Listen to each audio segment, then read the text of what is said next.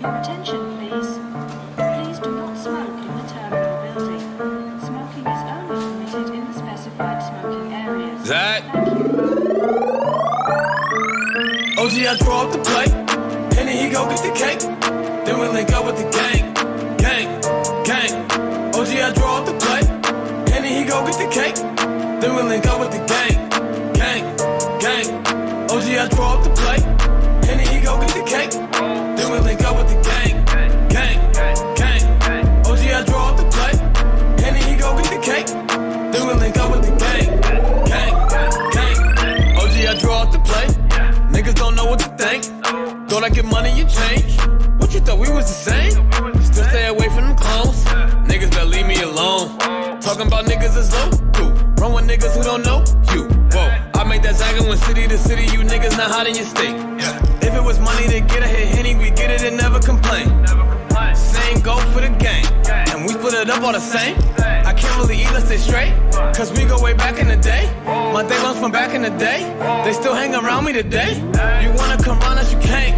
I'm rolling up loud, it's great. But mama, she bad but complain, cause I'm too in love with my dreams. And I gotta get on the plane, and go get this money with them. I draw up the plate, and then he go get the cake. Then we link up with the gang. OG, I draw up the plate, and then he go get the cake. Then we link up with the gang. OG, I draw up the plate, and then he go get the cake. Then we link up with the gang. OG, I draw up the plate, and then he go get the cake. Then we link up with the gang. I get the bag with the gang. Taking that Zach to the bank. Henny be all in my drink. You niggas is stupid, you think that should change? You not even hot in your gang. Ain't nothing even hot about your gang.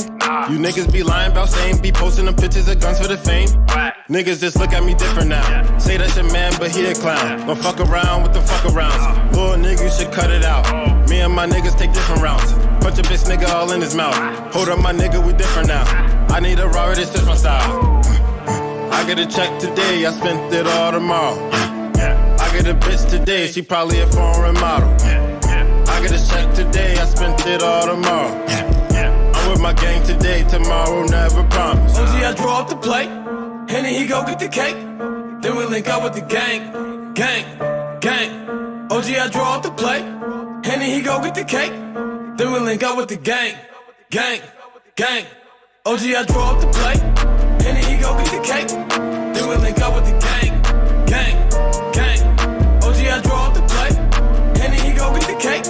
Then we link up with the gang.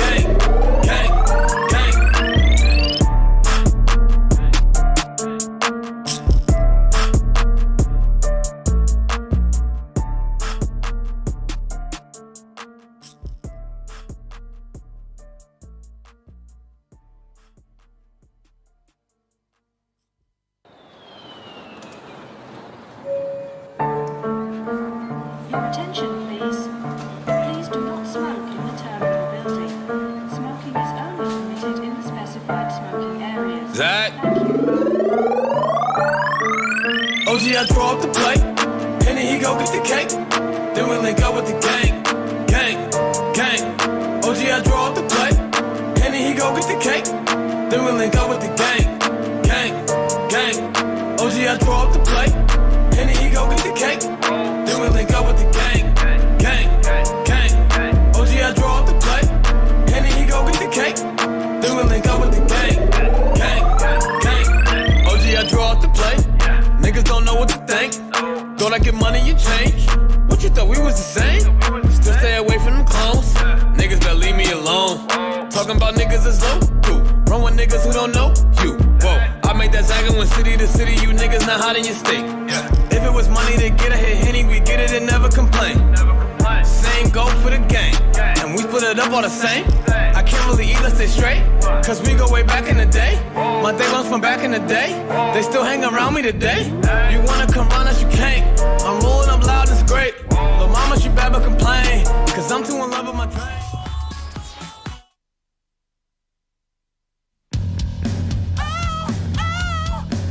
I think I'm cute, I know I'm sexy. I've got the look that drives the girls while I got the moves that really move 'em. I send chills up and down their spines. I'm just a sexy boy. Ooh, I'm not your boy toy. I'm just a sexy boy. I'm not your boy toy. Let's go. I make 'em hot. I make 'em shiver. They just get weak. Whenever I'm around, they see me walk. They hear me talk. I make 'em feel like they're right real. I'm just a sexy boy. I'm not your boy toy. I'm just a sexy boy. I'm not your boy toy. Eat your heart out, Mike flipped us. Hands off the merchandise.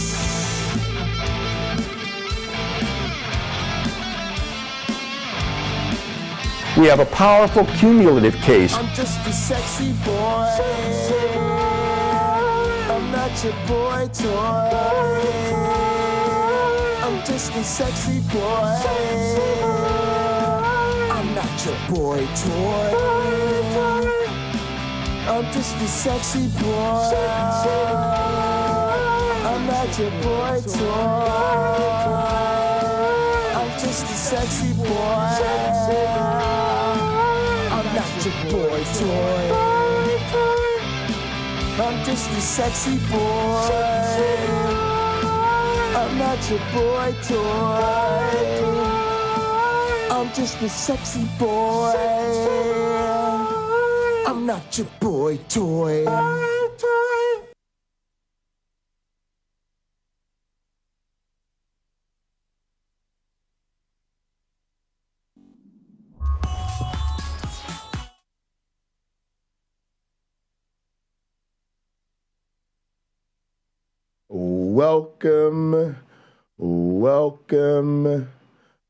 Welcome everybody to another edition of the Pocket Locker Podcast. I am your host with the most, all the way from the East Coast. And as always, folks, I am in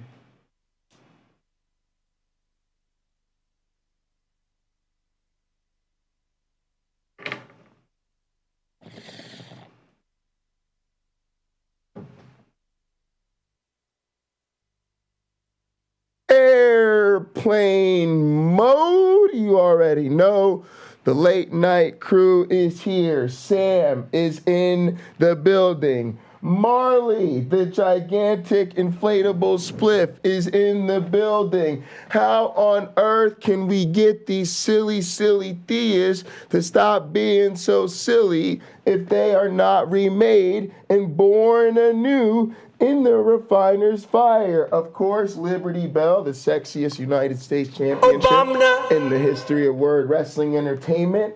Oh, with the Heartbreak J side plates is, of course, in the building. And how can I do a show without the main man who starts more right-wing conspiracy theories than Marjorie Trader Green at a QAnon conference in a Russian bunker? Give it up for Jewish Space Laser. Pew, pew, pew, pew, pew, pew, pew, pew, pew. All right, gang. Y'all already know what it is. We got a lot to get into today, so let's not waste any time. We're going to go ahead and get started with our communion. If you don't know the drill, act like you do. Please raise your glasses and hold on to your asses. Through him, with him, in the unity of the flying man. All glory and honor is yours who flied for our sins forever and ever. You may drink.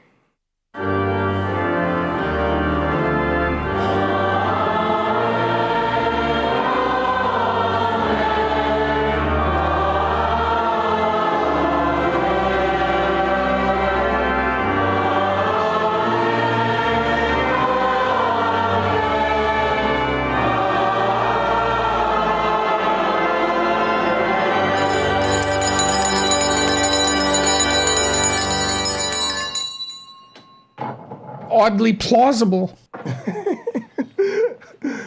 All right, gang, let's go ahead and get into our communion song. This one comes to us from Foy Vance. It is our Cheers theme song. Going to play us out. Foy, you're going to play what to finish us up? Do you know what? I don't know the name of this song, actually, but I know the song, and so will you. Oh, look forward to this. Foy Vance, take it away.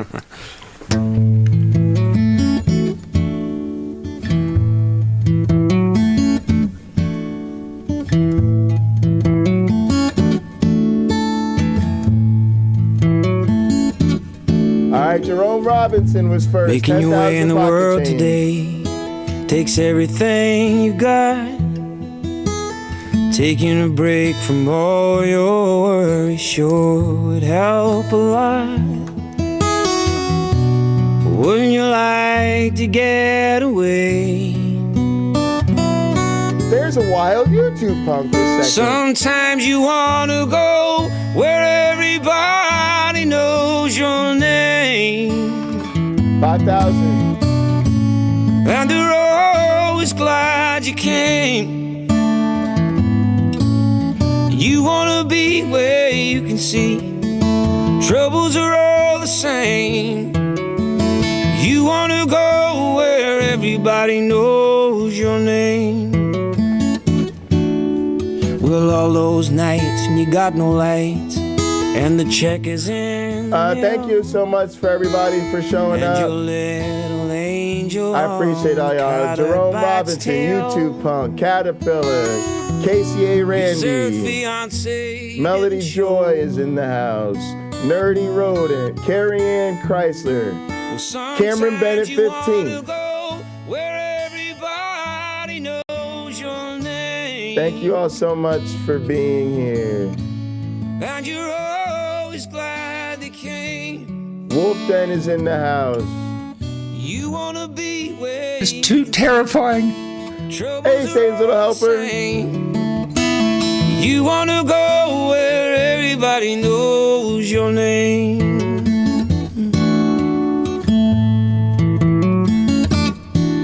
Well, you get out of bed and the coffee's dead. The morning isn't looking bright.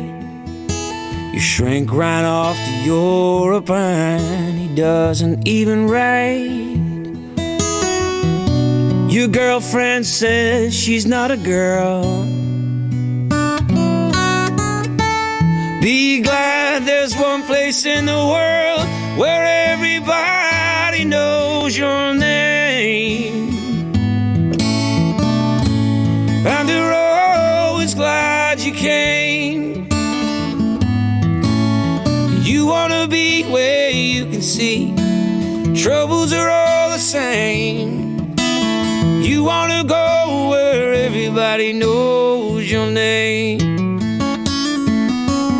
You wanna be where you can see troubles are all the same. You wanna go where everybody knows your name.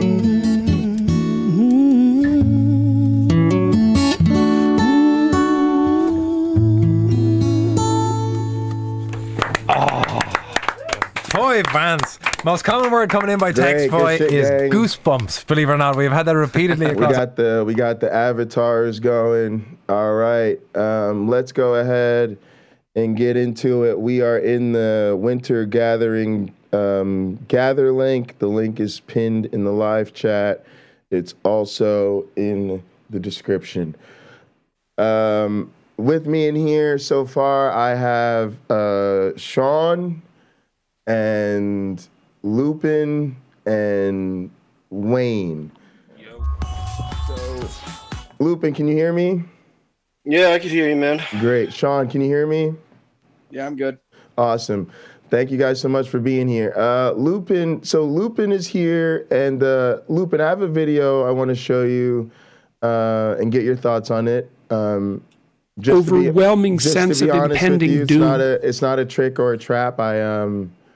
Our friend Neil over at Gnostic Informant released a video a couple days ago, and when I reviewed it, I said, hey gang, let's all try to find a believer in our life, somebody we know that we could share this with, and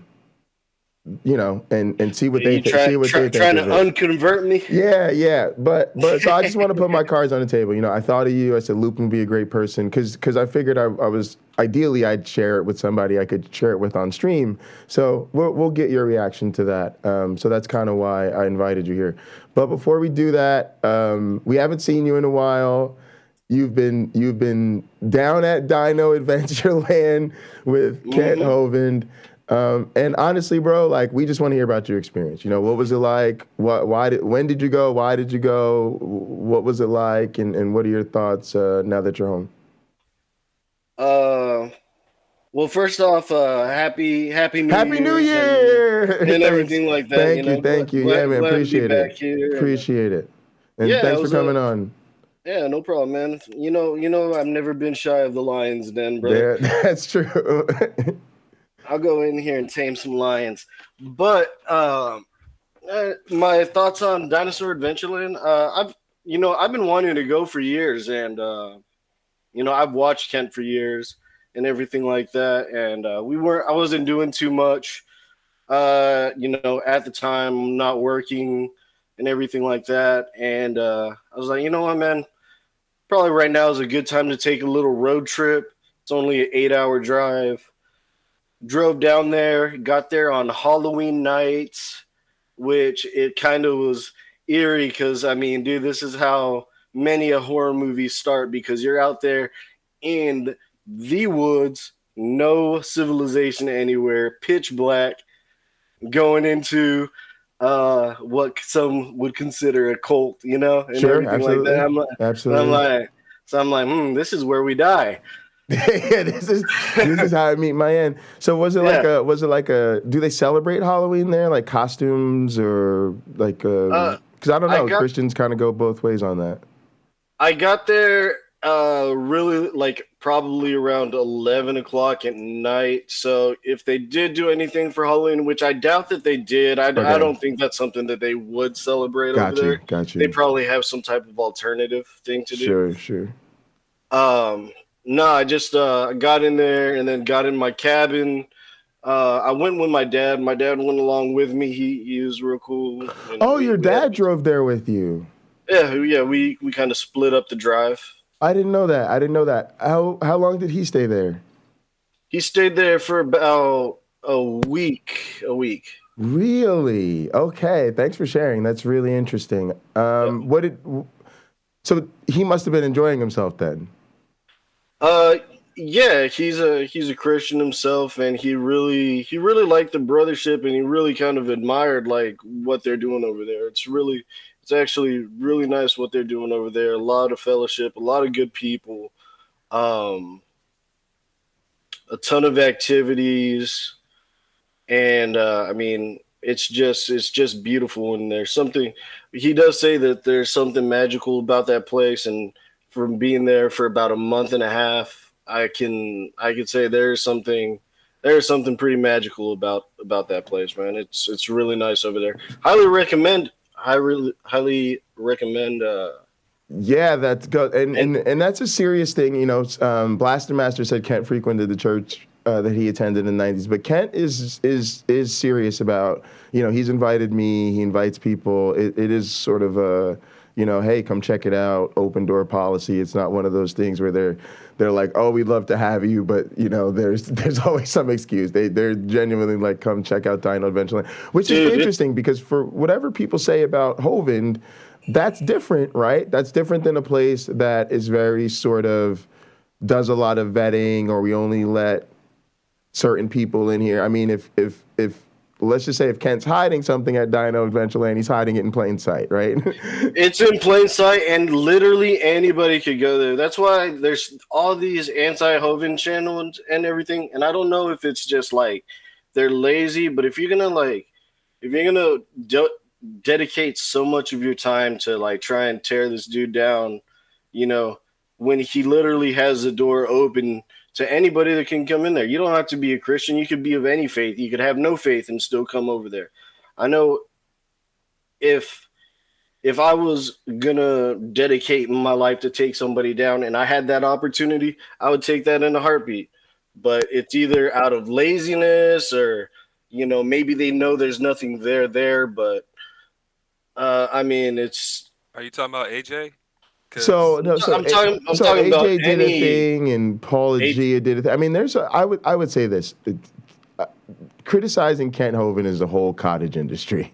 And I've kind of noticed that there are, it's everything from there are certain people who sort of follow everything he does and comment on everything he does, and that's fine. He's a well-known apologist, and there are some people who that's almost all they do, right? They're like, that's their whole, so like they're in the Kent Hovind business, for better or worse.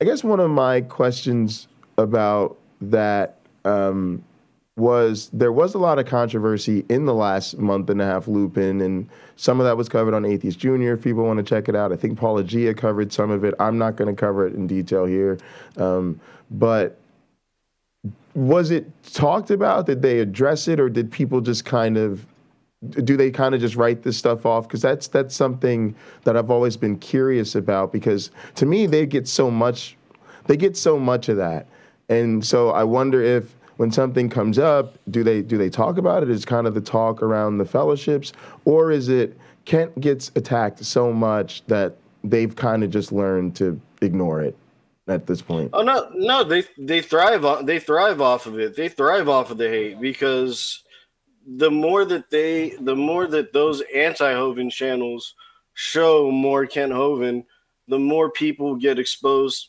to the Word of God and to the gospel. So they actually see it as a blessing. It's a kind of, even bad publicity is still good publicity. So they're not obsessed with that. There's so much to do over there that they're not obsessed with. Right, but they're not. But they're not shying away from it. They're not saying don't talk about that, or don't mention certain names. They're aware of this, and people are free to talk about it. No, they encourage people to go out and talk to anybody that has a negative opinion about them or disagrees with them. We want to go out and they're just trying to serve God out there, man. It's pretty much as simple as that. And they encourage. Atheist Junior, you're welcome to come down to Dinosaur Adventureland. I don't know, is it too expensive? It's free, brother. I'm pretty sure they think they don't. I don't think they'd have a good time there, but you'd be surprised. Possible. What is I haven't seen. Who's that? Was that Wayne or Sean? Go ahead. Sorry. Me. Go ahead, Sean. I'd almost assume that it would act as its own like echo chamber confirmation, reaffirmation of like the confirmation bias to like be in the presence of Ken saying the usual like. I can tell you like some of the things that are different now. Okay, so that's not there. That's not a Dinosaur Adventureland. They've gotten. I've never even looked at pictures of it, Lupin. So I'm actually just trying to get a visual. This isn't here anymore. No, that's not it. No, the one that says drdino.com. Those are the ones. If you go to the website drdino.com, okay, that's the place to go. Where I'll see like. All right, that's their official page. And then you can just go to the gallery, which I want to go and help them with the website too and update these photos. Sure. That's fair. Oh, here's Kent chilling. Is this him in his office? Yeah, that's him just chilling in his office. There's a lot of the pictures of the lakes. Those are little mini dinosaurs in the front. Are there a lot of dinosaur models there? I wish there were more, man. I really want to get my sister because she's an artist and she does great work no matter like the type of art, and like place them around the tour area and everything like that. But yeah, no, they got a farm. They got like 15 lakes, probably like 6 of them are lakes that you'd want to swim in. That's a huge sand dune right there where you can climb up the tires. And you climb the tires. I was wondering. Yeah, that's a Tiresaurus, man. After you climb it, a Tiresaurus. Yeah. After you climb all the tires, you're gonna be sore. Oh, I see. I got it. All right, Sean, did you have a question? Go ahead. No, Jay, I was just saying I think it's probably... I stayed right there by the lake. What, by one of these lakes? Can you hear me? Yeah, we can hear you, Sean. Go ahead. I think I had him muted. That's why. Okay, my bad. You're good. I think it works as like a big echo chamber or confirmation bias, or it just for people that are, so it's kind of like on your stream or on Rebekah's stream when she starts going, this is ludicrous, like no one can possibly believe this, right? Everybody is like, that's why they show up to Rebekah's channel, right? They don't show up to the Ken Hovind thing to be like, oh, let's figure out if like he's actually evading taxes or he's abusive towards women or any of these things. They show up so they have Kent say the usual like Hovindisms that he's known for, right? Like obviously evolution's bullshit. Like nobody could possibly believe this. And it just acts as the same reason that a lot of there's not going to be a lot of skeptics there. And the thing too is, and I think that's like a fair way of thinking about it, because again, you can think, go to bolster their belief right. And you can think what you want about Kent. He's not gonna be there. He's a preacher, right? He's a preacher. He knows how to do the preacher thing. And I was at a church, and the reason I even asked Lupin about the questioning was I worked at a church which was very different than the churches I grew up in, or say my grandparents' church. In my grandparents' church, questioning is like, you're going to be in trouble. People are going to be looking down at you. I worked at a church, though, where working under the youth minister, he was like, question everything. And I was like, what? Yeah, he was like, being too religious is bad, trying to be too sacred. And so he was one of the first ministers who, it was okay to bring our doubts to the table as staff, right? Now, to your point, Sean, that really was affirming for me, because I was like, wow, look at this. I work at this church. I'm part of the church leadership. It's totally okay to question and doubt things. Everybody else is questioning and doubting. We're totally, all about searching for the truth, right? At the same time, I'm under this really charismatic youth minister who, is making a huge difference in the lives of young people in that community. I mean, we were treated like rock stars because we literally showed up at your kid's door at 8 o'clock in the morning and held their hand and walked them to school in the hood, right? So people were like, your church isn't, you guys are the best ever, right? And so to your point, it's like, you feel like you're doing the critical thinking, you're doing the questioning, you're doing the skepticism. At the same time, you're being affirmed in sort of the positive impact that people are having on you and the positive impact that you're having on other people. And it's an incredibly powerful emotional experience. I sometimes speak of it as, I still feel this way about the way my church affirms me as part of the worship team, even though I'm an atheist, right? It's like, even though I'm an atheist, god damn, Jay, there's that video. Christian community is still butters me up all good. There's a video you should watch about the worship community in churches, because most of that stuff is sourced out to atheist musicians because they write better music. Sure. And they're writing that. But what you're talking about, like that, I think the smart way to approach someone that's doubting from a pastor's point of view is not to say doubt is wrong, because that's when you really push back against especially like a teenager or somebody that's starting to think critically and following that path. They're going, man, I'm doubting this. But when they say don't doubt this, they go, wait a minute, you're telling me not to do something.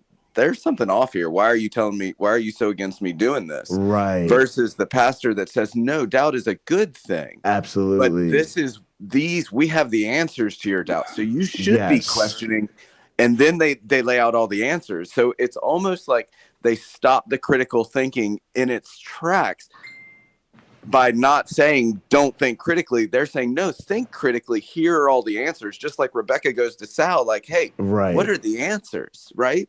And then says, I am thinking critically, and starts to laugh and snicker and do these things of like, oh, well, obviously you're not thinking critically because this is just, go read your Bible or something. To think this.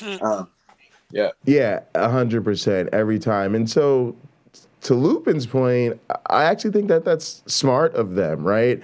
Like, because if there was all this stuff going on the internet around Kent and then he was shying away from it, it would not look good, right? And I think the fact that he, at least rhetorically, tries to be an open book is smart. Look, I think almost like a lot of people say about Trump, you might not like the guy, you might not respect the guy, you might, believe all the horrible stories about the person, but that doesn't mean you can't analyze what they've had, what they've created, and recognize the areas where they're effective. And Kent has that charisma to him. Right. I want to let Lupin get back in here, but go ahead, Sean. Go ahead. Well, I want to make one point. I think it's wonderful you brought up Trump, because that's where Hovind and Trump are the same, right? Regardless of the scrutiny they're under, guess what's always fucking open?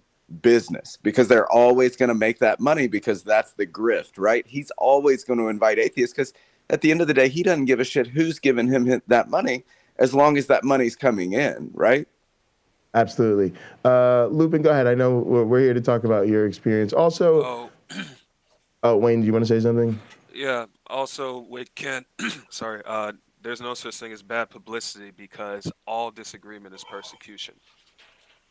Anybody who comes through there who says anything different than what Kent's saying, anything against his mantra, is just more fuel for his fire, because the persecution complex fuels everything he does. So I agree with that. Lupin, go ahead. Yeah, I mean, if somebody thinks that you're wrong on something, and especially when it comes to religion and everything like that, then there's going to be a conversation about it. And Kent's very articulate, and he knows what to say, and he knows how to make it entertaining.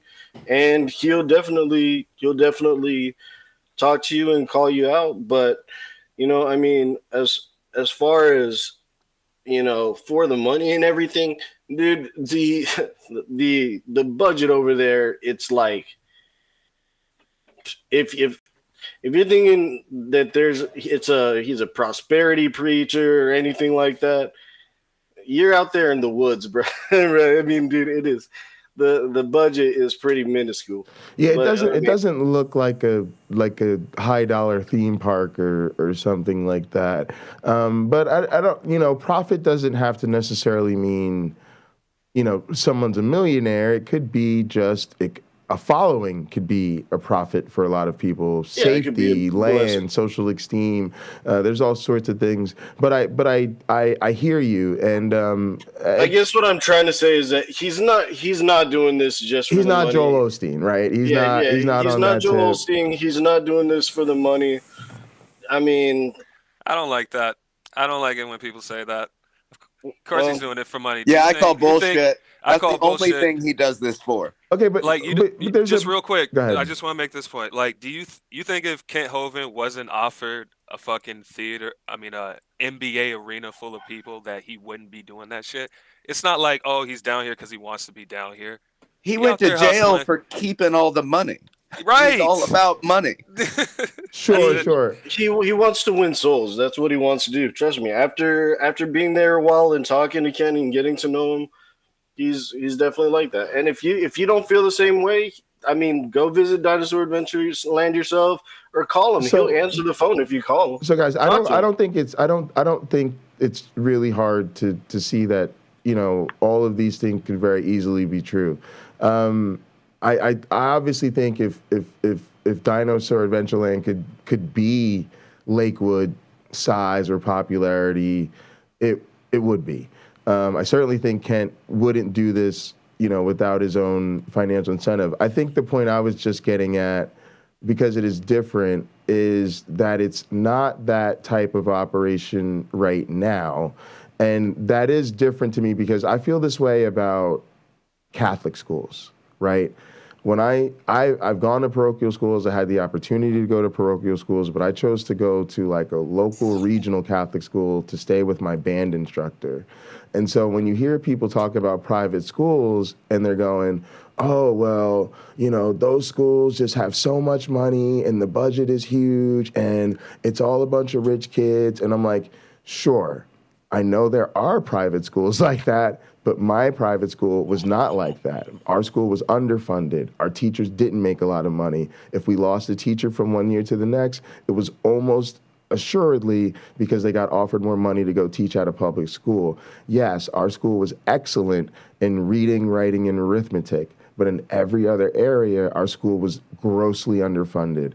Art programs, music programs, none of our athletic programs really had anything, right? So this image of a super ritzy Catholic parochial school where all the kids own private jets is not the type of school I went to. Was it still a great, excellent private school? And some of the kids I went to school with were incredibly rich? Sure. But we're just trying to make that distinction. And I think to Lupin's point, he's just trying to say right now, Dinosaur, Adventureland, and this is something he's talked about with me offline, so I know he's not blowing smoke up our asses here. He's talked about how Dinosaur Adventureland is, you know, not a big budget operation. And matter of fact, I think even part of his experience there that he might get into is, you know, volunteering and stuff like that. And so that makes it very different than, say, Answers in Genesis. What do they have? The Ark or whatever. Right. That's a big, huge thing. They got a multi-million-dollar tax that they're paying everybody. So I think we were just talking about differences in operation. But I certainly agree with you guys that Kent's trying to make his money. Lupin, yeah, absolutely. That's what we're here for. Lupin, what does it cost to go there? It's absolutely free. Yes, 100% free.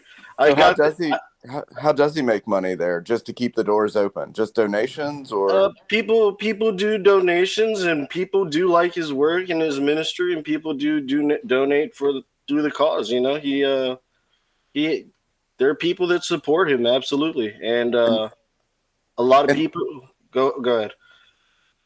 No, the other point, and then I'll shut up for a bit, is simply this. So having worked in a multitude of like different restaurants and businesses and whatnot, I remember working for one restaurant and we had some cheaper like patio furniture. And the reason that we never upgraded our patio furniture, and we were busy, right? Like, I mean, this restaurant was packed day and night. But the reason we didn't upgrade that patio furniture was because it gave the look of a more inexpensive restaurant and it made it more profitable. No, not enticing. No, it made it more approachable to the everyday customer, right? And I'm not saying Hovind's doing this. I'm just saying there are businesses out there that aren't showing like Jay was talking about. Like, so there are Catholic schools out there that like boast money. His school didn't boast money, but there are businesses out there that don't look like they have money. But that's done specifically. I'm not saying Hovind does this, but we can't look at a business on the outside and say and really tell how much money they're making, or just simply saying, oh, well, of course there's no money because it's in the backwoods and it's done this, because there are businesses out there that on the outside don't look like they're making a lot of money, but are rolling in the bank, right? Right. So I will address this, and I think I understand your point. I think what you're saying is just because it doesn't seem like it's a extra lavish place or whatever, it doesn't mean like there's no money there and that Kent's completely broke, when in reality he does have money, and he very well probably does have a lot of money. What I'm trying to say is, and Lupin, the last point is, if that were the case, it may have been designed that way. I just wanted to make that addition. You're trying to go through the structuring thing. I see where you're trying to. I'm sorry. I see where you're trying to lead it to. I know. Can I just say too, he may not have a lot of money coming in, but like when you have no money going out in labor costs because everyone who stays there has to work their way there every single day, it's easy to stack paper. Well, I mean, point that out. But sometimes they're not, right? Sometimes they're just not. So like the pastor I worked for, he came from a family, 15 kids or 12, 15 kids, military family. Their whole thing was, that's kind of the life you lead, and so everyone on staff had to raise their own support. I was actually the only person that got paid. I was it's paid like on a grant through a city. So that's a thing where I just got to be honest. There are operations like that, and there really isn't that much money coming in. And actually, from what I know of Kent's thing, a lot of that land was granted, and it was donated to him. That land was donated to him, and it's a big piece of land. Absolutely, he's a blessed man. I must say, he's a blessed man. I will say this: if you do stay there for a while, for months or whatever, you're encouraged to go and like get a job in town and like everything like that. Like they want you to get into. They want you to go get a job and, you know, support yourself and everything. Yeah, so they're kind of hoping you guys will help fund and support the thing. That's more what it sounds like. Yeah, but Lupin, let me ask you this. Okay, go ahead. No, you're good. I was gonna say, if that was the case, if I wanted to move out to Dinosaur Adventureland and stay there permanently and get a job, and then from that job, take a portion of my paycheck and donate it to Kent Hovind, to the ministry. That's my business. If I want to do that, I want to do that. You know, that's fine. And I don't see anything wrong with that. Plenty of people do that. Sure. Well, I say plenty of people, but not a lot of people over there. So one thing I want to ask you, because I didn't know, and I don't want to spend most of the time touching on the controversy. I only brought it up because I know people would think I was grossly overlooking something if I didn't. But the stuff comes up, and you guys are hearing about it. Do you personally feel any interest? So I guess like, do you want to know about these things? Like, do you not personally feel like a sense of, okay, I'm not going to throw Ken under the bus, but for myself, I need to know if these things that are being said about the person I work for are true? Or do you sort of trust Kent and then you're kind of on his side and you're not going to look into it? Well, there's a funny saying. There's a teaching in the Bible about King Solomon. Okay, and there was these women, and they were fighting over who was the mother of the baby. And King Solomon was one of the wisest men in the world. So King Solomon said, "Okay, you know what? If we can't figure out whose baby this is, just cut the baby in half. You take one half, you take the other half." And then that made him go back and be like, "Whoa, like, you know, like, okay, hold on, let's think of, all right, let's think of something here, okay?" Because it gets extreme. So whenever it comes to like if they're anti-Hovind channels and everything, you know, I listen to them, but I also can see that there's also an agenda that they usually have. And if there's legitimate concerns, I'll listen to that too. And I'll listen to what Kent has to say, and I'll make my own decision based off of that. You know, but unfortunately, there's so much false and just anti-Kent stuff that it makes it almost difficult to find the actual problems that's there. I'll actually agree with you on that, right? Like in the sense that I felt this too, because to be honest, I don't watch a lot of Kent Hovind. And unlike other people in their community, I wasn't really familiar with him because I didn't follow him or really know anything about him as a Christian. So to me, I've only kind of learned about him through, you know, probably like Apologia mostly, where, you know, I came aware of him. And then, you know, I can't say I never heard the name growing up, but I certainly don't remember hearing it or remember any exposure to him. Now, I've certainly been able to go back and realize Kent is like a big deal in the sense that a lot of these apologists are YouTube sensations, whereas Kent really was he was a TV and radio, absolutely. Radio, yeah, all that stuff. So Kent has his sort of bona fides in a different way. But when I was really exposed to him, it was more of a thing where I saw him doing a debate on Donnie's channel. I really did not like the way Kent conducted himself. It was mostly personal. The person he was debating. Who was he debating? He was debating somebody who was LGBT and I think I know either intersex or trans, and Kent kept trying to ask the person to tell him which gender pronouns they preferred. And I thought it was really inappropriate and kind of a form of bullying. I didn't like that. And that because I didn't like that when you did that with Lena. He's down south, old school, tell it how it is, man. No. No. He's not racist. There's black people over there in Dinosaur Adventureland. But that doesn't mean anything. But my point, people visited. But my point is just that against the human race, bro. I don't want to. Look, we can't. Let's not do this. I know. We're not gonna have this. It's just not gonna go anywhere. I'm not gonna do that, Jay. I just have to say, for my own sanity, go ahead, and for my own professionalism as a human being. I understand. Like that whole shit about. I have a black friend and all that shit. Right, I have a black friend, or but when you go to somebody and somebody says, "I want to be addressed as this," just give it to them. The fact that you're not giving it to them. Right. It's a you issue. I'm not going to say what the problem is, but I just need you to understand it's a you issue. It's not them. Just address people. What makes you think that he's racist? Like, where did that come from, though? I guess the human race. He's real. I mean, he doesn't believe in any form of evolution. Because he's a white guy. Because he's a white dude. Because he doesn't believe in any form of evolution, bro. He thinks that there's races of people made by God. That's racist. All right. Can I get back on track? So yeah, let's go. I also just don't think a defense against racism is there are black people here. That's but well, I could say this: there's no issue with racism. Whether you want to believe it or not, that's fine. But I can tell you. All right. My thing is, anyway, I didn't like what he said, so that's why I debated him. And before that, I didn't know a lot about him. So. All I'm trying to say is I get that there's so much out there about him. It's really hard to make heads or tails of what's true, what's not true, what's serious, what's not serious.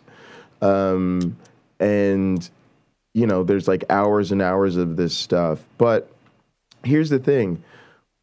The number one reason I didn't get into it was none of my business. Number two was I was debating Kent about evolution. My only role in Kent Hovind's life is as Kent Hovind's opponent, right? Very clear. So like most people I go into debate against, what you do like that is just none of my concern. But you're a follower, right?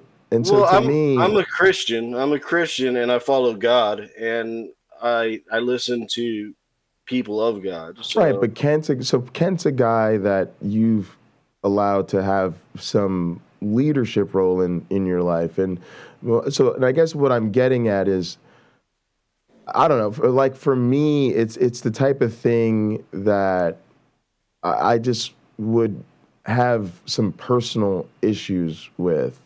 But at the same time, here's the thing, and I'm trying to be fair to you here, Lupin.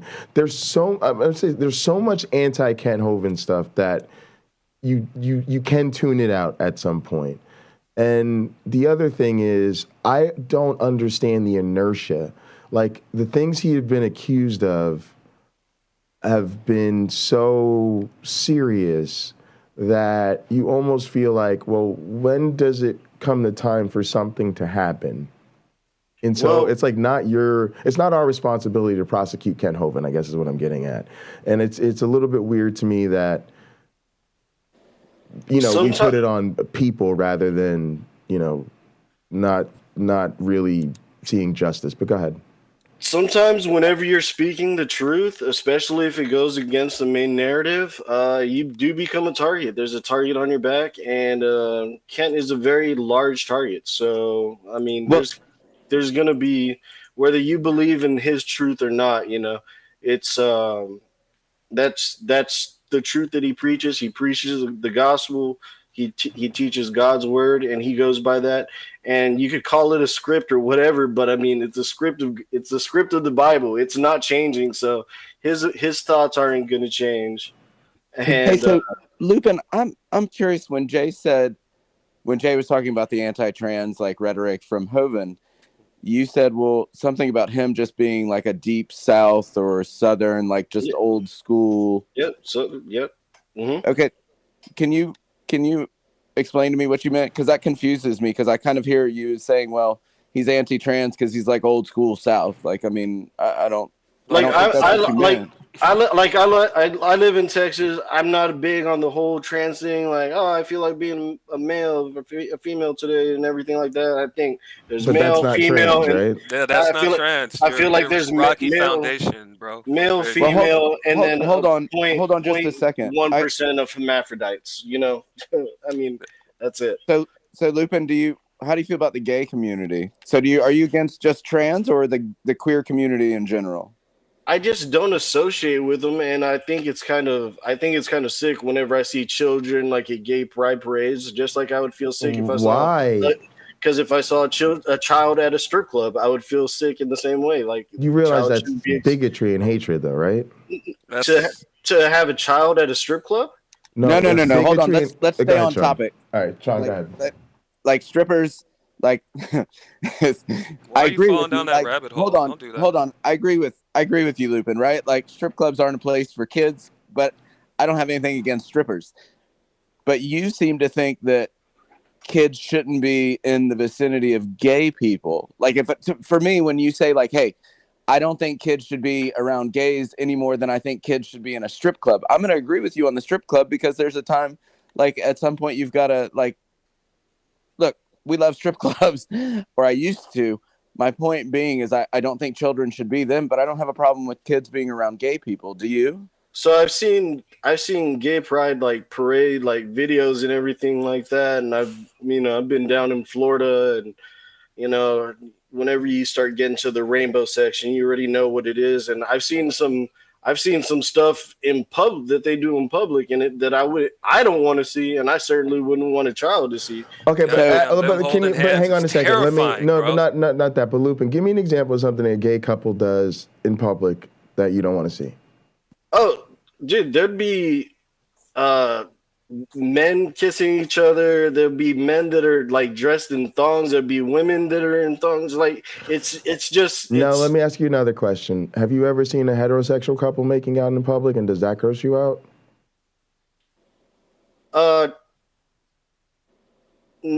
Yes, I've seen heterosexuals make out in public, but they don't have like parades for it and stuff like that. Well, hold on. Let's back up for a second. So Lupin, my simple question is, let's forget the gay pride parade that we're talking about, right? But do you think that children are safe in the presence of gay people? Like, should my brother, like when my brother and I go out to dinner, do you think that children are safe in that environment? When he and I are hanging out having dinner, would you be offended if there were kids with us? Can you say that? Can you say that one more time? So my brother's gay. When my brother and I go out to dinner, do you think it's appropriate for us to have children with us? Yeah, you could have children with you, but I don't think sexuality or anything like that should be in the discussion. Let me just ask you a few questions. So let's say we're out to dinner with my brother and his boyfriend. Do you think children should be at the dinner with us? I mean, that's your own private family, and you can make your own decisions on that. Oh, you was just talking all that fire just now. You was talking all that fire about being gay is gross. You talking all that shit. But then when a personal situation comes up, when somebody who you need to answer to asks you a question about your beliefs, which are very hard, as you just demonstrated. No. When you have to do actual harm with your belief, you're like, well, I don't know. Let me explain the difference. Let me explain the difference here. He said him and his family and his brother and his family members. Now let's say I was there in the same. Let's say we're in a restaurant. Okay, you're at the next table. Okay, yeah, I'm at the next table.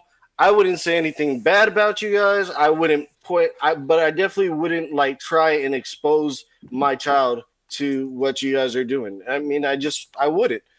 You guys do whatever you want to do, but I'm going to keep. So you simply think that just like if you knew my brother and I were out at dinner and if you knew that there was a gay man at the next table from you, you would not want your children to be sitting at that table. As long as they're not doing anything like super inappropriate. I mean, so hold on. Hands. This goes to Wayne. Shut up for a minute. This goes to what Jay said. So if my brother and his boyfriend were at dinner with myself, and your children and you were having dinner at the next table, and my brother's boyfriend went to get up to go to the bathroom and gave him a kiss, like I kiss my wife when I go to the bathroom, or just something that simple, you would get up and leave, or you would feel uncomfortable, or what would that make you feel like? Well, if my child saw that, which I don't have a kid, but I'm just speaking hypothetically, and my child like asks questions, I'd just have to explain to him, hey, certain people do certain things. We don't do that in our family. That's not how you don't kiss when you go to the bathroom. You don't kiss your wife.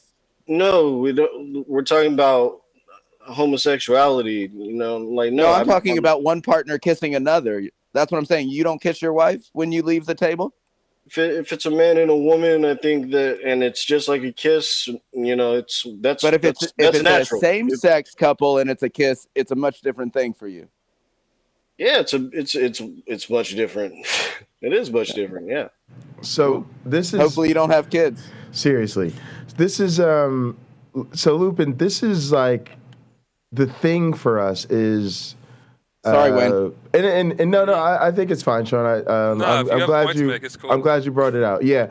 I'll let Wayne say anything you want to before I keep going with Lupin's question. Lupin, thanks for answering our questions honestly. Yeah. We obviously don't like your answers, but I've always appreciated your honesty. And go ahead, Wayne. Yeah, the fact that you're here, I do appreciate that. The fact that you're willing to answer questions, I appreciate that 100%, because that's where any sort of common ground truly begins. The fact that you went there and you didn't go, well, what about, and this other stuff. You sat there and you really thought about what you're saying. I respect the fuck out of that, out of anyone who does that. That being said, I got to say, bro, you're sitting on some bullshit, because the way you feel about that gay couple is the same way people felt about mixed race couples up until like 8 seconds ago in the South. You know what I'm saying? Absolutely. It makes you feel gross. You wouldn't have it in your house, all that sorts of stuff. Yeah. I heard this every day growing up. I get that your book says this, but like, this is America, man. Like, I don't equate those two together at all. I don't equate mixed races. I don't equate that to homosexuality at all. But why? Of the time That's the point. Bro. Like, why? Because there's still a male and a female, and I believe it's supposed to be a male and female. But whenever it comes to races, that doesn't matter to me. Bro, you don't understand. Okay, this is what I'm saying. I'm not saying that you wouldn't. I'm not gonna say what you would be doing in the 70s, because I don't know that. But I'm saying that people that had your opinion in the 70s, they would say the same thing. They wouldn't. The way they feel about two men, they would say, "Oh, it's white person and beast." You know what I mean? It's unnatural. It's literally the same thing. The same. I heard it. I was told as a teenager when I was a preteen, like basically they told this to me as a child, y'all, that I was gonna mess up the family photos. They weren't racist. It was the aesthetic. They didn't want to be the weird. They didn't want the weird family photos out of the family photos, right? So it was like that. That was why they were against interracial marriage. But this is what we're told. But look. I think at some point we all know where Lupin sits with these things, right? So I can't speak for anybody else. But yeah, it's so Lupin. Here's the thing: you are, for lack of a better expression, like a Hovind acolyte. Like I'll give you a perfect example, Lupin. When I started in this community, I met a lot of my mods, a lot of my good friends. I met them on PineCreek's channel. When we started our YouTube channel, or when we started Hot Program, we literally said this show is like PineCreek fan fiction, right? It even got to the point where he said, "Oh, I've got black friends," and the first two people he mentioned was myself and my one black friend, my co-host. But eventually, especially me, like I listened to PineCreek, and I started to hear him say things that were problematic about LGBT people, and they were problematic about race, and they were problematic about politics, and they were problematic about socioeconomic status. And I had to eventually say, this is who this person is. This person has this serious issue going on in their life, and I'm not a fan of this person anymore. That's you're entitled to your opinion. Absolutely. And so I just wanted to say that, like, I'm not asking this question from a place of, I'm asking from a place of I've had to deal with this myself, right? People I follow have let me down. But I'm wondering, do you ever worry about that? Even like, because let's say you defend Ken, and believe it or not, I know people want to give you a hard time, and we disagree. I'm not here to say I agree with you. But I honestly can say I know what it's like to follow somebody. I know what it's like to defend somebody, and most of us know what it's like to be loyal to somebody that a lot of other people don't like or have negative things to say about. But listen, if Ken, can I go ahead? All right, go ahead. No, I was gonna just a simple point is if Kent Hovind came out in the ministry, I'm sure like you guys have ministries or church or whatever that fellowship looks like. If Hovind came out and said, "Hey, Lupin, these gays are Christians too. These are human beings too. These are God's creatures too. You need to respect them as much as you respect your own wife." So when they are, how would that make you feel about Kent Hovind? Well, Kent Hovind goes by biblical narrative. So in the Bible, that's an abomination. So he would say that they would need to repent and change their ways, which people have done. People have done that plenty of times. So when they fellowship, Hovind openly preaches against the gay community. No, it's that's hardly ever brought up. Actually, but it does come up. No, generally it's brought up by whenever he's doing a debate or something like that. It's usually the other people that bring it up and get his opinion on it. But we rarely even talk about that kind of thing. But we do believe in marriage between a man and a woman. It's not too difficult to understand. I mean, so that's what Jay's trying to ask you. Is like, at what point would it bother you? Like if you saw, and for us, it's obvious what bothers us about Hovind. But Jay, I think the point is Lupin agrees with everything that Hovind does. This is what we're talking about, right? Like I don't think there's anything that bothers him. That's kind of and what part of what I'm realizing about this is that's part of the thing here, and I see that this is consistent with what I know about the other people and the other ideas that Lupin has, that like most of us, he finds people he agrees with. And so they do feel safe because he agrees with them ideologically. I guess what I'm getting at, Lupin, is Hovind's been accused of some things I know you don't agree with ideologically. And I'm asking you at what point... It's never done those, Jay. Well, my question is, Lupin, can you give me an example? The domestic violence, stuff with involving minors, money laundering, tax evasion. So do you... Until you have concrete evidence instead of accusations, I think there's a lot to be talked about there. No, I don't. He went to fucking prison. That's right. Yeah, that's the concrete proof. No. So he knows that. He knows that. Are you saying that people are never falsely imprisoned? No. I'm not even going really with the taxes. Here's where I'm going. Do you think he was falsely imprisoned? No, Lupin. Let me clarify what I wanted to talk about. I believe that he was under attack. Yes, absolutely. All right, Lupin. Let me clarify exactly what I'm trying to get at, because it's very specific. You were there within the last month and a half, correct? Yep. Within that time, there's been a lot of talk about particular things, especially involving children. And during your time there, that became a big topic of conversation on YouTube, correct? So there's been a ongoing conversation about children and Dinosaur Adventureland for years. So you are aware. So then my question is simply this. At what point is that something you would personally want to look into, because it would affect how your personal willingness to follow him? Well, so there's a lot of people at Dinosaur Adventureland, and let's say one of their staff had like something happen and everything like that. It would be Kent's responsibility and his prerogative to kick that person out.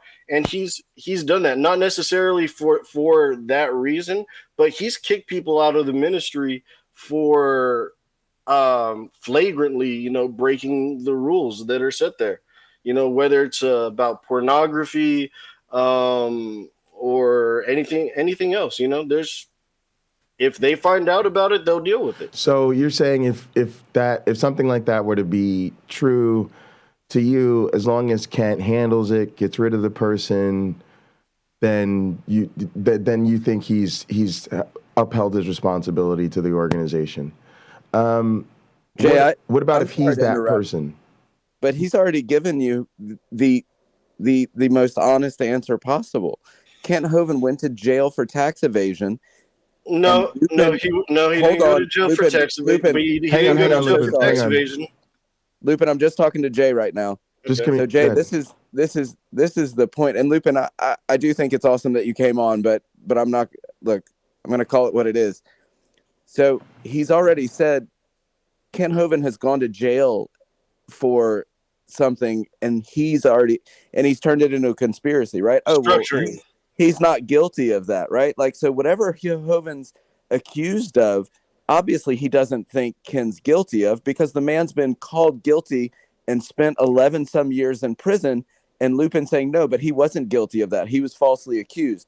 So I don't think there's any point that he, unless set eyes on Hovind, like literally with a child, unless he sees it for himself, he's always going to believe whatever Hovind says, whatever narrative Hovind's spinning, Lupin to believe. So there's at no point is Lupin ever going to say, well, this is the bar for me that I'm no longer going to be associated, or I'm going to feel bad about Hovind, right? Because the man went to prison for something, and Lupin's bought the narrative of he's not guilty, he was falsely accused. That is what I was getting at, and I'll let Lupin reflect on that. Yes. Yeah, can I respond to absolutely. that? Okay. Absolutely. Okay, so if I saw Ken do something that I morally agreed or disagreed with, and it was egregious to me or anything, I would be the first one to call Kent Hovind out.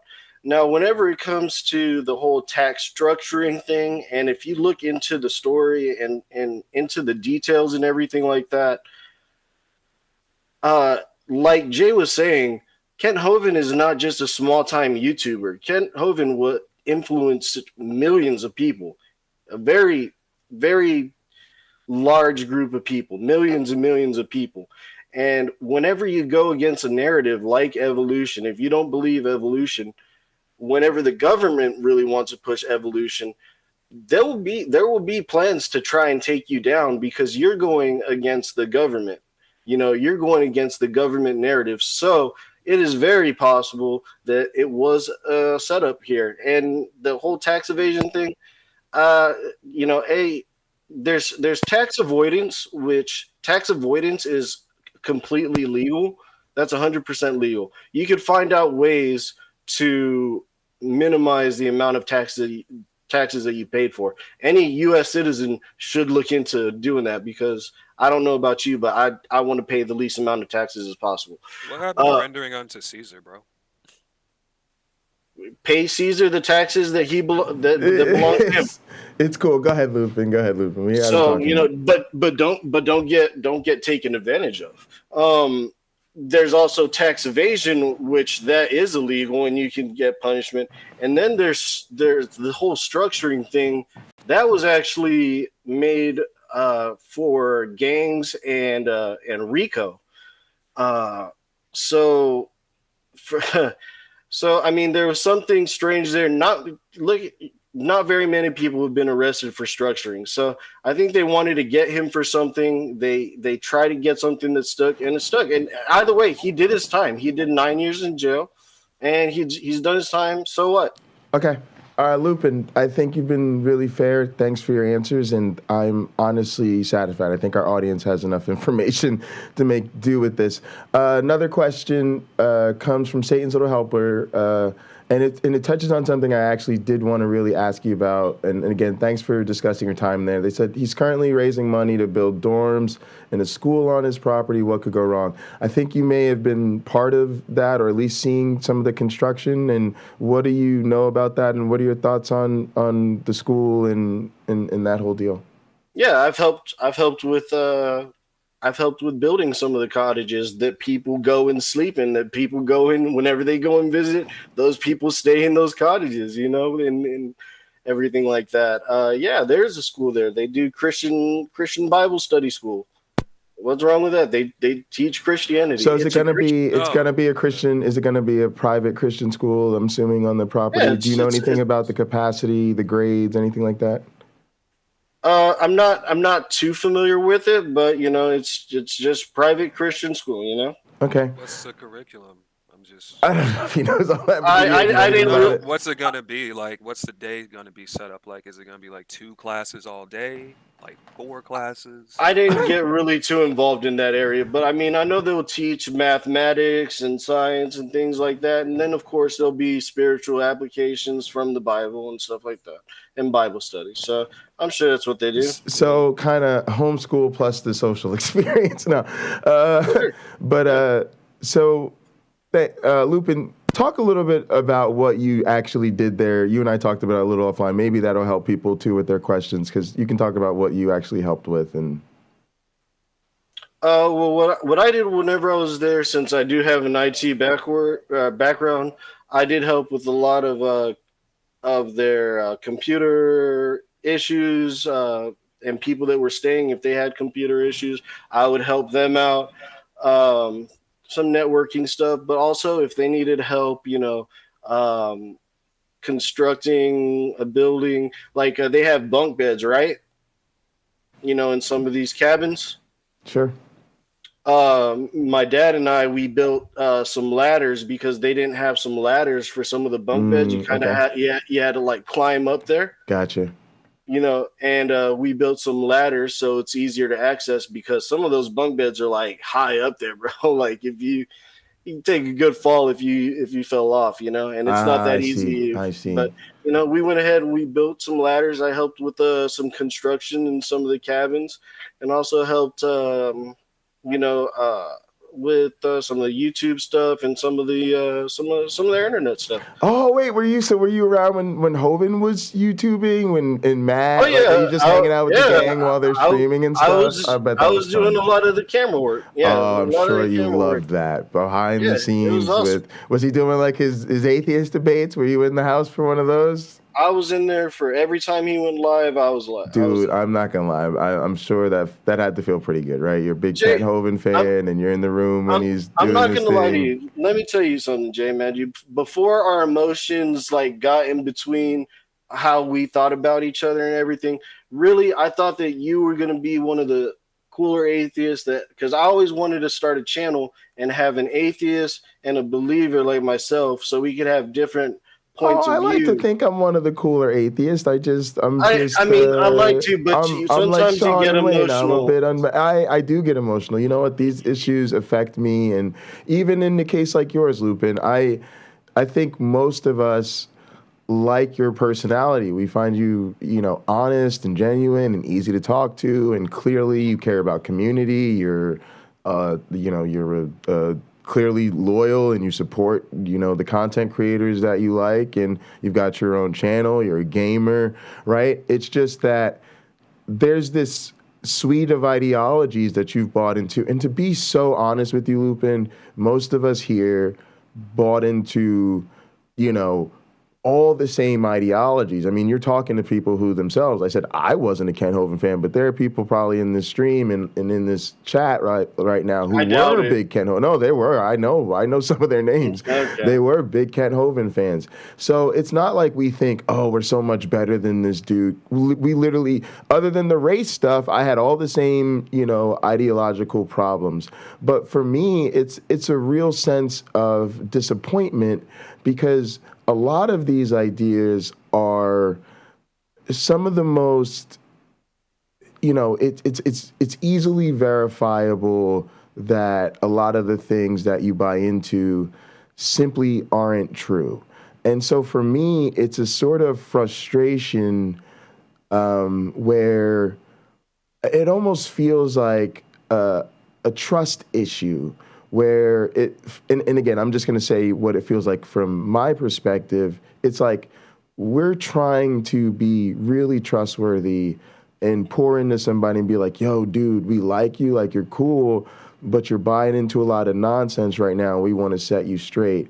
And you like us, but you really don't trust us. Then there's these other people who you really do trust, you really do 100% buy in to what they're all about, and they're feeding you lies, delusions, and hatred, and turning you into a bigot, and it's hard to watch. But to be honest with you, I'm genuinely still I'm always willing to go to the enemy's camp and have a bonfire. So the only thing that keeps me from being on Kent Hovind's compound myself is COVID. Even though I know it would be unpopular with a lot of atheists, if I were traveling and I wasn't concerned about that, I would absolutely go to Kent Hovind's compound, barbecue, roast it up with Kent, play drums for a few worship services, and then just try to have some conversations about our differences. You would have loved it, brother. They have so many instruments there, and it's really a shame. It's really a shame that you kind of locked in this little bubble. Yeah, I know. It's really shame because, dude, honestly, what I wanted to do, I was like, all right, I was gonna be like, Jay, all right, look, let's start a GoFundMe. Let's get you some money to go down to Dinosaur Adventureland for gas and all that. Gas and travel. I'm renting the church bus. I'm bringing the whole gang. Anybody that can pick up along the way, we're grabbing. And I'll go. We'll go ahead and record and do our own. We'll do our own video, and we'll have two different perspectives, and we can see where our differences really lie. Hey, there's always something to look forward to. So, Lupin, I want to ask you about a couple other things. I do still want to show you that video, and I know you can't be around forever. There's also been a lot in the last month and a half about Donald Trump. And every time I hear a new Trump story, you're on my brain. Has your opinion of him changed at all? Is he still the greatest president ever? Trump 2024. Wow. Is Eric still at Adventure down there with Ken Hovind? Eric? His son. No, they're estranged. That's a whole different story. It'd be interesting to have you back on and talk about that a little bit at some point. I wouldn't, because that's their own family matters. I'm not going to speak on their family matters. Sure, that's fine. I'm sorry, bro. I'm out of here because I got to go to work. Yes, thanks, later, Wayne. Wayne, thank you so much for. But yeah, in. I just real. Go ahead. You're good. Go ahead. I respect people having differences of opinions, but you can't have a difference of opinion when it comes to certain truths, and it's driving me nuts. Like, that stop the steal shit, I understand that you're just knee deep in all of that, but like, democracy is everyone, and like, I can't even right now with the whole stop the steal, 60 judges, all that shit. You're not allowed to have a fucking opinion on this and still call yourself an American. That's where I'm the fuck at. You on this Trump train, you're not American right now. And as somebody who has family that served, I'm real pissed right now about that. I'm the biggest 100%. I'm the biggest pro speech person you'll ever meet, man. No, you're not. You're too much speech. I'm about to leave. Go ahead, Wayne. Go ahead. Have a good day. I'm sorry you feel that way. No. It ain't no feel this way shit. We had 60 court cases about this shit, and I'm not about to get into about whether or not it's my opinion. We had 60 court cases, including motherfuckers that were hired by Trump to see how many votes were counted, and the fuckers been lying. Trump appointed, and Trump's been lying this whole time about it, bro. And the fact that you can still buy into it, that just shows how deep you are in the shit, and you're not interested in truth. And since you're not interested in truth, I'm out of here. I'm going to work. I don't have anything to say to you. Have a good day at work. Nice to meet you. I'll see you later, Wayne. Nice to meet you. Thank you so much. Fuck off. Have a good day. Very pleasant person. Bye, Wayne. All right, Lupin. So, Lupin. No. I'm a fucking American, and I'm done. I'm a fucking American. That's what I am. I'm not fuck the pleasantries. I'm an American. Put people to the wall. Yeah, America, baby. Put people to the wall who want to do treason. I'm out. Careful with what you wish for. Lupin, so none of this new stuff bothers you? The January 6th report, the none of that's bothered me from the get go, man. No. Because Lupin, I've never heard any of this from you. Go ahead, yeah. When you say the January 6th, so you obviously don't think there was any sort of an insurrection.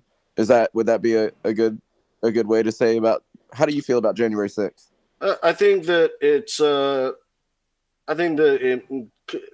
has been blown out of proportion, and anything that Trump does is always under a microscope, and the Democrats are very vicious on doing attacks and everything like that, and they're very efficient at it. So I'm sorry, Lupin. I don't care about what Trump's done. I'm just simply talking about, at the moment, January 6th. Do you believe that there was whenever they stormed the Capitol? Yeah. Do you believe that's an would you call that an insurrection? I believe that there was a mob of people that felt like they couldn't trust the government, and probably for good reason. I was one of them. You stormed the Capitol. No, I didn't storm the Capitol. I just felt like the government. It was just like there is no government. That this is all rigged. That it's not who gets. It's not about how many votes somebody gets. It's about who's counting the votes. So you were for the storming of the Capitol? I wasn't for any violence or anything like that, but I mean, well, I think storming in itself is kind of violent. But you can assemble at the Capitol. There's nothing wrong. That's not what we're talking about. We're talking about were you for them interfering with the process? What's that? Were you for them stopping the casting of the electoral votes? Stopping for the casting. In other words, you said you were with them going to the Capitol, but not with the violence. So would your version stop at we go to the Capitol and we're either outside or we're outside the halls, chambers, and we're peacefully protesting? Or would you say if you can exclude violence, I'm still for them, essentially holding up the counting of the electoral votes, just not violently? Well, I'm all for peaceful gathering, as long as there's no violence being done, people want their voices to be heard. And all right, so if that's the case, then how do you feel about them deliberately trying to interfere with the lawful casting of the electoral votes? Because that has nothing to do with peaceful protest. I mean, that was being done on the other side before January 6th. No. Well, hold on, Lupin. We're just before what we're just trying to get at is a very simple point of Sean. Please keep going. I got to pee real quick. Okay, I agree with the right to assembly, right? Like the right to protest. I'm for all, right? Like there may be a protest that I eventually want to go down and peacefully assemble and do all that. I think that what we were asking was simply how did you feel about once it passed that assembly and they started knocking down barriers and trampling police and breaking into the Capitol, that sort of thing?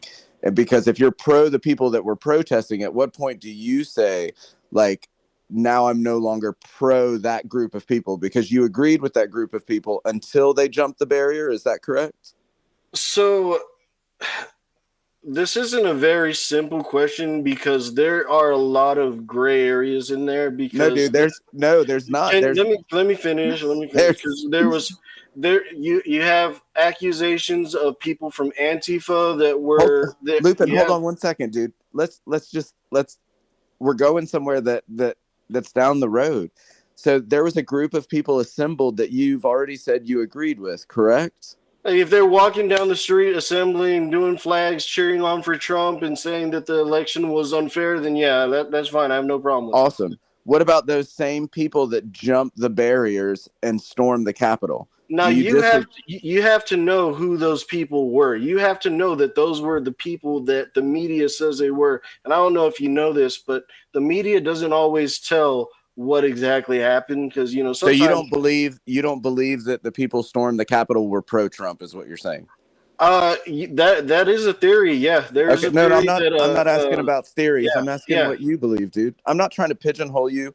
I'm not trying to trap you. I'm just asking what you believe, what you think, what you feel, right? I could give a shit about who those people were or any of that right now. I'm just simply trying to get your position.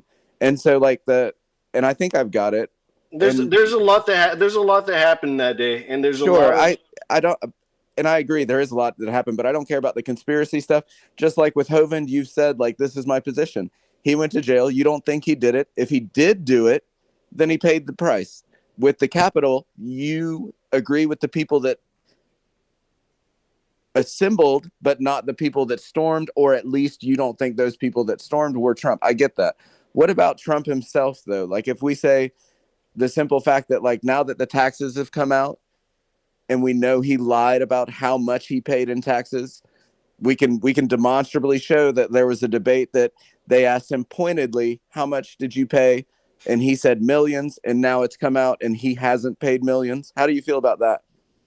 I'm not aware of it, so I really don't have too much of an opinion on it. I don't know if you could pull up an article or a video or something like that. Oh yeah, Jay can do that when he gets back. So there was when he did one of his debates with Biden way back in the day, they were talking about his tax returns and him paying like only $750, and Trump was saying I paid millions and blah blah blah blah blah. Like now we can actually demonstrate. We know what he paid in 2015 to 2020.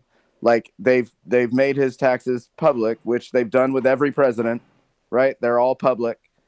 All right, gang, hang on. Give me a second. Give me 1 sec, Sean. I appreciate this, and we'll do this. Then I've got one more compound question for Lupin, and then I got to show him this other video. Lupin, thanks again for being here, and let's watch this real quick. I know that you pay a lot of other taxes, but I'm asking you the specific question. Is it true that you paid... Sorry, I need to change things. I know that you pay a lot of other taxes, but I'm asking you the specific question. Is it true that you paid $750 in federal income taxes each of those 2 years? I paid millions of dollars in taxes, millions of dollars of income tax. And let me just tell you, there was a story in one of the papers. Show us your tax I paid $38 million 1 year. I paid $27 million. Show us your tax returns. I went, you'll see it as soon as it's finished. You'll see it. You know, if you want to go to the Board of Elections. There's a 118-page or so report that says everything I have, every bank I have, I'm totally under-leveraged because the assets are extremely good. And we have I built Sir, a great I'm asking you a specific question, which is... let me tell you. I understand all of that. I understand all of that. No, Mr. President. Go ahead. I'm asking you a question. Will you tell us how much you paid in federal income taxes in 2016 and 2017? Millions of dollars. You paid millions of dollars? Millions of dollars. So yes. not 750. Millions of dollars, and you'll get to see it. And you'll get to see it. Tax. Back in 2016 and 2017, he paid only $750. 2018 and 2019 combined, that was about $1.1 million. And 2020, he paid $0 in income tax. What's actually kind of amazing about Trump's taxes is that all of the worst case scenarios that we'd opined might be the case ended up being exactly as bad as we thought. In the aftermath of the Ways and Means Committee having released 6 years of Trump's tax returns, it turns out, and I hope you're sitting down for this, that Trump lied about the exact thing that we figured he would lie about. Now, Trump claims that he paid, quote, millions of dollars in 2016 and 2017, which is quite the claim considering the actual number that Trump paid in taxes was $750 per year. $750, not even $1,000. You couldn't even buy a used Honda Civic with what Trump paid in taxes. But sure, millions of dollars. Got it. And by the way, for those who say, well, he took losses those years on his businesses, and so of course he didn't have to pay taxes, that's how the system works. That might make sense if we didn't also know that Trump would lie about his property values when it came to taxes and loans. The guy's entire MO was to cheat the system, and the result of that was someone who paraded himself around as some patriot, some champion of working people, some American hero, and yet this purported billionaire barely paid a cent toward the country that he claimed to love so much. Barely paid a cent toward firefighters and police officers and teachers. But please, tell me again how he's a patriot. But look, we already knew that Trump was a tax cheat, just like we already knew that the Trump Organization was a con. Trump cheating on his taxes in the United States, while shameful, wasn't surprising. But here's where it gets more insidious. Trump claimed to have closed down certain bank accounts abroad, and yet according to his own tax returns, that wasn't the case. Here's what Trump pretended about his Chinese bank account, followed by the reality. This is for you. Since you took office, you've never divested from your business. You've personally promoted your properties abroad. A report this week, which was referenced, does indicate that your company has a bank account in China. So how can voters know that you don't have any foreign conflicts of interest? I have many bank accounts, and they're all listed, and they're all over the place. I mean, I was a businessman doing business. The bank account you're referring to, which is everybody knows about it, it's listed. The bank account was in 2013. That's what it was. It was opened it was closed in 2015, I believe. And then I decided, because I was thinking about doing a deal in China like millions of other people. I was thinking about it, and I decided I'm not going to do it. Didn't like it. I decided not to do it. Had an account open, and I closed it. Okay. Excuse me. And then, unlike him, where he's vice president and he does business, I then decided to run for president after that. That was before. So I closed it before I even ran for president, let alone became president. Big difference. The other thing, and this is important because it was one of the things that we were looking for in these additional documents, is his foreign bank accounts. We have just learned that he did hold foreign bank accounts the entire time that he was in office. In 2015, actually, let's start with 2016. He had bank accounts in the United Kingdom, Ireland, China, and Can we pause it? Can we pause it? 2017, UK, Ireland, and China, and then 2018. We're going to finish it. Let's just get it out of the way. Can we pause it? Wait. I wanted to go back 1 dive. second. Go back like 3 seconds there so I can see the bottom. Okay, so combined $1.1 million. So he said he paid like $1 million in 2018. He said he paid millions. He lied. Stop. Don't. I mean, just, 1 point. It says right there combined $1.1 million. Let's finish the video. China and on St. Martin. CNN. 2017, this was on our playlist UK, for today Ireland, anyway, so and let's China, get and then 2018 and 2020 just in the UK. The reason why this is so important, we're going to do a deeper dive into all these foreign entities, is because the entanglement that Trump had with foreign business was a huge part of the narrative while he was in office. And now we're going to find out actually how far that actually went. I'm sorry, but I just find it so funny that this guy predicated his entire political identity on being tough on China. The guy was doing business in China. He had bank accounts in China. He was in bed financially with the Chinese. All the while making his supporters out to look like abject fools by just offering these surface-level condemnations of China. Tell you what, the silence from all those people who spent the last 2 years whining about Hunter Biden's Chinese business dealings while failing to say a single word about Donald Trump's Chinese business dealings is pretty damn deafening right now. And look, it's not just the fact that Trump did business overseas, other than him. You just don't care that the president lied to you? That's right. He doesn't. I'd want to know how he paid so little taxes. That's good. That's good. That's okay. That's good to me. Jay, Trump said it. He said, "I'm smart, so I game the system." Right. There you go. Amen. Lupin, we should all try to do that. Lupin, I agree. I agree. We should all pay as little as possible, right? Like we should have write-offs. We should be smart about our taxes. We should be able to take more money in so that I can be more charitable, right? I'd rather give my money to the local charity than I would the government. But here's the thing, Lupin. So you don't care that Trump lied, right? So that's we get that. At what point is it like Hovind? Is there nothing that Trump could do or say? Like, would you have to physically walk in on Trump raping some woman, or would you? Is there any position? Is there anything that Trump could do that could come out in the news, right? How about this? So become a Democrat, right? A good conservative. Democrat Hold on, policies. I'm about to ask you a great question. I think so. A friend of mine said the only thing that Trump could do that would really make him realize that Trump has no interest in America is run as an independent or start his own third party, because he knows it will blow the Republican Party apart. Now, there seems to be good evidence or good reason to think that that is a very good possibility. If that happens, would that turn you off to Trump? Would you look at Trump and say, hey, this dude never cared about America. He only cares about himself? I think Trump is a firecracker, and I think we have a lot of rhinos. And so that's not what Lupin. I'm so sorry, but that's not right. But that's if he ran as an independent, would I vote for him? Is that kind of what you're asking? Yeah, he runs a third party. He starts a third party. Are you still on the Trump bandwagon? But do you understand what that means if Trump runs as a third party? Do you understand what that does to your team? I don't think he necessarily would do that. So I don't know if we can even. There it is, Jay. I don't know if he would do that. All right, but if he does, entertain the idea. Yes, it's a simple yes or no question. What do you do if he does? If he does, then I'll just wait till it's the final two candidates that I could vote for, and then that would. There will be three. There will be a Democrat, a Republican, and Trump on his own party. Answer the question, Lupin. And the third party actually had a chance, which statistically it wouldn't at all. So Lupin, I'm so sorry, and Jay, I don't mean you're good. You're fine. You're fine. Go ahead. But Lupin, that's not the point, right? So here's the thing. Let me ask you a couple of questions to preface. Do you think Trump has America's best interest in mind? I think Trump did a lot of great things for America. Yes. That's not what okay, so you think Trump has America's best interest in mind? You don't think he's... I believe so, yes. Okay, awesome.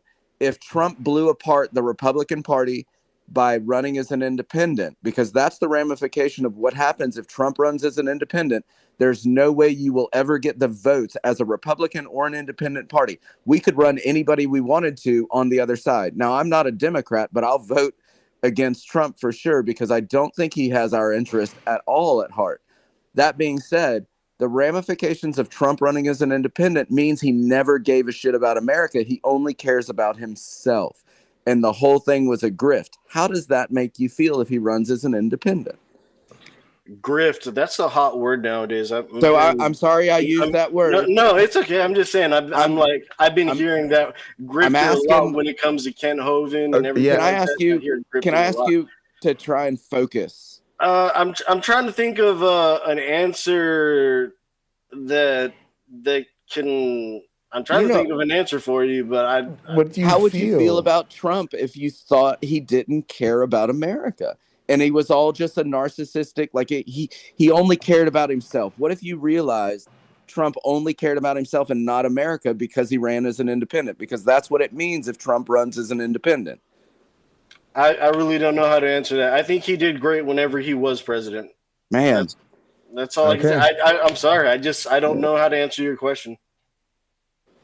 And that's Jay. This is no different. And Lupin, I'm not trying to talk shit about you in front of you, but this is what we see when it's whether it's young Earth creationism, Christianity, the Trump, any kind of like this cognitive dissonance is so big that you're literally like, I can't answer that. Like, I don't know. Like, you won't even entertain a hypothetical to the point of that. Like, you're so far up Trump's ass. And that was kind of my point of. No, sorry. Yeah, go ahead. Sorry, no. You're good. Go ahead, John. No, that was finished because I don't want to go off on the Wayne tangent. Although I agree wholeheartedly with Wayne, right? Like,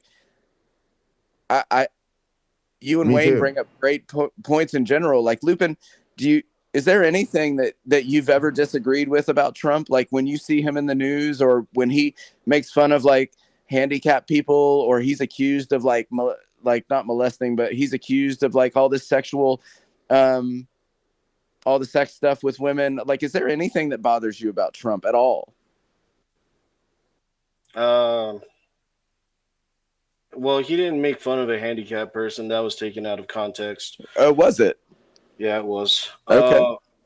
Same thing about like the Mexicans, where he says like whenever people thought he was against Mexicans, no, he's just saying that Mexico is sending they're not sending their best, and also he wants legal entry instead of people coming across the border, because like I said, as a descendant of Cuban immigrants who came to America legally, it is unfair for all the people that are trying to get to America legally, going through all the hoops and all the stuff that the government makes them go through. And for them to just be cut in line, not only get cut in line, but also get benefits, is not cool with me.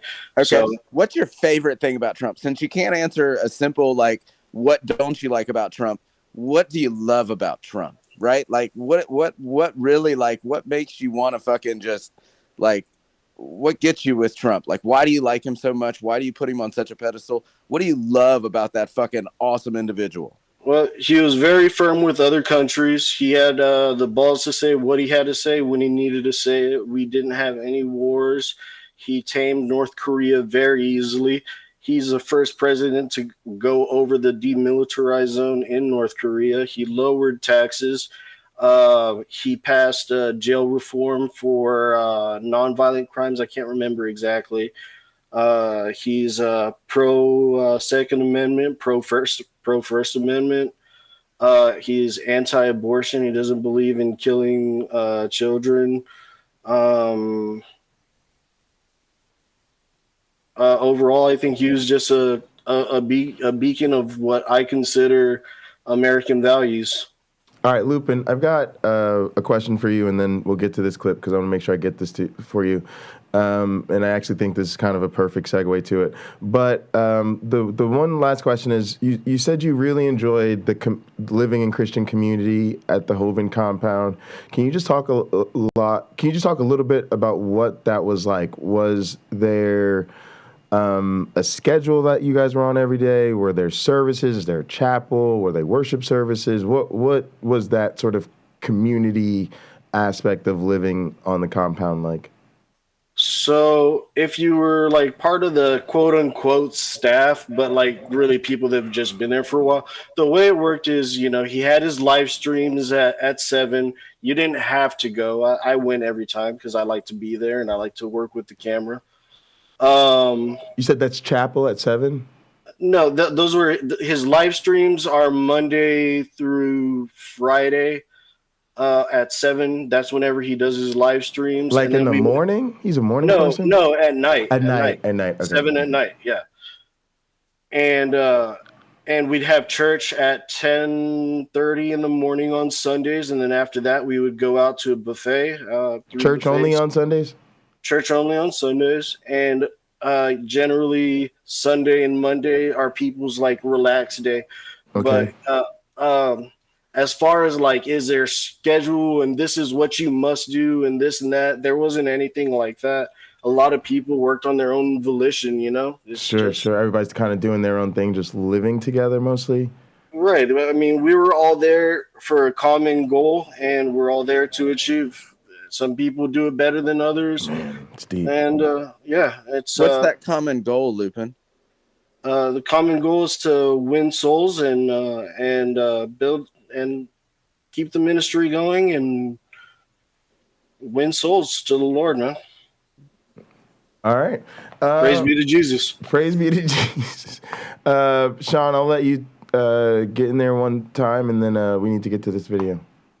Oh, no, play your thing. Lupin, thanks for entertaining me. And I'm really sorry to cut you off, but this is why I don't have a YouTube channel, because I don't deal well with letting other people go down that rabbit hole of like talking about stuff that I really don't care about, if that makes sense. Sure. Right? Like, yeah. For me, I'm not trying to, encourage anything as much as I just, we just give people space, right? And it's important that we get the space.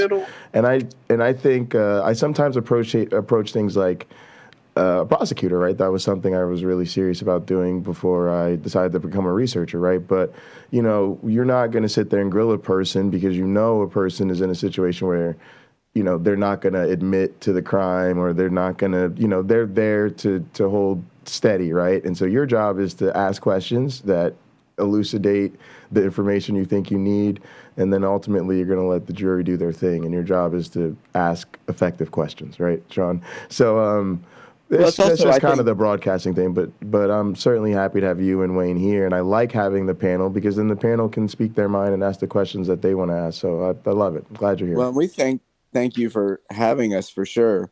And for me, I just don't deal well with focus. So like, if someone immediately doesn't answer like the pointed what I'm trying to get at, yes, 2 minutes later, I have no fucking idea what they're talking about or what I actually asked or what we're even talking about in general, right? And absolutely.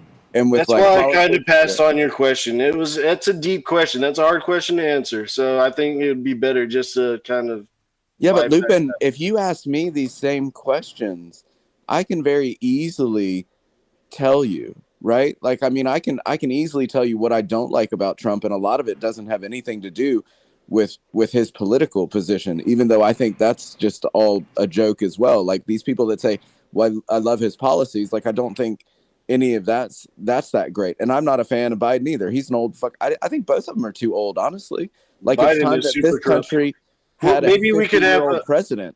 Maybe we could have a conversation about that later on. I'd rather just continue on with Jim's programming and save it for some other day so we're not mentally exhausted.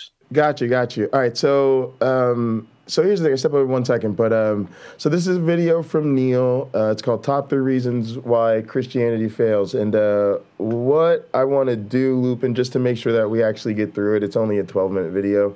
Is I'm gonna let him play. It's sort of a mix of his story, but then he gets into his 3 main points, and so I want to let it play until he finishes the first point. So we'll let his intro play.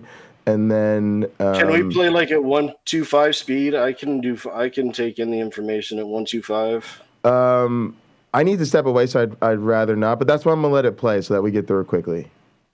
All right. Yeah, only because he actually goes at quite a pace. So I don't want it to feel weird. But I watch Kent Hovind's video at two times speed. You know that I'm very critical about Christianity. I came out of Christianity.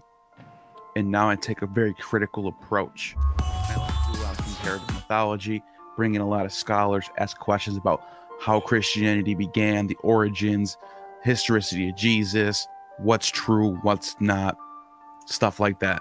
But in this video, I want to give 3 main reasons, right to the jugular, on why Christianity fails. These are 3 things, in my opinion, that demonstrate why Christianity fails. Number 3 is the historicity. And I'm not talking about Jesus' historicity. I'm talking about the Old Testament here. The Bible gives a lot of data on the ages of certain patriarchs going back from Adam all the way to Jesus. We can easily take this data and come up with dates for when was the world created and when was the Great Flood that restarted humanity. The 2 dates that I'm going to use are from answers in Genesis. 4004 BC is the date for the creation of the world. 2348 BC is the date of the flood. Now some of you might be saying, but the Bible doesn't give these dates, so how can we know that? It's just as simple as taking the genealogy in either Luke or Matthew, adding up the dates and the ages of the patriarchs and when they had their children, and coming to these numbers. It's very simple. You either believe that these events happened historically, or you just don't think that these are historical events. There's one or the other. You can say it's all metaphor, and that's fine and all. But we're talking about, if this isn't real, if the world wasn't created in 4004 BCE, and Adam and Eve did not sin in the garden, then what is the point of Jesus dying for your sins? You are destined for hell because Adam and Eve sinned. In fact, the year 4004 BCE, we have so much archaeological data of what was happening in the world. There were cities already. There was writing systems. There was governments. There was armies. This was not a year where we see no human activity. That's not the case. We have civilization all over the globe by this time. The United States Census Bureau estimates that the world had around 7 million people in the year 4000 BCE. Another reason for the flood, for me bringing that up, Jesus himself even talks about the flood. Matthew 24:38, where he says, "For as in the days that were before the flood, they were eating and drinking, marrying and giving in marriage, until the day that Noah entered into the ark, and knew not until the flood came and took them all away. So shall also the coming of the Son of Man be." This is important because Jesus himself is saying that the flood occurred. If he's wrong and the flood didn't occur, that's a problem. For the year 2348 BC, we know from archaeology that the world had a decent population. In fact, around that time, there's probably around 25 million people living in the world. Archaeology in China, archaeology in Siberia, archaeology in Europe, Africa. There is not a single chance that the world's population started over that year. We have Sumerian tablets from in around this time talking about day-to-day functions. Nobody is talking about the world ending and starting over again. It's impossible. Not only that, even the science behind this flood, that the world was underwater, is physically impossible because there's not even enough water to cover the highest mountain peaks.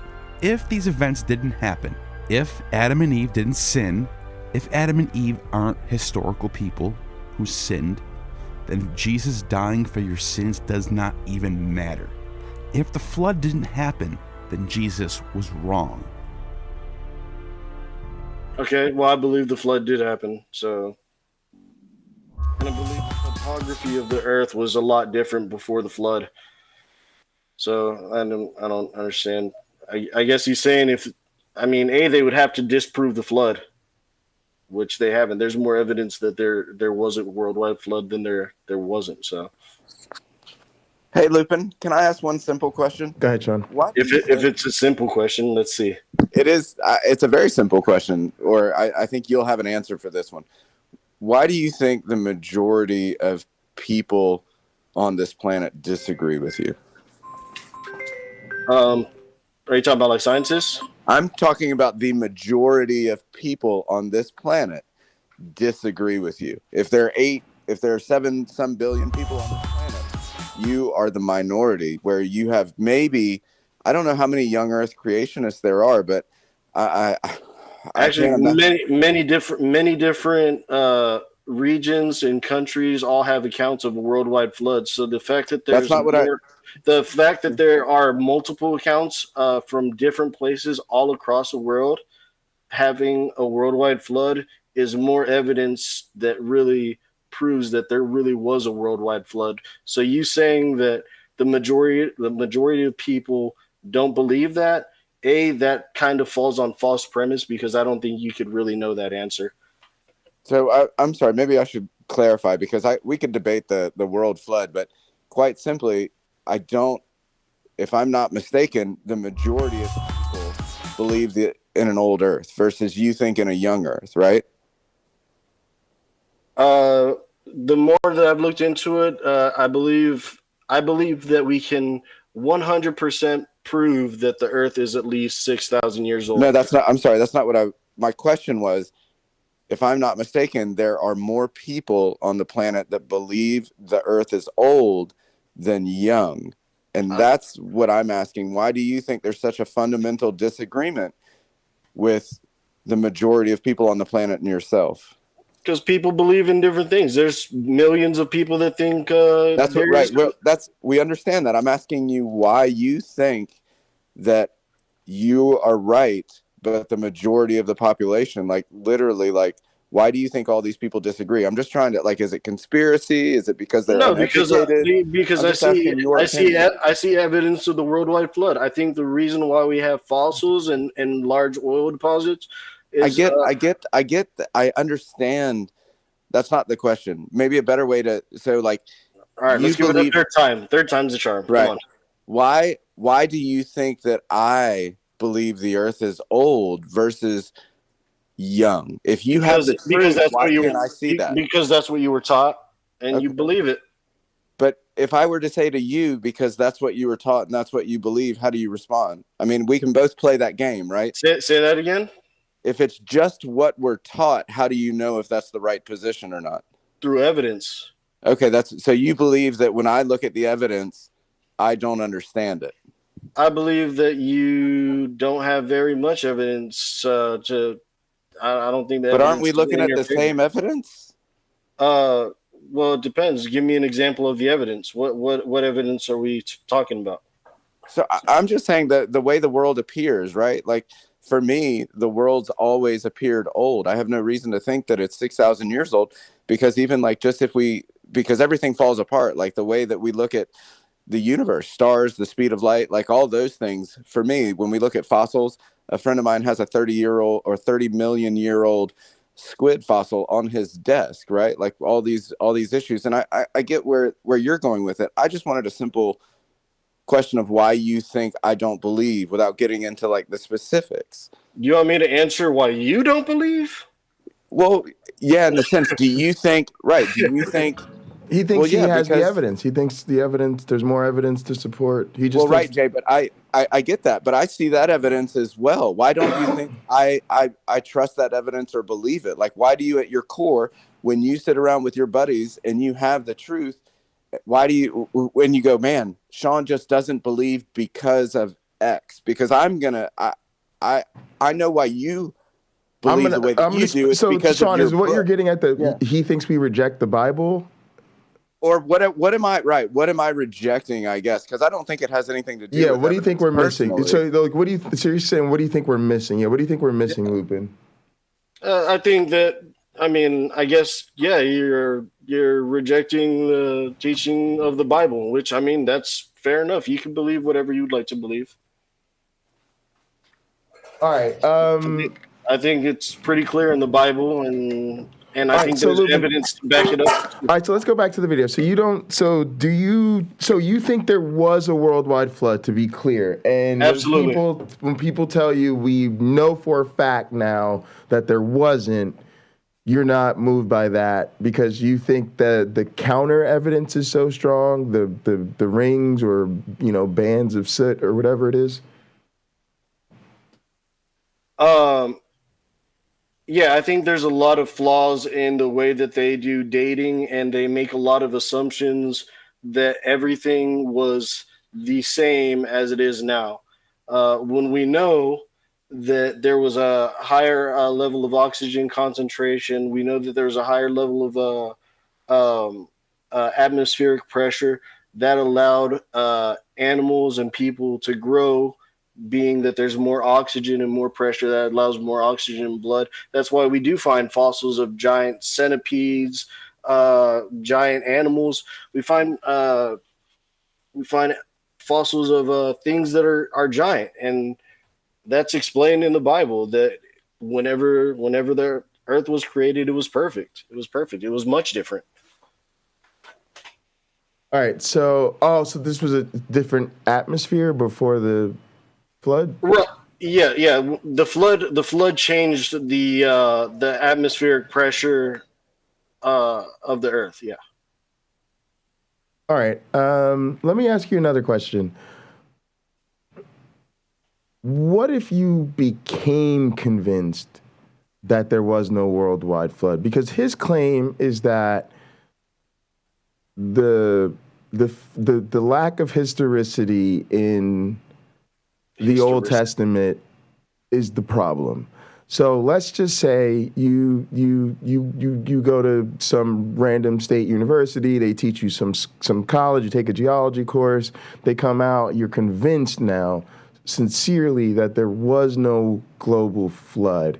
How does that affect your faith or belief in the authenticity of the Bible? What does that? Sorry, I don't want to ask leading questions, but what's your? It is kind of it was, but take it where you want it, not where you think. It kind of goes to the beginning of our conversation. Whenever somebody told you to be skeptical of everything, I should be skeptical of what they're trying to teach me in schools and everything like that. So, but let's say you were skeptical. So you were very skeptical until you read extra books, you read extra papers, you didn't trust your professors, so you went to some other professors in the department and you talked to them, and eventually you become convinced. I'm not saying I'm trying to convince you. I'm saying you are now genuinely convinced that there was no global flood. Is there an impact beyond how does that impact you? Lupin, can I make a good guess? I think it's impossible, Jay, because where he starts is never going to change. It's unchanging. That book will never change. Therefore, anything outside of that book is impossible for him to ever. He would have to lose Christianity before he even was able to look at what you and I would even consider. Well, Lupin, do you think that that's true, or could you just reject the flood? No, he has a valid point there. But you'd have to bring me very specific and proof positive evidence that there was not a worldwide flood. Okay, but we've got all that. Lupin, we have all that. No, we don't. It's not concrete, and it's not proof positive. Hold on, dude. It's not concrete. Jay, this is the biggest point from your stream I watched yesterday that Leo should have just hammered home. Right. And that is he's not coming, or I'm sorry, Lupin, I'm not going to talk about you like that anymore. I'm so sorry. But Rebekah's not coming from a point of like science or like a fan of science. She's coming from a point of this doesn't comport with my book. When Leo asked, and he finally hit that nail on the head a couple times. Yeah, he did. But in the end, but there's this thing of, and it sounds like Lupin could do a better job at this than maybe even she could, because I can't argue scientifically because I don't know that much of the science, right? I know a little bit about it, but that's not what we're talking about, because Leo brings up all these points and then Rebekah says, well, no, that's not wrong because of like one person, but they never give an alternate model, right? They never give a reason. And that's because it comes from the book. And you said this the other day, like you can sit down and talk about like science and where science fails and all of this, but the Christians never giving an argument of science. Rebekah said it, this weird, what was that story thing? I'm sorry, Lupin, I don't mean to It's okay. derail. It's okay. No, you're good. We're going to talk about this anyway. This is where we're going because we're going to do the post show she did with Sal. So this is awesome, fine. Yeah. But we'll save that. And my simple point is not to. I don't think it's I obviously think it's a negative, but I don't think, Lupin, because you start with this book, that I should think less of you for that. That's just like where you start at your belief. However, when I ask why you're a Christian, you're going to say because of testimony or because of your experience or because of X, Y, and Z. And when I ask why, the why for me is more because you've grown up in it, you've been indoctrinated into it, you probably were raised in a young earth family versus came to it, right? We're just talking past each other. So when we're asking, that's why I don't give a shit about debating like if there was a worldwide flood, because the only thing that would ever make you think there wasn't is if that book somehow magically changed. Or if he deconverted first. Correct.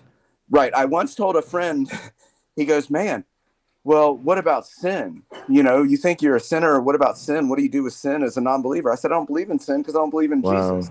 I have to believe in Jesus before I believe in sin, or vice versa. You don't get there without the other. Right. Yeah. And this is, man, this is really deep, and there's a profound point here, but I don't want to derail the conversation. So, Lupin, I want you to respond to that, and then again, try to think of it also in those terms. If for some reason you did get that proof positive, there's no worldwide flood, you know, what's on your mind the next day?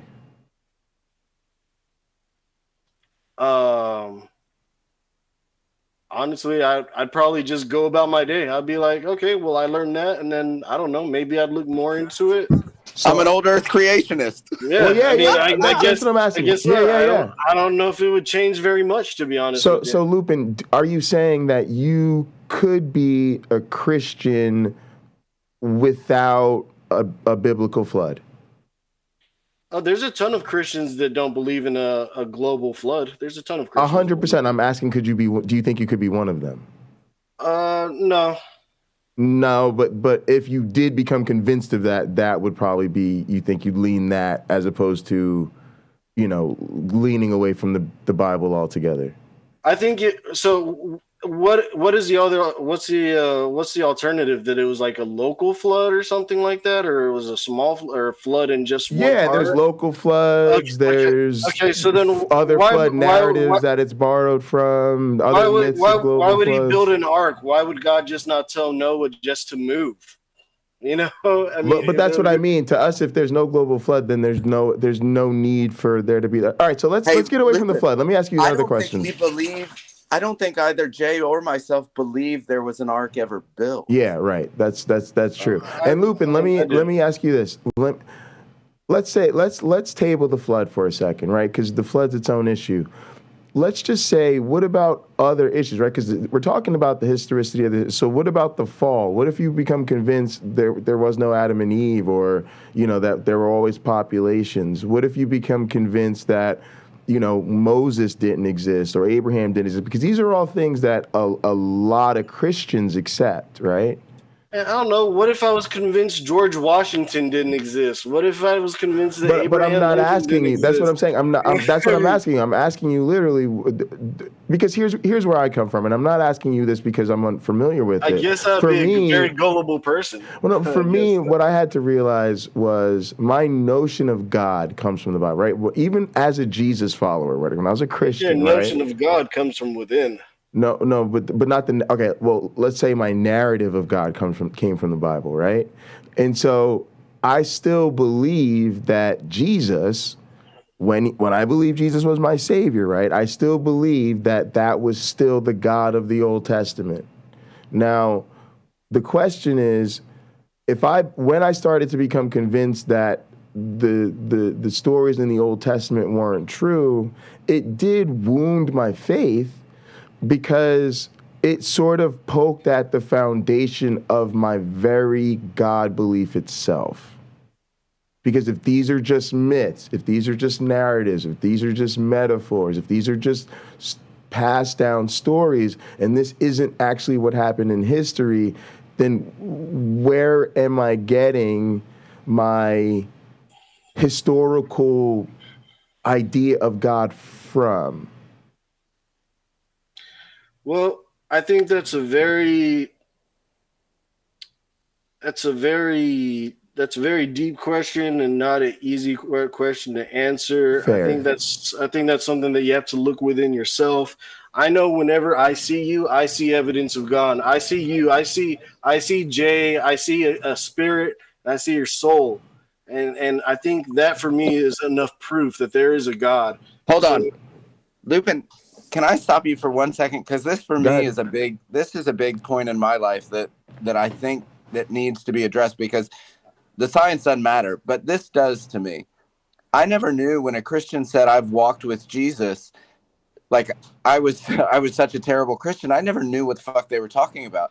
It doesn't mean they actually walked with Jesus. So when you say when you look at Jay, you see God, or you see Jay's soul, do you see like Jay's soul, or do you just, is this something you've been like you've read your whole life, or you've taught I see it whenever I see it. I see him. I see his human form. I see his emotions. I see his intent. But we don't see emotions. Like, you're not saying you physically like see like an aura around. I can see. I see it. I see it. I don't know how else to explain it. No. You know? So no, I don't. No, I don't physically see like an aura. Sure. But I realize that it's there.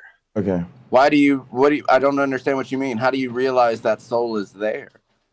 Or do you just believe, because I believe you think he has a soul because that's what you believe. But you're saying something much different now. You're saying you see that soul, or you realize it's there because of X. I think it's just Christianese for I believe you have a soul. And that's my point, Jay, is like, I think that's where we could actually like talk about something that like when it's the difference between when someone says, I've talked to Jesus, right? There are people out there, and this just goes down that line of like how far or what type of Christian he is. There are people out there that will say that they've heard Jesus's voice, and there are other Christians that say, well, obviously I can't hear voices in my head. And then we say, how do you distinguish between those two? But absolutely, maybe he does hear Jesus. Maybe he's talked to Jesus. Maybe he does see your soul. And I would just quickly add that there are three things about this that bother me, and I'll try to summarize them succinctly. Number one, it really does demonstrate that we're not on the same footing in terms of literally what we believe as the foundation of reality, right? Because we believe in a reality where there's literally no such thing, yet we are, living alongside those that not only believe in this supernatural realm, but basically assume its influence in our life, even though we reject it. Right, but bingo, that's why when someone like Lupin says these things, we should pause and figure out what he's actually talking about.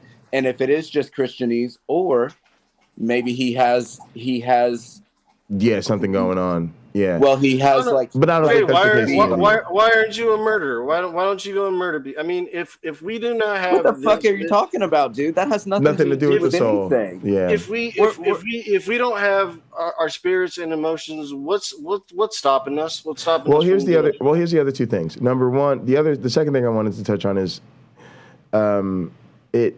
it's a problematic and a sort of emotional appeal, because if someone comes up to you and says, I have this idea, I have this problem with your idea, I don't think your idea is true, I think you need to look into that.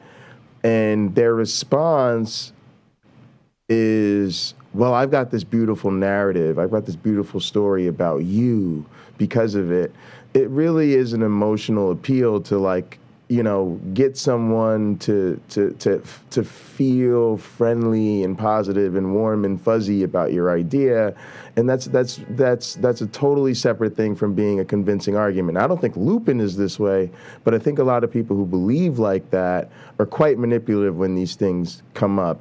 The other thing is, it's incredibly invalidating. It's incredibly dehumanizing. It's almost on a par with, you know, PineCreek's "Let's tell trans people they're not trans," or the sort of Rebekah's, "Oh, well, if the non-believers in your life die, you can pray for them into heaven anyway." You may genuinely believe that, but that belief is invalidating to people who express that that is not their truth. But go ahead, Lupin. Yeah. Let me see if I can remember. Oh yeah, talk about dehumanizing. Man, dude, whenever you talk about dehumanizing and then you think you're also a monkey, I think that's the most dehumanizing thing you could say about yourself, my friend. I think it's just a reality. So I don't. I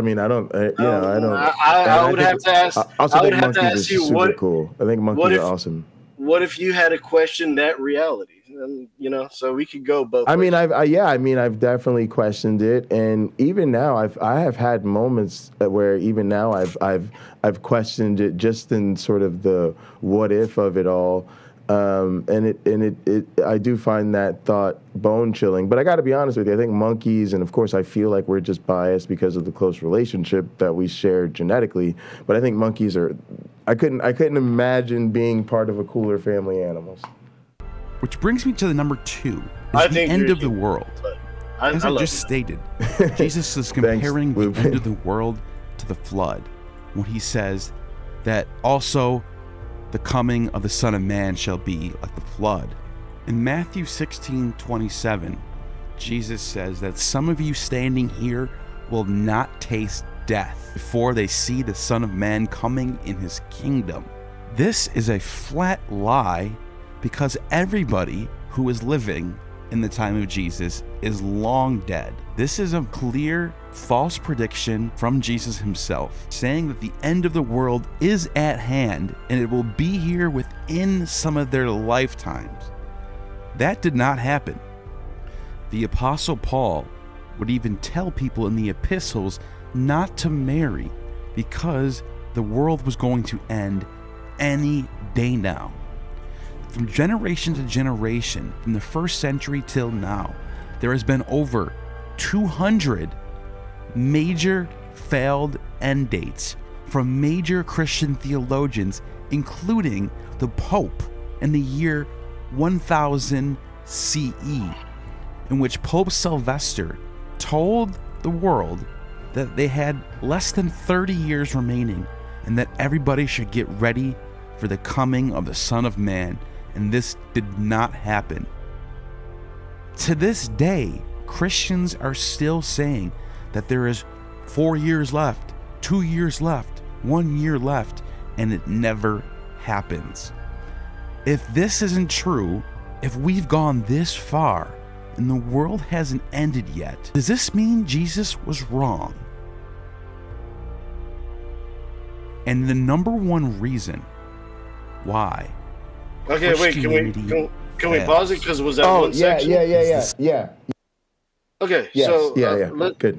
Sorry. Let's touch down on like failed the prediction, end time prediction. Yep, go ahead. Absolutely, there's been tons of failed predictions and everything like that.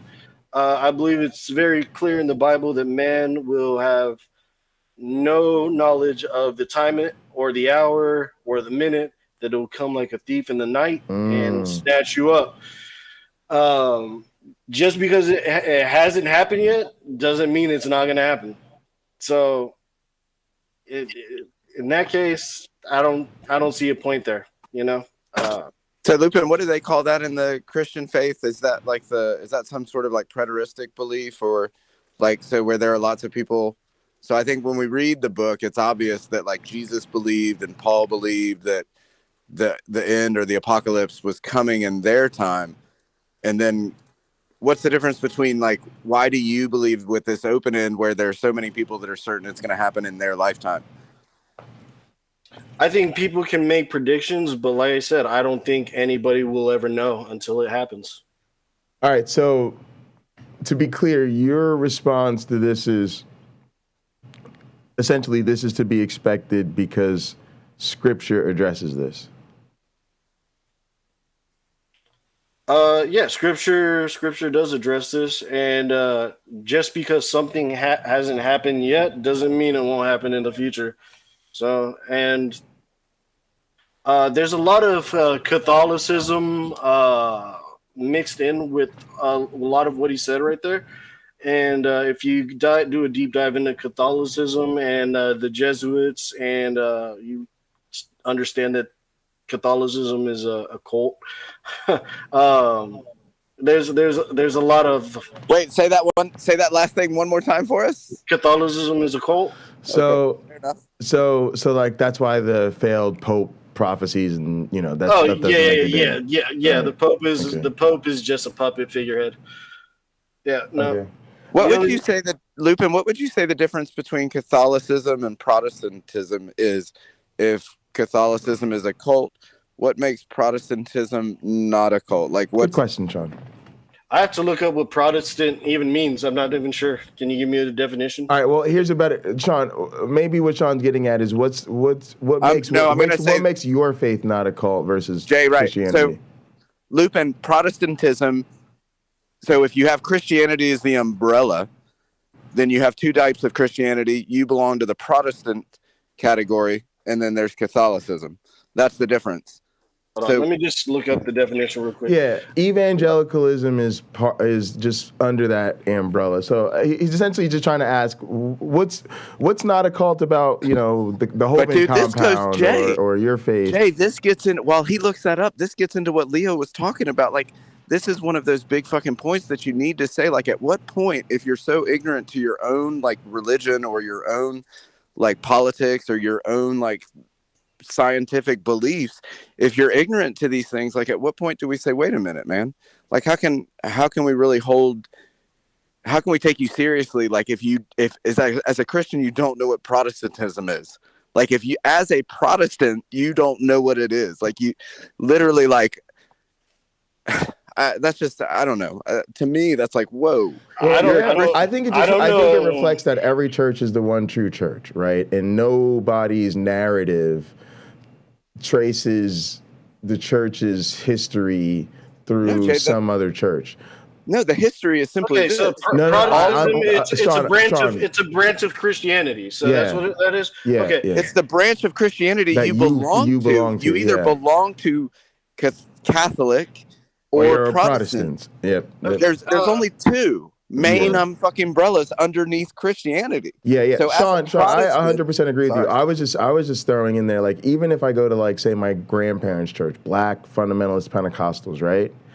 When they wax about the Bible, they'll wax as if they're the direct descendants of Jesus's people. Now, right? And so even the Protestant Catholic Reformation, while to me and you is as obvious as, any, blacks and whites pretty in America, right?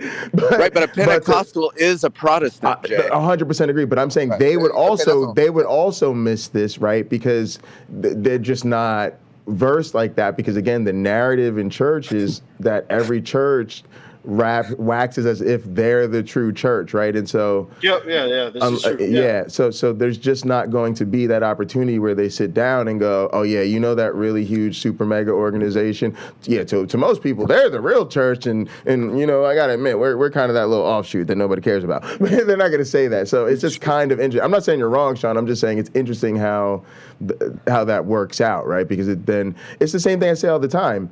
Go call your grandmother right now and ask her and start rapping about theism. What she's going to ask you? She's going to ask you what's a theist. My grandmother knows the history of how it came about. But if you started waxing about, say, theism versus deism, wouldn't she ask you, what's a theist? She was a Catholic and she knew everything that, like, she was a practicing Catholic. She was more about tradition.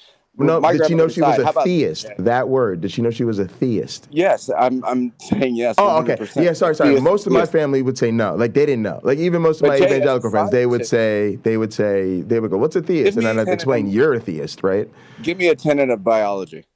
Mutations, Sure. natural if- selection, and history. I don't know. Right. So sure. If you were talking to another biologist and they had some like, well, wait a minute, what's natural selection? Right, You right. take a pause and be like, what? 100%. No, I 100% So agree when with a you. Christian says, "What's a Protestant?" I say, and Lupin, this is nothing against. It is against you, but I'm not trying to. I'm not. Not personally, just the culture. You know, like this is Directing what you it is. If you had a substitute Protestant, could you substitute Protestant with Pentecostal? 100%. No, so yeah, you could. You could. Yes. Okay. Pentecostal. If you would have said that, I would have understood your question. I just wasn't familiar with. How about this, Lupin? So Pentecostal, Baptist, any Different sects of Christianity. Evangelical, non-denominational. any denomination Okay. you can think of. Again, think of it like a pyramid. You have Christianity, Catholicism, and then Protestantism kind of next to it. But Protestantism came out of Catholicism. So when you say And then to some extent, Eastern Orthodox, right? Catholicism They're is a not cult. either. Well, but they all came out of Sure. what? But technically, I think the way most people understand this is we typically think of Christianity splitting into two main umbrellas, the Catholicism and the Protestants, right? Yeah. But the Protestants chase all of their history back to that Protestant Reformation. The Eastern Orthodox Church does not. They consider themselves tracking now. Yeah, I got what technically you're like the third branch that nobody wants to really put in the conversation. But nevertheless, you're correct that unless you're Catholic or this, some people might be Eastern Orthodox, you're 100% a Protestant, no matter what denomination you are. So is there a question or anything you guys would like me to address? No. That was just interesting little side conversation there. But to be clear, your thing with the failed prophecies is just that we shouldn't we should have understood this and not been making these prophecies to begin with, so to speak. Okay, go back to the cult question. Yeah, that could be yeah. that could be interpreted, that could be looked at that way too. And as far as like, how do I know that my religion is the right religion and isn't a the other cult? ones Specifically, isn't a cult. It isn't a cult. Okay. Oh man, my mind just went. Hold on. I've been here longer than I was expecting. I know, absolutely. Give me a second here. Hold on. Okay, so wait. Repeat the question again. Cult. Why do you think Catholics are in a cult? You're not. Oh, well, Catholicism, they go directly against what the Bible teaches. Like, I could give a King James Bible to a Catholic, and I could give it to a Christian, and we'll both get the same message, but our practices are different. Catholicism, they do confession. They believe in Mother Mary. They praise Mother Mary. They see her as like a deity and everything like that. Okay, adoration of the saints. And whenever you look into the Bible, it says, no, you don't put anybody above me. You pray directly to Jesus. You pray directly to God. You don't have to go through any human. Right. You're not about the intercession and probably the saints. So what it comes down to is you're not saying that they're not Christians. You're saying it's a cult because the way they practice Christianity is not biblical. Right. Yeah. And that is a very interesting topic. There's a lot of history. It is. Actually, I was watching a really good, I guess, kind of documentary or something you could say about the origins of Catholicism that I think would be interesting on some other time. So Lupin, I'm not Catholic, but since I come from Protestant families and went to Catholic schools pretty much my entire education except for 3 years, I think. I'd love to go on your channel sometime and maybe talk about that, because I know you said you might be live now, but I'm always down to co-stream with you, and if that's something you'd be discussing on your channel, I'd be down too. Let me make sure I get this one last. I just started my channel this year. If you want to go and subscribe, and I can have you as a guest. I think I'm subscribed. While we're on it, Lupin, go ahead and let people know the name of your channel so they can check it out. Shoot, I don't even know the You've name got of a my couple, channel. right? Isn't it the Wolf Den? The Wolf Den? Yeah, let me give you the official one that I'm going to be on. It's, drop the link, because there's too many. So drop the link to me and Gather, and then I'll drop it on the stream. And Sean, go ahead while he takes care of that. Well, because I'd like to follow Lupin, but the one question that comes to mind for me is, do you believe that Catholics will be in the same? Like, do you believe in the same? Do you believe you'll see your Catholic brothers in heaven and hell? One second. When you go to heaven, which I'm assuming do you believe in heaven? Yes, absolutely. Okay. Do you believe that there will be Catholics in heaven? Yes. Okay. So it doesn't really change anything that they're a cult or Catholic or anything like that for you. They're still going to heaven. They accept Jesus Christ as their Savior and are born again, then yes, they will be going to heaven. You're just critical of the practices? Yeah, I don't believe their practices are biblical. Sorry, Sean, go ahead. No. I wasn't. I was just gonna remember that dude that came on and says like he masturbates to Jesus or something. That came biblically. Right, so it's not like as long as you accept Jesus, you're in. Yeah. Sorry. All right, so let me get this last reason in here, Lupin, and let us know what you think. And did you drop your channel link on us, please, Lupin? Okay, yeah, I got you right now. I was trying to get the simplified URL. No worries. So let me see. Just drop it here and Gather. Yeah. Let's see.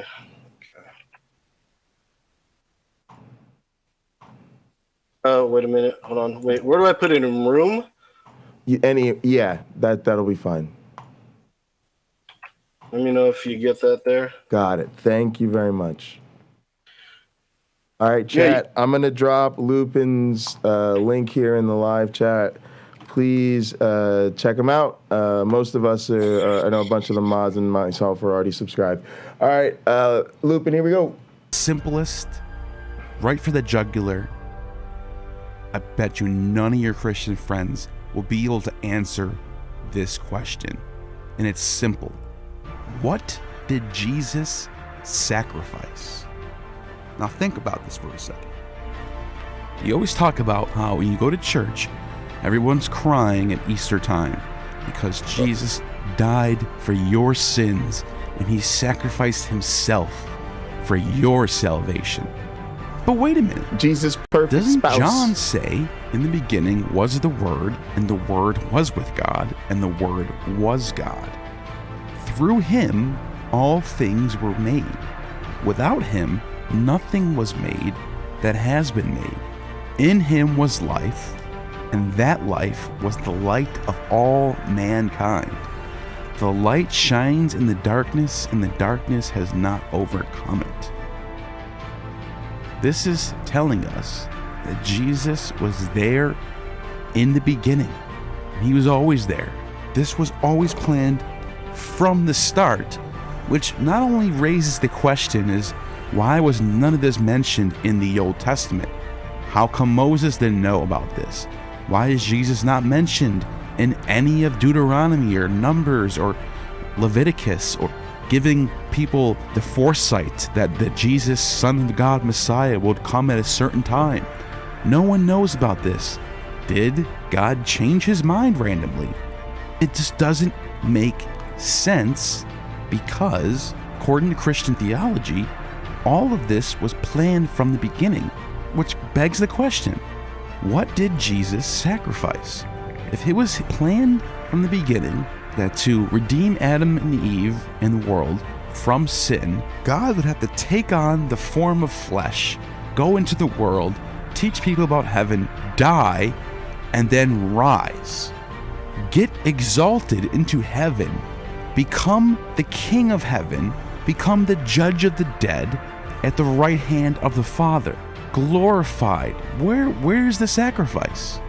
Who was sacrificed? What was sacrificed? To sacrifice something is to give something away that you never get back. The definition of sacrifice: the act of offering something to a deity in proposition or homage, especially the ritual slaughter of an animal or a person. The idea of sacrifice for Yom Kippur was to let free a goat into the idea of sacrifice ritual slaughter. There's another one, though. The act of giving up something highly valued for the sake of something else considered to have a greater value or claim. Animal or person. The idea of sacrifice for Yom Kippur was to let free a goat into the wilderness, had the sins of Israel within it. The other goat was slaughtered in the temple as a sin offering. In the case of the New Testament, you have Jesus being taken out to be crucified, and Pontius Pilate offers the Jews one of these prisoners free, either Jesus or Barabbas, in which the Jews asked for Barabbas to be set free and Jesus to be crucified. This is a polemic against Yom Kippur, which means it probably did not happen historically, especially since the Gospel of John says that Pontius Pilate had a tradition every year to do this, when we know from the data that there is no such tradition that exists. Nothing in Josephus, nothing in Philo, nothing in Nicholas of Damascus, none of the first century Jewish writers, nothing in the Talmud. This is not historical. It is a polemic against Yom Kippur. See, the difference is Jesus is taken outside of the temple and slayed, where Barabbas is let go inside Jerusalem, which means there's a reversal happening here. It's being flipped on its head. We no longer need the temple sacrifice. We just need Jesus, who is the Redeemer of the entire world. He just answered his own question. So with that being said, what did Jesus sacrifice? The answer is nothing. He didn't ever lose his life. Okay. Yes, he lost his physical body, but immediately after death, after 3 days, he was exalted into heaven and became the judge of all human beings. According to Revelation, Jesus will stand on the throne and judge the dead for their sins. This is the opposite of being sacrificed. You are one with the creator of the universe. There's nothing that you lost. And if that's your idea of a sacrifice, then I just have to wonder, is this even real? Number 3, 2, and 1 on this list are interconnected in a way. If Adam and Eve are not real historical people and the flood did not actually happen, then what is Jesus dying for? So he's premising his assumptions based on an assumption. With that being said, I want to know what you guys think. Leave a comment below if you think there is a better example of why Christianity fails, or if you are a Christian and you think there's some 3 reasons or 1 reason why you think Christianity succeeds. Leave that in the comment as well. I definitely want to read it, and I will comment. With that being said, you have just attained true gnosis. Okay, well, interesting. I'm glad we're doing this. Whatever you've done recently, Jay, I don't know. Your attitude seems a little bit more lighthearted, and I do enjoy it because it's been fairly hostile. Sometimes I've been on here, so whatever you're doing, keep doing it. Thank you. The last thing about the what did Jesus die for? Yeah, the sacrifice. Jesus died for our sins, so we're no longer under the law. Because if we were under the law, we would all be condemned. But if he's God, then he's God in human form. Yes. So there's one thing that I look at this a little bit differently than Neil does, where Neil is sort of saying he gets exalted and he's so powerful in such a manner that it doesn't feel like a sacrifice. To me, the another thing that that undermines the idea of it being a sacrifice, is that this is his plan. So Jesus could have simply said, hey, I'm God, here's the new plan, I forgive sin. Boom, snap my fingers, poof, sin is just forgiven.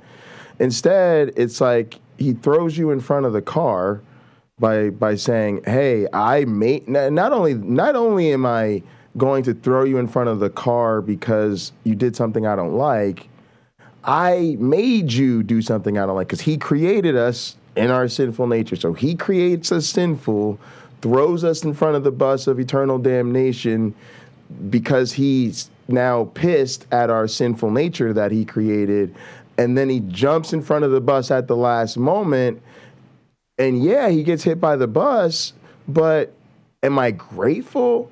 No, because it's his fault that I'm in this situation to begin with, and this entire setup here is of his design.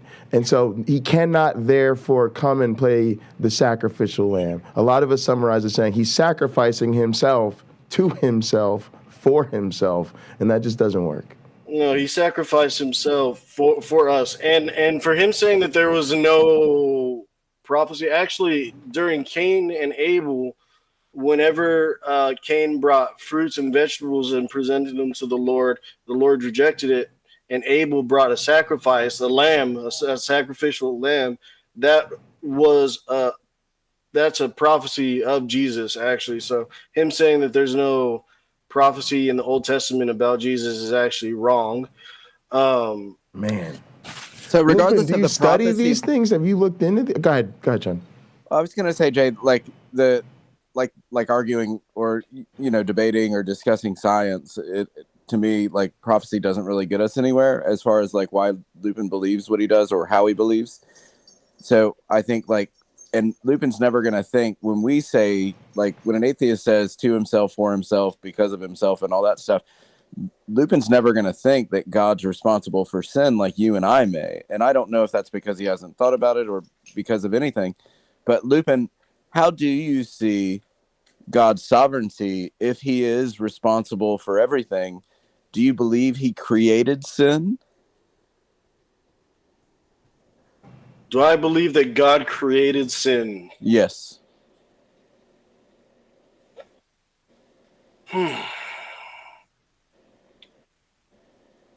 I believe. I mean, he had to. He had to. Right. So if God created sin, obviously God has a design for everything, right? Like, God has a will, and that will be, I don't know how you look at that the whole sovereignty issue, but in my mind, when I read the book, I look at God as being all sovereign, right? Like, there is an elect and a non-elect, and I lean more Calvinist than anything because that's the way the book reads to me, right? My personality. You said you're a Calvinist? If I was a Christian, I would lean Calvinist because of the way that I look, because of the way that I read the book, right? So when I read the book, it's quite obvious to me that God created sin, and that would be a big problem for me, I think, if I were a Christian. Because if God created sin, that means he's responsible for sin, and humans aren't responsible for that sin. So he's created this dilemma, or he's designed this dilemma, or at least he knew that this dilemma was going to pop up, right? So to me, I would want to know why God created a thing like sin that completely destroys us on a daily basis, right? Like, you're this terrible fucking human being because you're riddled with sin. There's cancer in the world because of sin, earthquakes because of sin. Like, I mean, sin is just a destructive motherfucker. And you worship the guy that made it, that put it into this world, right? Like, he but he also nullified it. He also nullified it. What do you mean nullified it? It's whenever if he nullified it, how are you still a sinner? When Jesus died on the cross, that's not what I'm asking. I still sin. I sin on a daily basis. Well, then it's not nullified. But my sin is forgiven. What? Okay, so wait a minute. Jesus, Lupin, thank God, thank you, Jesus, for dying for my sins. Lupin, because I cannot follow the law. Let me finish. I cannot follow the law. I cannot. Nobody can. Only so Jesus. What do you mean by nullified? Nullified meaning we're no longer under the law. The law doesn't apply to us anymore. we can still sin, but we are forgiven through the sacrifice of Jesus. But I don't know what you mean by that. So because sin is still like rampant, right? Does this mean you get a free pass to go out and fuck whoever you want to, do all the drugs you want to, spend all that you want to? Like if you're simply defining, you should repent. You should repent and be thankful that Jesus did die for our sins to do that. So we should be having a party at the strip club thanking Jesus for all the strippers and blow. You should be thanking Jesus for being on this earth, period, that you're even able to enjoy that luxury. Right, but I make fun of it, Lupin, in the sense of like I don't really understand I don't understand what you mean when you say that he's saved you from your sin when you're still riddled with sin. Like that doesn't make any sense to me. He saved me from the punishment of sin. He saved me. He's not only going to grant me, and I think really everybody, but there's a little I think there's a little conflict here because some people say that you have to accept Jesus as your Lord and Savior. But then again, after Jesus died for our sin, you may not even have to do that. But I don't know. Hey, Lupin, let me ask you a serious question. But have these not been serious questions? Well, this is probably the most serious. Where do you get your information? Because this whole conversation that I've listened to you talk and that you've been on, do you read the book? Like, how do you interpret it? Because when you say like people say certain things or people debate certain things, or you go to Kent Hovind and you listen to him, I wonder how much of this book you actually read for yourself and like make your own and I think that's problematic in the sense of, I'm sorry. I got a Bible right here. How often do you read it and make your own interpretations, or do you? Actually, I wanted to read the entire Bible. Jay, can you help me out with what I'm trying to ask? How do I No, it sounds like I think you get your information from everywhere but the book. Yeah, he's just asking you, do you read the Bible? Do you go to Bible study? Yes, I've read the Bible. No, I'm not a professional scholar about it, but I mean, if somebody's reading me the Bible, am I still taking in the Bible? Yeah, I'm still taking in the word. I mean, right, but why do you lean towards universalism? Because when I read that book, it's very clear. There's no such thing as universalism, right? That's my biggest problem with that Rebekah is she's an idiot, right? Because that bitch has never read a fucking book in her life. Seriously. I mean, the Bible's very clear that there are an elect and a non-elect. So I'm asking, when you read the book at home by yourself, how do you come away with like universalism? Everybody's going to get in. Not like, oh, well, some people say this. But you, Lupin, when you read the book, why do you think that everybody's getting in? That's one thing that I could study about. That's not an easy question. Don't you think that's like one of the biggest things you should study? Because like, how do you know you're getting in? Well, I mean, because I accept Jesus as my Lord and personal Savior. Now, if somebody doesn't do that, I don't know if they are or not. I really don't. But isn't the book very clear about the way that you get in is to accept? So look, what is a Christian to you? Like how do you define a Christian? How do I define a Christian? What's a Christian to you? Yes, that's what I'm asking. A person that accepts Jesus Christ as their Lord and Savior. Right. So do non-Christians go to heaven? So that's a good question. After Jesus died on the cross, does that allow everybody to go to heaven, no matter the sin? Right. That's what I just asked. Right. Yeah. That's a good question, and I don't know. You might want to ask somebody a little bit more qualified. I don't care about somebody else. I'm asking you, dude. I mean, I'm just a dude on the internet, But Lupin, that's the whole point. Like the three of us are talking, right? We're interested in you for whatever that reason is. Jay brought you in because he's had a good conversation with you in the past, and you guys are obviously friendly, and we all share common things in common. We're all hanging out talking, and we're sitting across the table, and I'm saying, Lupin, what do you think? And you're like, I don't fucking know. Ask somebody else. Well, I mean, if you don't know, how do you know that you're getting in, right? Like if there's this uncertainty of these questions that are pretty, when I read the book, it's very clear to me, but you're saying, I don't know, ask somebody else. I not that I give a shit about someone else at this point, because I'm talking to you. But like, if you're uncertain, how are you certain with yourself? I've struggled with the question if everybody is saved. I believe that the people that accept Jesus Christ as a savior are saved for certain. Now, on the other hand, I do not know necessarily if you do not accept Jesus Christ as your Lord and Savior, if you're saved. And I understand the consequences of that, because you could say, well, what about these indigenous people out in the jungle that's never heard of God? No, I don't give a shit about them, Lupin. I'm more curious is like what makes you, like what gives you pause. So you say this is what a Christian is. All Christians are going to heaven because they're saved by Jesus. By Jesus's work on the cross. But I may think that other people get in. What makes you think that other people may get in is what I'm asking. What makes me think that other people may get in? Non-Christians, yes. To me, that kind of goes toward whenever Jesus died on the cross to forgive the world's sin, everybody's sin, all of mankind's sin. So that would be my answer, is that Jesus, whenever he died, we're no longer under the law.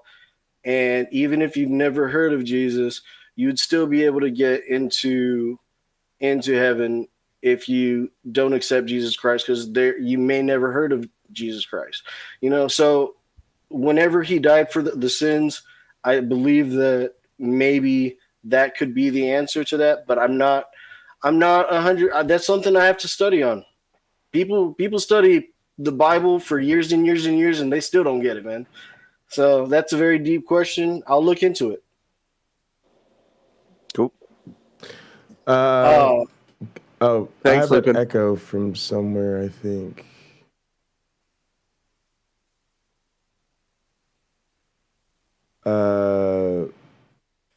Yeah, and that's a good question to Jay's point of view.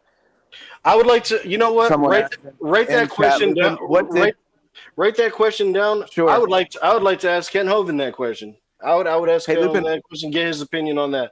What do you think Jesus sacrificed? I believe Jesus sacrificed his human. Jesus was a human, okay? Jesus ate, he crapped, he peed, he had a shower. He was human form. His powers were veiled. He sacrificed him, but he knew what he was. But his powers were veiled. He didn't have full power. He had power, but he didn't have the full power. He sacrificed himself for our sins because he was the only one that could go throughout this world sinless. So he sacrificed himself in order to save us. But Jesus is still alive, right? Jesus rose from the dead. Well, sure, but I'm saying, like, so if Jesus knew who he was, like, that's what a lot of, I think, atheists mean when they say, what did he sacrifice? Because his bodily form, his bodily form. Got it.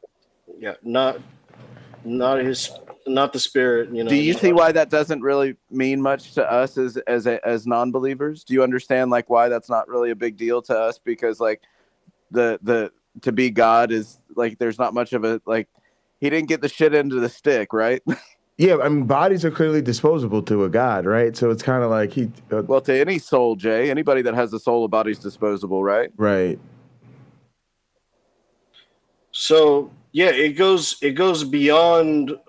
See, this is the thing with atheists. What do atheists have to offer other than nothing after your life's over? I mean, there's one thing for certain: we're all going to die. See, here's the thing: we're all going to die. Are we all going to die? But Neil deGrasse Tyson says it's the best. The universe is under no obligation to make sense to you. So why do you fundamentally need to live in a world that offers you something? Why does the universe have to have a message? I don't think the universe has a message, but I think God has a message, and God created the universe to display that message. Okay. Lupin, thanks so much for coming on, dude. I appreciate your time. I appreciate your candor. I'll let Sean or anybody else in here ask any further questions before we let you go. I could be here till 5 o'clock, so I got 15 minutes. All right, go ahead, Sean. Hey, Lupin, thanks for entertaining me and putting up with me. I do appreciate it. It's obviously something that I enjoy talking about or reading about or just all of it, right? So thanks for entertaining. And dude, it's not often that you meet a Christian like yourself that's willing to sit down and actually talk about this without it getting to the point of like, hey, I gotta go, or fuck you, or any of those like laundry list of like bailing out because it gets uncomfortable. Oh, I love it. I love it. It's awesome, dude. Yeah, you're down really for is. it. You're. I'll give you that. Go ahead, Sean.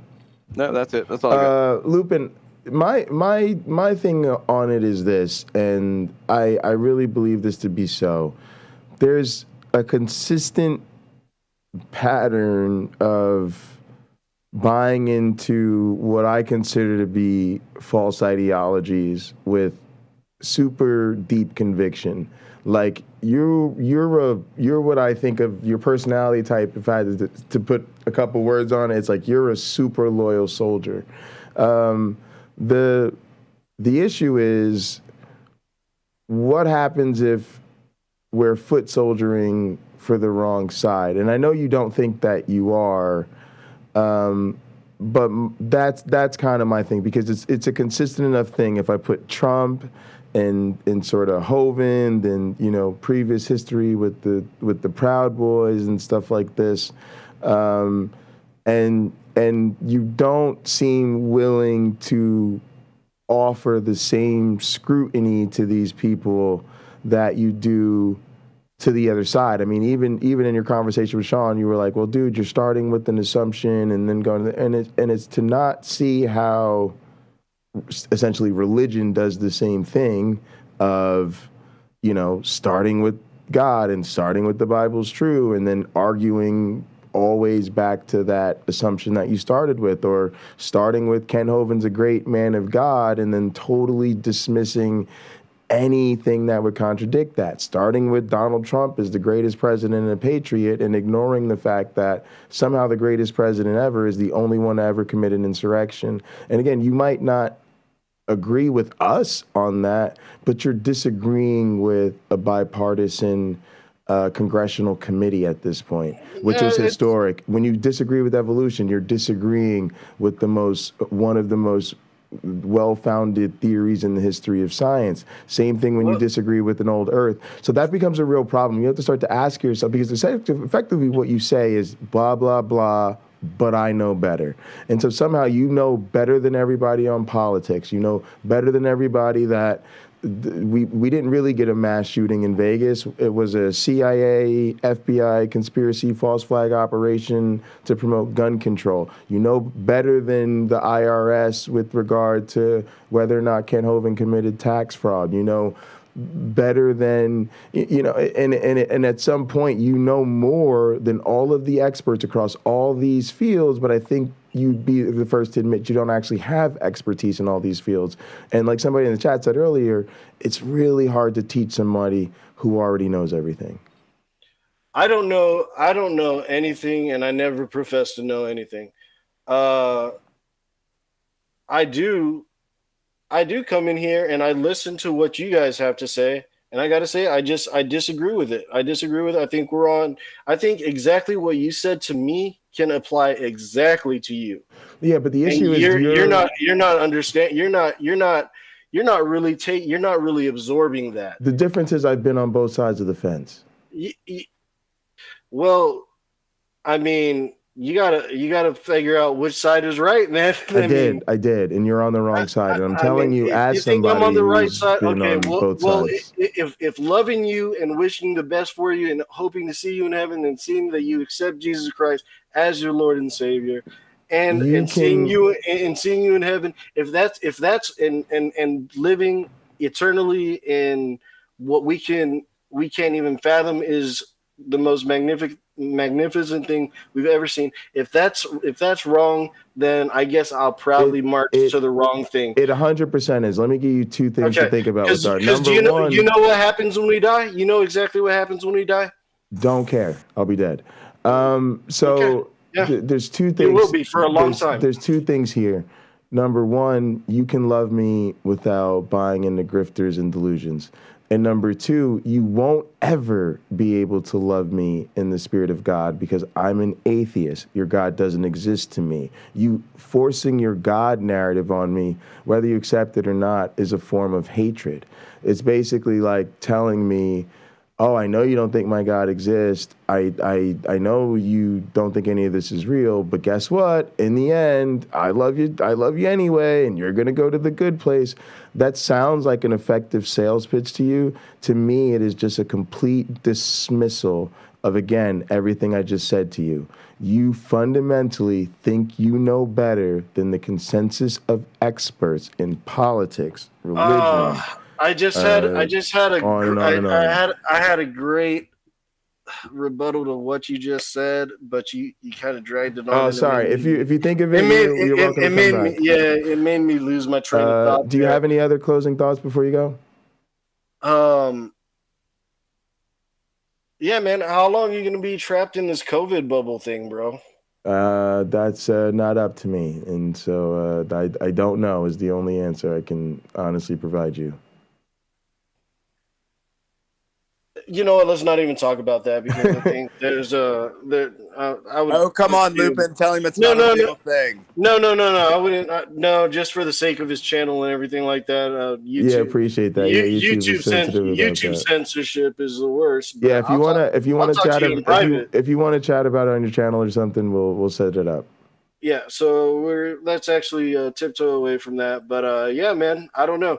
If you want to go down to Dinosaur Adventureland, I'm planning to go back, man. If you ever decide to leave the house, yeah. Are you planning to move down there? I don't know yet. Like I said, it's an 8-hour drive for me, so it's not that bad. I can make it there within a day. So you just don't have to make that choice yet. That you can visit and come back until you figure that out. Right. Yeah. You know, one of the greatest thing that I did is that I went there and I got to see it because there's nothing worse in life than having that thought of what if I never went? What if I didn't go to this place? What if I didn't go? Sure. And then next thing you know, it's gone. It's, you know, time isn't on our side.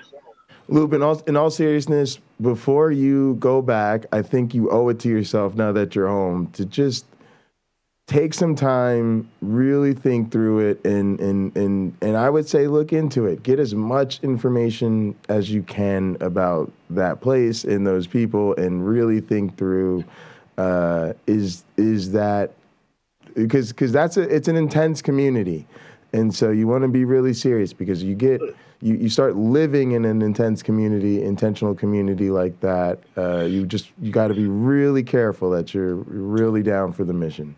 Yeah, I'm not concerned about what man does. I'm concerned about what God and Jesus wants for me, man. Man is always going to be flawed. So, hold on a minute, dude.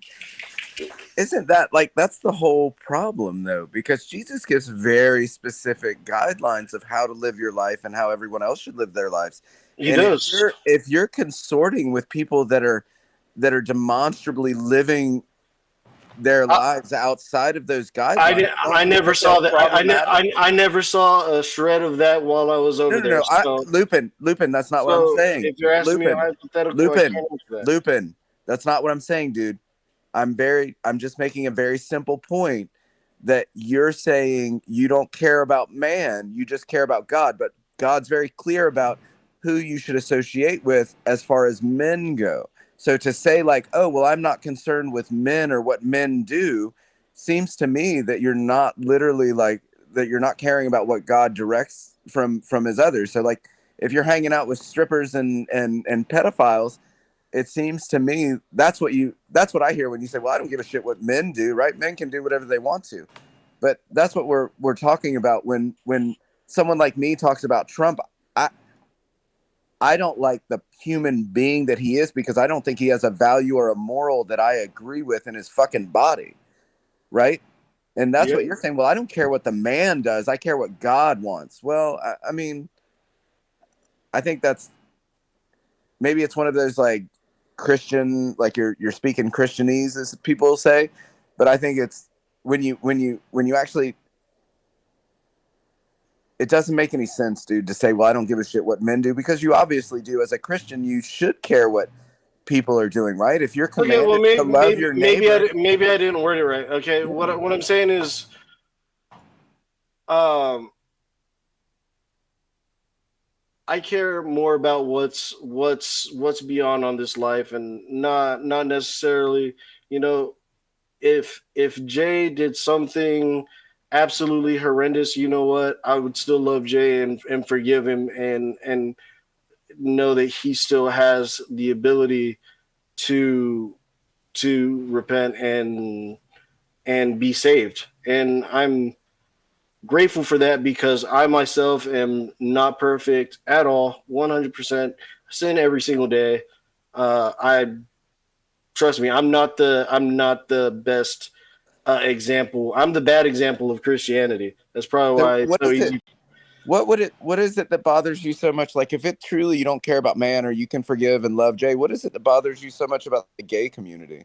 Right? Why don't they fall into that box of like, no matter what they do, you'll love them? I mean, I find it gross and immoral. Like, I think there was a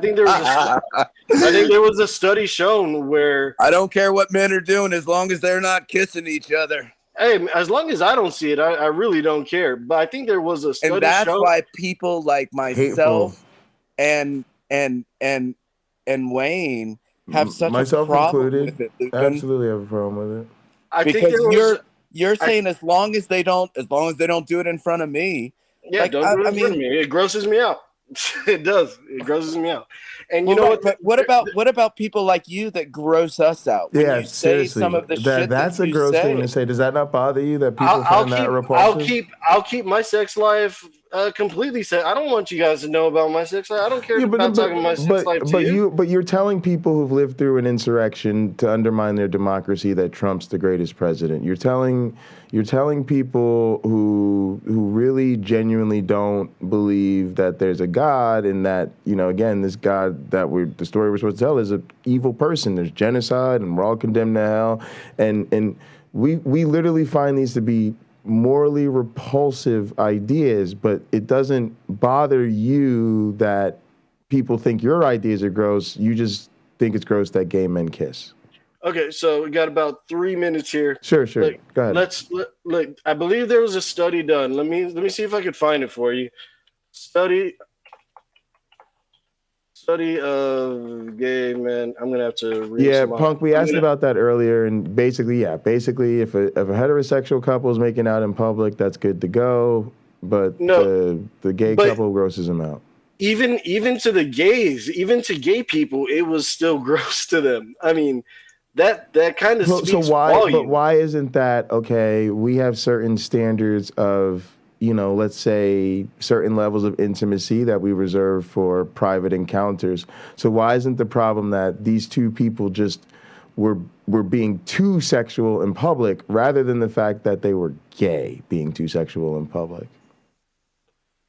I think there's a problem. I think there's a problem with both. I don't think you should be overtly sexual in public. I don't think it's like doing small.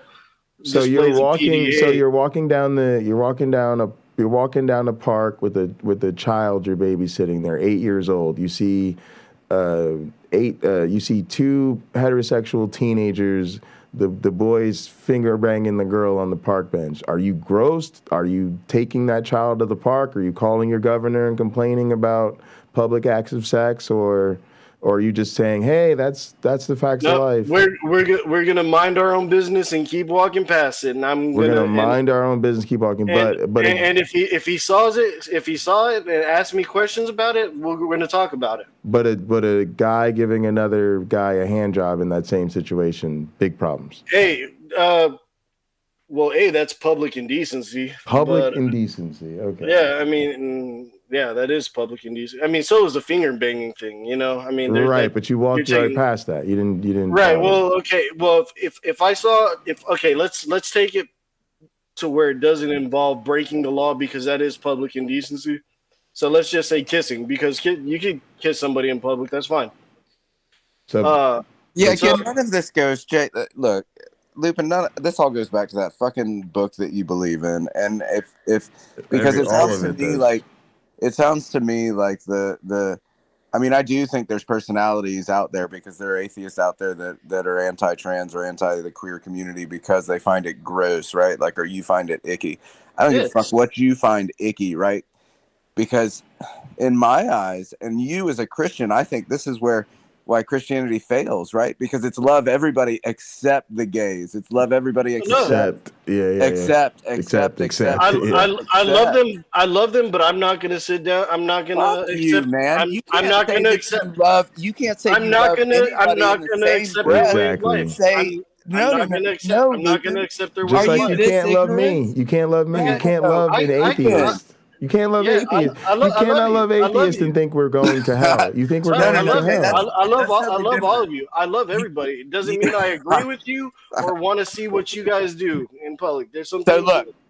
But it doesn't mean I can't love you. I think that's a terrible position. But the last 100%. Thing I think that's one of the most beautiful positions you can have. If you could love somebody, and not agree with what they do or their life choices, but you could still love them, then that's a beautiful thing.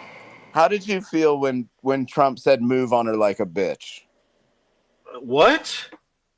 When Trump said grab them by the pussy, I moved on her like a bitch. How did that make you feel? Were you like, yeah? Oh, well, I mean, whenever like the way he talks, I like a man that takes charge. Hey, whenever I was younger and whenever I was. Nope, I'm asking how you felt when he said that. Let me finish. Whenever I had a big paycheck, a nice paycheck, and me and my boys were like, yo, let's go tear it up at a strip club. And when we walked in there with a wad of 500, 1,000, a band on us and stuff like that, we could grab girls by the pussy. That's just how we were. That's how we were as men. If you're a big baller, you can do that, and the girls will let you. The girls will let you. They don't care. They want it. And that's just how it is. I'm sorry. All right. Well, we got our answer. There you go, Jay. Hey, right there. Asked and answered. Go with the $500 bill into a strip club and see how much power you got.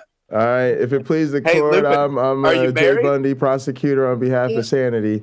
No, I'm not. I'm not married. No. All right. All right. Well, we got our asked and answered. Meet the Mrs. Lupin if that day ever comes. Seriously, Lupin, thanks for calling in, man. We'll see you soon. All right, bro. God bless. Yeah, take care of yourself, man. And maybe I'll hit you up tomorrow and see if you want to hang out and do part of my show. All right, Lupin. Stay curious. Yeah, because I wanted to learn a little bit about how you have your setup and everything like that. So shoot me a message on Discord. All right, brother. Take it easy. Later on. Goodbye. All right, Sean, go ahead. I'm sure you've got concluding thoughts about all that. I got nothing for you after that. That last was the fucking icing on the cake. Oh. I mean, but he answered the questions honestly, but you could just see it, man. It's the whole suite of kind of the one thing I really did take away from that was so there's this problem I spoke about with Rebekah where she really doesn't want to understand. She goes to Sal and says, tell me what to say when, and Sal's will feed her, here's what you say when. What Lupin and others seem to constantly miss is how, of course, the cult leaders that they follow have heard the pushback. And so, of course, they've come up with the counter talking points. But just like Rebekah, as long as they feed people like Lupin something to say, then they're more than happy to just have their talking point. You know what? All that shit about Ken Hovind, well, there's a lot of conspiracies and, they're after him because he had a big platform. Boom. Done. Trump, they've been out to get him. It's all politicized. Oh, he's just super smart for avoiding taxes. Done. None of the Bible's failed prophecies. None of it moves anything because Scripture already says man will never understand. Done. Okay. Yeah, but he showed us the true. He showed us true colors in that last 2 minutes, right? Like you learn a lot from that, and I would just assume that, right? Like he's riddled with, like he's not going to say it, but he's riddled with problems about the insurrection. Like he would have been one of those dudes in a fucking flak jacket. Oh, absolutely, 100%, 100%. Like, I mean, he likes Trump because Trump says things like "grab him like the pussy," and And this poor bastard, his heroes, right? Because they're shitty people. Yeah, he's so honest. He's like, fuck yeah, with me and my boys. And look, I've been to my fair share of strip clubs, but I never went like, we used to go on Sundays because it was industry night, and like all the restaurant people would go.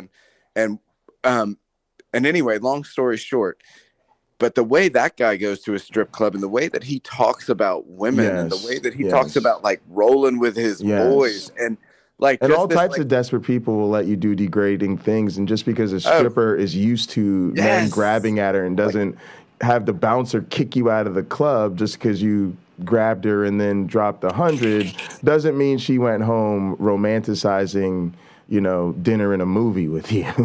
Right? I mean, you're that asshole that she hates. Is just had to learn that there's a lot of that asshole pretty much every night of her life. Well, sure, but for me, it's more the way that Trump thinks about women as the way. And look, this is just like you can tell that Christianity comes prepackaged with women are just lesser, right? And that is a simple fact of the matter, right? Whether it be, even though I have a friend that can be as respectful to his wife as you possibly could be, right? Like loves his wife, has everything she would ever want. But he thinks she is less than him, and she thinks she's less than him because it goes God, husband, children, her. And that is the only way a dark-skinned woman stays married to Doug. But it's funny. Oh, God, yes. But it's funny, Jay, because like that dude that I just talked about is a wonderful human being and respects his wife. But then you got somebody like Lupin, and I think that his personality is already geared towards women or lesser, right? And then when he starts 100%. to idolize people like Trump, the Proud Boys, the list goes on and on. The list goes on. I wanted to ask how he felt about the Proud Boys. Oh no, he already told us before. He used to have like a Proud Boys tag and he used to support them. He stopped sort of joining them, but still, Jay, agrees with a lot of their politics. The fact that I can still love you and you're black. I mean,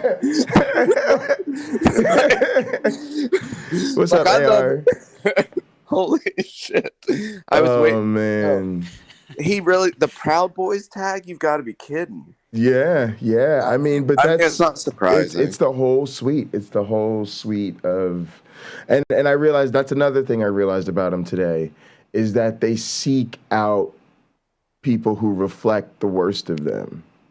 And that's his thing. So now of course he's in the echo chamber of dog shit people. Well, the Kent Hovind does that, right? Like this dude is obviously like, we can demonstrate.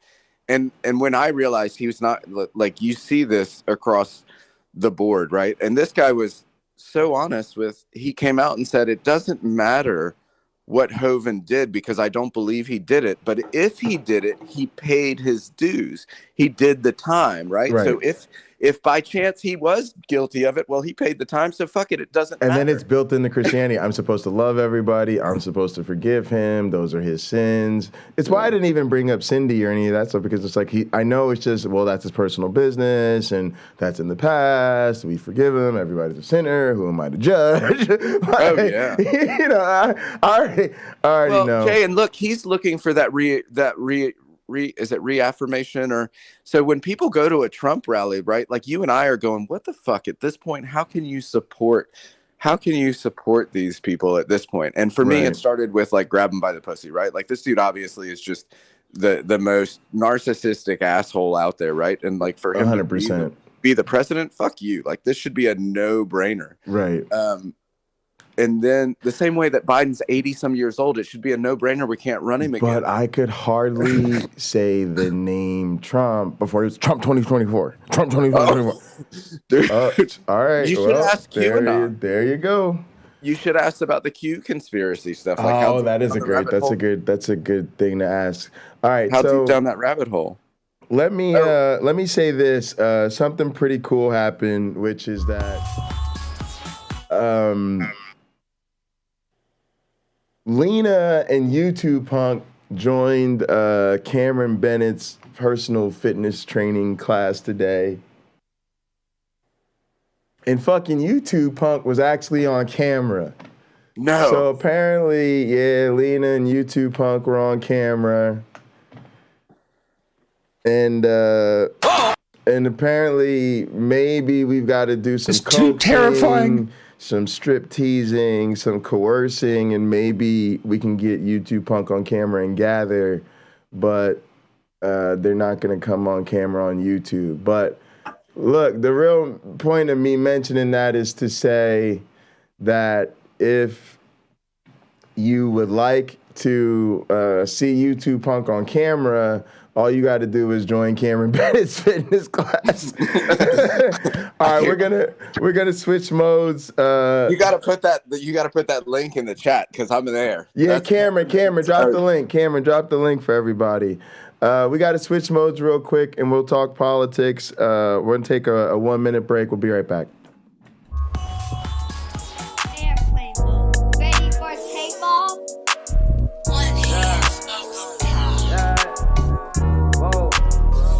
Start my morning every day with her. In the afternoon I lay with her.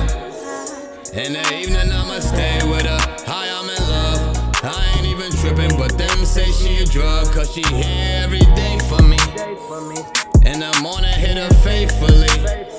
At least a dub when we touch. No one falling in love.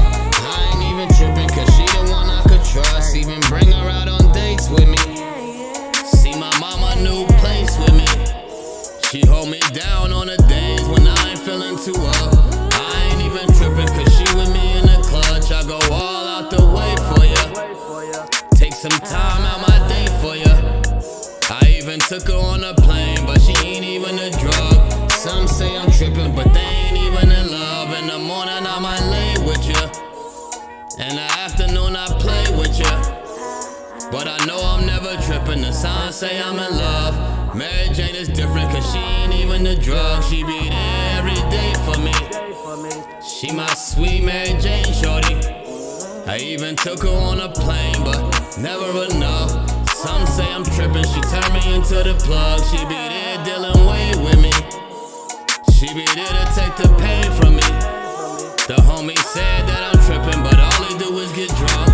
Smoking on the wax, they thinking I'm off the drugs. I go all out the way for ya. In the morning I might lay with ya. In the afternoon I stay, cause she know that I'm in love. I ain't even tripping, cause she the one I could trust. She go running every day with me. Take the kids out to play with me. They say I'm tripping, I ain't slipping, cause she ain't even a drug. Niggas sipping lean, ain't worried what's in your cup. In the morning I might play with ya. Take a long walk and stay with ya. She my sweet Mary Jane, and she the one I could trust. Niggas sipping lean, but me I'm smoking a dub. I go all out the way for ya. Take some time out my day for ya. I even took her on a plane, but never enough. Some say I'm tripping, but they ain't even in love. In the morning I might lay with ya. In the afternoon I play with ya. But I know I'm never tripping, cause hi, I'm in love. Mary Jane is different, cause she ain't even a drug. Yeah.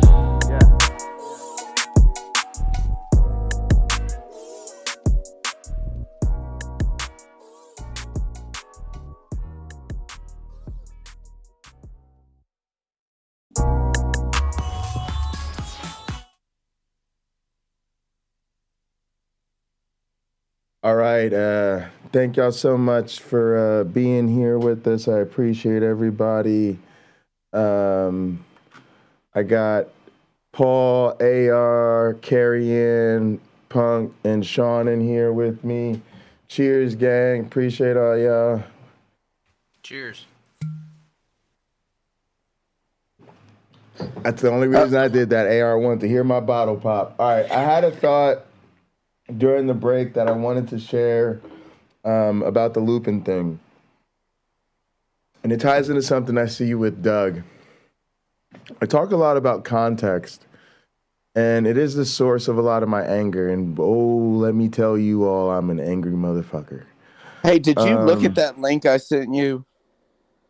No. Where is it? It's on Facebook, and that 143 mark, he's on with King Xerxes, and literally like it's Doug's one of his stream. Like he literally back to back did one stream where he's like basically comes out and says, you know, he's anti-trans, and then in the next stream it's a 3-hour like anti-vaccine, or it's like a what is it like why COVID shutting down COVID was a bad thing. Wow. Hey. Let me pull this up on the right. Let me pull it up over here, actually. All right, so let me say what I got to say, and then we'll actually look at this. I think that'll be a great example. Thanks, Sean. And is it an hour and 43 or what? Yeah, I think it's at an hour and 43 minutes. It's basically at the end. All right, so here's the thing I wanted to say. A lot of what I talk about, and this is something that really, really makes me angry, gang, is context.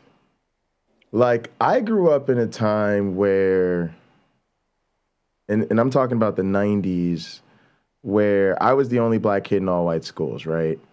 And the way I like to say that is, number one, I had to deal with adult issues every day that most children never have to. But it made race a topic of conversation in every household in my school. So you had to have the conversation because your family had to know, for instance, even if I never tried to date your daughter or sister or whatever, you had to pretty much understand where you would be if I did, right? Or how you felt about it, or did your family make comments when all of a sudden there was a black student, right? All of that. And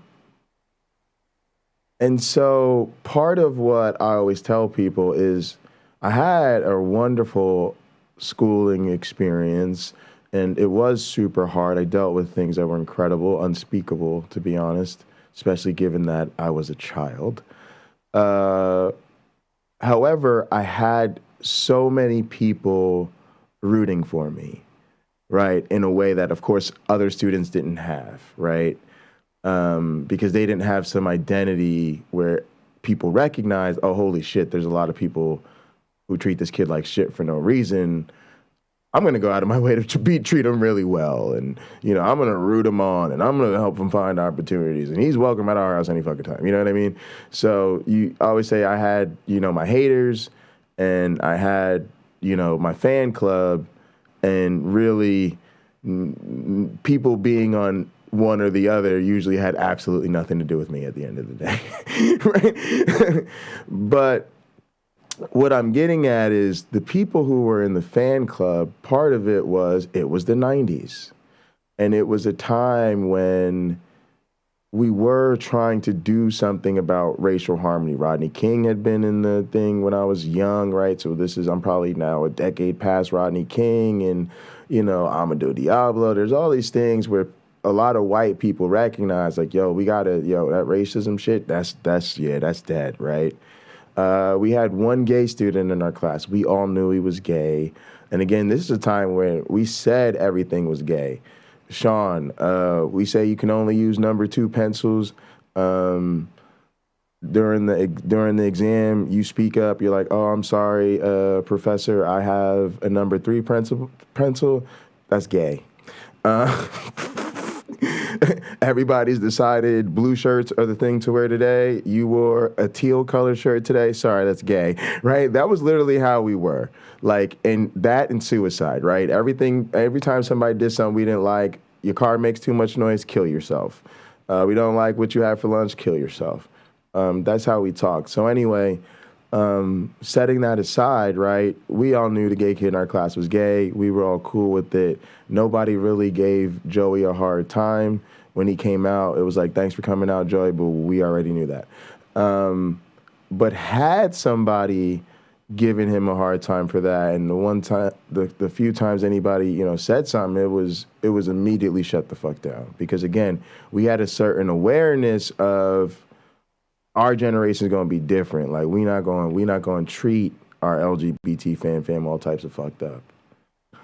So what I'm getting at is fast forward to 2023, 30 years later, 20 years, whatever later, right? It's really infuriates me that right now these people are doing this. Because with all the shit with George Floyd, with all the shit going on in the country, I have to pat most people on the back. I have to pat most allies on the back and be like, yo, people are really switching their shit up. Perfect example, like I've had my dad, some other older colleagues either call me on the phone or pull me aside in a Zoom meeting or something and ask me about pronouns. Like, hey, I noticed that, once COVID happened and everybody was home Zooming, all of a sudden everybody's got their pronouns in the thing. Do I need to do that? What's going on with the pronouns? Oh, yeah, it's no big deal. You could do it if you want. You don't have to. But people's just letting you know what to call them. And, we're just trying to be aware that, people don't always, want to use the pronouns assigned to them at birth. And you just go with it. And if not, you go with they, them if you don't know any better. Oh, cool, Jay, thanks for letting me know. No, thanks for asking, right? These are people who are from a different time who are trying to say, like, yo, can I get trained up in what's going on right now? Because I don't want to mess this up, right? My point is we're trying to do things differently now. We're trying to do things in literally an unprecedented fashion. We're trying to create equity and equality and normalization of certain identities that's literally never happened in the world.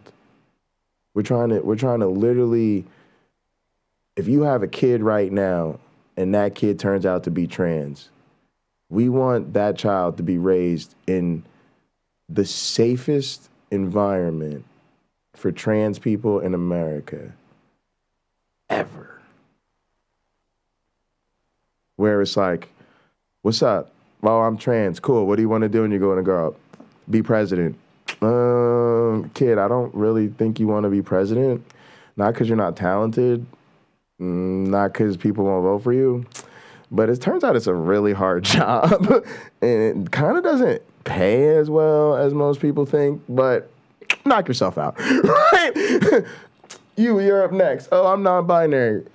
I didn't ask, but thanks for letting me know. What do you want to be when you grow up? Oh, I want to be the fucking leader of NASA. Again, pretty stressful jobs. Anybody want to do anything that sounds enjoyable? But knock yourself right on out, right? Like that's the world we want to live in. Oh, what's up with y'all? Oh, I was at Perkins the other day, yeah, and I saw this family. And it was 4 moms, 2 dads, and like 5 kids. And they were sitting there. They just had this big extended table in the middle thing. We're like, cool, good to go. Man, I hope y'all got enough space for all them fucked up ass kids. But peace, we out. Enjoy your breakfast. That's the world we're trying to create. And these fools are like, what? Huh? Trans people? What? Huh? What? Well, what if we tell trans people they're not trans? Like, go fuck yourself. So part of what I realized is the way, so here's step number 1. I'm super pissed that people are being this way right now because they're fucking up the effort. Literally, previous generations, we couldn't get the fucking effort. We literally could not get the consensus public on board with stop being racist. We literally could not get the consensus on board with like, yeah, poor people didn't do nothing wrong to be poor. We couldn't get the consensus of people on board with, yeah, LGBT people actually turns out, see how that word ended in people? Yeah, they're good to go because they're people. We literally never could get most people to be like, yeah, we really need to do something about that. Finally, we do. And now these motherfuckers want to speak up and be anti this. No. It's not just run-of-the-mill hatred. It's not the cultural milieu of the time like it was in the past. No. they're off with the entire fucking human meta right now, right? And that has to be called out. You're not just an ignorant asshole. You're an ignorant asshole where we are shutting down ignorant assholes like never before. It's a dangerous time to be an ignorant asshole because we are trying to get some shit done for these people. So I'm not about people. I take shit personally when you are working to undermine my work. That's when shit gets personal. You having a different football team, don't care, I don't play football. You not liking professional wrestling, don't give a shit. I'm checking out the wrestling. You could go do something you enjoy. But when we're out in here streets trying to ally for our people, trying to take down the institutions that are fucking causing our oppression, we are literally building the bricks of the new future, and you are coming down with a sledgehammer, smashing the wall we just spent all year building. Yeah, nah, shit's personal now. That's how shit get real personal real fast. So part of what I realized they do, and I'm actually so glad we had the conversation with Lupin because it came out, especially when Wayne tried to touch him with the racism. See, Wayne's a boxer. So what Wayne did was he hit him with a little jab to see how he responds to a little punch. Nigga didn't respond very well. But part of what I noticed when he spazzed out was the defense was the normal bullshit. I got a black friend. There's plenty of black people on the compound. Show me something we said that's racist. So what I realized, Sean, is they seek out these leaders, these communities, these cults, whatever, because they already share all the same bigotry, right? And now that we already share the same bigotry, we don't even have to talk about our bigotry. So now when people come at us like, yo, y'all are some fucking bigots, unless they're dumb enough to slip up, and, you know, most of the time they do because they're that hateful. But for the most part, they don't have to be explicit about it anymore because they already assumed that already. Go ahead. Just asking him, like, what Kent Hovind says about the gays was trying to see, like, if they were... Because I'm sure they say... And he even said, well, we don't talk about that. Right, we don't talk about it. And right, when exactly. You do, how is it talked about? And, well, it's not really addressed. But it's addressed, right, at some point. And I know what you're... But we all do this, right? Like, I show up to your show because we're going to share a lot of the same views, the same way he shows up to Ken Hovind's thing because he wants to do that. So I don't have to be like, do you believe in voting? Oh, let's talk about how much people should have the right to vote, right? Because we already know that we think we should vote. But for them, you could say the same thing about anti-Semitism or Catholicism. You see how when really asked, they were throwing Catholics all under the bus. Well, they always do because most Christians, just like he, doesn't think. But again, I think Leo brought up a great point, a few good points in Rebekah's thing. He's like, so at what point... She's like, why are you asking me these questions? Because she knows what's coming. And he says, because if you don't know the basics of it, just like Nathan called out your friend Sal. If you don't know the fucking basics. So if you don't know, like, the simple basic, the fact that you're a Protestant, right? If you look at me and go, well, what's a Protestant? I'm going to go, well, what? You don't know what the fuck you're talking about. Like, right. Like, how do we, what did he say? Like, how do we take you seriously, right? Like, how am I supposed to take somebody seriously if he says some of the things that he does, because he obviously hasn't put any thought into, like, whether Kent Hovind's guilty or not, because he likes what Kent Hovind says. So Kent Hovind gets a pass on everything. And he just buys into that narrative the same way he buys into the Christian narrative, right? Like, but we all do this, except we have to be better about, like, thinking, like, how much am I doing this in my life? Right? Like, right? Like, how much do I, and you and I, being outside of Christianity, I think can do just ultimately a better job because we're not held to some book, but we don't do it as well as we probably could, right? But when I do hold a belief, but we I can continuously do it. Again, there's this grand asymmetry. We've been on their side of the fence. They've never been on ours. So we were over there. Now we're over here. We know it's better over here. And we absolutely can compare the two. And we have a powerful cumulative case. And we still do it. Doug was a perfect example. We were huge Doug fans to the point of literally starting our show and saying, this is PineCreek fan fiction. A lot of us know. We were joking about we're part of the Church of PineCreek. Some of us would call ourselves PineCreeksters, right? So we literally identified as like, yo, we're the fucking PineCreek crew, right? But enough exposure to Doug sitting on some bullshit. We were like, yep, I'm out. I'm done. Fuckface Doug. Oh, now that I realize it, is Doug actually the enemy based on the evidence I see in front of my eyes? From now on, we're treating Fuckface Doug like the enemy, right? So we're literally still showing that we could be down with something, realize, oh, this isn't what I thought it was, and we will, in fact, switch it on up. So correct. I think we're good to go because I think we're still demonstrating that difference. I told that to my mother. Idiot or willful piece of yesterday. So a big point for me, and like with the whole Doug, if I take it at its very at the very basic level, what I learned from that whole thing, or have tried to learn for the most part from that whole thing, just because I may resonate on a certain point with someone or we share something, I no longer like value everything that they say, or I just take what they say for granted, because I think we do that as people, right? Like we see someone that shares, so we hold everything that they say as more valuable than someone else, right? So I think it's best we don't do that, because my mother, for a prime example, was going to bat for this lady she never knew. So we push disabled athletes in chairs at like 5Ks, 10Ks, half marathons, that sort of thing. And she met one of our in-chair athletes' mother and was kind of going to bat for his mother. And I was like, well, the problem is you can't really take anything. One, you don't know this lady that well. And two, you feel special and you feel drawn to this lady because she's part of a community that's wonderful, right? Like when we go to these races, it's a lot of feelings, right? Like people crying. It's a lot of feelings. It's a lot Absolutely. It's a great community. Absolutely. And I was saying, well, look, you've got to be careful. Just because you feel drawn to everybody in this community, that doesn't mean there aren't assholes within this community. Yeah, right? And that's what Lupin wasn't getting, right? Oh, I love the Christian community and we're supporting each other, and you know, he's drawn to that, and oh, it's all about love, and I love you anyway, and you have a soul to me, even if you don't believe you have one. And he's so caught up in the wrapping paper, he don't realize there ain't shit in the box.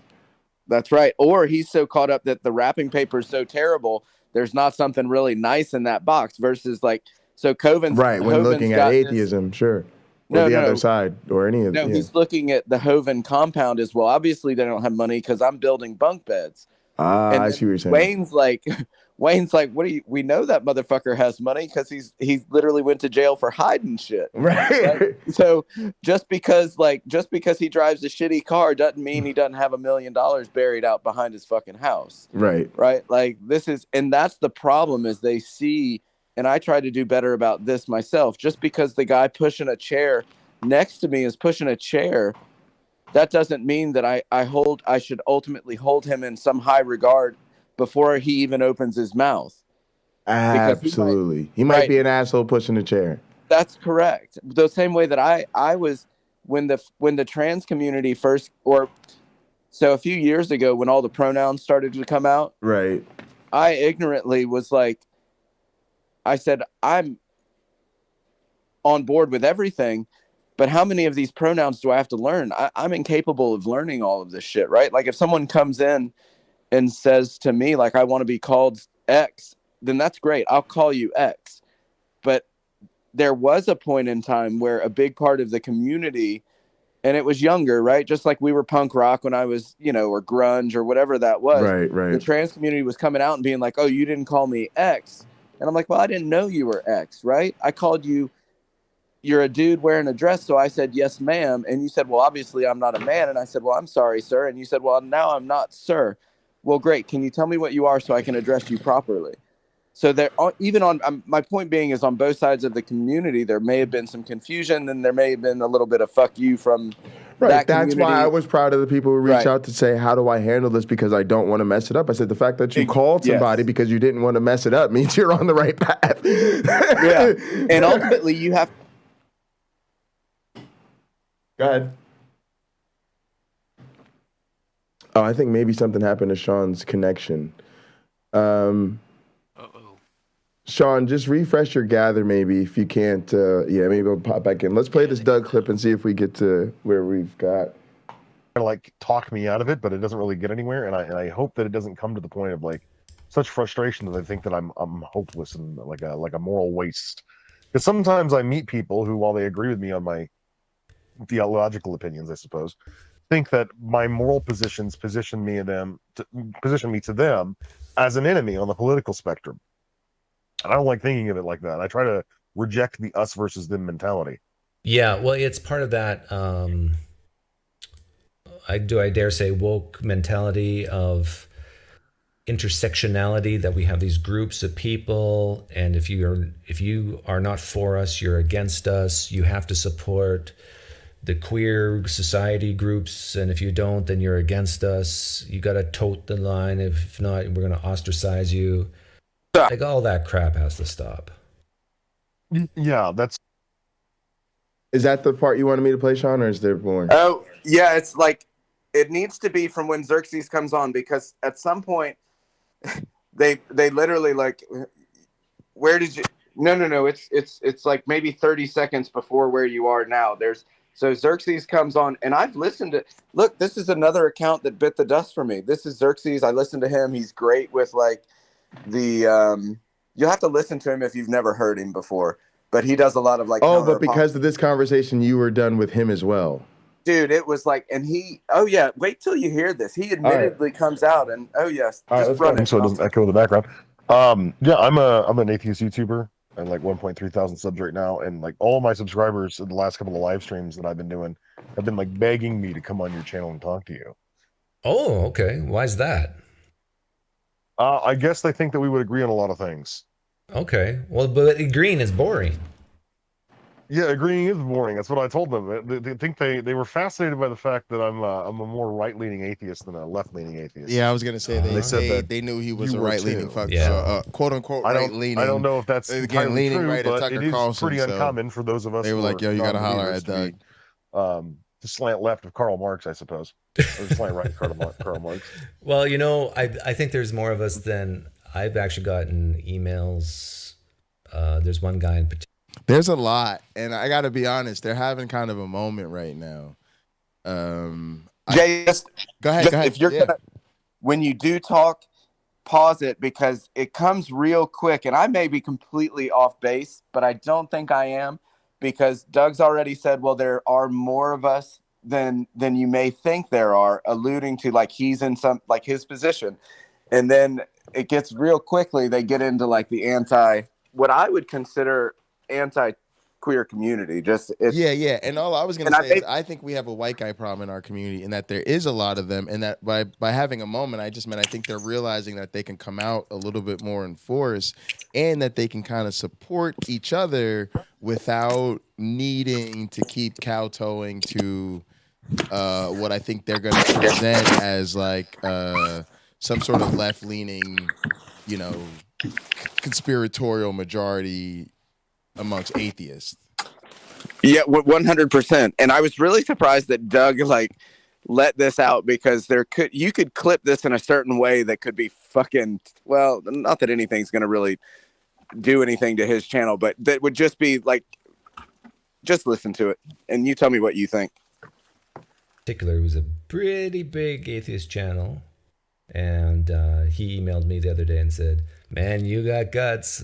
I mean, I wouldn't do what you're doing, but I agree with most of what you're saying.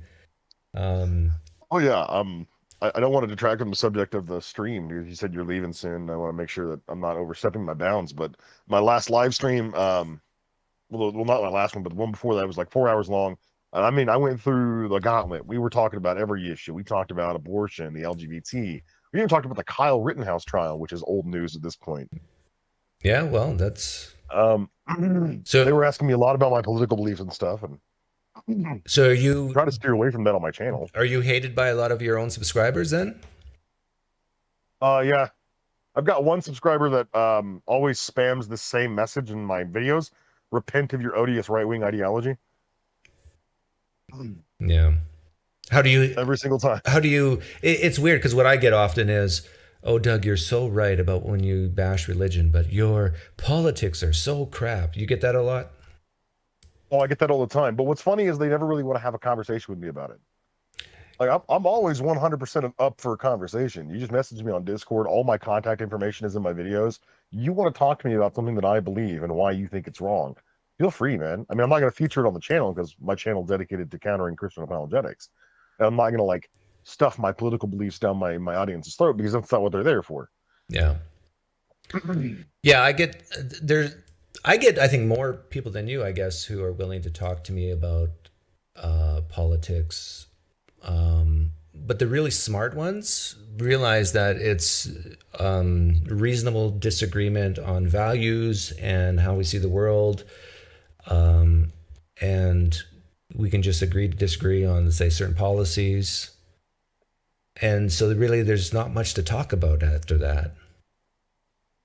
This is another tactic they use. So first off, y'all know anytime Doug thinks he has facts or evidence on his side, he is never of the opinion that we need to agree to disagree. He's of the opinion that he has the facts, you're caught up in your feelsy, you need to be more dead inside. And are you really sitting here? Should certain facts not be shared? Are you telling me people can't handle the truth? Are you saying under certain situations I shouldn't just say what the facts are? So there's absolutely no give in these people when they think they have the facts or the argument on their side. But when they don't, then all of a sudden they don't understand why everybody else won't just, agree to disagree.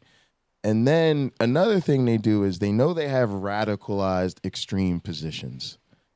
And so just like the apologist wants to make everything about belief because that's their worldview, and we're trying to argue usually positions where belief doesn't really appropriately play into it.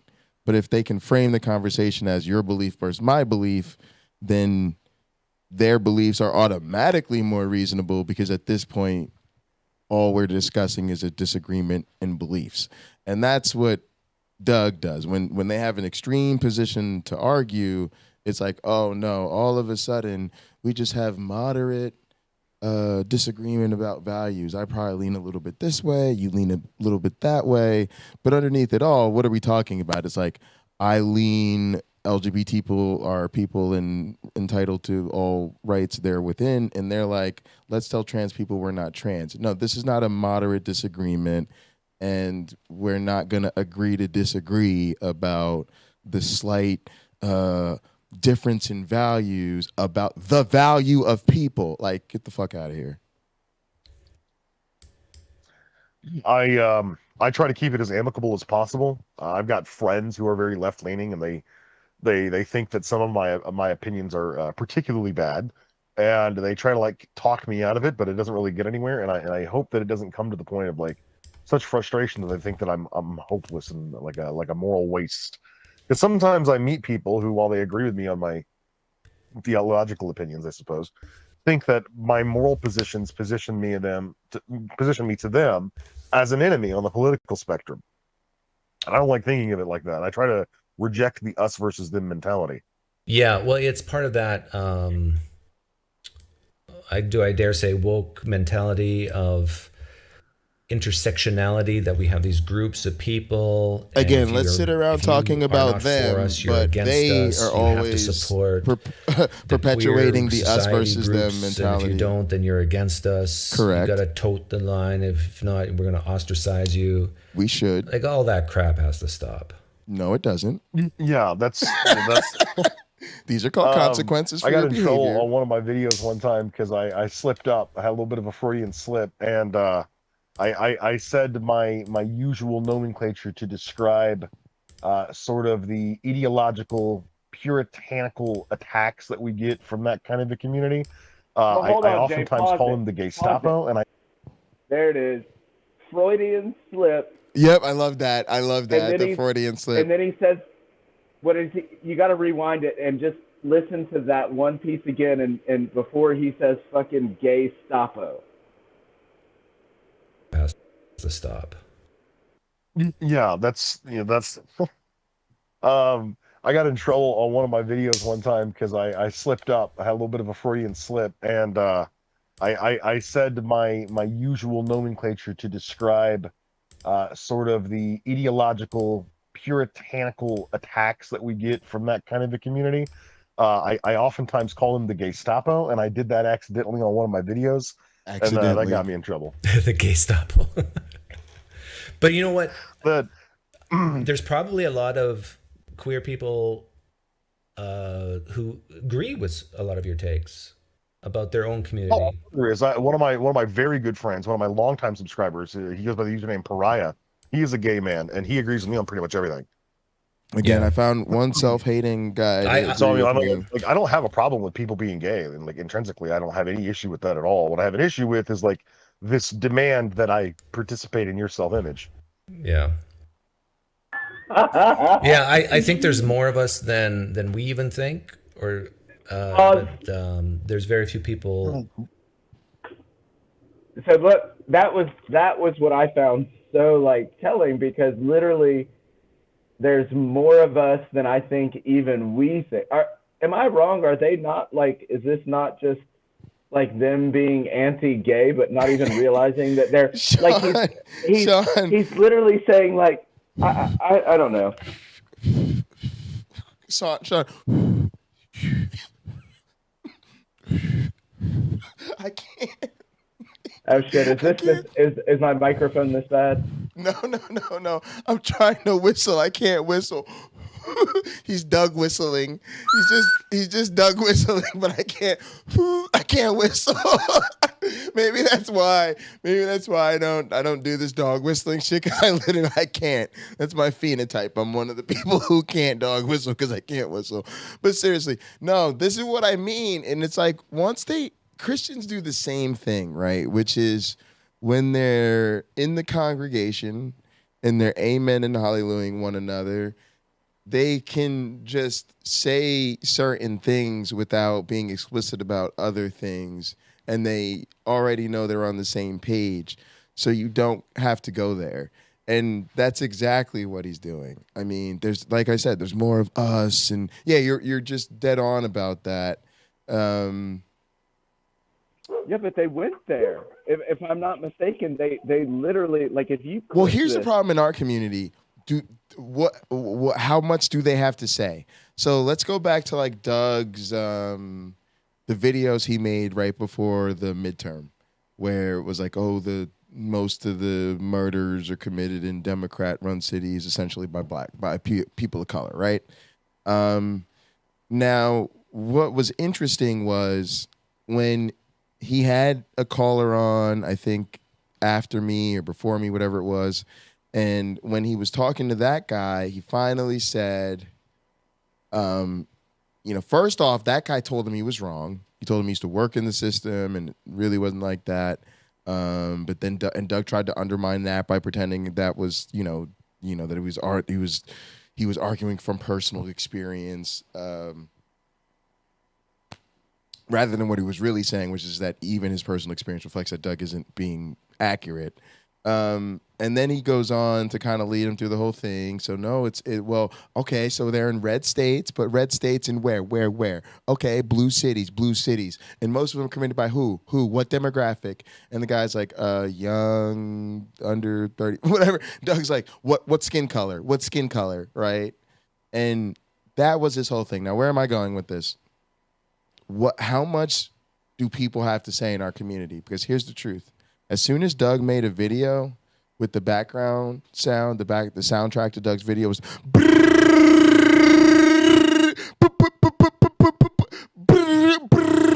right?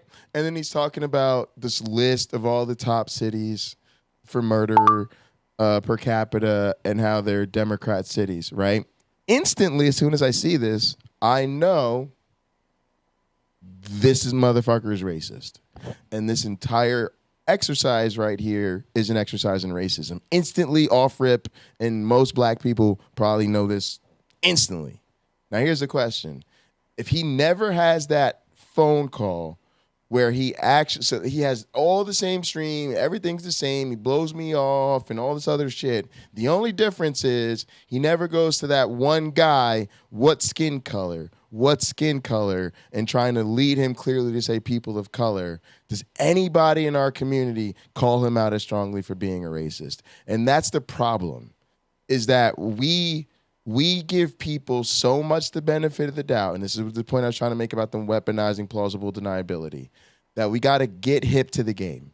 For the most part, they're not going to be sloppy as Doug. Doug's a little bit too arrogant for his own good. He overestimates how clever he can be, and he underestimates how easy it is to see right through him. But nevertheless, most people with a little bit more sophistication than Doug are not going to be that stupid.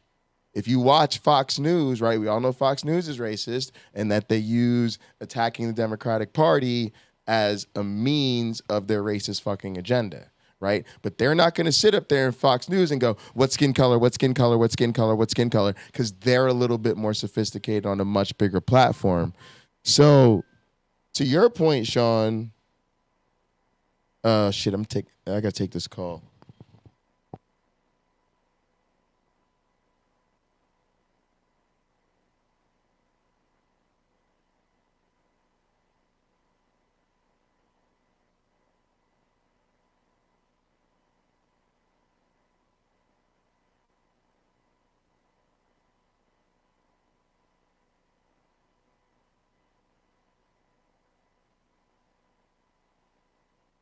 Sorry, I had to cancel my order.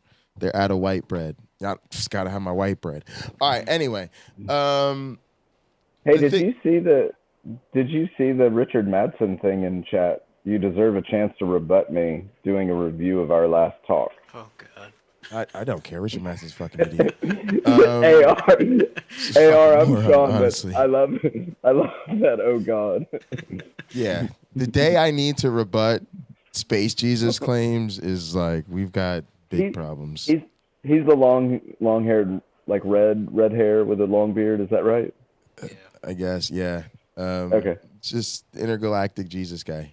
But he's so dishonest, right? I have this challenge, which is like I'll give somebody $100 if they can give me, evidence of their God, and that's always how I'm going to say that, because I'm not going to sit here and spend 30 minutes explaining what I mean by evidence, 30 minutes explaining what I mean by God, 30 minutes explaining what I mean by if.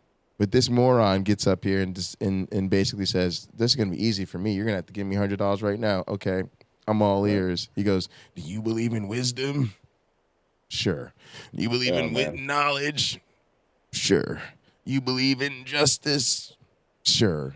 Well, then you believe in my God. Checkmate, atheist. Like... Yeah. Try again. So that's I mean if that's the best you got, nah, I don't need to refute that. Go knock yourself out. Well, Jay, is it you recently that said like we're talking about like what the Walmart cashier believes to be God, right? Right. Like, Yeah. Exactly. Yeah. Yeah. That's what we're talking about. I don't care about your like woo whatever bullshit you've got going on. Exactly. If you're calling the universe, yeah. And I've always had a problem with that too. Like ever since I actually started to even think about things is I look back on a bunch of conversations and you see people that are spiritual but not like Christian, and they would talk about the universe being Jesus, not Jesus but God, or the universe, like we're all like part of this system or whatnot, and that's kind of like the woo, that what I would call woo, right? 100%. That's not what we're talking about. And if you're too ignorant to realize it, then like let's have a conversation. It's literally not even the definition of God. They need to redefine God so that they can have. But if you're just trying to grift, which I think a lot of people are, even like apologists are trying to grift at some point, because a lot of them say, well, I'm not going to talk about Christianity, but I'm going to talk about like the classic definition of God. Well, what the fuck does that do us any good? Like, what do you actually believe? Well, this is like, you know what I mean? They want to talk about Jesus. They can't talk about Jesus because they don't have a leg to stand on. So they go into the classical definition of theism. right? That's how I define God, how it's classically defined. Well, that's just stupid. In my opinion, that's just no better than defining the universe as God either. Right. And then he gets the ultimate rebuttal. Well, I asked you to defend your stuff and you won't, so guess I'm off to do my victory dance. Right. Yeah. Have fun. All right. So so the thing here with like this whole Doug thing, right, is that's kind of where I'm going with this, is like they don't really have to say this, right? If they can leave it at, well, I think there's more of us than we're aware of, and blah blah blah blah blah.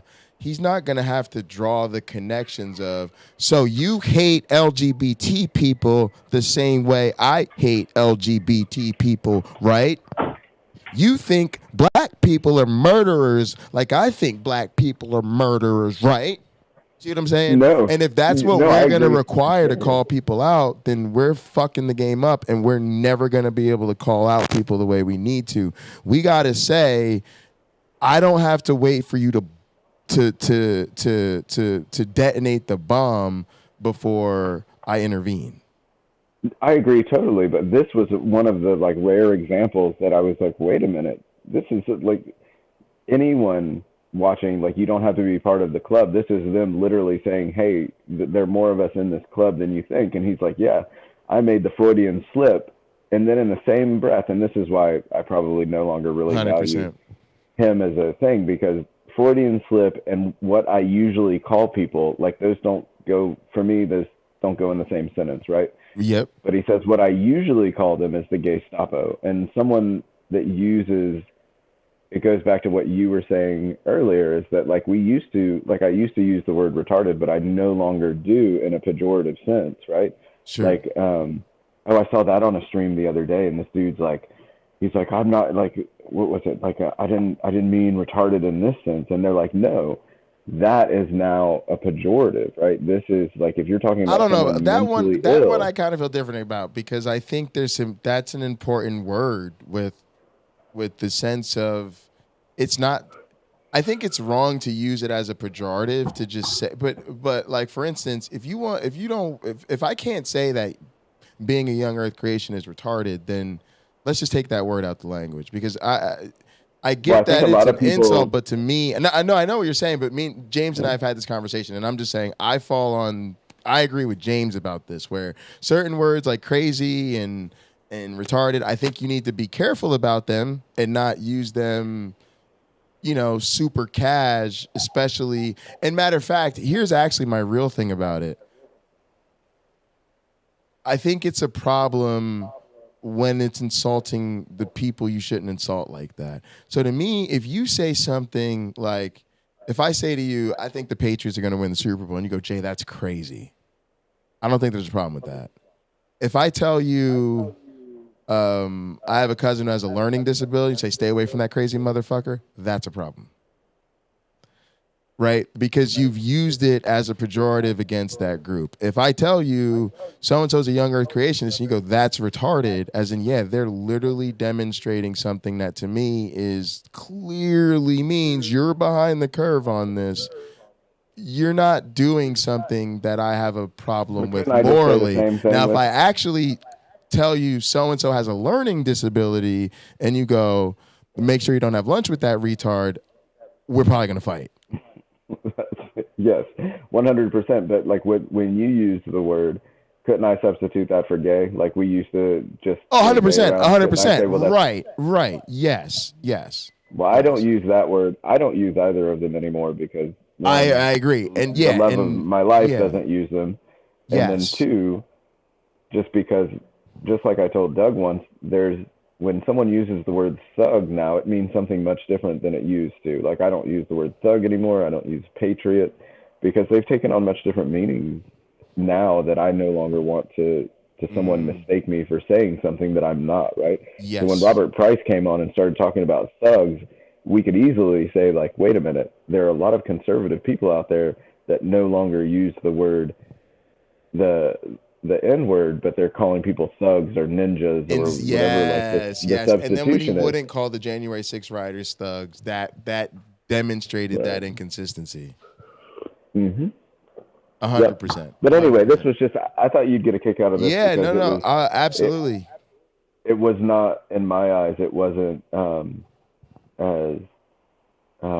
it was just blatant. It was like, wait, what did you just say? And Doug's like laughing. He's like, the gay Gestapo, that's funny. And I'm just like, fuck. Man, there's like not even hiding it, just leaning into it.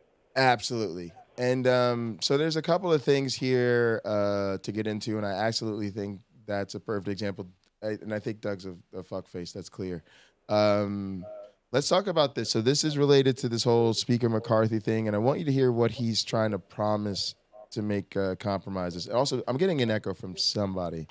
So Kevin McCarthy agrees to lower the threshold to remove the speaker to 5 members. 5 members can demand a vote to remove the speaker. He has said no virtual or hybrid hearings. He has said no more magnetometers outside the House chamber, no more fines for mask or security protocol violations. A bill would be posted for 72 hours. Everyone gets time to read it. Does he have anything left to give? And if you do the 9 who signed the letter, plus the other 5 who are already on record, that's at least 14. All right, he's just breaking down the math. This isn't one of our big stories today, so we're not going to spend a lot of time on it.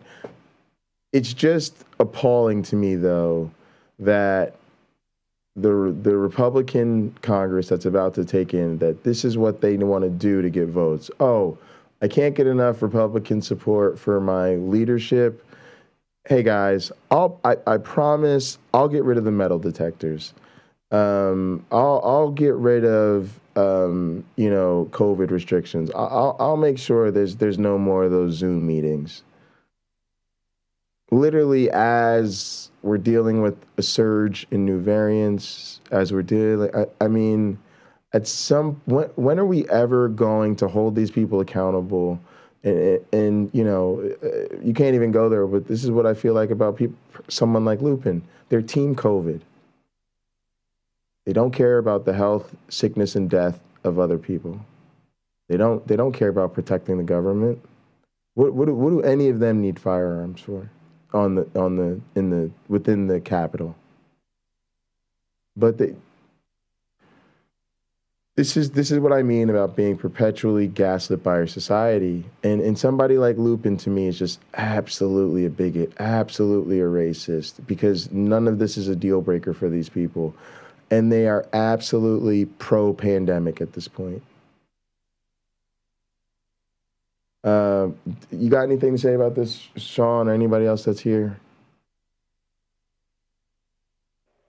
No, I'm good. I've gotten riled up about enough, although I'm saving what little I got left for when you start talking Rebekah? about Sal. All right. Oh, yeah, Sal. All right. Well, yeah. Yeah, we'll get there in a minute. Let me get through some of this other stuff, because yeah, absolutely, Joe. All right. I'm gonna listen, but I'm gonna dip out for. Appreciate you. No worries. Yeah, absolutely. George Santos lie about his mom dying in 9/11.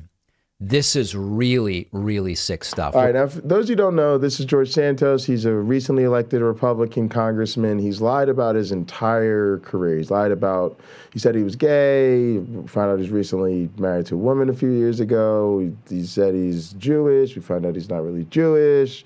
He lied about where he went to college and what he majored in. Turns out he didn't go to college or graduate from anywhere.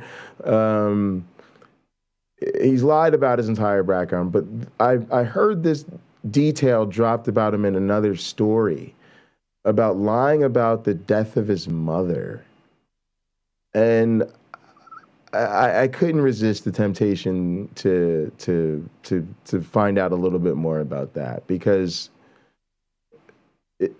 I don't know. I don't know. Maybe I am a mama's boy or something, but wow.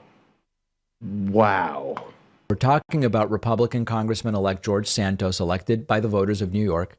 He lied about his employment history. He lied about his educational history.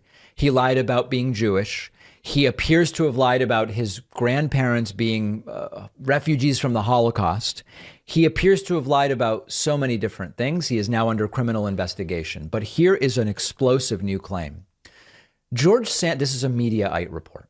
George Santos alleged that the 9/11 attacks claimed his mother's life, and 5 months later said she died in 2016. 15 years after the 9/11 attacks. Wow. Listen to this. Yashar Ali flagged these tweets from 2021 last night. 9/11 These appear to be claim my contradictory mother's claims, to say the life. least. On July 12th of 2021, George Santos tweeted, 9/11 claimed my mother's life. From his campaign accounts. Claimed my mother's From his life. campaign accounts. 5 months later, in December of 2021, he said his mom died in December of 2016, which is 15 years and 2 months after 9/11. December, this is his tweet, December 23rd this year marks 5 years I lost my best friend and mentor. Mom, you will live forever in my heart. Santos' campaign website states, quote, George's mother was in her office in the South Tower on 9/11/2001 when the horrific events of that day unfolded. She survived the tragic events on 9/11, but passed away a few years later when she lost her battle to cancer. Anybody have any idea what's going on here? Because I certainly don't. And the article writes, although many at Ground Zero in the aftermath developed health problems like cancer, 15 years is not a few years later. So what of this is true? I have no idea. As a reminder, Mediaite reminds us, Santos also claimed he lost 4 employees in the 2016 Pulse nightclub shooting in Orlando. However, none of the 49 people killed are linked to any of the places that he even claimed to have worked, which is a whole other story. I don't know what the truth is, but it is natural to be extraordinarily skeptical given the disgusting nature of this guy's lies. Now, is he ultimately going to be forced into resignation? I don't know. We're running out of time. I believe he should be. He has shown a willingness to lie for what he believes to be personal gain, but also, even if you want to argue or suggest that there are other motivations, like, for example, he's just a pathological liar, there are people who, it's almost reflexive. They just lie. They lie.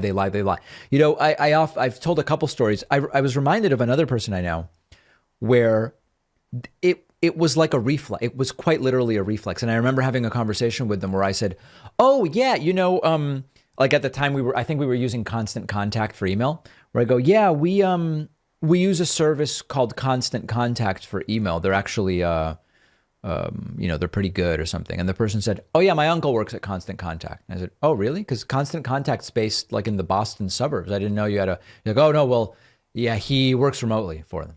Oh, huh. It wasn't true. Just it's natural instinct to just lie. If that's part of what is going on here with George Santos, that also doesn't make him a particularly good candidate to be a member of the House of Representatives. So we'll see what happens in the next couple days. The pressure to resign is mounting. The criminal probe is a real problem at this point, and that may be what pushes him over the edge into resignation. But at the same time, he may be one of 435 members of Congress starting next week, which would be yet another embarrassment and humiliation for the United States. Not to the degree of Trump being president, certainly, but it will certainly be a humiliation. We're going to try to get him on the show. I would love for him to tell us in his own words what all of this is about. I don't know that he's going to accept that invitation. When you're working during the day,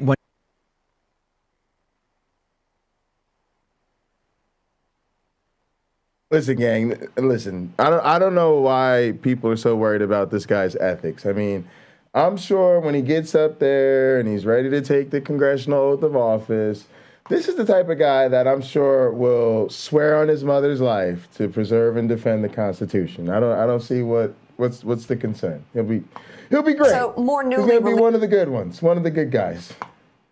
Holy shit. Can you even imagine? Wow.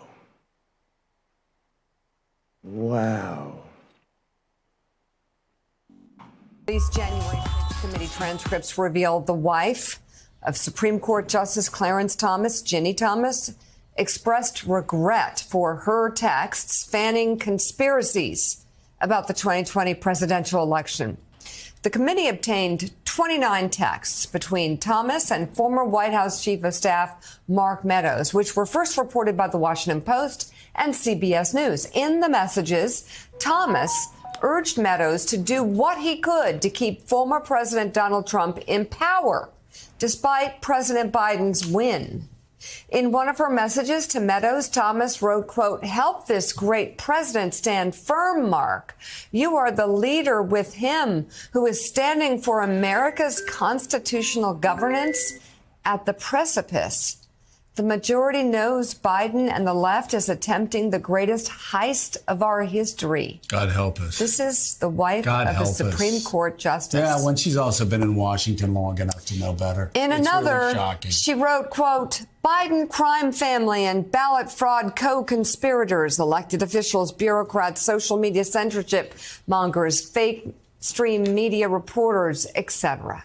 are being arrested and detained for ballot fraud right now and over coming days, and will be living in barges off Gitmo to face military tribunals for sedition." That QAnon message She brought is- to you by Jenny Thomas. She is something That's else. a QAnon conspiracy theory that she's spreading to the White House chief of staff. One of Thomas's stated goals in the message was for lawyer Sidney Powell, who promoted incendiary and false claims about the election, to be, quote, "the lead and the face of Trump's legal team." When interviewed about the communications, Thomas told the committee, quote, "I regret all of these texts. It was an emotional time. I was probably just emoting, as I clearly was with Mark Meadows somewhat." Thomas also told the committee she was hopeful that state legislators could identify fraud in the 2020 election, thereby allowing the election to be overturned in favor of Trump. Additionally, she told the panel her actions regarding the 2020 election were, quote, "minimal and mainstream," and that she was, quote, "involved in things that were trying to get to the truth." Yeah, Jonathan Lemire. Wow. No, she wasn't. She wasn't. This is someone who's not telling the truth and it was under clear, oath. I've got to say, I've known her for a very long time. And, of course, when she was in the House, she was always, of course, focused on helping Republicans in power. That's all she cared about. For conservatives like us that were actually trying to bring reform, she constantly fought us, constantly saw us as the enemy. Now, on the other side of it, you've got Donald Trump who loses election. And again, she's drawn to power and willing to do just about anything, says they're mainstream, says her views are mainstream. And she's talking about putting the Biden crime family, as she says it. I said, Jenny Thomas believes her radical, freakish views were, quote, mainstream.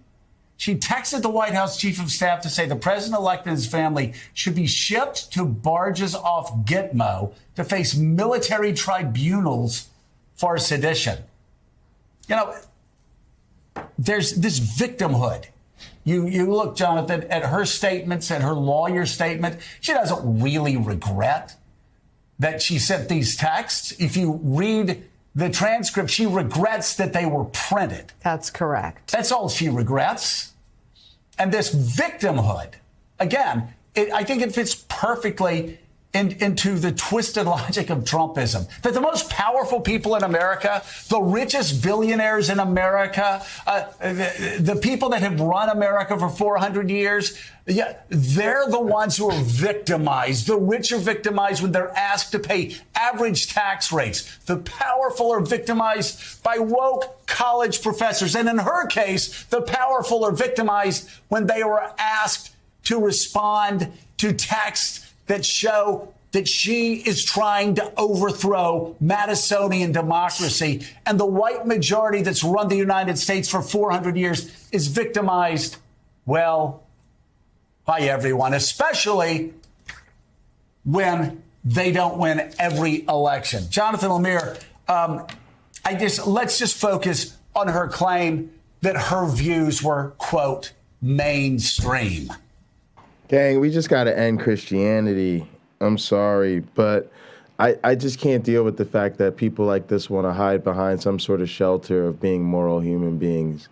I mean, talk about disgusting. The shit that came out of Lupin's mouth tonight, to be honest, was just absolutely horrendous, right? And it's the same thing here. I mean, barges off to Gitmo to face military tribunals for sedition. She talking about Donald Trump?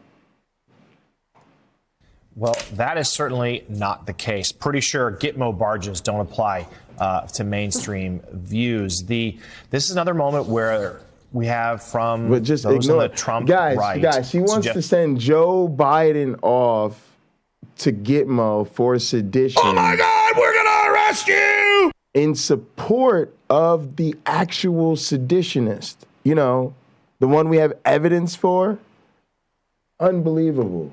And the rules don't apply to them, and they don't apply Oh, when they it's always lose. the rules don't They're apply to willing them. to change the rules, willing to cheat the game. It's so great. To pull whatever It's so lever they great. have, It's so gross access to when gay power that dudes they have kiss. to maintain But that power. if And this is the heterosexual wife of a sitting manual Supreme Court justice, sex again, happens in the one public, Supreme good Court to go. justice who has voted Just look the against other way. efforts to say turn over Trump documents to investigators, and she is texting Whole with family. great frequency to the chief of staff for the White House, talking about how they were serving, they believe, the greater good, a God-driven plan to keep Donald Trump in office. There's nothing mainstream a about God-driven that. plan to overthrow American democracy. Yeah, suggesting a this is God-driven plan to overthrow American democracy, and they're throwing Jesus under the bus. And she's just emoting. Let's pray to Jesus that Jesus will help us cheat and win this election and undermine the rule of law and American democracy. That's mainstream? No, that's not. That's really whacked out. And by the way, Republicans, you sit there. If you're sitting there, you Trumpists, and you're going, oh, it's so horrible that they're saying it. Should I tell them the secret? Should I tell them the secret? Carefully. Should I carefully tell them the secret? Gently. Okay. This is why you keep losing elections. You see, you are in a little bubble, and you say really crackpot, screwed up things. Yep.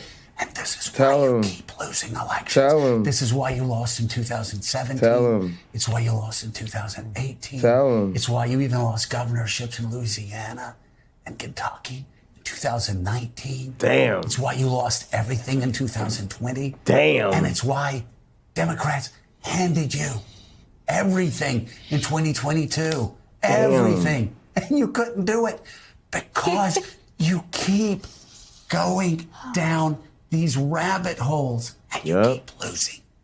Stop being crazy. Oh, this is some good ass Push the MSNBC right weirdos, here. the insurrectionists, and the freaks to the side and go mainstream. You'll Pillow start talk winning with again. Joe. Yeah.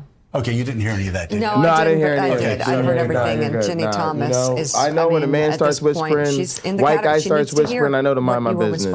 whispering. Super Oh, no, crazy. she won't. She won't. No. Super crazy. Those are the people you have to push to the side of the Republican Party. Oh. And Republicans, I don't know, here's a radical Super thought. crazy. Why don't you fight for small government? Yeah. Why don't you fight for tax cuts for small Stop. businesses? No, and wait, no, Michael no, Popok legal? Don't give them ideas. Don't try to help these fools. AF with breaking news. Well, Stephanie Grisham, former press secretary for both Donald Trump and Melania Trump, had some bombshells in her testimony that again established the culpability of Donald Trump in the criminal prosecutions that will now be ongoing. What happened during the 187 minutes of dereliction of duty for Donald Trump in the dining room while he watched the Capitol burn, literally while he watched the seat of our democracy be attacked by anti-patriots and insurrectionists? What was he thinking? What was he doing? Well, he had two major comments, according to Stephanie Grisham. The first was he worried about the theatrics and the optics of the attack. He said that they were sort of, the insurrectionists were shabbily dressed, as if he was putting on some sort of high school play or another special episode of Celebrity Apprentice. That was the first thought that went through his mind when he's watching 900 people overrun Capitol Police, the carnage on the Capitol steps, in the West Terrace, in the tunnel, breaking doors and windows, screaming murderous cries for the head of Nancy Pelosi to hang Mike Pence. I don't like the way they're dressed. And the second comment is even equally despicable and depraved. His comment was, well, I may not like the way they dress, but they sure do fight well for me. They're really good fighters. as if he's watching, like the emperor, some sort of Roman Colosseum, fight, like this is Gladiator. It just shows you, again, the criminal mind of Donald Trump, who, between his narcissism, his egomaniacal approach to things, which is the beginnings of dementia, this is how he addressed. This helps explain why he was AWOL and completely absent and derelict in his duties as commander-in-chief during the time, since the first time since 1812 that the nation's capital was under attack, because this is what was going through his mind. The other interesting testimony from Grisham, because of her close relationship at the time with Melania Trump, is to establish what we all suspected, that Melania did hold power and sway over Donald Trump when she chose to use it, which was not often. She was able to convince him to do things, almost like, the music that's Sav's the Savage Beast. She was able to, who knows what, whisper in his ear, like a Trump whisperer, and get him to do her bidding when she wanted to. But we know how often Melania Trump checked out of being a first lady, or even a wife, or even a counselor. It wasn't just the jacket going up Air Force One that read, "I don't care, do you?" which is completely inappropriate protocol for a human being, let alone a first lady. A first lady, by the way, that many in the Republican Party continue to extol as the greatest first lady we ever had. The greatest first lady we ever had, it is now established by Stephanie Grisham, while the Capitol riots and the attack on the Capitol was going on. Do you know what she was doing, Melania Trump? She was photographing White House rugs and carpets for a potential coffee table book that she was producing after she left office. And she did this even knowing that the Capitol was under attack. So her, the two main people in the White House, powerful people in the world, Donald Trump, 187 minutes AWOL, commenting on the clothing of the attackers, but commenting that they're really good fighters. His wife, at the very same time, who's the first lady of the United States, can't be bothered to tear herself away from carpet photography and rug photography to talk to her husband and get him to quell the violence, or make a statement herself as first lady to address the attack and try to pull back the 900 people who were attacking the Capitol. She couldn't be bothered with that. That is the greatest first lady in the history of the Republic, according to the Republicans. Grisham testified that the reason that she resigned is not because, even though she said she was embarrassed and sick to her stomach on the night of the election when Donald Trump declared already the beginnings of the big lie that it was a fraud, that he'd actually won the election, as opposed to saying, well, not all the votes are in, we're still counting votes, let's be patient to start the peaceful transfer of power. Grisham said, yeah, she was disgusted by that, but not so disgusted that she stopped drawing her paycheck from the White House. She stayed on all the way through Jan 6. She says the final straw for her was on Jan 6 when she texted Melania, busy photographing rugs, and said to her, now would be the time, Madam First Lady, for you to take to a podium, for you to tweet, social media, something, communicate with the 900 rabid insurrectionists and get them to stand down. And in return, she got a zero response, a hard no, a hard pass from Melania Trump. And that, according to Grisham, was the moment where she finally got courage and valor, and Grisham resigned. Let's not let Grisham off the hook. She never covered herself with any glory while she was press secretary. She's the first press secretary in the history of our nation that did not hold one press conference. I thought that was the job of the press secretary. Instead, she gave interviews directly to only right-wing media outlets, ignoring the New York Times, the Washington Post, HuffPo, Politico, any of those, Midas Touch. All of them. She just gave interviews. She never gave press conferences, which also shows that she's giving a little bit of a middle finger to the American public by how she titled her memoir. Of course, the memoir comes out right around the time, well, it comes out in October. She knows she's going to be probably a big star when the Jan 6 committee is done. And so surfing behind that, she releases a memoir, which is supposedly an insider view to the Trump White House. And the title of that is, I'll Take Your Questions Now. The title of a memoir for a press secretary who never held a press conference for the first time in our nation's history is, I'll Take Your Questions Now. So I don't think it's ironic. I don't think it's a tell. I think it's an FU to the American people. So, even when somebody stands up, we call it here on Legal AF whether they are courageous in having opposed the president, and you can count those people on one half of one hand, and those that because they were forced to testify before the Jan 6 committee and ultimately to the Department of Justice, because Stephanie Grisham's not out of the woods yet. She's going to have to testify to the grand jury under Jack Smith's authority. Whether they, just because at the very last minute, even they, given their low morals and broken moral compass, had enough, had seen enough, with Melania Trump photographing rugs at the very moment when she could have been stopping the Capitol from being attacked. The other interesting aspect of Grisham's testimony is to establish what we always suspected, which was that Melania Trump held tremendous sway over Donald Trump when she chose to exercise it. Now, we know that she checked out of that position a long, long time ago. She would wear, the coat running up the ramp of the Air Force One, reading, "I don't care, do you?" Totally inappropriate for a first lady to do that. She would also completely ignore Donald Trump at times at the moment when she could have given him good counsel as a first lady, as a wife, as a friend, as a something. Now, allegedly, according to Stephanie Grisham, Melania Trump did not like any of the insider advisors to Donald Trump. She didn't trust Giuliani or Powell, Jenna Ellis. She didn't really trust Don Jr. She didn't trust Mark Meadows at all and thought he was a terrible gatekeeper for her husband and allowed a lot of crackpots and conspiracy theorists to have a direct line of sight to the president. But what did she do about it? Absolutely, apparently nothing at all to stop Donald Trump from following his worst instincts.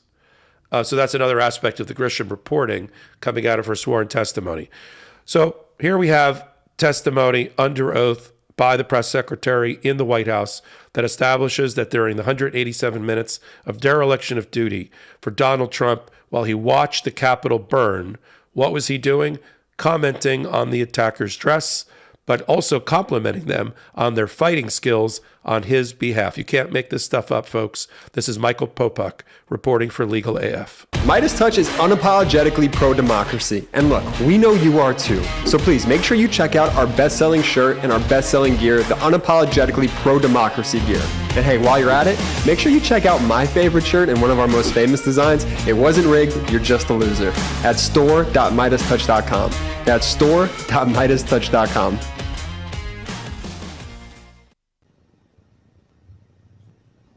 Greetings.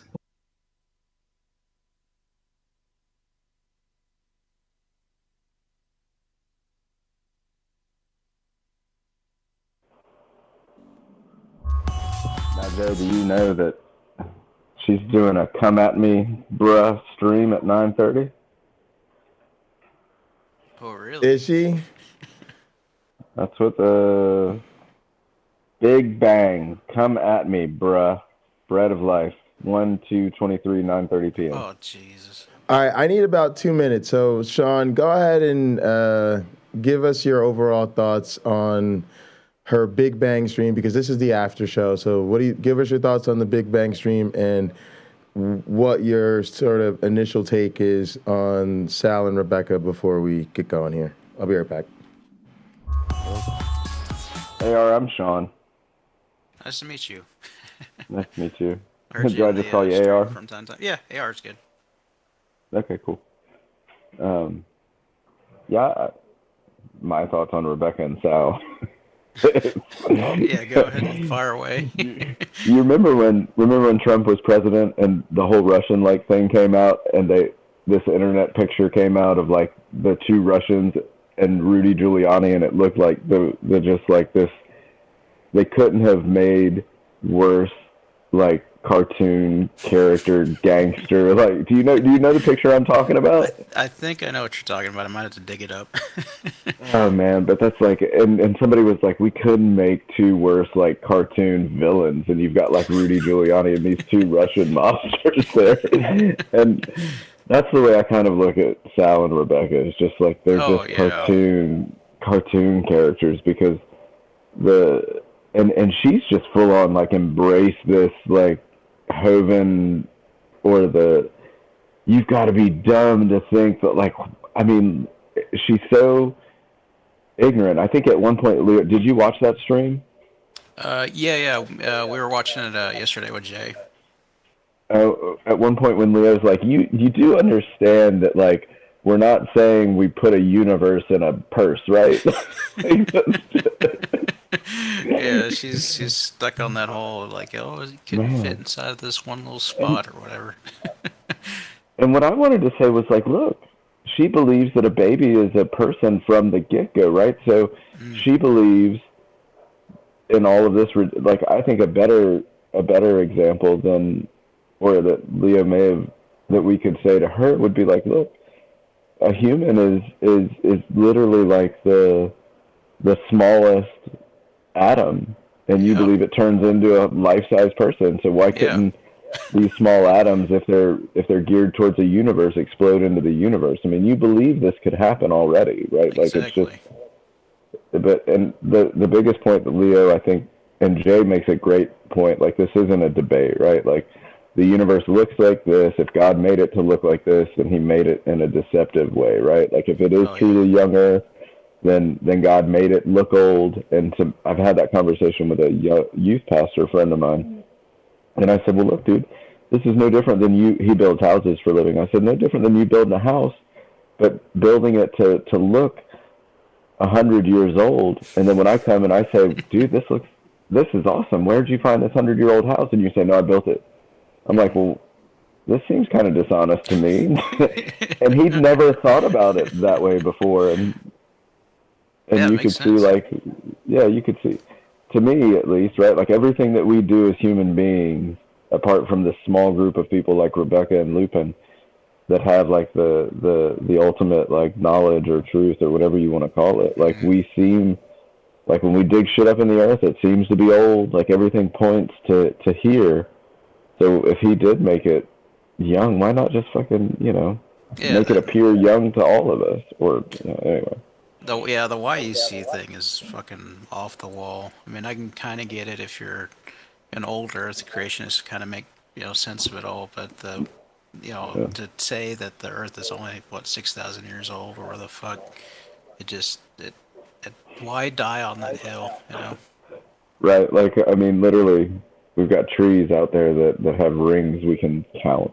And they're gonna say, well, you can't. Well, there's older books too, I think. Mm-hmm. We were domesticating dogs 30,000 years ago. Yeah. No, but God made those dogs. They're the dog kind and all that bullshit. It is absolute bullshit. But what I found fascinating was she's come back, and it even made me wonder if when she took that break, was she training in apologetics or in the bull? Because the way that she's always done this, but with Leo, she kind of laughed, and you can tell when she gets uncomfortable because she's she tries to steer the conversation somewhere else, or she'll laugh, or she'll say that's obviously bullshit, and she just has these tactics down now that I don't think she had before. She wasn't as confident. Now she's coming back, and I kind of wonder was this the plan the whole time, or maybe she got out of it, and I don't know. I think you heard that she was doing Uber and all that, right? Trying to do evangelism through hostage taking. Oh shit! Could you imagine fucking getting picked up by an Uber? Yeah. And like somebody like Rebekah's like, let me tell you a story. Let me tell you about this guy. He's real cool. He gets us. Oh man, talk about an Uber ride from hell. Oh fuck yeah. That, and I think little trying to proselytize at the malls and all that, didn't work out so good. So yeah, now she's back on YouTube.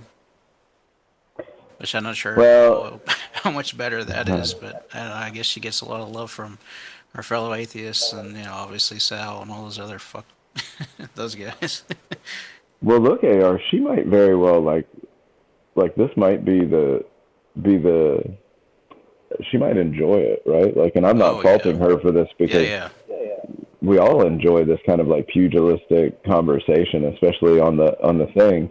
And I think I know that I believe there are people out there fighting her fight that don't believe as I think it's real hard for me to think that there's any intelligence behind her. Like, I just think she's literally dumb. I don't think she's a smart person. I think she's holding on to this belief. I think you can see like the rhetoric game she's playing with I just want the audience to make sure that they know that you're just full of shit, Leo, right? Like, and I do disagree with Jay. I think he was doing it exactly how he should have done it. Is like he needs to like just say, here's the science, and then when he starts asking her, I think the two things he did wonderfully were one, ask her basic science questions to say, well, if you don't know these simple things, why would I take you seriously on anything, right? And then he followed that up with, because all you're doing is not providing me an alternative, any alternative evidence, anything other but like this argument from incredulity, because it doesn't comport with your book. And he's like, that's what we're really talking about here. It doesn't comport with your book, so you don't believe it, but you have nothing to back up that position other than the book. And that really is what it is. And like Jay said, I like listening to it, but it's a non-argument, right? Oh yeah. Well, if it doesn't, go through her fucking God filter, it's not real. It's satanic or whatever. It's just not. It has to comport with her little, filter there. Oh, and she's a bag of problems too, because isn't she like a universalist on that point? And she's just all Christianity is right. They're all pointing to the right direction, which is, to me, is like way counterintuitive with the whole bit where the road is wide to damnation, and the path to truth is narrow and all that bullshit, whatever the verse is. But universalism is like, it doesn't seem like it fits in there. It's like, no, it should be pretty narrow. If anything, like what is it, the JWs? They say there's only like 144,000 when Revelation gets in. It's like, yeah, that's that kind of sounds right, but the JWs are wrong whenever you talk to Christians. Like, who's a true Christian? Dude, I mean, the book's, it's obvious that when you read this book that it's very clear about God's people aren't everybody, right? It's very clear about like who God's people are. And then even in the New Testament, like if you give them that, like, okay, I'll give you that it's new covenant, right? Like with all the problems that is, we'll just give that to you. Yeah. It's still very much like Jesus was very much Paul's, but I do believe it's a religion of Paul and not Jesus, because most everything comes from Paul rather than Jesus. Because if you do look at just what Jesus said, it's like the end should have already been here. It's very clear about there's only, the narrowness that you're talking about, I think, is one of the things that he says, or, he says a lot of things as far as, to me, that point to the elect and the non-elect, like the exclusivity of the actual religion. Yeah. So, but it's pretty interesting to like watch her do and play like these games that she's playing, because it's the same thing it's just fascinating to me that like literally they don't offer up anything else. Like you can it's obvious there's no like want to learn, and people like Jay or people. Oh yeah, people they still dig give these guys they dig their head in the sand and then they ignore it whenever it gets Hey, we're explained. getting an echo from you. Is it from me or from AR? From one of you. I just muted. Yeah, it just went away. All right. Is it back, Jay? That's me. Yeah, I think it's That's you, me. Sean. I'll switch out. Yeah, I'll switch out. Yeah, I need to get some headphones or something, man. All right. I'm trying to log into. I'm trying to let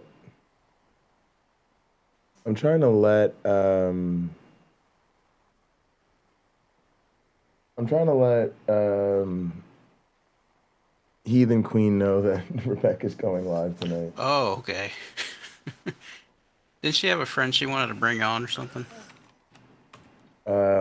She did say that, yeah, but I don't know where they're at. I don't want to do this. It's like my damn. So, I don't use social media a lot, and so like every time I log in, it's a fucking pain in the ass. Yeah, same. Oh, I don't have time for this fucking shit, Google.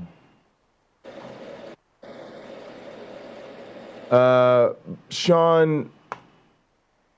Jay. What do you think her game plan is going to be tonight? I think the only game plan that she has is the same thing that the flat earthers. It's not a position of. It's the same thing as the Republican Party has, right? Like, it's not a position of like, here's what we're going to do to fix the U.S.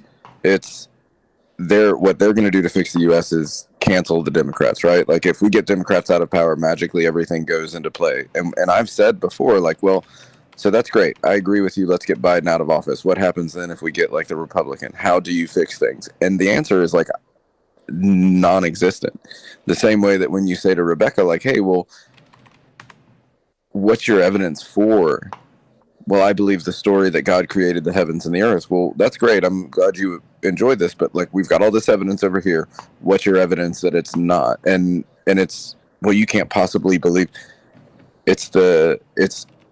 there's no, what's the scientific term for an alternative hypothesis or something of that nature, maybe? Yeah. Is that right? Like when you go to the table, Jay, and you say, hey, I have this evidence for this, and that person says no, you say, well, what else do you have? If that person were simply to say, well, your model doesn't look like, your model seems to fall apart right here, well, sure, well, why do you think that is, or what? And they've got no answer. There's no, they can't 100%. Fill that hole with anything. They're just saying, 100%. well, there are problems with your model, and you're saying, yes, I know there are problems with our model. It's incredibly a false dichotomy, and they strategically avoid presenting their alternatives because they know there is no scientific grounds for their alternative. Let's try to power through as much of this as we can, and I'm gonna listen because I'm gonna listen, but I'm gonna eat dinner. I'll be back. All right, man. Thank you so much. Welcome to the Evidence and Reasons for the Christian Faith video channel. We're here to. I'm going to discuss Rebekah's interaction with Leo on the Big Bang. I only asked her for 10 minutes. If she wants to stay longer, that's fine. I had some things to reflect on, and I'd like to salute Leo for his interest in this. I have I have nothing personal with him. He's a little. He can be a little hyper at times, but I don't take that as aggressiveness or whatever. It's just kind of his natural mode. And so I'd like to open with a prayer because I have some personal things. My phone is going off crazy. People know some things that are going on in my life. Praying again. Sal's praying again. Uh-oh. This is going to be bad. Somebody business about to be in the streets. Deal with it. And I already scheduled this show, and I'm giving this show and Rebekah priority. So let's just open in prayer, just to calm my nerves down and to just calm everyone else's.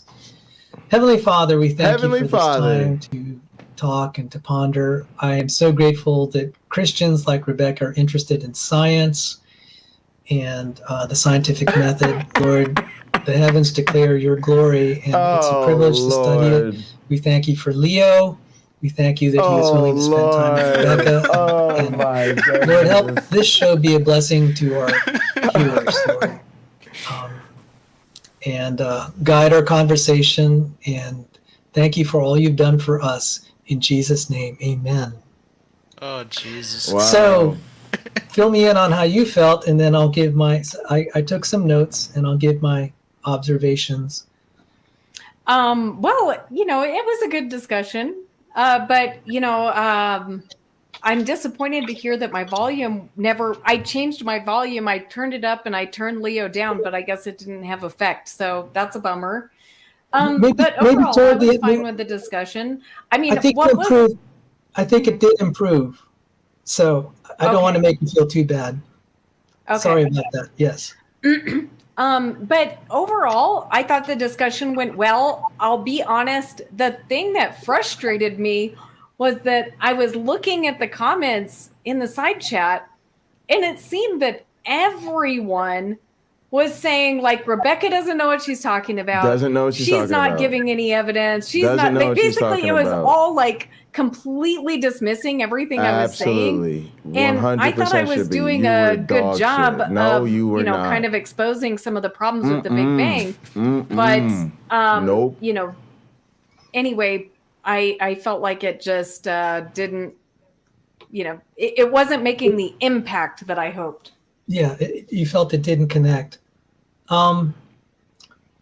See, my perspective is just a little different because I kind of I was around the graduate students and professors who were questioning the Big Bang. Under the bus. Come on, I Sal, get to throw hear her how under they that bus, criticize it baby. a little bit. Look, she got that yellow one. She's ready. She's ready. I feel bad because I said the Santa Claus thing was fine. I don't know what the hell I'm talking about. Pushed it too far. I would have just said, that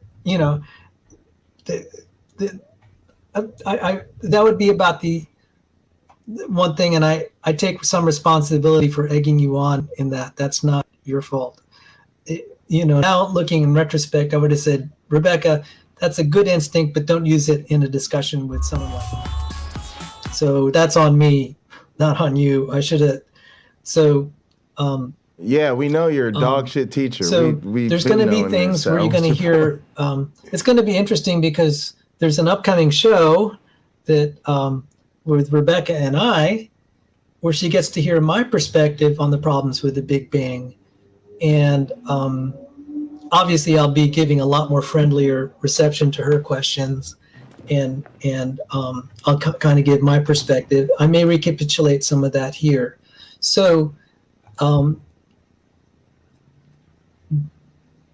Anyway, so you were kind of frustrated that. Can you say again what you were frustrated by? I was frustrated that it wasn't seeming to cause the skepticism that I hoped. Okay, because, I feel that what Leo gave, which essentially is the only observation, even though he was saying, I've given you half a dozen things, he really hadn't. He gave us cosmic background and he gave us redshift, which we already knew because that is the observational evidence for the Big Bang.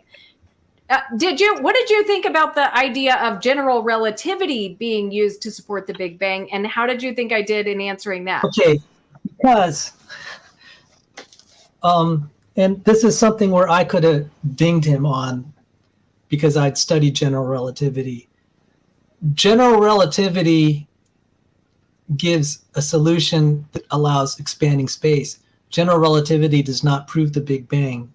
You can have all sorts of descriptions of even non-expanding space in general relativity. That's not what he said. I mean, he said you won't get one like ours. You could say, well, general relativity proves non-expanding space too. Look at all the equations you could look at all the metrics I could build that'll show it. Oh my goodness. I think that's the term. Look at all the solutions to the Einstein field equations that have. So Leo made a little circular reasoning mistake, but you have to have really keen ears, and he talks fast enough that you may not pick it up. The only reason I pick it up is I kind of know the script. I'm trained in the art and of I'm quick enough horseshit. I'm normally kind of slow in picking it up unless I've heard ninja. that play. I've seen that play before, and so that's a subtle mistake. General relativity does not prove the Big Bang. So let me give an illustration. Newton's second law of motion: force equals mass times acceleration. So, I mean, like, you kind of feel it in a car. If the car is real heavy, you need more force to make it accelerate. Or if it's accelerating real fast and it's a heavy car, you know you have a powerful engine, something like that. Now, so F equals mass times acceleration. What if you came up with an imaginary entity called negative mass? So you either have zero to positive, you either have zero to positive, you never have negative mass, but you could throw that in Newton's second law equation and say, look at all the things that I've made. Look at all the predictions and things. And it's like, well, there's no proof you have negative mass. In fact, in general relativity, the professor assigned us to solve this thing, this particular, he said, figure out the geodesic for this particular metric. And we all worked on it for a whole week. And at the end, he said, okay, you know what it was? I think I had it. He said, you're describing this. He said, you know what? That's a wormhole. But you need negative mass to make it work. We don't have evidence of negative mass, but the equations say it will work if there is.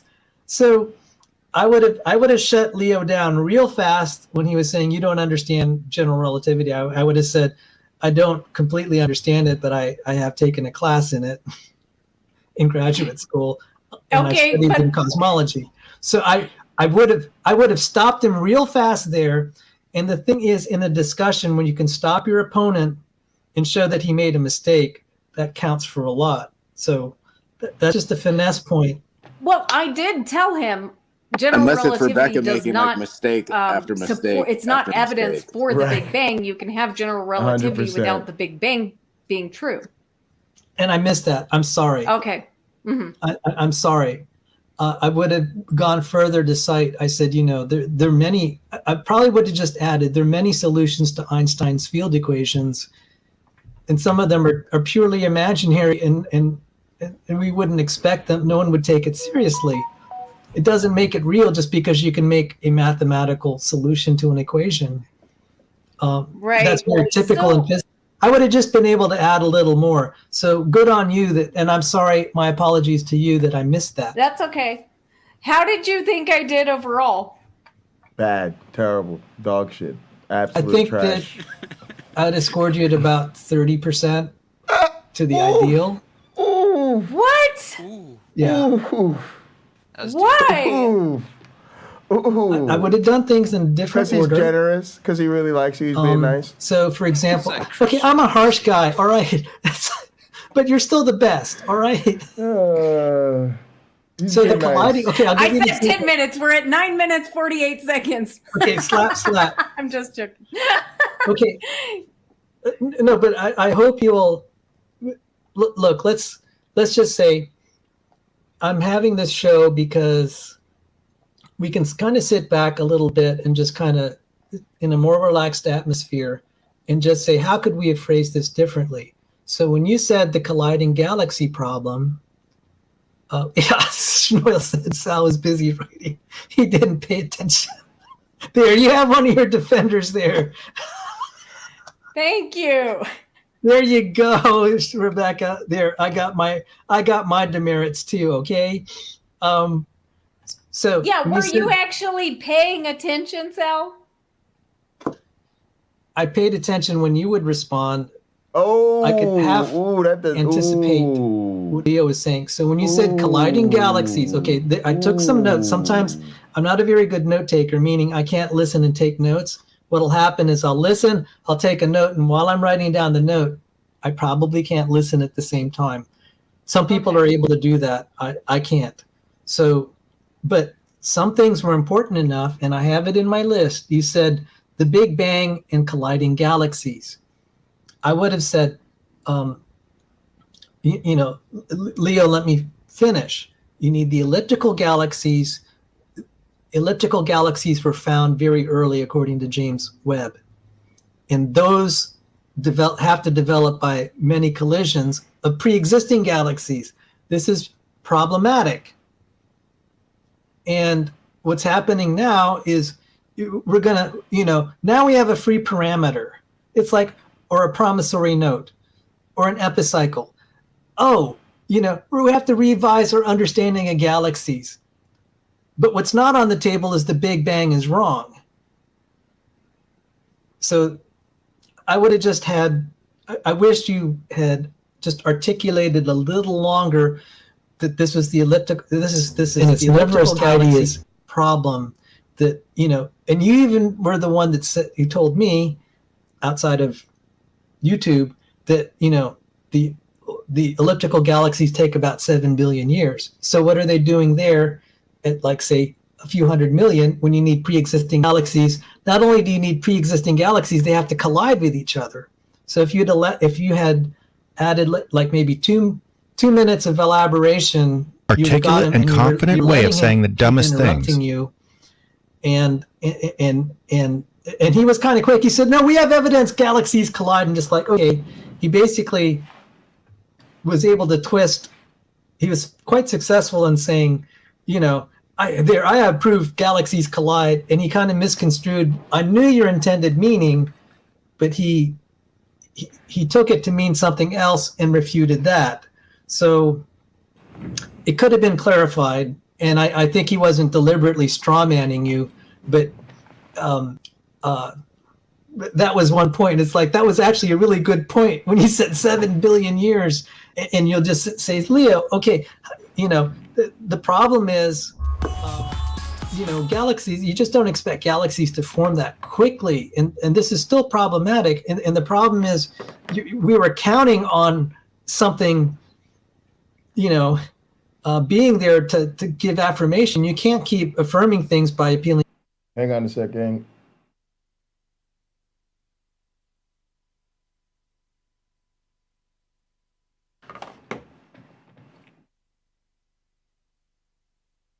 I just gotta wait for my screens being in jerk face. All right, there we go.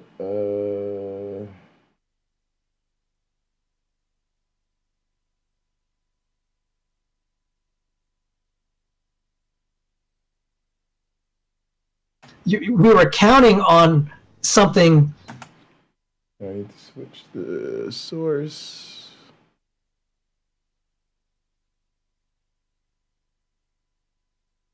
And we should be good to go.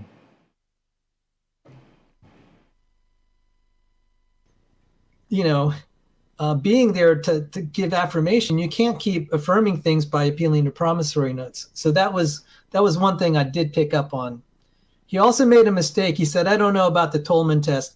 And I looked at Wikipedia just to make sure. Tolman test is a confirmation or a refutation of the Big Bang, specifically the expanding universe. So if we had a slower time at this, and you could say, hey, Leo, let me just look at this on Wikipedia just to verify if that's correct. I had to just double check, and you would have been able to ding him on that. It's like, Leo, this is a problem. And you cited Disney, where he said, I would have quoted the Disney article where he said, we were working on the Hubble Space Telescope, and look, they're saying, forget about the seeing stars that far away because, you're not going to see them. And that's the Tolman surface brightness. And he was too quick to dismiss everything, and I wouldn't have let him get away with it, So, and he, it's like Disney's, the Tolman surface brightness test is something that could have affirmed the Big Bang. At the very best, it's neutral. At worst, it's been falsified. Well,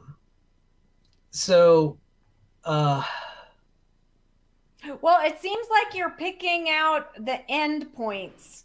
But look, you're talking about things that happened 2 hours in, which I was tired by that point, and I didn't care anymore about articulating well. So what about at the beginning? that's my fault because I egged you on for the Santa Claus thing. I still think that's pretty good for the opening thing. I would have avoided the cosmic. I wouldn't say I would have avoided the cosmic microwave background radiation, but I would have pointed out to Leo, there's no proof that it's everywhere. You're only assuming that because it's where you look, but it doesn't mean that it's everywhere. It could be local. And he'll say, what's the alternative explanation? I said, well, that's not my problem. You are making an assumption here to prove the Big Bang, and that's illegitimate. You can't assume the thing you're trying to prove. You can't make assumptions to prove something. And I would have just hammered him on the redshift. I said, that's why I had the picture of the police radar gun. If you have a redshift due to motion, do we invoke expanding space if I get the speeding ticket? I would have kept hammering him on that. Does that, just because you have a redshift, does that, and let's assume that it's because the galaxy's moving away from us. Does that mean space is expanding? No. I would have totally hammered him on that. And so the way we can tell if space is expanding is the Tolman surface brightness test. That's why that Mighty Mouse galaxy was so devastating. It's like, we have to have then a galaxy that has really unusual characteristics, that it's so teeny tiny and is as bright as the Milky Way galaxy. And it's like, how did that happen? Or maybe a more reasonable explanation is it's the size of the Milky Way galaxy. And the reason we can see it is there is no expanding space. And by the way, that it occurred to me, we can't even measure for objects that far, we can't actually measure the diameter of the galaxy. We have to sort of guess at it. And so if you assume the Big Bang, you get one size. And if you assume a static universe, you get another. That's why in your diagram, you had two different sizes, one of 90, something like 90 parsecs, the other 6,000. And so this is where I was getting, all of this is kind of model dependent, isn't it? You could prove, these are free parameters. You could prove whatever you want. If it's like, we're clearly seeing it, therefore the Big Bang's true. But it's like, well, you're saying that you can just adjust the size of the galaxy to keep giving you enough surface brightness or surface volume brightness. So, all right, gang, we're plugging away. I'm going to grab some food so I can energize up, and we're going to power through tonight. Let's go. Followed through on the alternative mechanisms. He was too dismissive because there's experimental evidence. I was hoping you'd cite the article from 1974 and 2021. Yeah, I didn't get there. Yeah. I mean, I didn't get there, and I should have cited that. That was my bad, because I did intend to speak more about the redshift and the Pioneer 6 and also the other one about the time dilation and stuff. But I mean, I don't know. He's very quick. You see, this is the problem in very fast interactions like this versus scholarly. You can be thrown off balance where he's saying things so fast and you're just trying to react. So sometimes in the discussion, all I'll do is I'll just do a data dump. It's pre-scripted. I'm just going to ignore whatever he says. I know that may seem kind of rude, but it's like I could either ignore it or I could take note, but I'm not going to respond. I'm going to go and just lay what I know, and then I'll let him deal with it. He'll just say, and his standard move is, he's just quote mining, he's making this up. And that's where it's like, okay, how do you refute that when he would just kind of off the cuff say that? And I knew he was off the cuff because he didn't characterize the Tolman surface brightness test accurately. He didn't know that was a test of expanding space. That's pretty basic. This is a potential falsification, and it's not succeeding. And I would, if I had something to offer where he said, you're going to throw out the whole model because it's wrong, I would have used a quote, since he's a big Darwin fan. Darwin's bulldog says, the tragedy of science, the slaying of a beautiful hypothesis by a single ugly fact. A single ugly fact can destroy a beautiful hypothesis. And we were talking about geocentrism. Geocentrism, there are any number of single ugly facts that could destroy the whole model. If your model can't be destroyed by that, that means it has all these free parameters. That means it's not really falsifiable. You can just keep adjusting it until you can, to kind of perpetuate it. And now it's making sense now why Michael Disney's saying you have all these free parameters. It's like if you get kind of a falsification on one parameter, you'll just adjust the number here and adjust another number there, maybe throw another promissory note or epicycles. So good on you for citing geocentrism in epicycles. That was good. That was really good. So when he was saying, are you going to throw out the whole model? I would have said, absolutely, you should. Absolutely. One fact against expanding space is enough to sink it. And the Tolman surface brightness test is enough. He has to prove that a redshift implies expanding space. And I wish I could use that when I got the speeding ticket for my from the state trooper. It's like, officer, my car really wasn't going that fast. There was space expanding in between us. That can account for the redshift. It's like, okay, so I wouldn't use that. Go ahead. Well, no, I just wanted to ask a question real quick. So, is the reason we need space to be expanding in the Big Bang model more for like the purpose of not letting the Earth be the center of the universe? Because like if the redshift is not expanding space, then that means everything seems to be going away from us, which would be really weird. Well, okay, so you have two alternatives. If you have static space and you have the galaxies moving away, okay, I'm not saying this is what I believe. But if you have static space and you see the galaxies moving away, that's like, did something make that and then just kind of give it initial speed? You can see the problem. If you have galaxies moving, you have to account for what's making it move. Now, so the thing we don't want is where it suddenly got all of this velocity or quote unquote momentum or however you want to call it. First, you have to solve how it got created and then why it's moving away from you. So expanding space tries to explain why it's moving away from you. And it tries to, but then it leads to all these conundrums of where did the galaxies come from and how did it evolve? Right, but I'm just asking about the alternative, Sal. Like, let's just suppose space is not expanding and that the redshift means that things are moving away from us. What is their reason for wanting space to be expanding rather than just everything moving away from us? Is it because it looks too weird that we would be like that much of a focus? Okay, yes, so really yes. There's not so expansion is just to explain a weird circumstance. They're trying to explain it, yes. It solves, expansion also solves, that's a really good question. But, that's a really good question, Rebekah, because let's just postulate the galaxies are moving through static space. Where did it get all that velocity? And where did it start? And it's kind of nice to have a theory that claims to explain everything and you think you figured it out and makes you feel good. That's my best explanation. Because if we had that model, I would right away say, oh, that's kind of incredible that, matter was just kind of spewed out and moving outside. I mean, there's,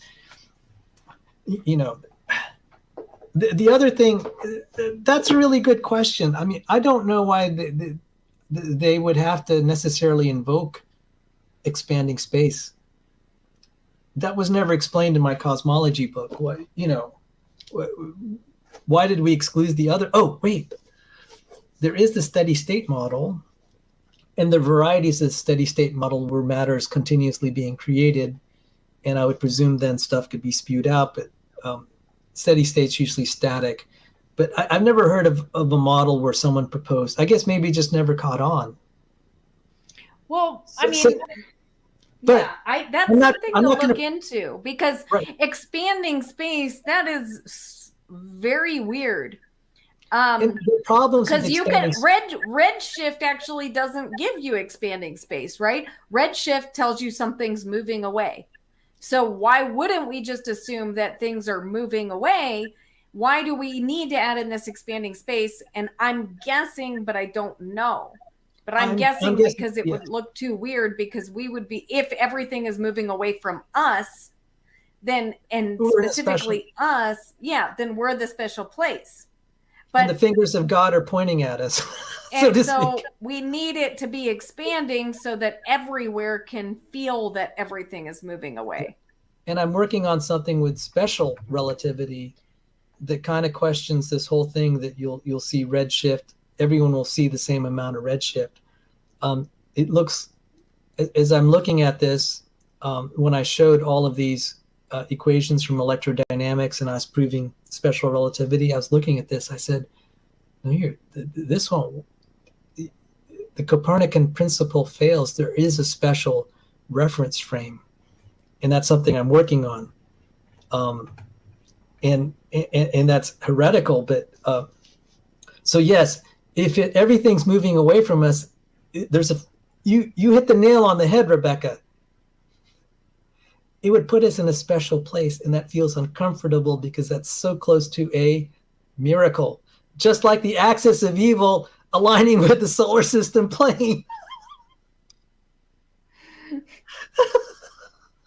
That was good on your part. I'm glad. I was saying, honestly, Rebekah, I was thinking, oh, please. I hope Rebekah says axis of evil, and you did. Bravo. Finally, I'm getting a point from you, Sal. I'm finally getting a point. I thought I did pretty well. I mean, it was frustrating to me because, I mean, the insistence of Leo about the evidence that he was supplying, but I felt like he was mostly just repeatedly insisting. And so that was the strength of his argument, was the repeated insistence. And right. If it makes you feel better, I rarely score myself above 60%. Well, you only gave me 30. I'm sorry. Because I wanted the 2.2 gigahertz experiment. I'm just like, you'd kill him with that. You would have absolutely obliterated him with that 2.2. There's a reason. Okay.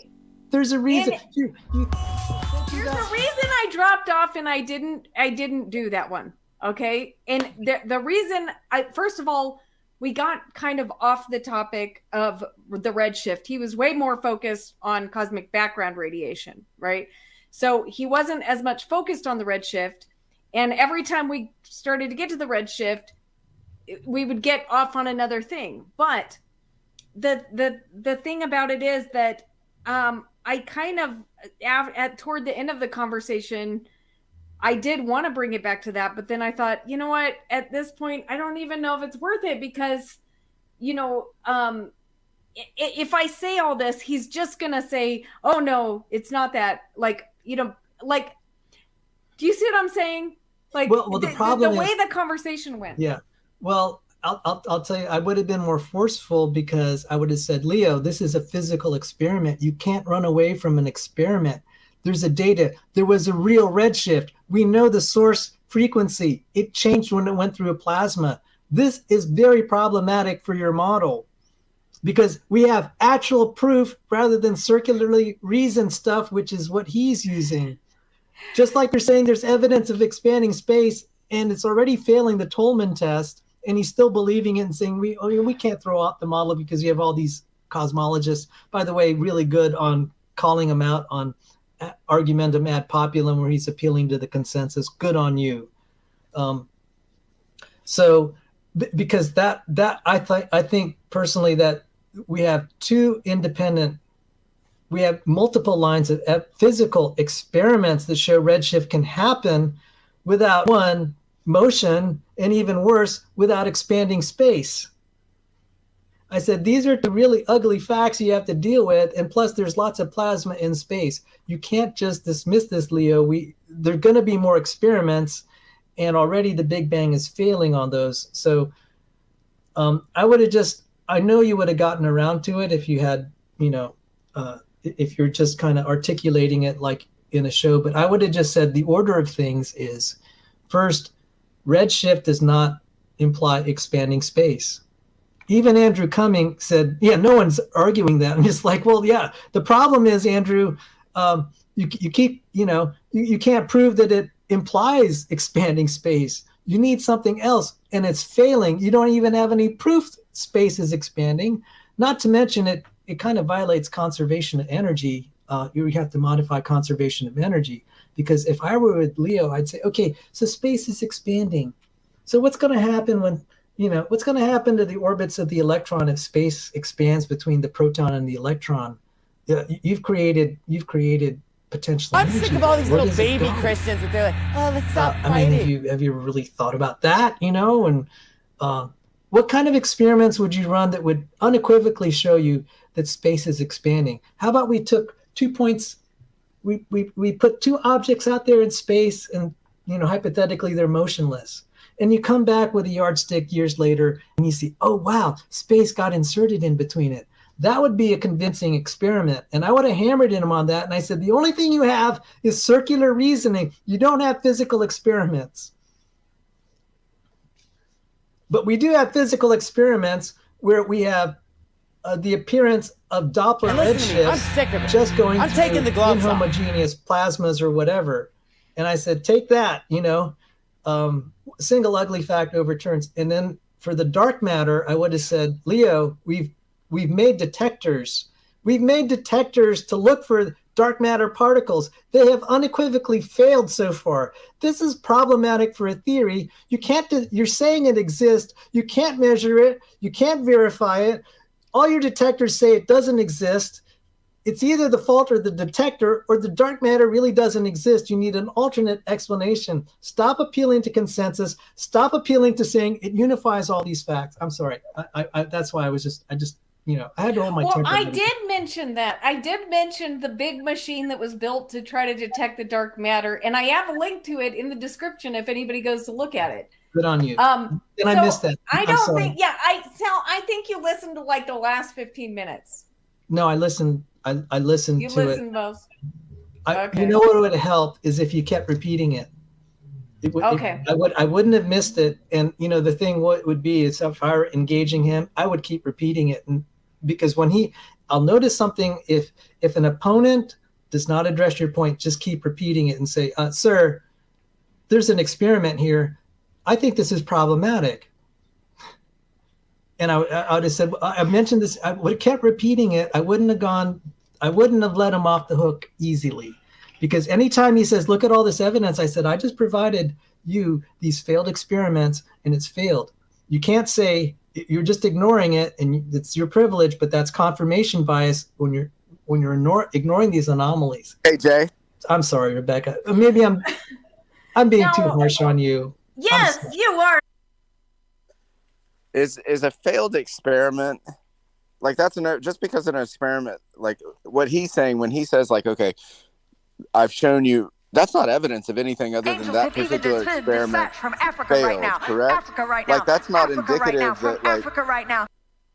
of their position. Like if you're saying, well, this fails, it's not therefore young Earth, right? Like, I mean, that doesn't point to anything other than that experiment fails.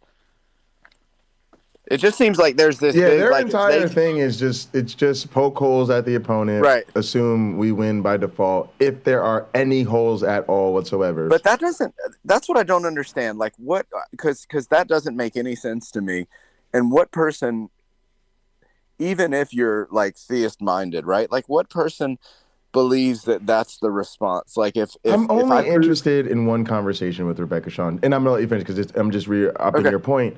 Why are they such fundamentally dishonest people? At this point, there's no way this double standard is incidental, accidental. They just didn't notice. They don't know any better. No. Oh yeah, no they way. have to be. No way. Well, so my simple point was just because you said, let's say evolution is false, right? That doesn't mean Christianity's true. Like, to me, that's basic, right? Like, anybody gets that. Like, you have to make an argument for something to be true. But just because you poke holes in this, or you poke a few holes in this, or we admit like this isn't wrong, that's not like indicative that this is the case, right? Because you haven't shown us. They still don't give us anything. And I think that's what you're talking about. That's the dishonest position, because just like the Republicans, and again, I'm not Republican or Democrat. I just see the right side is doing this and has been doing this for a couple of years.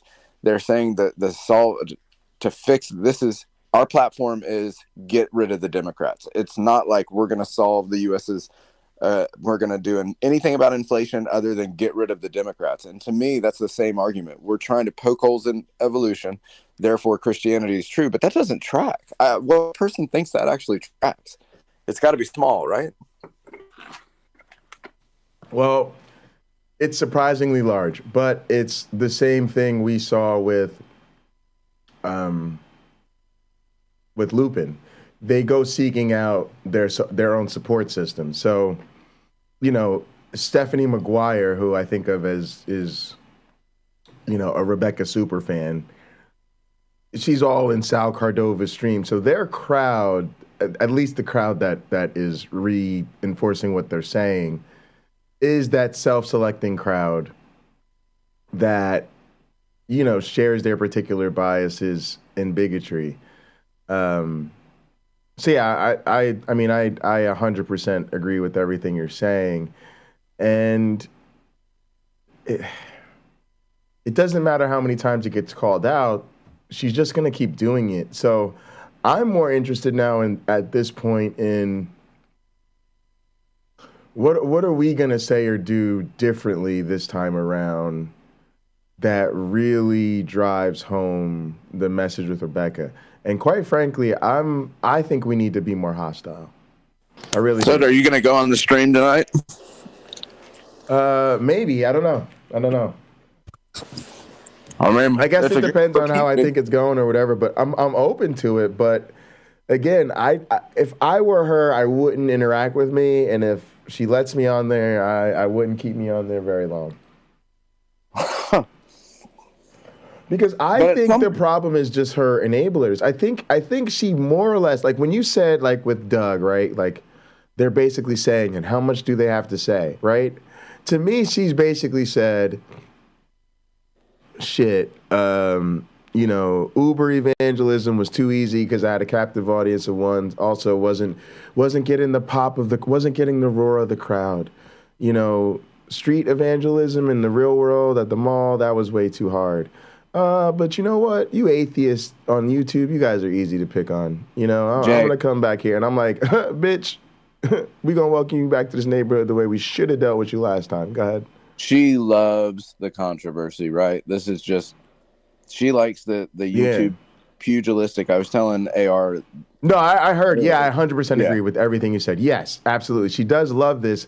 But what I'm not feeling is we're not giving her the pushback. That's what I need to see more of. Why do you lie for Jesus?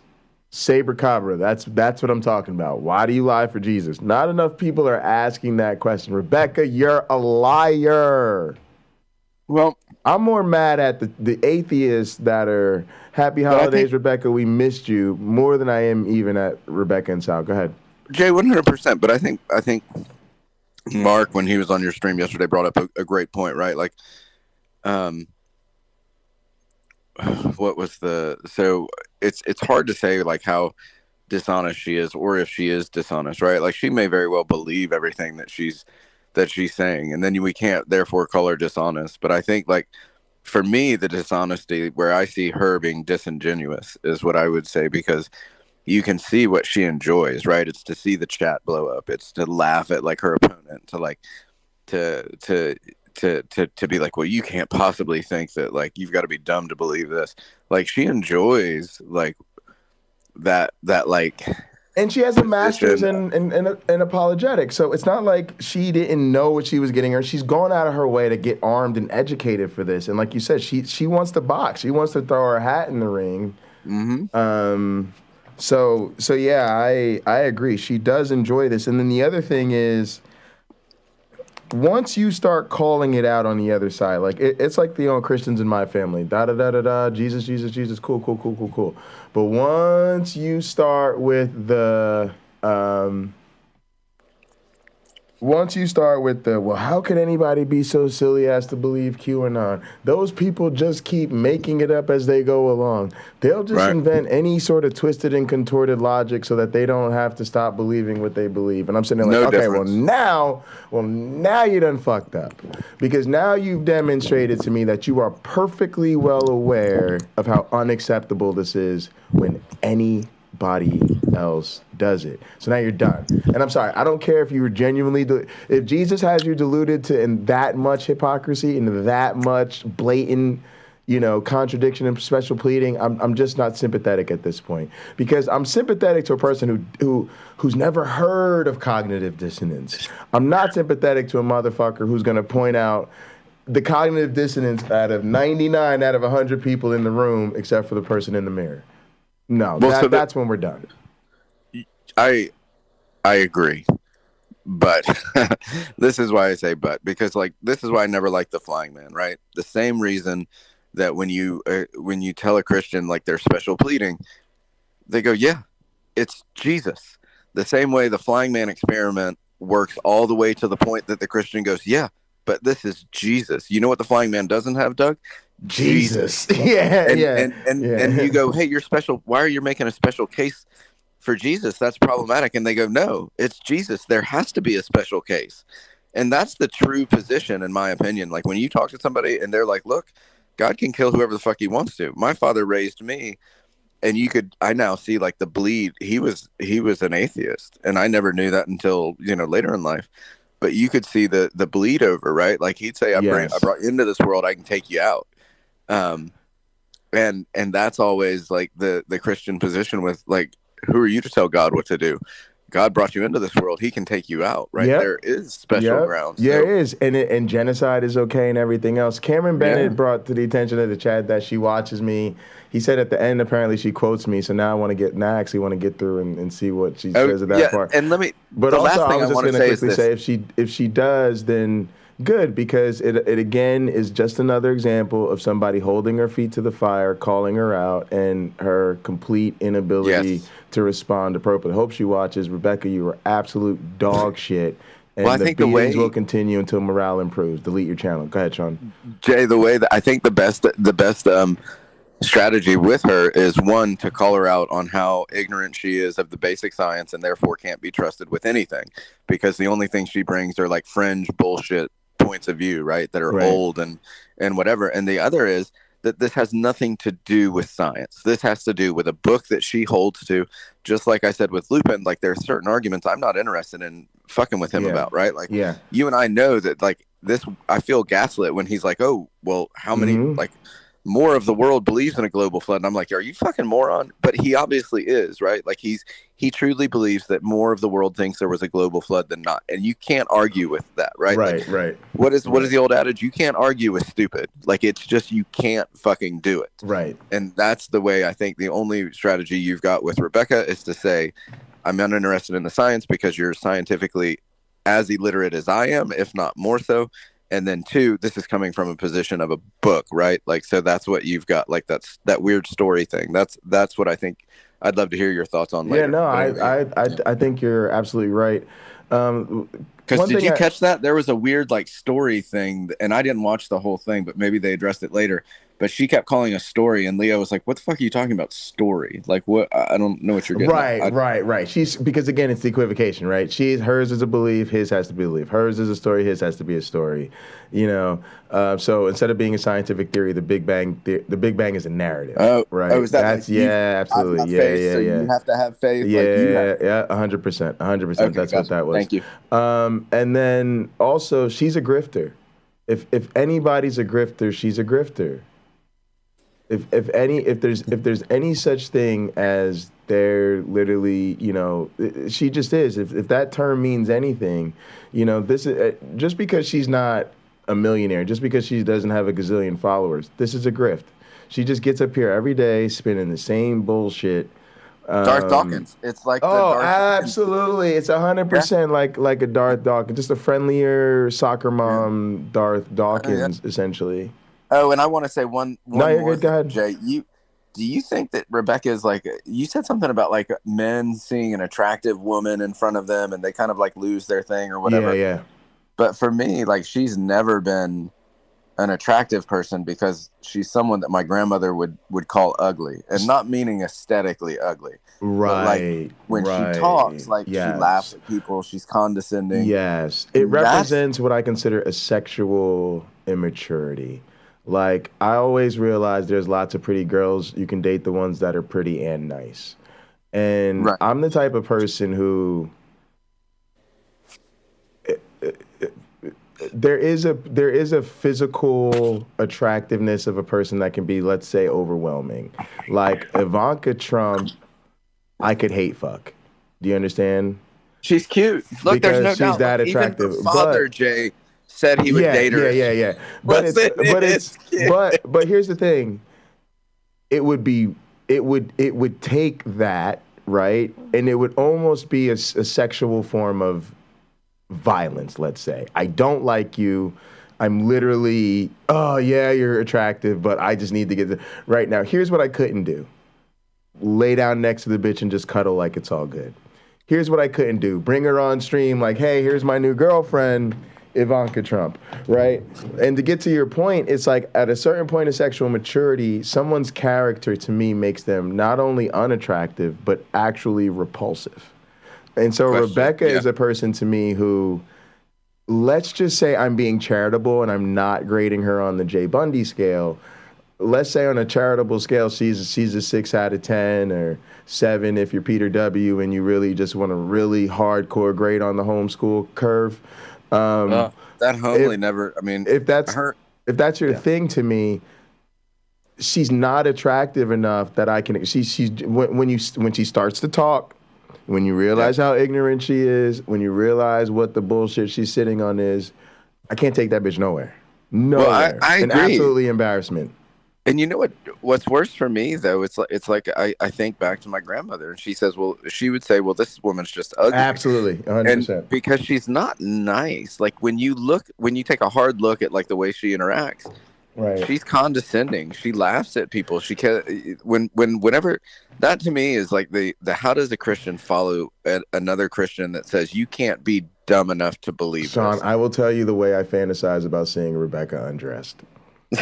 What's wrong with you, dude? I'm gonna tell you the exact terms and conditions right now. There are certain people who have had exchanges with her offline, email, social media exchanges, where she tells us exactly what she thinks about atheists and what she thinks they deserve, right? Mm-hmm. And that shit is biblical. I want to see her stripped the fuck naked in front of the whole world in terms of being exposed for the monster that she really is. That is the only way in which I want to see Rebekah stripped down. You understand? I want to see that bitch exposed for real. And the only reason I don't do it for myself is because the bitch ain't sending me those emails. Oh, if they were in my inbox, they would be all over YouTube. I would be calling Derek. Hey, Derek, you want to do a stream about some really awful shit Christians say to people? Hey, Paula G, I know I wouldn't reach out so you could promote me, but look, I got some real shitty shit to like, I would be putting that shit everywhere. You know how you go to a random Greyhound station, it calls 800 da-da-da-da-da for a good time? I would just have printouts of Rebekah's emails and random Greyhound stations all throughout America. Dude, visit this raggedy bitch on Bread of Life on YouTube. Like, really, I mean, just awful shit. But to your point, a genuinely ugly person. When you really, when it's Rebekah, tell me what you really think. I hope you've already digested your lunch. Well, look, she's in a pretty terrible I would think like she's in a pretty tough position as far as a believer goes, because one, she's like saddled with all of these like controversial beliefs within her belief system, right? Like she's literally a young earth universalist, which I think is just so astoundingly problematic in my view. Like how does she like get that together? Like universalism, and if you read the fucking Bible, to be a universalist, it's really hard. To be a gay, we have gay friends that are Christian, and I'm always like, man, that like I get it, like I understand it, but that's it's the just so narcissism of a Rebekah. At the end of the day, she really doesn't care. I mean, I've heard her do streams where she literally says, "Oh no, what I'm about to teach you is rejected by most churches as a heresy, but I'm gonna teach it to you anyway." I don't think the Bible supports this. She'll literally say, here are the 5 scriptures that are exactly what I'm saying the Bible doesn't support. Right. But here are my cherry-picked scriptures to counter. I mean, just the most blatantly intellectual dishonesty possible. Hey, can you tell Jerome Robinson why she's like Darth Dawkins?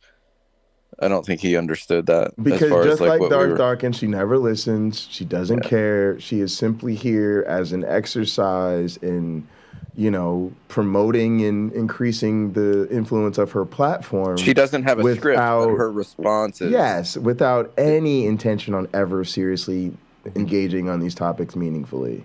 Well, it's not a meaningful. She's not interested in a conversation. She's interested in when she gets to be like, "Oh, well, you can't possibly be this stupid." But can I give you a perfect example though, real quick, Sean? And I'll please. Let you, go ahead. I'll shut up. Yeah. This is the perfect example. Jerome Robinson is the perfect example. He knows exactly why. He's like her number one fan. He's up her booty hole licking that bitch in every single. He knows exactly why she's like Darth Dawkins, but he's caught up in the simping, and so he has to present to us, guys. I'm just curious. Why on earth would you compare sweet Rebekah to Darth Dawkins? He knows exactly why, but he's the proof of the pudding. He's the type of people who simp for Rebekah at works, and then he comes with the innocent questions defending her like, bro, we all know you watch way more Rebekah than the rest of us, so we already know you know. They think we stupid. We ain't stupid, Sean.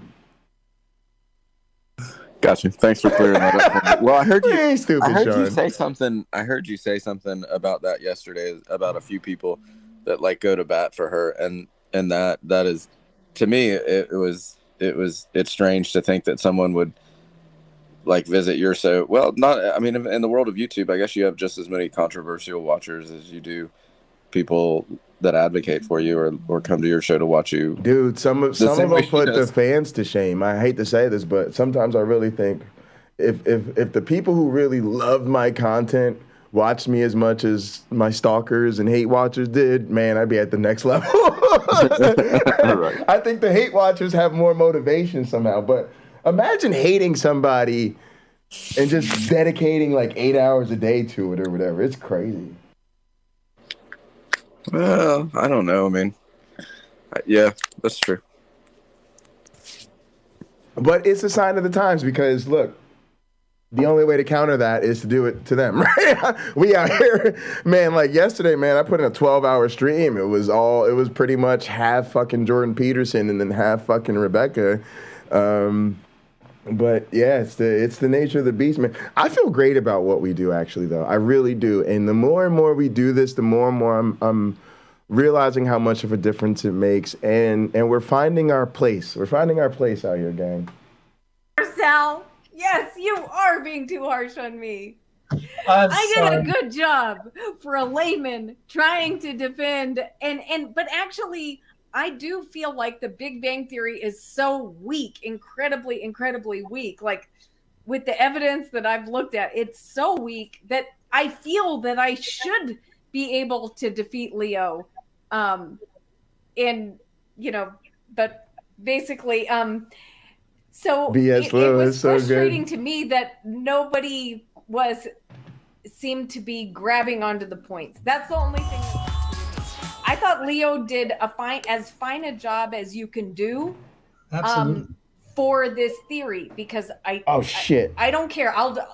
Let me talk to an astrophysicist. They're not going to do any better than Leo, I don't think, because the observational evidence for the theory. So I don't know. But do you think I'm overstating our WWE case? is not a fan of you just sharing their like intro. They think- get real hard up about that. I think All right. I think the Big Bang is obviously on a very bad footing. And, in the discussion, Leo got away with something saying inflation has proven this. I'm just like, oh my goodness, Leo, that's circular reasoning. Inflation is not proved. You know, it's not solved the flatness problem. You're concocting the inflation thing. Again, Leo did a great job yesterday, but this does get a bit at why, and I'm just gonna keep sounding more and more like my teaching mentor, and that's okay because he's had a big influence on me, and rightfully so. Philosophy of science, folks. Philosophy of science. Philosophy of science. Philosophy of science. When you cannot get people to fundamentally understand why we do science the way we do it, how it works, what its values are, from a philosophical perspective, as ironic as that sounds, you know, I don't consider myself a philosophy nerd, but it's a philosophical thing. What happens is the conversation gets misrepresented as being about the facts. And Leo did a fantastic job of relaying the facts. And he actually did a fantastic job about talking about the epistemological issues and the unscientific nature of her view. I feel like that was the lead, right? I talked about bearing the lead. I feel like he saved that for the end. He should have led with that and then kept hammering it home all the way throughout, made that his refrain. But again, those are just presentations. I really do think he did a good job. But it does show you the limits of the approach. Because all somebody like Sal has to do is say, well, Leo threw out a bunch of really big words. You didn't really understand all of them. But if you did, you would have been able to throw out these other big words that you also don't understand. And those really big words counter his really big words. And then it's fact undermined. And then she just has a list in her head, right? Like Leo, presented mostly 6 things. She, in her mind, is really only convinced by 1 or 2 of them. So now she's already convinced his entire, tremendous presentation down to essentially 2 or 3 facts. All Sal has to do is give her the skeptical talking point that she's asking him for on those points. Boom, done. Whoops, sorry, Sal. I'll do better next time. And then where's she at the next day, y'all? She's right back at it, ready to puff her chest and now say, come at me, bro, on the Big Bang Theory. Dog, somebody came at you yesterday and you got sent to the nether realm. Go ahead, Sean. I think so. There's two things for me right there, and I think Leo was. I like watching Leo. I think the best way for Leo to ever entertain Rebekah would be after he's smoked a little bit and been drinking. Because he's just like, there's no bullshit. Yeah, like if he'd had a little bit of silly, like a little bit more playful in him. Yeah. But I don't know how they set it up. But he went into it and he laid out all these facts, and then she came back and, for about the first 30 minutes, he kind of entertained like having an actual scientific, and like maybe he said, okay, well, let's see if she'll engage with it, and then he kind of got frustrated, and like somebody just said in the chat, like you're misrepresenting me. That's not what I said. Like, I don't try and fit a universe in your... He literally said, I think at some point, like, you understand we're not putting planets in a pocketbook, right, dummy? And then he went through that, and then I feel like he did a great job doing what he does in that regard. And then finally, when he realized this is just the same old Rebekah bullshit, he was like, look, but none of this fucking matters, stupid, because you haven't brought up anything except fringe bullshit, and none of it has anything to do with... because you don't care about science, you care about that book. And that's where I felt like the conversation went. Like, I agreed with you because he leads off with the stuff that a lot of us can't make heads or tails of, right? And if he's... Right. And again, this is something that, again, I literally have to do this, right? Our students have to give presentations. We have to meet with them usually one to 3 times before they give their presentations. And this is exactly the type of feedback we give them. Also, I teach science for a living, right? So I want to just make it clear. I'm basically going, here are some of the finer points of feedback I would give to a student, but he did a fantastic job. And if he was one of my students, I would have said 100%, bro, your content was dope. Here's a couple of finer points, but yeah, go ahead. Your overarching point is the best, though. Like, you shouldn't be even debating this lady on the science of cosmology, right? Like, because you're that's not what's going on. And that's what I feel like there's not. But that's why we watch it too. Yeah, right? yeah. Like, we all know there's no good faith coming from Rebekah, or that stupid asshole that Mark had a conversation with, Witsit or whatever. Like, we know that there's not an honest like conversation. Like, they're not sitting down to a table saying, what can we learn from each other, right? Like 100%. You've got one person that's saying, here's the science, and the other person calling them an idiot and telling the audience, like, well, you can't, hold on, let me talk to the audience for a minute, and please don't interrupt me, because you're just going to start attacking my person. But this is what I want to say to the audience is, you've got to, nobody's buying this bullshit, are they? I mean, that's literally what she did. And that was kind of like in the turning point of the whole thing. Of I think like Leo came to it with, hey, I'm going to give this one last go because she's back and now we're going to have a conversation. Yeah. Here's my scientific conversation. And then it's the normal Rebekah bullshit. And he was kind of like, oh, fuck it. This isn't what we're talking about anyway, dummy. Like, why should I even care? And then and I should have watched the rest of it before, but you came on. And then I left it when he was like, wait a minute, what the fuck are you talking about story? Like, what do you mean? Like, that's not a thing, right? Yeah. So I feel like he disengaged from he did at some point and just said, all right, your normal stupid bullshit. Like, I should have brought beer. Like, this is just right. Like, and there's an exercise here for each person and an exercise also for the community. So, for instance, I gave up on Rebekah a long time ago. And probably, to be honest, even before the first time we had her on Hot Program, because I'd already seen some stuff, right? Nevertheless, the first time she was on Hot Program, if you look at that interview, it was one of the earliest episodes of Hot Program, my one black friend and I were incredibly nice to her. Because at that point, we were new. A lot of people in the community were new to her. And even though I pretty much was pretty sure she was exactly who I know her to be right now, nevertheless, I needed people to see our first public, full sit down across the table from each other conversation, me be as charitable as possible.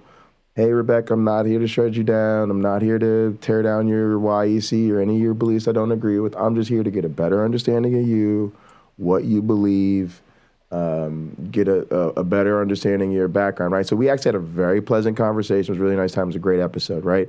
Because even though I kind of knew what she was about, one, I needed people to see us go through our journey starting at a reasonable place, right? If I jump down her throat, then everybody's like, Jay, you were an asshole. You know how to get a girl's chance, right?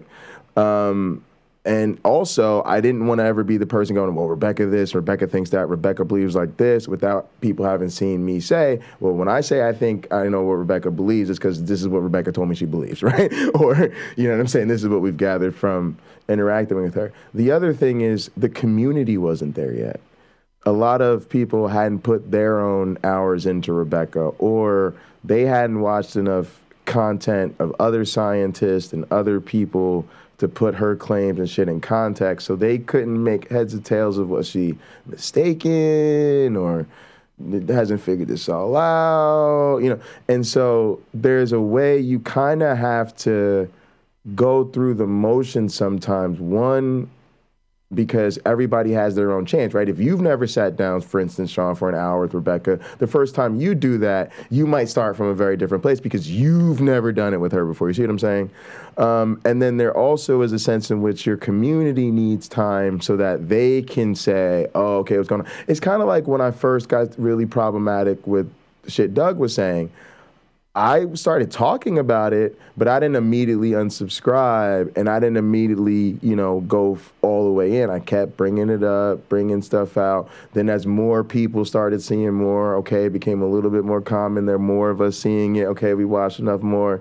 Then when he pushes, okay, now we've all seen it enough now, right? And it was kind of like that. And to be honest, I think that's why the Doug situation, I see it as a win. I know there's a lot of people that are still PineCreek fans, but for the most part, I was mostly concerned with, I need not just myself to stop, being part of Doug's discipleship, but I need to get the fam and the crew and the rest of our gang to have seen enough that they're ready to dip out with us.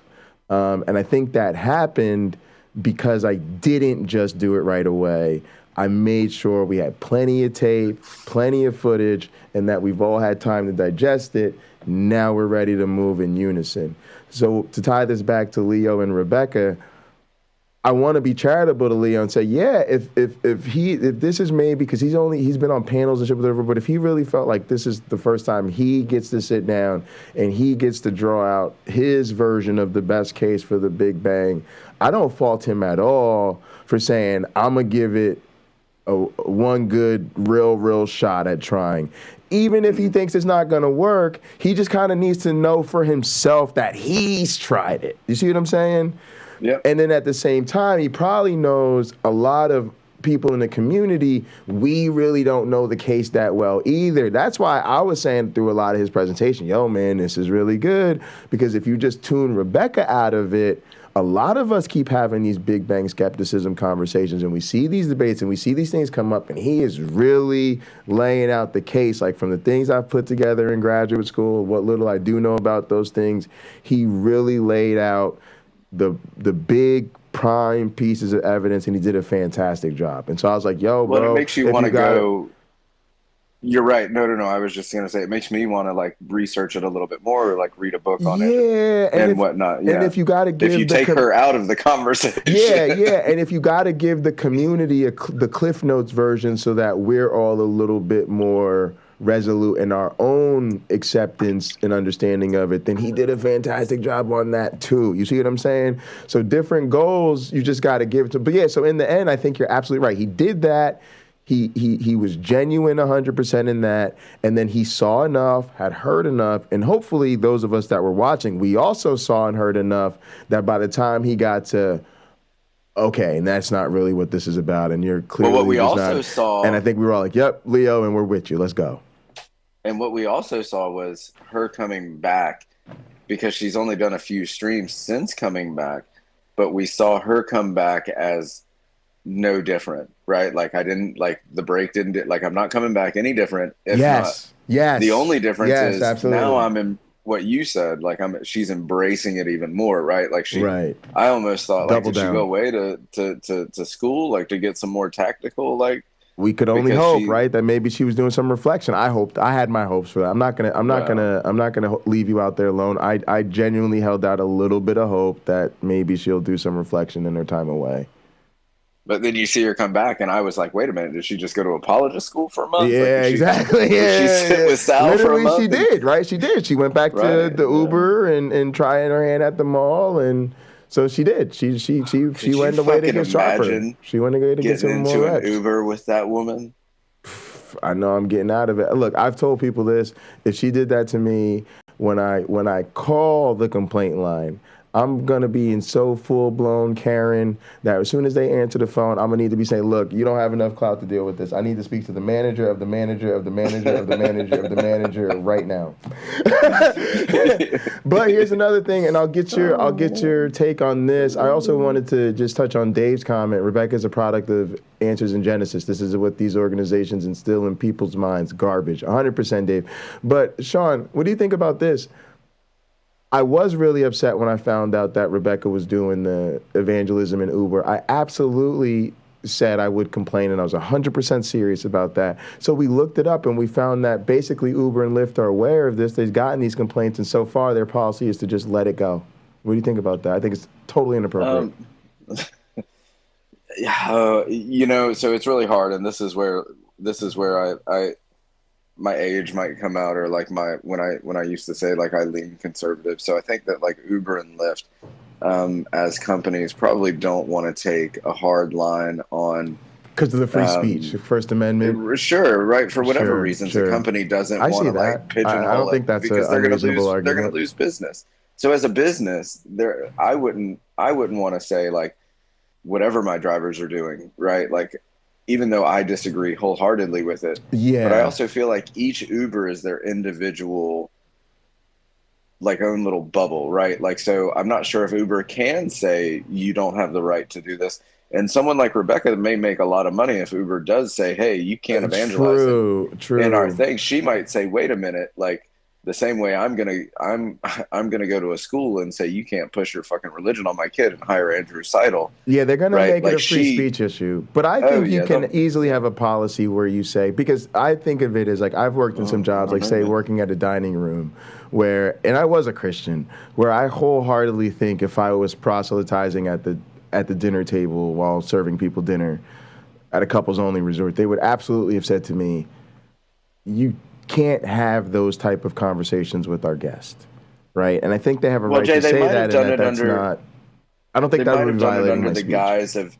They might have done it under the guise of like, hey, dude, stop talking to your fucking tables. Well, it's the hospitality business. Well, it is, but in a sense of like, look, you got to hustle too, right? Like you can't, unless you've got back waiters, you got to get sure, and you can't. Sure. Apart from all that, I'm just saying like. I think it goes both ways, to whereas I don't think they should be able to proselytize, and I think we should be able to do something against that. I think there's a good argument on the other side, especially from a company like Uber, that could really get into some rough water if they're saying, look, you know, if Rebekah could create like some sort of like turbulence saying, hey, they're trying to limit my free speech, my religion, blah, blah, blah, blah, blah. This could be real problematic for them. I think so. I almost want them to go there. Maybe they just say, hey, right? look, fuck it, we don't want to deal with it. But that is their choice, though, as a company. Sure. The same way that I have the choice to own a company, I can say, hey, you can't proselytize in my vehicles. Uber can say, right, you know what, we really don't give a shit as long as you're making us money. Right now they both say it's good to go, but your point is if Lyft says it's not good to go and we prefer Lyft, then that's just the way that's cancel culture. Dude, that's cancel culture. No, I hear that. I hear that. I'm always saying it's inappropriate from the perspective of I don't want to talk to my Uber driver at all, and I certainly don't want them proselytizing to me. And I would take it as far as, you know, hoping that realizing there's a number of these complaints, you may have a company that decides to make it a policy, but I'm 100% with you as I don't need it to be a law. I just need it to be a thing that a company says, we prefer you not have certain types of conversations. Just under the guise of, just like in a restaurant, you'd say these are potentially sensitive topics that are best not reserved for when you're, because that's just my preference of, you know, avoiding certain topics. And it's just like anywhere, like if you go host the Emmys, right, ABC has every right to say, these are 5 things you're not going to talk about on TV tonight. They're not violating your freedom of speech. They're just saying that's not, you're right, they're just saying that's not what we want on our airwaves. And I think Uber can absolutely say that about, but to the chat's point about religious privilege, specifically Randy, about religious privilege being a thing, I think this is an example of religious privilege where we're really hesitant to do that, even in the name of keeping people comfortable. Because well, Jay, what if Uber? It's such a sensitive topic. Go ahead. I don't know anything about Uber, but let's just say Uber is run by Christians, and they're happy that Rebekah's out doing this, right? Sure. But they're not going to promote it in that way, because then they can get in a lot of trouble on the side of Andrew Seidel's coming after their fucking ass, right? Sure. So I think that for me, and again, this goes back to stay out of my fucking business. And that's why I don't think this is what the Republican Party's been about for 20 some odd years. But I wish we had less government, right? Like, I wish they'd stay the fuck out of my business, because I believe that if Rebekah wants to drive a fucking cab and she wants to proselytize, then that's her fucking business. And you know what? I'll never get in that goddamn cab again. And I'll make sure that I don't get in that cab again. Yes. But yep, and I'll make sure Uber knows why. But go ahead. Correct. Oh, 100%. Yeah. Uber may say like, "Man, we're getting all these calls about Rebekah, but we don't want to." Yeah. Right. And the choice is theirs. Yep. Hey guys, when there is a problem with Rebekah, let's go ahead and get rid of her. Yep. Right. So let's not rock that boat like intentionally, but when that opportunity presents itself, let's just push her out and then they're just saying we got a number of complaints. Yeah, exactly. So I think that is it. And that's the ground that I ultimately stand on, because I'm with you. If I drove an Uber, I'm not going to proselytize, but I don't want you.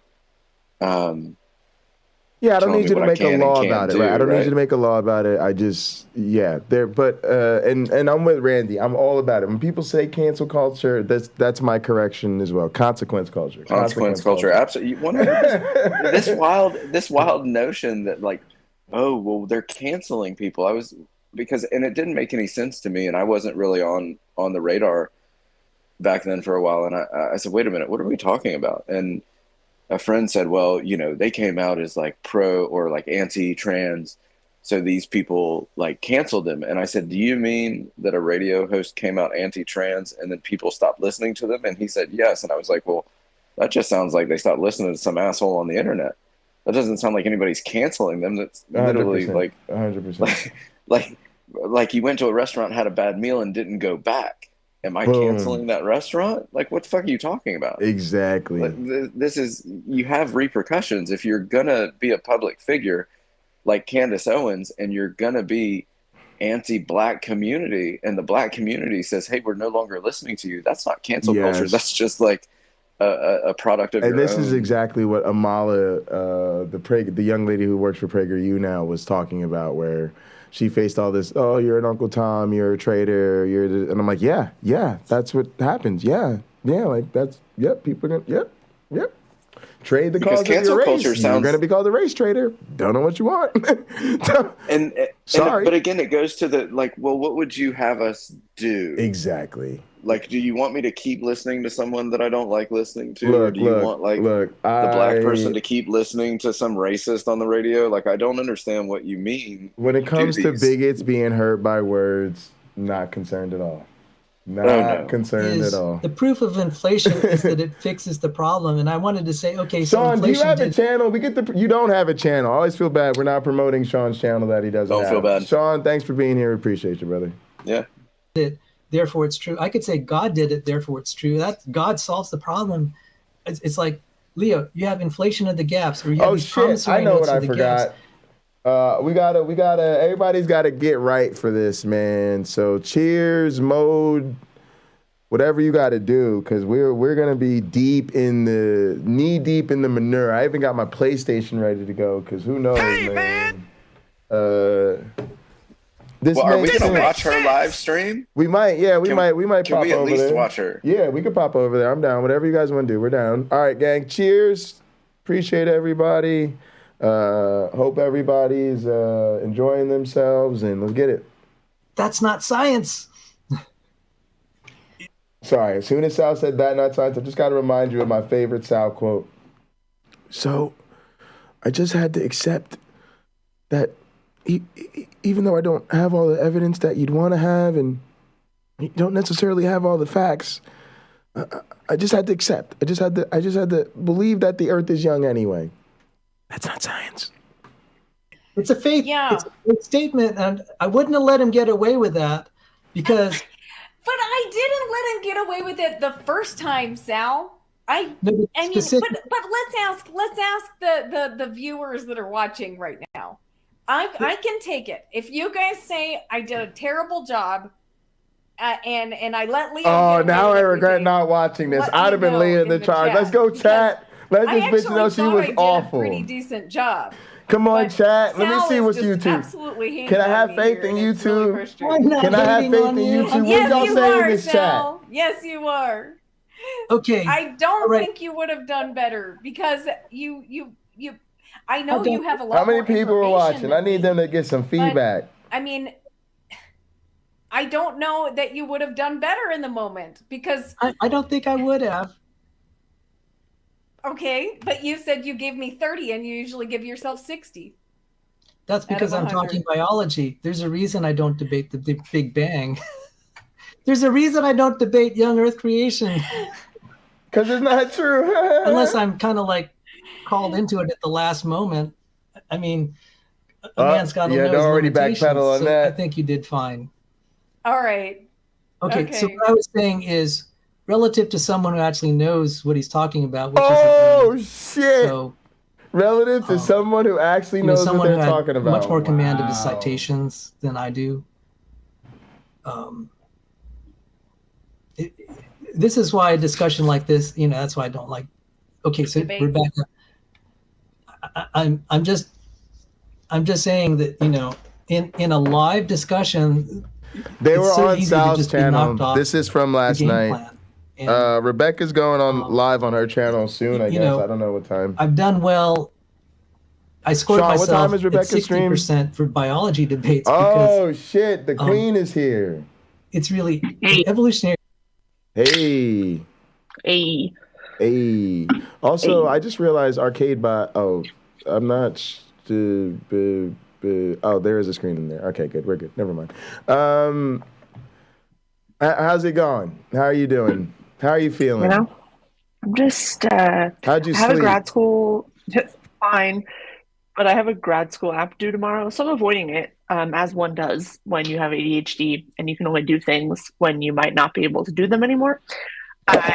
So you have were you doing all that research as an undergrad you were talking about? Which research? I did a lot of research, prison outcomes, racial disparities. I was Yes, kind of washing my so- hands and stuff at the time. Yeah, so I double majored in undergrad, and one of my majors was economics. And for that degree, I wrote my thesis on the statistical correlation between early childhood education and the likelihood of going to prison later in life. And so, like, basically how any number of socioeconomic factors will play into that. And it's not like that research hasn't been done, but it's undergrad, so you're Sure. kind of just Yeah. doing whatever. But yeah, and then I, several years after that, started volunteering at San Quentin Prison. Ooh, okay, that's real. which is That's like- real prison. Yeah, and to be for real, dude, like I loved it. Yeah, I a lot of loved it. people do. Yeah, like, and I would I go wanted back. to do I prison ministry one time with the worship team. We never did that, but I was like, that was the thing. And I've also Yeah. thought about teaching science in a Yeah. prison at some point. I think the path to grad school is like a lot more feasible than some people think, because one, universities need to do more to remove criminal history as a barrier to higher Right. education. And then, Yeah. believe it or not, since it's real talk, it's kind of like an apprentice model. Like, people think, oh, to go to grad school in chemistry, you've got to have the periodic table memorized and all this type of stuff. It's like mostly they need like somebody like responsible, reliable, who can like come in and learn like what you need to do to actually do the job. Yeah. And so I mean, like, to keep it like 100 with everyone. So the grad programs that I am applying to are not related to what I studied in undergraduate. yeah, that's what I was gonna ask you. Yeah, what are you applying to? Sorry. We have a powerful applying- cumulative case. It's just one of the sound effects. Go ahead. Sorry, I'm a boomer. Like, I don't understand anything. But I'm applying to what is effectively like ancient Near Eastern cultures and languages / like Hebrew Bible sort of stuff. But that's like the very broad version. So there's a couple of master's programs, and then they're all master's programs, but then some of them are divinity schools and some of them are like not. Interesting. But the divinity schools that I'm applying to effectively let you build out your program, and so you could take whatever classes you want Yeah. and then apply to whatever programs. So you want to become a Bible scholar? Kinda. Not a Bible scholar per se. It would be more like ancient Near Eastern historian. But much of that would definitely allow me to have the chops to situate the Bible in its actual like Are context. you been talking to Dr. Josh about this? I imagine you said you're close to He's him. like my best friend. Yeah. So has he's been kind of giving you feedback on this? It's very interesting. Oh yeah, he's been like, how do I even say this? Like, helping with the process. Yeah, like he and I have been talking all day today, like putting the finishing touches on my my writing sample and like all of that. So great. He's been a major driving force. And then you and, have help. this experience. So I imagine it's kind of weird, but like I would want someone like this in my graduate program because I would want somebody who has their own. That's what got me into evolutionary biology. Like I didn't have I never took a biology class as an undergrad. But what got me in was that because I wanted to be a dating coach, I had my own motivation to do research, and I had my own questions and like my own thing, and that's what my mentors found attractive. They were like, you came to me like already like, yo, I'm trying to do something, can you help me? Right. Like, yeah. Well, I mean, like, and that's kind of like, I didn't realize when I like started on this journey that this would be sort of the outcome. Because when I like 10 years ago, when I started in on all of this, I was just starting in my undergraduate. I was a returning student, so I was a bit older, like 23. And I was studying nothing to do with the Bible. I was studying economics and international relations. And so then at the same time, though, I was realizing that like I wasn't able to reconcile what I was encountering, both just like with the people that I was encountering that were just like so diverse and had so many different gender identities and sexual orientations and like backgrounds and beliefs and whatever, with this idea that like God created all of us and therefore like he's going to send all of these people to hell because of where they were born or like what they were born into. I couldn't make it work. And so I was like, all right, well, I'm gonna like research the historicity of the Bible. Like obviously we can't prove any of the supernatural things, but like we should be able to look at the events that the Bible says took place that are just kind of like, I don't want to say mundane, but that are like the Exodus, right? Like there should be documentation for that. Or like Joshua's conquest of Canaan, there should be documentation for that. We're not going to get any documentation that a donkey was talking. Like, so we can put that to the side and then just look for how, if we can prove or verify or whatever on these like normal kind of potentially historical things.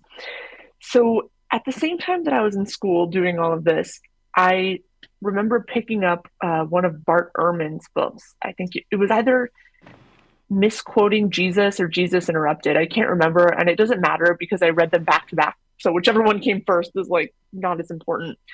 And it set me down this path of like historical criticism of the Bible and like textual analysis. And honestly, like I pursued it because it helped me leave religion and also undo a lot of this sort of trauma that had its claws in me. But for a very long time, like nobody was interested in the research I was doing on my own. And why would they be, right? Like this was a very personal thing for me.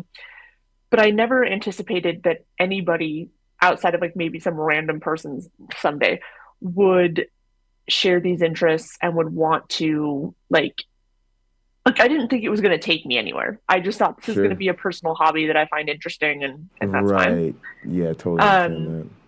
And so then like, I don't know, a year and a half, 2 years ago now, whatever it is, when I got on TikTok, it wasn't even for deconstruction or Bible or anything like that. It was just because my sisters were peer pressuring me. But I found the deconstruction community and people were asking all of these questions. And I was like, oh, well, like, I don't have all the answers, but like, I know some of the stuff that you're asking and I can point you to scholars that know way more about some of the stuff you're asking. Yeah, I started doing that. Like I started keeping playlists that I would share with people when it came up. So that's been my kind of journey. Apparently, I have messages here. Oh, hello. And so, are you applying to master's programs or what? So I am applying to master's programs, and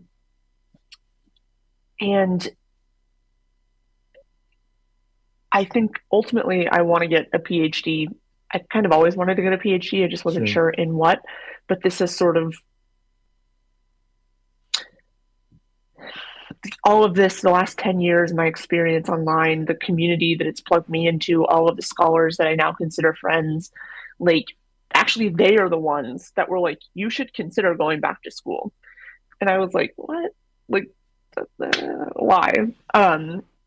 But after enough cajoling, like, I knew, like, I love school. So, like, going back to school, it wouldn't be like, I don't want to do that. It was more just like, I didn't feel competent. Right. And so having all of these people around me that were like, no, like, you are exactly what they're looking for. Like, please do this. Was very humbling, but also sort of gave me the motivation to say, like, all right, let's see. But because my undergrad is in something vastly different, a master's program makes the most sense to kind of bridge the gap, especially in like philological training and all of that. Yeah. And it's more common in social sciences anyway to take to go through a master's. Yeah. And then if at the end of 2 years, I'm like, actually, I don't really want to do this anymore. Like, I still have the degree. Nothing is lost. And then I move on. But I don't think that's going to happen. All right. Hang on one sec. Let's listen to this. To then them frantically administering CPR to this 24-year-old safety. Oh my goodness! And this is a Bills team. During the break, we watched Sean So McDermott apparently a player passed away on Monday Night Football minutes ago. They're going to try to continue to play this game. I guess they're going to play the game. Coaches, you can see, got together. Sorry, where is the chat? Where is the chat? Because I'm stressed. Chat's on YouTube. Pocket Locker 86. Thank you. So if you have like a phone or something, second tab or I'll whatever, just mute it's probably, and then. Yeah. That's fine. Then the question turns to, how do you, as a member of the Buffalo Bills or the Cincinnati Bengals, really continue on and want to play football at the intense level it takes to go out there and play this game? Well, the game becomes secondary, there's no doubt, and everybody's thoughts now and throughout the rest of this ball game are going to be on the well-being of Damar Hamlin, and you can see it in all of the players' faces and the concern and how they are then able to come back and play a football game. Is no one's been through this. I've never seen anything like it either. Whoa. All right. That is unreal. All right. Let's get back into the footage we're watching. I know Rebekah is probably going to go live at some point. I definitely want to get your thoughts. So remember, you were with us when we got through it. We somehow made it through her 2-hour stream. And this is the after show. And this guy, Sal Cardova, is like her guru, her mentor. But even he gave her performance a 30.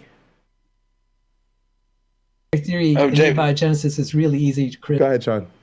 Hey, hi, I'm Sean. Hi, Sean.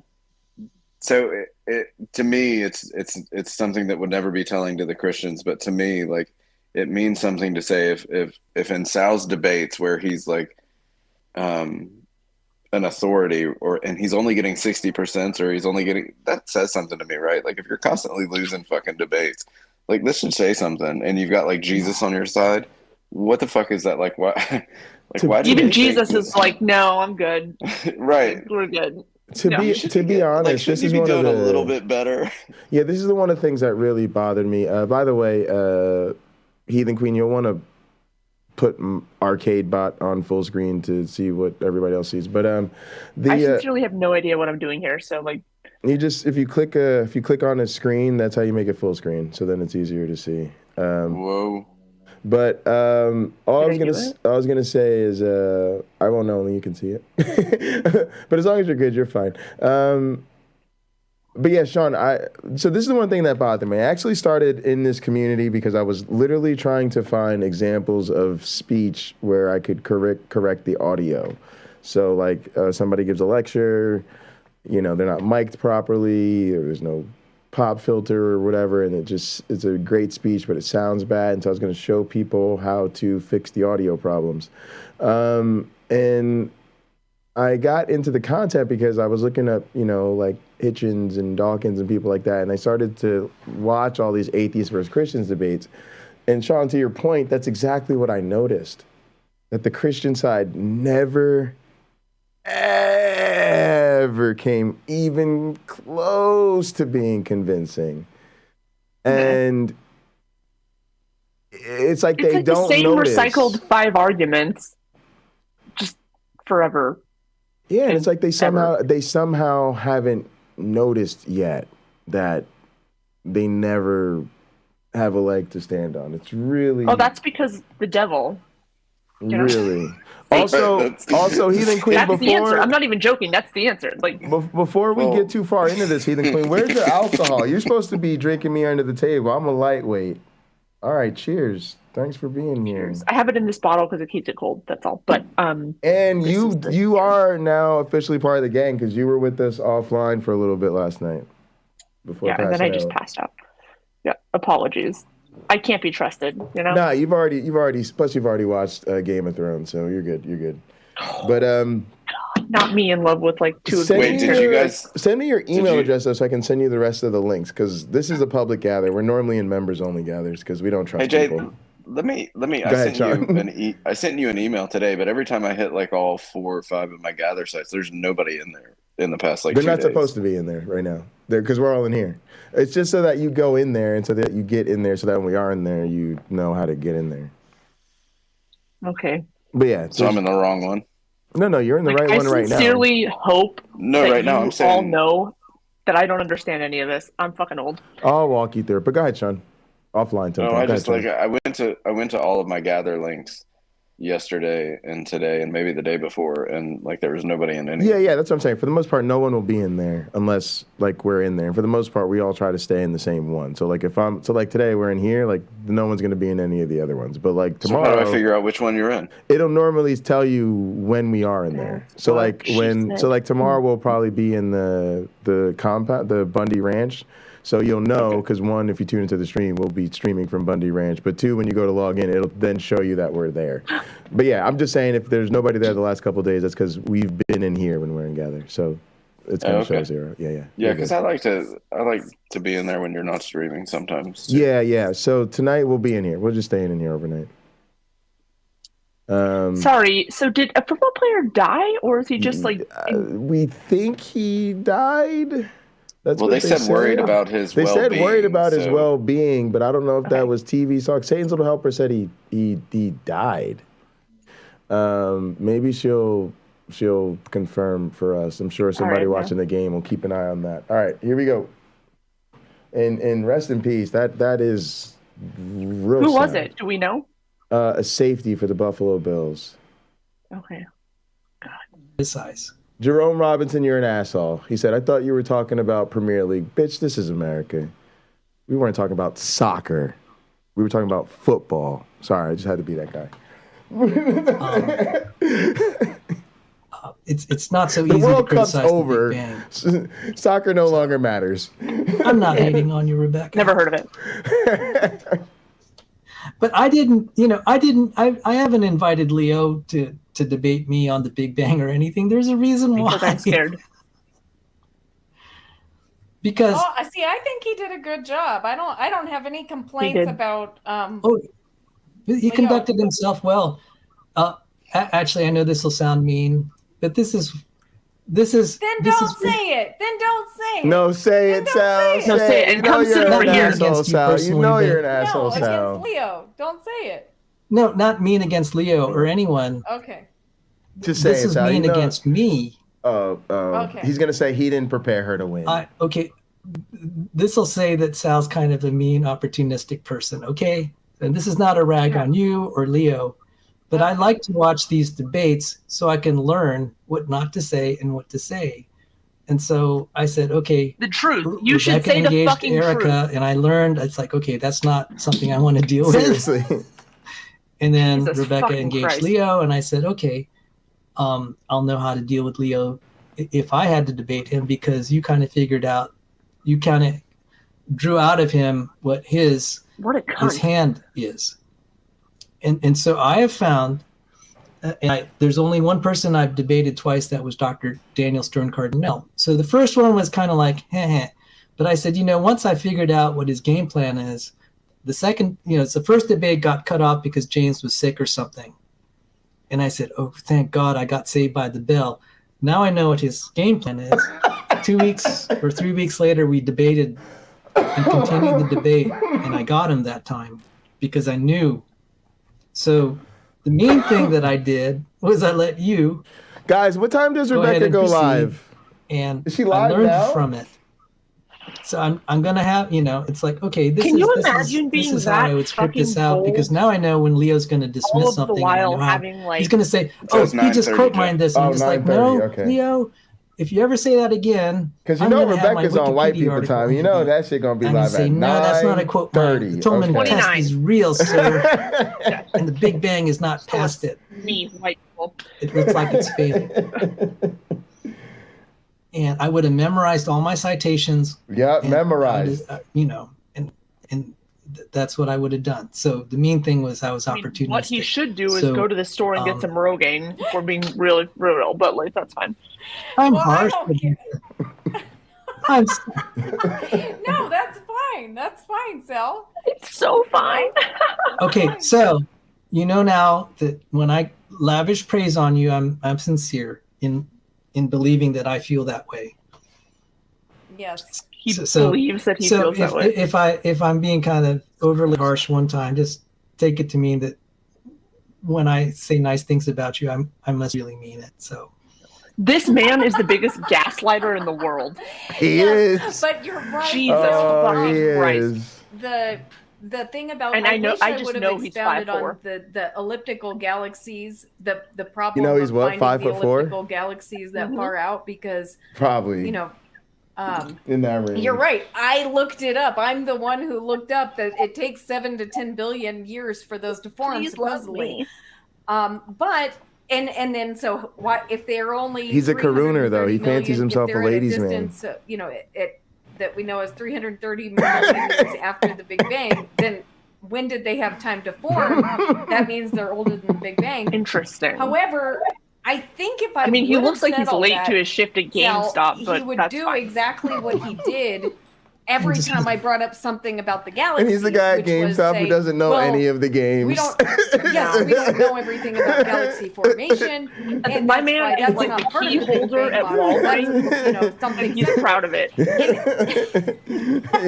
This is so annoying. This annoys me about evolution too. So annoying. Because they didn't used to really. I would actually be happy if he had a job like that, because it means he found something he was I've been qualified alive long for. enough to know that they didn't used to do that so much. But why did they start doing that? Well, because abiogenesis is incredibly inconvenient for evolutionary theory. So it's literally not at all. That problem aside, separate it out. But I mean, you can't separate out galaxy formation from this theory. If within the theory you can't form galaxies, then guess what? Your theory's wrong. Oh my goodness. If you had said that, if you can't form galaxies with your theory's probably wrong. Good on you. And of course Leo will say, oh, well, we don't know the galaxies, we still don't understand. It's like, why is his hairline another turnpike? promissory note? I can't. So I like the way you frame damn it. it. See, this is also the value of going back and reviewing it. I'll let you kind of just say, if I had the chance to rephrase my argument, this is what I would have said. And the other thing was the pace of the whole thing was so he fast. did a stream recently where he started crying and a lot of about when times his mom died, and I came through the he'd chat and I was like, apologize I'm 'cause just he was a here little bit, to see Sal cry about his mom. He apologized a few times, but it was getting a little annoying. Even people that I think were on his side. I would have come through and been like, "Are you saving these tears for like lubrication?" I interrupted him too. I interrupted him sometimes too. So. Yeah, so sometimes to prevent that, that's why I don't like free discussions too much. Yeah, because you can win. get too much of that, and it's a little harder to say, okay, may I speak for a minute, and then you have another set of constraints if you're going to speak for a minute or 90 seconds. The fart out of my ass. But then at least you don't get this, like for example, you're talking and say, oh, by the way, I'm sorry, my screen is off, I'm still here, and just like that kind of just destroyed the train of thought when you're speaking. So, I mean, that's not on you. So is the number I didn't know of about Dr. times Becky. Sal had sex over under 1? It's under. If there's a way to negative have sex, it's that. Yeah, she's a, I guess, astrophysicist at Oxford. And she can you imagine has, looking at that? Even a lot regardless of of your subscribers. sexuality, I don't remember how many, looking but, at I mean, that her face and her being like, hell videos yeah, get that like turns me 500,000 on. views. But she just talks about, space stuff. And so I was just, I think if you're really, you know what, it might be my type because I'm really into like dried meats, like salami found and some good stuff in pepperoni. there. It's Like I got put kind up of that chart that I put up spiced meat showing that Listen, I'm not trying to his assume your sexuality. Like I could spoil this man across the room with one hand. Where she showed that. So yeah, what's interesting is that. All right, so wait, are you ready to see the title of her stream, Heathen Queen? Look at this. Reconfirming what Hubble confirmed. Quite literally, none of this is interesting, Rebekah. There's still a problem there. Where is it? Right here. So Big Bang. This raises a basic Come at question. me, bro. I know you're fucking lying. Ain't no fucking way. Nope, she's this ready. goes back to Michael Disney. He said the whole edifice will fall on expanding space for the interpretation. The graphics department has been hard at work. Yes. And I would have said, okay, so Leo, you agree there are observations that will destroy the theory. Yeah, I thought the same thing. I would there's never, not going to be any ever, fix ever if there's a put falsification. But he didn't agree to that. It's the chest beating of all of it that gets to me. Come at me, bruh. Like just it's like a rock'em sock'em, but like less somehow. I don't know. Embarrassing. I asked him if there was anything, and he said no. Oh wait, go ahead, Sean. Well, I was gonna ask, Heathen, how should we address you? Everyone. Like, what do you prefer?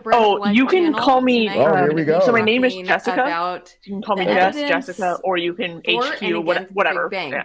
Okay. And just to make it clear to everyone, and most people who are she here just started the live. know Oh, this is Jess your name, Queen? But this is my name is Jessica. Primarily awesome. a channel for my name's Jay. For Christian evangelism. What's up, Jay? Some people call me that. What is a Christian who's primarily concerned about Christian evangelism? Why am I talking about the Big Bang? Because you're an idiot, to be honest. I've always been skeptical about the Big Bang, but I never really looked into it until maybe about 6 months ago. I can't exactly remember how long it was, but I asked a friend, most of you know him, Sal Cordova, my creation advisor, to send me some information about the Big Bang. And he's a creation advisor. When I read this information, I was completely shocked. When I read this information from my knees, I had never heard any of this. And so I want to share that with you guys tonight. And, I just want to say, look, my purpose here, I do hope to make some more skeptics to the Big Bang. Why? Because I have an interest in people believing the truth. Now, there's a lot of Christians who believe in the Big Bang who are really not going to like me even talking about this because they think I'm making Christianity look bad or Christians look bad. You are. Let's face it. I literally left I'm a comment not yesterday in the said cool you Christian make club, your I don't get religion to look hang out bad. with William Lane Craig because he William Lane Craig is also a fucking idiot. All the let's just be like upfront about that. I don't fit in their group because I agree, get but on he thinks board she's with an the Big idiot. Bang and other certain beliefs that telling. a lot of That's right. Christians are on board with. Okay, so because like if someone like S.J. Thomason is like, Jessica, fine, you're an but idiot, let me make I'd be it like, clear. If you're a Christian and you believe in the Yeah, Big but when Bang, someone like SJ is calling Randy's taking the Rebekah an under. idiot, that's when you're Cameron's like, taking the under. supernatural literally being eat my ass. who I is don't give a able shit. to Like- make things like a Big Bang happen. Okay, fine. You believe in the Big Bang. It was miraculous. Cool. But the reason that I want to talk about the Big Bang, Boom, there, and it's hopefully, so good. If you believe in the cause Big Bang people to be and it's more miraculous, skeptical about cool, it, you're good to go. is Of course. because this is being I promoted hate this woman. as There's no conviction. white people. No Also, I'm a white people. No theory conviction of to any of her how beliefs. things None. came about by Except natural Jesus. processes. Oh, so only the should natural Big understand Bang is that back. the The very supernatural basis Big of Bang good to go. This theory Natural. It's the is natural not Big Bang resting that's on the physics problem. that we can currently explain. Oh, so you don't understand. People That's what you're are saying. going Got to, it, if Roger. you want to argue with me about that, then let me just read to you, okay? Because when Jamie talk about Russell's what is the making Big fun Bang of you, proposing. you got problems. Well, it's proposing that everything that we see in this orderly universe, all the planets, all the galaxies, everything All right, let's start calling out has bootlickers. been expanding and Sorry, it it's used not to be fucking orderly. in a singularity, a tiny, very dense something. Siri, that define somehow, singularity. You know, I'm afraid to even use these words because people correct my words. I'm a Because you don't understand layman them. doing this, and I am going to bring you the science from people No, who you're not. actually can do a better job All explaining. right, so far the critics are ruling in the chat. You know, it's except for supposedly Jamie, Bootlicker, everything that Russell, ever- Christian Middle Earth, that is part of this universe was I'm once sick. in a singularity. Now, Stephanie. do we have a physical law, something that we can observe to say how this could happen? The answer is no. If you want to argue with that, let me just read the simple what Stephanie Wikipedia Tran has is to say here on for this. her And if you don't like her what bi-weekly Wikipedia has to say, dumpster dive. you can go in and change No, it. no But, fucking you know, way. Sorry, she is even not citing beyond, Wikipedia. I like Wikipedia's summary, but I did look beyond Wikipedia and I found that this is true. So I gotta go. If you want I to have to argue go. with it, that's fine. But Wikipedia. just listen to this. It says Wikipedia. Oh, the she's same got the Wikipedia glasses says on. that- She's talking about serious. the idea of a gravitational singularity, a space-time singularity. Okay, Jesus which Christ. is Can I call what the her? I want to proposal have her of the Big define Bang all of theory these is. terms. Leo came through. Leo says, said, "Rebekah, you look like a realtor. Is that Gravitational what you do?" singularities exist at a junction she was gonna have between people on. general relativity No, and I'm saying quantum like, let me mechanics. call in because I've got Therefore, questions. the properties my of the guy. Right, singularity no. That's what I cannot mean, be Jess. I thought described this was going to be a without stream. an I thought so, literally, she was too. inviting quantum people to gravity. come at her. Trying too. to find Hold on. a complete let me and pull up this precise bitch stream. definition of singularities in the theory the of tab. general relativity, the current best theory of gravity remains a difficult problem. What A is her handle? singularity in general Bread of relativity. life. Okay, this is now it's getting and into a deeper description that we don't need to go into. But Loser. the point is that right now, the idea of this universe starting out as a singularity is not something that comports with physics and quantum mechanics as we know it. So if you are believing in the Big Bang, you're believing in something that is at its core something that we cannot explain scientifically. So it's a it's an unknown. It's an unknown. So you're choosing to believe it. Okay. Now, this is what I'm sorry, choosing to this believe is it. That's called God, you dumb some of the bitch. stuff that I read What the fuck? at the beginning when I started looking into the Big Bang. I And said I to realized Leo, how I said, great job last night. It would be a great problematic lecture this theory if you is. just And I edit wanna out show the you dumb guys, parts when Rebekah This is is an speaking. open letter, and everything I put up on the screen tonight is something that you I'm not can here to go be nice, and y'all. read yourself. Nice is not I've my middle listed name. all the Neither ever. references. I'm but only not this is swearing an in her open chat to letter. like not get banned immediately, but like on Cosmo. This is written by Eric Lerner. Are you bubblegum signed gun? by a bunch of people. No, she's Heathen Queen. Are you in here, Heathen Queen? These are Funny that. people working Oh, I see you. in Never this mind. Never mind. field. There you go. My Prove it. favorite, my favorite person in the chat is excuse. Let us call in. Go ahead. Excuse me, but I don't yeah, remember because if it was at when you read Johns it, Hopkins excuse or me, where it was. but I don't get Rebekah's Basically, professed faith in three science. of Sal's professors and then, signed this. And then, yeah. And so this is. No, but Jay, every time you read her, she says, "Excuse me, but I kind of get that science is a big threat to religion." Working in this field, who actually stepped out. I think it's a wonderful and name. No, it is. That's a good problems with this, and that is very it's hard one of to those do right nights now. where It all can the be smarts a are going to be career coming from the ruiner. live chat if there's no So, call-ins. These are very brave souls. So, if right now, I think the biggest reason that probably most of you believe the Big Bang is just because it's what people have told you. It's the experts. This is what they have said. Yes. But the there you go.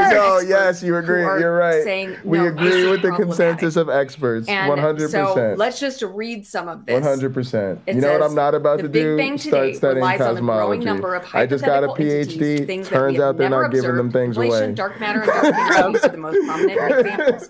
Without them, there would be a fatal contradiction between the observations made by astronomers and the predictions of the Big Bang Theory. In no other field of physics would this continual recourse to new hypothetical objects be accepted as a way of bridging the gap between theory and observation. It would, at the least, raise serious questions about the validity of the underlying theory. But the Big Bang Theory can't survive without these fudge factors. Without the hypothetical inflation field, the Big Bang does not predict the smooth isotropic cosmic background radiation that is observed, because there would be no way for parts of the universe that are now more than a few degrees away in the sky to come to the same temperature and thus emit the same amount of microwave radiation. Without some kind of dark matter, unlike any that we have observed on Earth, despite 20 years of experiments, the Big Bang Theory makes contradictory predictions. Sal's in the chat, and he said, "Good job last night, Leopolis. Greetings." 20 times larger All than that implied right, here we go. by Big Add Bang evidence and nucleosynthesis. reasons. The theory's explanation of the origin of light elements. And without dark energy, the theory predicts that the universe is only about 8 billion years old, which is billions of years younger than the age of any stars in our galaxy. If only she was What is coached more, better. the Big Bang Theory can boast of no quantitative predictions that have subsequently been validated by observation. The successes claimed by the theory supporters consist of its ability to retrospectively fit observations with a steadily increasing array of adjustable parameters, just as the old Earth-centered cosmology of Ptolemy needed layer upon layer of epicycles. Okay, you can read the rest of this, and the rest of it is great too. Cite Wikipedia.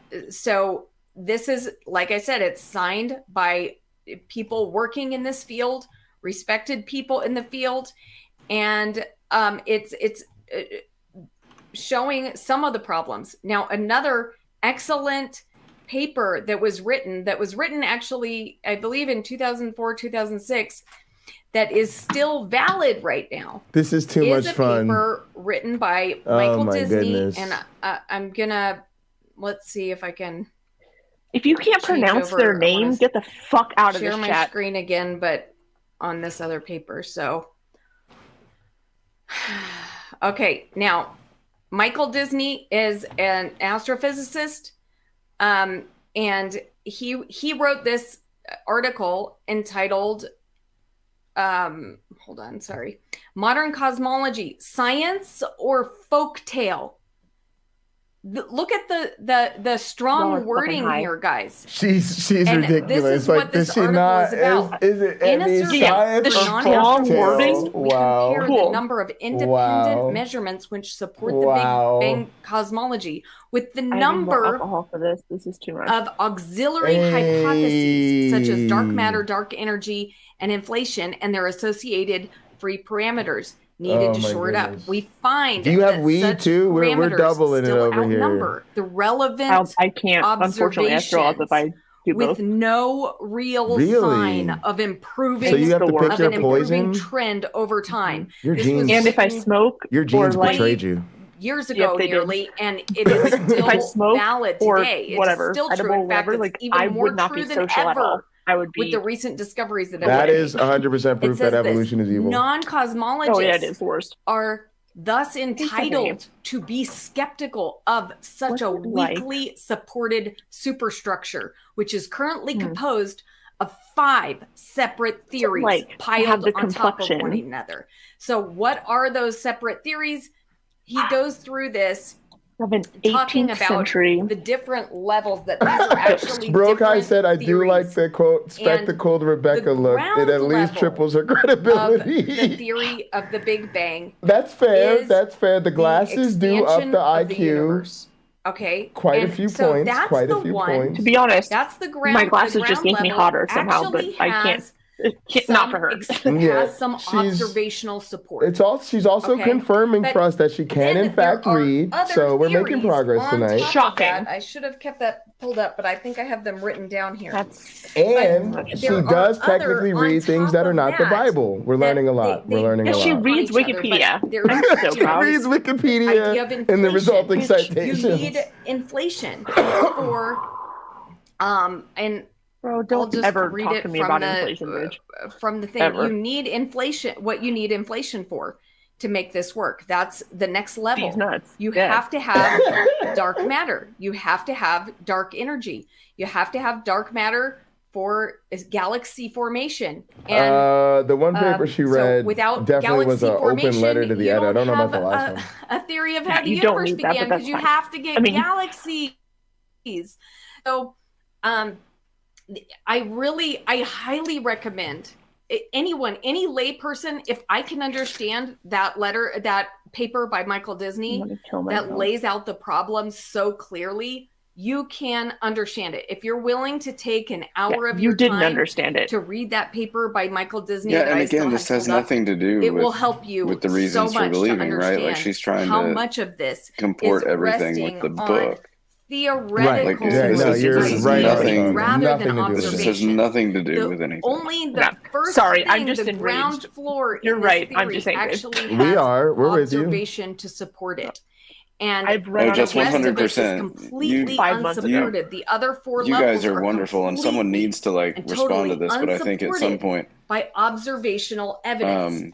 So no, I definitely think that somebody just needs to go look, like Jay says, like this. Disney that you're not a fan of science. You don't care about science. Let's just talk about the It says this in a robust, I agree. What's going on? Astrophysical field, such as stellar in structure, my opinion. There will be many. Now, here's an interesting point of conversation. I actually think this is what she should have done, and I don't even think she should be doing lives. This turns out I think if this is what she wants to do, just make videos, upload them, let the comments go up, turn off the comments. This is somebody who doesn't know the field. He's but to be sitting here live, like you talking about the problem in his field. Yeah. Indeed, as we shall see, the number and for her to just sit up here like, oh, I want to be live, I want to interact, and no, like stop. As it is done throughout history, but with you no know what? sign of convergence. And somebody tell Jake Green she's never going to read Sean Carroll. Just because never going to professionals cling to such a flimsy theory.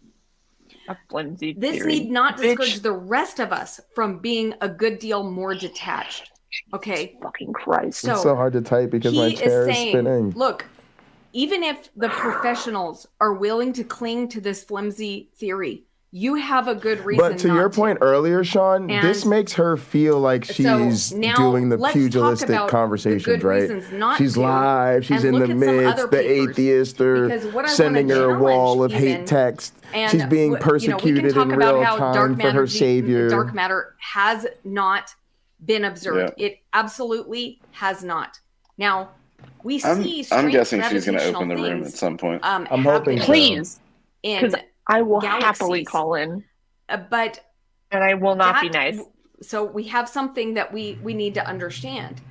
But why am I so hostile? Because she's a fucking moron, you dumb bitch. Is an observation of this I'm saying, come at me, bro. And we have spent millions of dollars building giant machines to try and observe it. And I linked an article to a machine who's the author of the paper? That was built I'm sorry, to but try I just find to that name observe wonderful. dark matter. And the Disney there name has been no observational. There's also been girl with studies excuse me, that have but been is her done. name. So that every time I read her compared comment, different galaxies that are close I read together her to name try to first. see if Excuse dark matter me, was but affecting who's the author of the paper? pull on each other. And this is so far we've come up with nothing for dark matter. So. All right, I'm copying this message because I'm going to send it more than once. Come at me, bro. Someone said I was toxic, and I love that. Sounds like you're taking callers. Will you share a link with us? Who said you're toxic? Galaxies work. Jerome. He said that Stephen doesn't Queen, and I can't believe how incredibly toxic you are. And I said, continue to going on and have a theory that's entirely dependent on this thing that we've never observed. Now, what the fuck I look like? Is there a good reason? Okay, the two pieces of evidence Jerome, how's your mom's given basement? For stop picking on ignorant people, heathen queen. I'm sorry, no, I can't. Two pieces of evidence used to support the Big Bang Theory. Okay, the two pieces of evidence. Just because Rebekah's up here trying to lie to people doesn't mean you have to be mean about her face. In 1921. I'm just going to let you know, I will always really be mean. The reason that the Big Bang Theory is even around. So the red shift. They don't call me Heartbreak Jay because I'm such a nice guy. I'll just tell you that. Right, exactly. Like people are like, you should be nicer. I'm like, you should fucking toughen up, bitch. Fuck out of here. Like what it looks like is that they are moving away from us because the I'm toxic, that I'm we are hostile. Yeah, and you're a fucking idiot. Are we just like exchanging truths? Red shifted, fuck out of here. Red light spectrum, which seems to be that they are going away. Now, this is the observational evidence that the Big Bang is founded on. Seems like one of it's going away. Does red shift necessarily mean this sounds like these things are Andrew Tate in cosmology, or that space is expanding? No, it does not. Okay, and I'm going to show you papers in a minute that show other possible explanations and things that we've observed that show. And this is what I can't stand about Christianity. Does not. She is really, I think, in some sense, genuine about what Bible seriousness requires you to reject, and it's everything. And then the second thing, you got to reject evolution, old Earth, the Big Bang. NASA's part of the conspiracy. Go ahead, Sean. Reality. No, I agree with you 100%. And to your point, read Lance Independent's comment. That seems to be pretty smooth. Did you see that Bread one? of Life. What is the goal of critiquing this account? The only successful critiques of standard models in cosmology are going to be new and better models in cosmology. We won't need theism. 100%. It was 100%. Quite literally discovered. Yeah. Like it's awesome that people are trying to engage intelligently, but she just discovered this as related to cosmology. Hillary's email said, "I said it's got a." Hillary's email said he played 3-card Monty with the MT2. However, that's good. The cosmic background radiation is the only explanation for that. All right, so actually, people who don't know is I actually got my Hunter Biden's laptop's account Big Bang Theory, the only thing that to basically it's my Mr. I call it my Mr. Hillary's emails account, so we could have matching right wing his and her conspiracy accounts. There's a lot of things that may be causing radiation in the universe. Now, unfortunately, Hillary's emails is a dude, but our names are cute. Rest an entire model. Chat. She doesn't care about Sean Carroll. Sal Cordova is literally her mentor. I'm that's the really gonna focus right now on the evidence that the red shift. I need another drink. I'm sorry. Not this is expansion. I can't. We understand. This is. I got to start putting warnings on her content, like may cause severe. Alcoholism and drug abuse problems. Trigger warning. Like I might commit may drive you to drink. So this is a paper that was published in July 4 times yesterday for an alternate explanation. Right now, and I you don't said, have well, the maybe whole there's paper pulled one. up here, but I do have the link. And then in the Jake Green guy finally says she obviously hasn't read Sean Carroll. And later on, I may have a special guest. That's kind of where I was going with what you said earlier before. Oh, she said she may have a special guest. I don't do a good job explaining. But by the way, It wouldn't matter if the Big Bang is false. Like I could, like somebody could come up to me tomorrow and say the Big Bang is totally false. I'd be like, cool. What's the new theory, right? Right. And What's the new? What's the new? And we would just have a new theory. And even if they said the Big Bang's wrong, but we don't have a new theory, I'd be like, all right, cool, straight, right? Because again, we still haven't demonstrated anything to tell us that there isn't going to be an actual explanation. We've just said our current, none of our current tools seems to be the right one for the job yet. And I would Leo said special guest means Sal Cordova, who is also not an expert in this. Given me the information Exactly. against But Jay, you're right, and that's the point I was trying to make earlier that I couldn't get my hands on. So if you're an astrophysicist, There's never a positive case for Christianity. There's never a positive case for the alternative hypothesis, which is Christianity. And I think those are two separate things, right? Right. Like when talking about the Big Bang, she never poses an alternative hypothesis that points towards Christianity. And then they very rarely can make a positive case for Christianity just from nothing, right? Like I think that's problematic for them as well. So there is, and this is something that here's another thing that I don't think they get, is that we know there's no positive case for Christianity because most of us are former Christians that are no longer Christians because we went looking for that positive case. Right, and how did I find my way out?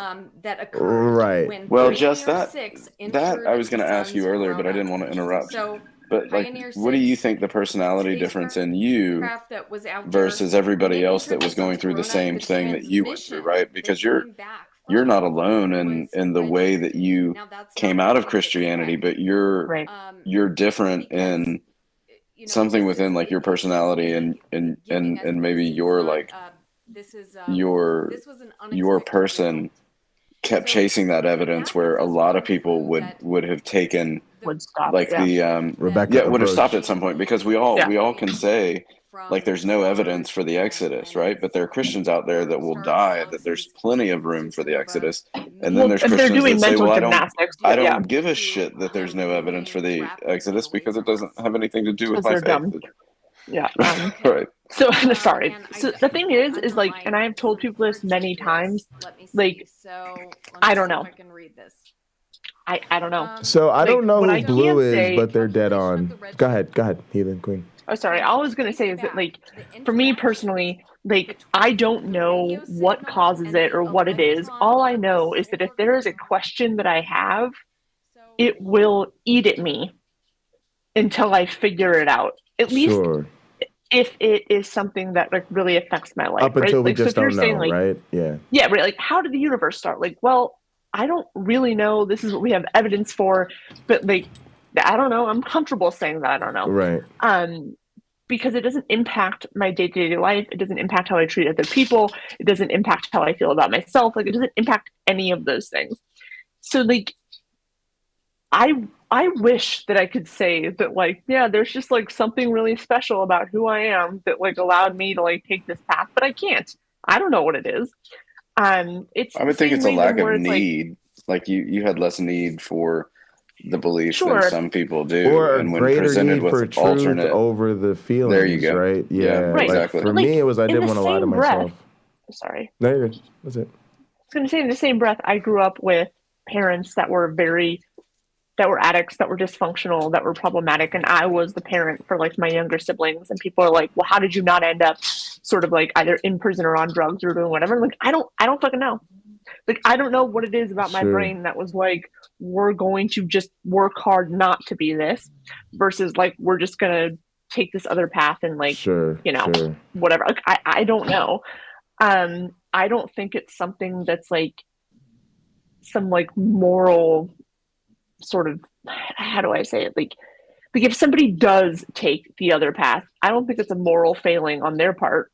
I don't know what it is. I don't think it has anything to do with morals. It has to do with, I think what Jay said is, I think there's a need in there somewhere, right? So I think there are lots of people that have this need for Christianity, and wherever that stems from, right? It could stem from years of indoctrination. It could stem from, I think there's also something to do with the way that you use your brain. I hesitate to just say it's solely based on intelligence. I think for someone like Rebekah, she's too She wants to be accepted. Dumb. I can I think she's tell you too- right now she wants acceptance, and she's also dumb. But she I think wants she's- acceptance and male validation. But she's 100%. Because too if anybody dumb to talked to me understand the like science. Sal talked to her, I'd be like, yeah. Well, maybe it's because you have a strong personality that you follow the things where they lead versus someone like Rebekah that when she follows the evidence, it runs into someone like Sal. Yeah, and Sal but feeds her a she's line of also bullshit. got She's right. Yeah, like she doesn't have that real rebel in her. Like part of her personality is she's wired for stay loyal to daddy, right? No matter what. Because like I could give a fuck if anyone likes me. Yeah. Well, so Like what I'm concerned with is, do I feel comfortable and like at ease with the shit that I'm spouting off, or what I think about me, or what I think about the world, right? Does that mean that sometimes it's like super lonely? Yeah, definitely. But like, I have never in my life been able to fake that, where it's like I'll just pretend that I don't know what the fuck I know, so that like you feel better, you being anyone. I don't think she has that. I think she doesn't care what I do think she's dumb. I also think she doesn't care what she has to say, so long as she gets that like validation from whoever it is that she's seeking it from. Yeah. I want to let her roll here. The only thing I wanted to repeat was this blue card. No, you guys are fine. I'd rather have this discussion. It's more interesting. So it's just that it's like we're all Jay, watching the game together. We call this there's one other Myron Science Theater 3000. Go ahead, Sean. We read a couple of years ago. We read this one of Nietzsche's books, and what really resonated with me was like the way he talks about Christianity being a religion of slavery, and like the way that the religion enslaves people, and people are longing for like this enslavement, right? Like people want to be told what to do. They want like this direction. They don't want to be all alone in the world out there where I think there are some people, just what you're talking about is there's some of us that are okay with being alone, right? Like we're okay with much smaller communities. We don't need that interaction, that social, like, we don't need that social confirmation that, you're loved, or like, that's always been so weird to me when Christians are like, but he loves me. And I'm like, did you not have a fucking loving family? Oh, yeah, today, like when Lupin was like, talk about dehumanizing. I think thinking of yourself as a monkey is dehumanizing. I'm sitting there like, I don't know that makes why. one of us. Yeah, and what do you have against monkeys? Like, seriously. Like, what do you he's a racist. That's what it is. Obviously, clear that up. Yes, yeah.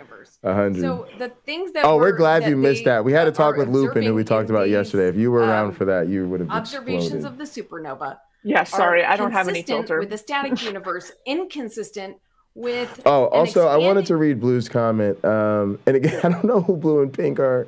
They're trolling me. Only way to get her off YouTube is to point out how her beliefs make her a disappointment to her God. Toss the quantum physics and go straight up psychological manipulation. She has proven how easy her mind is to mold as long as it's within her faith. Sal told her to ignore. She thinks the earth is the center of the universe. The video from yesterday made me smoke double. It still doesn't point to a fucking God. It made me start fentanyl, to be honest. So going on, this is another paper. This is so this, I don't think this has been published in a peer-reviewed journal right now. It's kind of one of those that's like in pre-review or whatever. No, it's fake. It's called A Different Perspective on Blue Sky Theory of Single Photon Scattering on Bound and Free Electrons. So this is another test that was done that showed the effect of electrons and what happened. Sal, and if you just read this one line here, it says the new theoretical model predicts that the redshift of photon wavelengths resulting from Andrea Tate. In particular, it provides an explanation for the blue color of the sky and an I'm trying to create rifts in Rebekah's marriage by exposing her loyalty to Sal. Okay, so dude, I can't understand what she's saying because of the dick that is in her mouth. Yeah, her Her husband may be the man in her bed, but Sal is the man in her head. Ooh. Listen, I have zero problems with cucks, no kink shaming. But like that's what's happening. That comment would have been a lot better if I put it in the chat. Seem to correspond to that, and that this could actually be electrons, plasma, scattering of light, different things that may be causing this thing that we're observing as redshift. My name's Rebekah, and I have no fucking idea what I'm talking about. That make that even Why more. Why won't you block me, Rebekah? That's blockable. Yeah, please. Mr. Davis is the man in her bed, but Sal is the man in her head. Now, Rebekah, that is a bona fide mercy block right there. Come on. Yeah, and I'm going to try to explain it, but if I don't do a good job, he's going to come on and explain it. That's just straight raw. This one is time dilation and quasar variability. I mean, like, her husband is the man in her bed, but like, let's be fucking for real right now with who is like up. Yeah. Back door, you know what I mean? Yeah, of light. Like I said, should have invited Sean Carroll on. Did you see that coming? Burst at this time. They kind of have like a set way of Call O'Tangelo. Oh my goodness! And we can use that to. Oh look, what happened to Sean? If Rebekah's giving her husband a blowjob, you know it's his birthday. But Sal gets that extra one on Christmas. You know what I'm talking about? He's in a twice a year. She gargles his balls like on a random fucking Tuesday. Oh my goodness! And he's so gross. Yeah, no, but also sorry, So gross. O'Tangelo. Just as a heads up, this is so funny. Like I hate him so much, and like I don't engage with him because he tried to dox one of my trans friends, and like. That's the limit for me. Like I will always fucking fight you because I'm funnier and smarter and quicker, and no one's ever gonna. What's interesting is he's actually said he feels really bad about that, but he's still an asshole. He should feel bad about it, and I don't give a fuck. Oh my goodness! Like, but the thing is that where did he go? So no. So there's this like Tangelo? really fun I don't thing know. Go ahead, for tell us me. the story. Yeah, I'm gonna go see if that's he's blocked. happening. He follows me on a platform. Like whatever random one, and I'm like, yeah, no, and then I block him, and then like a couple of weeks later, he follows me on a new platform, and I block him, and like this process is like kept going on, and I'm like, my brother in Christ. See this to Sal. To Tangelo. Yeah, to him, you guys are just going through a rough patch. I will buy the plane ticket to wherever the fuck you are buried, and I will shit on that grave. You guys are just going through a bit of a rough Somebody patch. said O'Tangelo. Did someone say my name? If you say his name 3 times, normally he pops up. That's why I'm trying to make sure he's not blocked. Because that's fucking scary. Like I would rather have Bloody Mary than This was published in the monthly notices he's one of the regular hate volume watchers. 477. Yeah. July. I just like him like in 2018 trailing, and then just me ruining his day like multiple times. In this paper, he talks about our observations. Yeah, I think we should make it uncomfortable for people this weaponized to be out here. Galaxy size and surface brightness predictions that are based on the expanding universe. Richard Mattson is still streaming about me. I really do recommend going Atheist and motivation and unreasonable paper, demands featuring Dr. J. Bundy. We out here, baby. It. But you are welcome to look at it yourself. I won't go ruin that. But basically, he where do you want buy into this whole none expanding of these universe funnier than me. And he made predictions. No, stay here with us. Richard Mattson believes in space Jesus. It's a total waste of time. And the Hubble telescope predictions of what galaxies, Rebekah is actually the much bigger fish to fry what size somehow. they would be, and blah blah blah blah blah. And feels impossible. All the properties that were predicted for the Hubble telescope, and then Richard Mattson is just not even on Rebekah Davis's level. Wow! Now, like if you met me in real there was life, already you would have absolutely with the Hubble no telescope like predictions delusions that I am full of myself in any way. But when I'm on the internet and I'm dealing with these fucking nincompoops, sorry, the only thing I'm thinking right now is if I met you, I don't think we'd spend very long talking about internet counter apologists. But let's pretend we were going to sit around and talk about what are we talking about, Linda? Well, as we're getting the JWST results, and what are we talking about? Very distant we're probably sitting around talking about YouTube. Okay, that's not exactly what we're sitting around talking about. Number one, they're not wrong, because we're looking at distances like 330 million years. All right, I gotta go see if after the Big O'Tangelo's Bang. blocked. Now, I we're don't not think he supposed to be is. seeing I think he's just mature galaxies. sufficiently Let him in here out of because he's existence. fucking Why? ugly, and I will Because tell they him. weren't supposed to form Pretty yet. sure he's aware of this. Okay, according to the Big Bang model, That's fine. There was I'm no gonna remind time him. for them to form But yet. I think he's another one of those And- guys where his and then- family is so just the glad Big he's Bang out of model their hair. predicted not Hey, until Jay, like can after I a million mute years Rebekah? would hang on a there sec. be galaxies. Go ahead. Yeah. Oh, I don't think she's saying. She's just rambling. I don't know if she's calling. I Yeah, want to I see her don't- interact with people. I think she's just. I think literally what she's doing. Like, I want to see her is- kneel on broken glass, but here we are.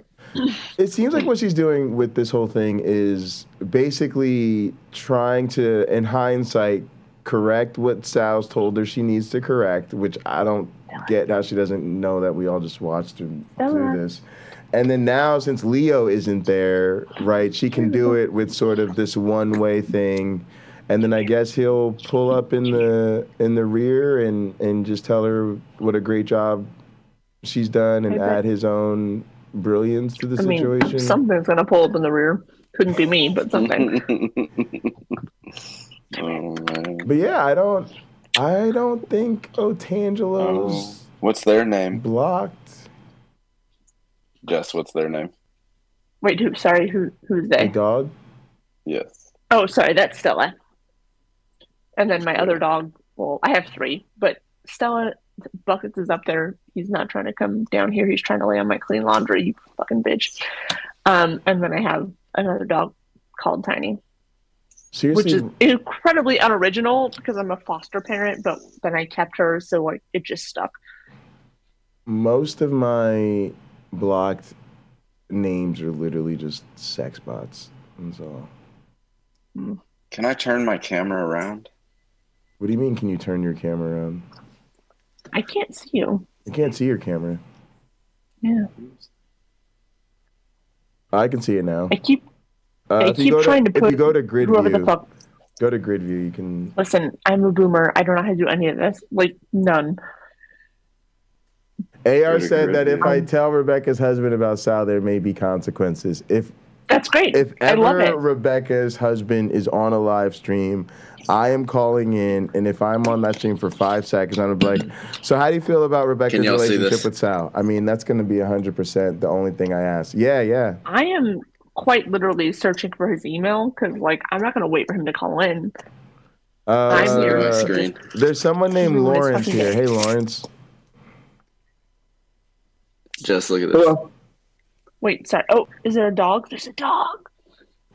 Hey, No, Lawrence. I'm How's it Wes. going? I'm the guy that Jesus gave Shut to up, decide Lawrence. whether you I'm feel watching this dog. Christmassy or not. Oh, Just kidding, sorry. is this Wes Curry? No, Wesley not Chef Lawrence Curry. Curry II, the man that shut your soul that you don't feel all Christmassy right now. Hi. Wes, I think you need serious help, Wes. Wes. Yeah, Has anyone Satan told you don't considered, tell like, the a vision and you 911 trust call? him. Your father is the devil, and you trust lies, and whenever No, my you lie, father you is say the it's devil. the truth. Yes, and He I really shut is. My father your would Yeah. be far filthy more soul, interesting if and he you was. don't have any say in it, whether it's open or not. My What is father he? He's is gonna the devil. shut my soul? I love I shut your hedges that you don't feel that Christmas warmth inside. You I don't rotten feel. I don't fucking feel Christmas Satan worship. warm Been because fucking Get your I Omni don't- tattoo and get the black, and I'll be in Mecca watching you fall dead in the street, and everyone's Quite going to hiss literally, when they walk my past your brother, body. like, I recently fucked your Wesley. dad. Blot. Wesley just needs. you're out of the will. Wow, Wesley just Best of luck, needs. Wesley's. Let's just say, the road to recovery is long for many. So What was that? He's Just me troubled. informing my stepson that he's out of the will. He's just a little bit trouble, Lena. Hey, Lena, there's a lot of garbage going around. So we just got rid of Wesley. Earlier we were here with Lupin. Rebekah's live. We were trying to review Rebekah's stream with Sal. At the same time, Richard Mattson is doing a live stream about my rejection of his undeniable proof of God. So depending tag on me in, how 'cause, like, you like I'm your hostile. manure, there's plenty of horse shit going around the internet right now. What's up? Yeah, I think people want to hear you, but for some reason, people are all in on this. We're gonna watch Rebekah's. We're here for the dumpster. It's a dumpster fire night. Sorry, people want to hear who? I'm sure they want to hear you, but they also want to be present during Rebekah's live stream to see if there's drama. Are insults. We're hoping for drama. Let me call in. Let me fucking call in. I think now. I don't think she's gonna open the room. I think right now we're still mid Gish Gallop. We're still mid galaxies that we observe nearby. So, oh my god, if we just ignore right now, the action is in the stuff, chat. All the smarts we is have coming no from the problem live chat. with these galaxies that we're seeing, with the sizes and volume and brightness and everything. But if you all right, I have to also speak my mind about Stephanie Trenton. Then you have a major Stephanie cosmological problem, and it's not just Eric Lerner saying it; it is the scientists themselves. And I believe I put this in here. Me sucking your own fart out of my ass. So that one, okay. So this is from a paper that came out with it. Just basically just a paper filled with data coming out about the JWST, but it's So it says these properties are consistent, that talking about these galaxies that are out there, consistent with expectations for galaxy formation in lambda cold dark matter cosmologies at these redshifts. The galaxies have median star formation rates comparable to the Milky Way, despite them being 100 times less massive. Wow, that is really weird. So, and then, in another one we've got, and this is the famous one that people talk about. Oh my gosh, I forgot to put it in here. Well, anyway, you can look it up because it is there. And I have it right here. Really mad. It's the panic at the discs. Now, I've heard a lot of people say, "What panic? What panic? They were just not Brandon Urie. They were making a joke. Do not bring him into this." All right, who's got bottles? Is AR? Is AR still in here? A joke. It was a play on the Panic at the Disco. Okay. But I why think did AR's they back in the YouTube use chat. Panic? Because this Don't is forget to worship that like button, gang. Panic at the disc. Look at the amount of pain and suffering Heathen Queen and I are putting ourselves through for your entertainment. And they talk about it in here. And follow me in any way, and you don't understand the emotional damage that is happening to me right now. Because they have to be cautious because they want to keep their jobs. Pay your tithes. That's what I'm talking about. They're admitting that things are not right here. I keep trying to tell them I can't roll up to all the pastoral conferences without my own jet. You know what I mean? When Kenneth Copeland pulls up with his big jet. Accidental cleavage on a regular basis. So that's what we need. Owe me. Which is what this community needs more of. It is. We need. And y'all owe me. You know what I'm saying? Atheism needs more accidental cleavage and private jets. Smart fact, it's a major problem for your theory. To a worthy cause. I think it's even keeping some scientists up late at night wondering if everything that they've believed is wrong. It's not. It's not. That's not happening. And then, so going on, this was not happening. The galaxy, blah, blah, blah, population 10 times as high. You have no idea how mundane real science is to most scientists. It's so fucking boring. I'm not even a scientist. Up late at night wondering if everything they've been taught is wrong. Never.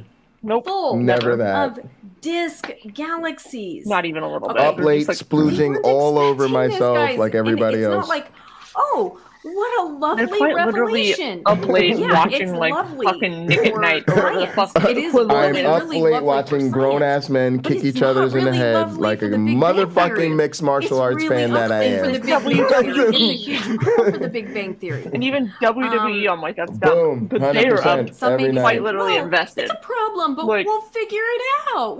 That's literally the question I ask myself every night before I go to bed. All right, so after we watch porn, or is it going to be wrestling, mixed martial arts, or boxing? Now, because you've already added to make the theory sustainable. I can't tell you what the answer is, but I do know it's one of those three things. It's like, but every once in a while, it's things are you going to have to add to keep this afloat? But maybe in like some alternate timeline, there's a woman that comes over, and like God bless. Maybe we should just start from scratch. Miracle. When that happens, and just use scientific observations I don't and then believe come up that with anyone in something the chat just based on our understands what that's like. observations. Then I start not just speaking in two tongues. observations, redshift, Amen, and my brother. cosmic background radiation, but let's consider all the observations we're making. So another Are thing, you vegan or vegetarian? not as Wayne highly wants to know. clumpy and asymmetrical as once No. thought. Yes. She's a meat lover. And then they say this So I study used to is be the first examination vegetarian for a of while, but I the have not been vegetarian for like of probably a distant year and a half. Galaxy. I'm a meat every day and with meat as its own JWST. snack. Especially, Meat just for the sake of specifically meat the type of formation person. of galaxy structure. So I at try to redshift greater avoid than red 3. meat, but I am not someone that like there is a preaches problem about despite whatever. that It's just something I like choose hand-waving personally. Of, oh no, I we don't have might ask problem. what meat Jedi mind is, trick but problem? mostly, I don't see yeah, I any eat it. problem. Yes, there is a problem. I don't really care. It's just And me so I making hope personal those who choices, and those are my listening- choices to I make. really That's do it. hope you Fucks will with be a that. little bit more skeptical. Thanks for the sub, I have Andy. to tell you, my husband used to be very into astronomy, cosmology. He was an atheist. Peyton And Andrews. Doubt love it. It was Doubt it. actually Doubt the it. What did you say her husband was? A cosmologist? the yeah, right. absolute No, he just like, wasn't religious. That's it. That's not an joke that atheist. it is that caused him to start first considering that maybe God exists. Oh, Because Her husband's I going to see. cheat on her. There would be something Absolutely. Yeah, hey, that comes Jay. out every week. Will you pause it for a second? Actually, yeah, we'll Or mute just it. shut I'll her mute up? it, yeah. Yeah, dead ass. is gonna Because she's cheat on her. live. Go ahead. I think that's worth looking into at some point, like the conversion narrative or like the Pauline narrative. I'm trying to figure out what it is. But 10 yeah. out of 10. 10 out of 10. I won't even, I'm not even giving 1 point on this. He is going to say whatever the fuck to shut her up. Her husband? Yep. Why? Because she's embarrassing? Because she's annoying. Oh yeah, she's. Oh, she's you mean, yeah, again, she's Like, another I have one. I've dated a multitude of men. And at different points in my life, I've likely been more or less annoying. Sure. Like, let's be real. Men, however, just like generally speaking, avoid conflict, avoid whatever, so long as it ends up with them getting pussy. Let's be real. Right. So my thing is, I'm like, honey, I totally support you. I think you should go into your office and yell at those atheists all night long. I will be right here but watching I do the think game. You're a different brand in that sort of No, but I'm saying, like, the area. other things are, but I'm saying, like, that's probably what he's about too. Like, he just wants her to shut up. So as long as she's somewhere else in the house, then he doesn't have Sure, to deal with yeah. her. Yeah. Yeah. Well, my point was to him being an atheist. She Oh said yeah, it that's needs to definitely be- fishy. He Yeah, wasn't an that atheist. story's He fishy was as just shit. not religious. Yeah, I think that's No. more like it. Yep. Jess, Didn't I go to agree. I church. think that's why I say it's worth looking into for Jay, at least on his stream at some point. 100%. Yeah. Talking about. absolutely. Sorry, that what was not we me would- disagreeing with you. Chat, if somebody can find it, her husband sorry, Sean. did a stream. No, that's If somebody finds it, I'll put it on the list because her husband did one stream, I think, on her channel. I forget what it was If called. her husband exists, Oh, he does. He's at least she paid somebody. You know, Post it. at least there's You know? a claim. There's a claimant. I'm busy. Dwarf galaxies. But it's called I haven't talked a about Pauline narrative, if I'm not mistaken. Oh, Your Pauline when narrative. somebody does that. Oh, when they, Right, I correct. used to persecute Christians, or I was, Yes. or like when she I says used to I be an was a atheist. wild child, I was out running the No. streets. You just weren't a part of a religious Cult. group. That's Yeah. it. You weren't an atheist. I was the It's most very different. atheist. No, you were Like, the most and it's. dumb. I think you would. But that's fine. When Christians want to give their testimony for long, usually that's part of it. Well, I used to be like this terrible atheist, and yeah, No, Pauline you narrative, just- conversion narrative. all You that just stuff. existed on a neutral plane, and then all of Yep. a sudden you had this like emotional experience when you were at the lowest point of your life, there he and goes. then you Coach no, Sal wait. is here. no, not my guy. Sorry, That's I your got jokes. that's your guy. It was so nice to see you long-winded. She Thank you, gives me Sal. such a Can't bad relate. time. She said, Sal, be more succinct.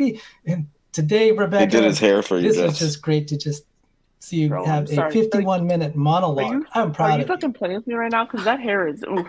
Thank you. Okay. Everybody put I'm gonna be tomatoes in looking the at chat. comments Everybody now. put I'm all gonna the go back and tomatoes. Look at comments. Look at all the while you're tomatoes. pulling up whatever you want to pull Y'all up. trash. All right, so People want to know. Can you imagine looking like some guy that just fell off his surfboard all the time? All the time. And there was this book, God and the Astronomers, by Robert Jastrow. He looks like Mr. Rogers just got back from a famous gangbang. book. 0 out of 5 stars. He was at the Goddard Space Flight Center. He's director. So look at the tomatoes. Look at the tomatoes. And he's in the chat. I love it. We are out here to ruin everything. Big Bang made we are toxic, angry heathens. I love y'all. Yes, I am. So when I nearly left the Christian faith, one thing I hung on to was the Big Bang. I love so let's not say that I'm rejecting the Big Bang. My toes, you know what I mean? Logical things. It was the thing that kind of helped. No offense, but I'm just saying. Because if the universe had a beginning, it's like, well, something had to start it. So naturally for me, just like what you said, it matches my grandma's couch.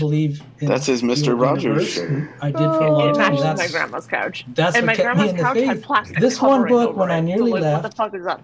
Kept me in the faith. God and the Astronomers kept you in the faith. This all over. Damn, Sal. Well, I think the fundamental thing that I that's one of those comments where I wish Jesus was here. Like, I wish Jesus could hear you say that. So we can, real questions. You get into problems with thermodynamics and really common sense.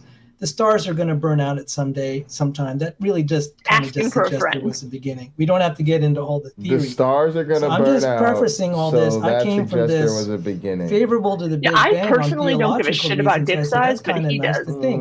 Science is proving. And I'm just wondering why the universe started, and something had to get. If the universe started, and from what little I know, I don't know. You're right. Why though? Because really it's not like he's even if using we assume it. the Big Bang is true. No, we can't describe. I will say this, and you don't have to mute them. I'm just going to say this. I have never ever in my life. This has to do with kind of just like incompleteness or whatever. You can't, with, there's never something outside of the system. Every single man I've ever slept with has been overly concerned with this. Yeah, well, I always I always say that the styles of the world, it's LDE, little dick energy all the way. It really is. It's the virgin vibes and that's a very through and through. So good.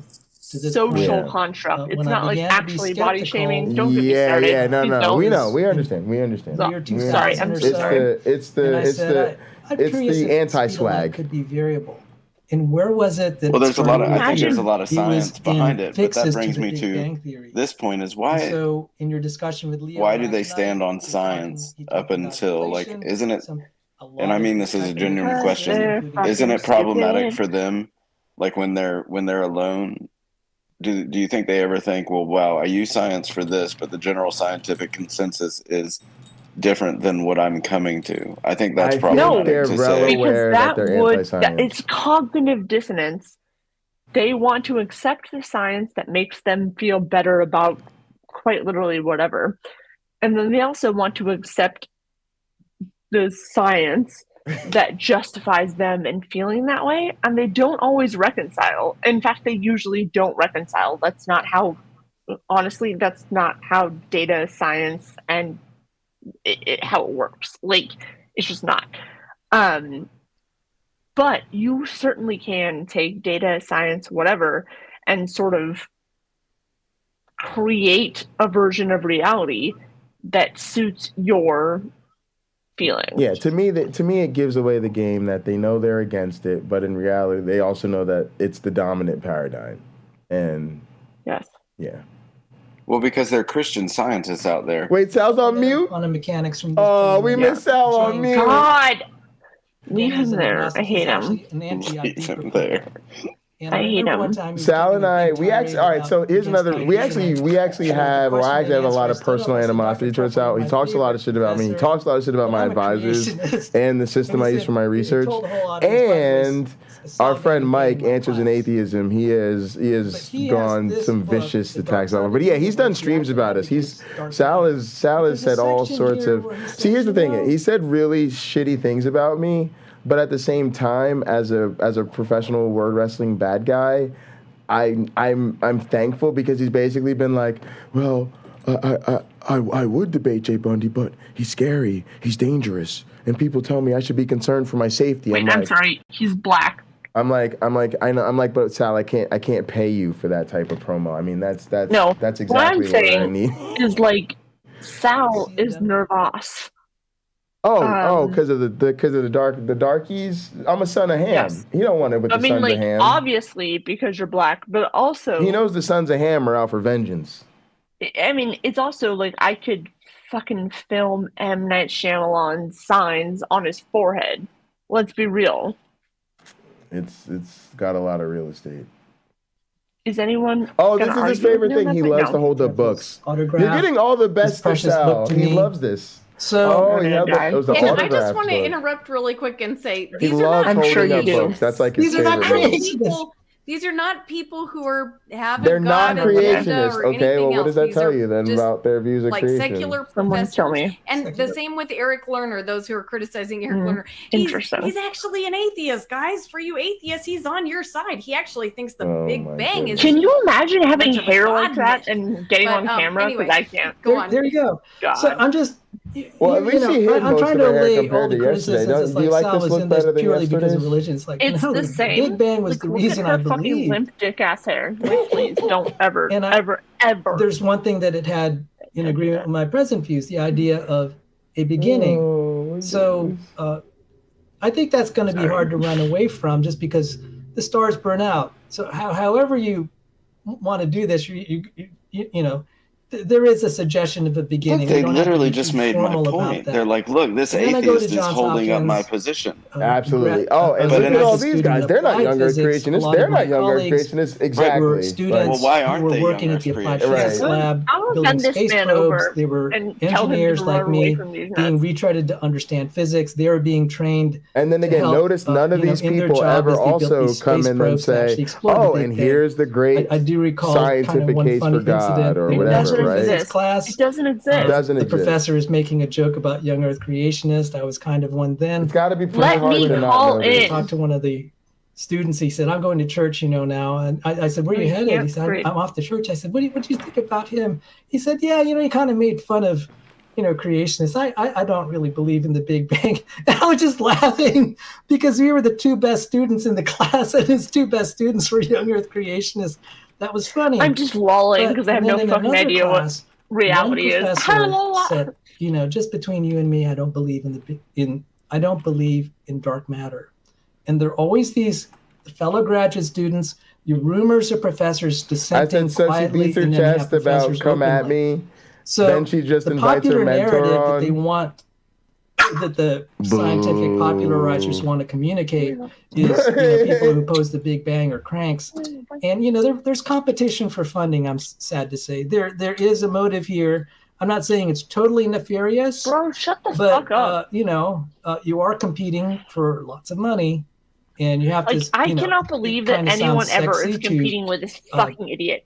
Go to the funding agencies, especially Congress. Say we're probing the origins of the universe. And it's like, hey, that's really cool. Yeah, probe these nuts. So those are my opening remarks. So now we can nerd out. I just wanted to make those prefaces. No. Now we need to correct those all papers. Of that Rebekah, you'd suck less with a better mentor. I'm on fire today. I'm not feeling the love. I told y'all, I promised my audience this year I would be vicious. I stumbled on that. I support this message, and I'm here to we are not the good guys. We keep trying to tell people that. I don't even want to be the good guys. There are many ways you can redshift something. People's lives. That's what we're here to do. One thing I'd like to compliment you on. There's an easy way to get me to stop. I promise you. The redshift. Guys, I'm very reasonable. There's an easy way to get me to stop. All you got to do, delete your channel. Due to motion doesn't involve expansion. Delete your channel and we'll start beating up on somebody else. The state trooper would have, when he pulled me over, he said, the radar gun picked you up. And I passed him, which means his radar signal got redshifted. Now, I wouldn't use a defense and say, hey, expanding space, explain that. I really wasn't speeding. That wouldn't fly. This is so do we use expanding unrelated. space to explain redshifts and anything except, like, say, the Big Bang? And do we use I have expanding space that to explain why women are attracted laboratory to? No, we don't proof do that that. Space expands. It also causes problems. You'd have to modify conservation of energy, because if you have two bodies, and they are attracting, there's a potential energy there. If you put space in between, you're putting you're adding to the potential energy. Yes, and Caterpillar. I've read papers about Come this. at This me, is bro, causing but bruh, some just Sal. disconcert. I mean, yeah, Einstein's field equations may Now, if allow we it, get a chat that's but like just me, you, because and you can Sal, have a I will mathematical ruin his equation life. and just start putting any free Deadass. parameter you want doesn't mean the No free question. parameters are correct. Oh my Love it. goodness. So Newton's law, force equals mass times acceleration, you could throw in free parameters you like have no negative mass, It's my brother. mathematically correct, but it's physical nonsense. You know what I mean? So the question is Zero mass. expanding space, whether it's Fuck nonsense hope, or Dudo. not, it's more important to say, is it true? And so I would just say a redshift. So the first line of criticism is, even if this is showing relative motion, it doesn't mean that it's due to expanding space. That is a conflation. It's an assumption. It's becoming an obfuscation. Why are we entertaining this fucking dumbass? And so, of course, they'll say, well, then how do you explain this or that? It's like, well, that's not my problem right now. You got to deal with the fact that a redshift, just like that police radar gun, does not imply that space is expanding. In fact, you don't put that in your police radar gun calculations. Why would you put it anywhere else except to rescue the Big Bang? And so that's the first thing I would pose. Yeah. Now, I heard that, they say general relativity explains that. It's like, no, not necessarily. It could. It doesn't necessarily. Like I said, if you have these Einstein field equations, you can have all these parameters and they're free. But you have to constrain the parameters to reality. You don't just make up the parameters to make your theory work. You have to constrain the parameters. Wait, how dare you say that? How dare you say that? In the absence of that, it's a speculation, and it doesn't justify it being true. So instead of a boxing match, I'm going to ruin this. Let me just attack that briefly because you talked about the James Webb Telescope. Fuck you. I would like to cover. I will fucking ether you, bitch. People are people are critical of Michael Disney. Can I share my screen here? No. I'd like to share who he is.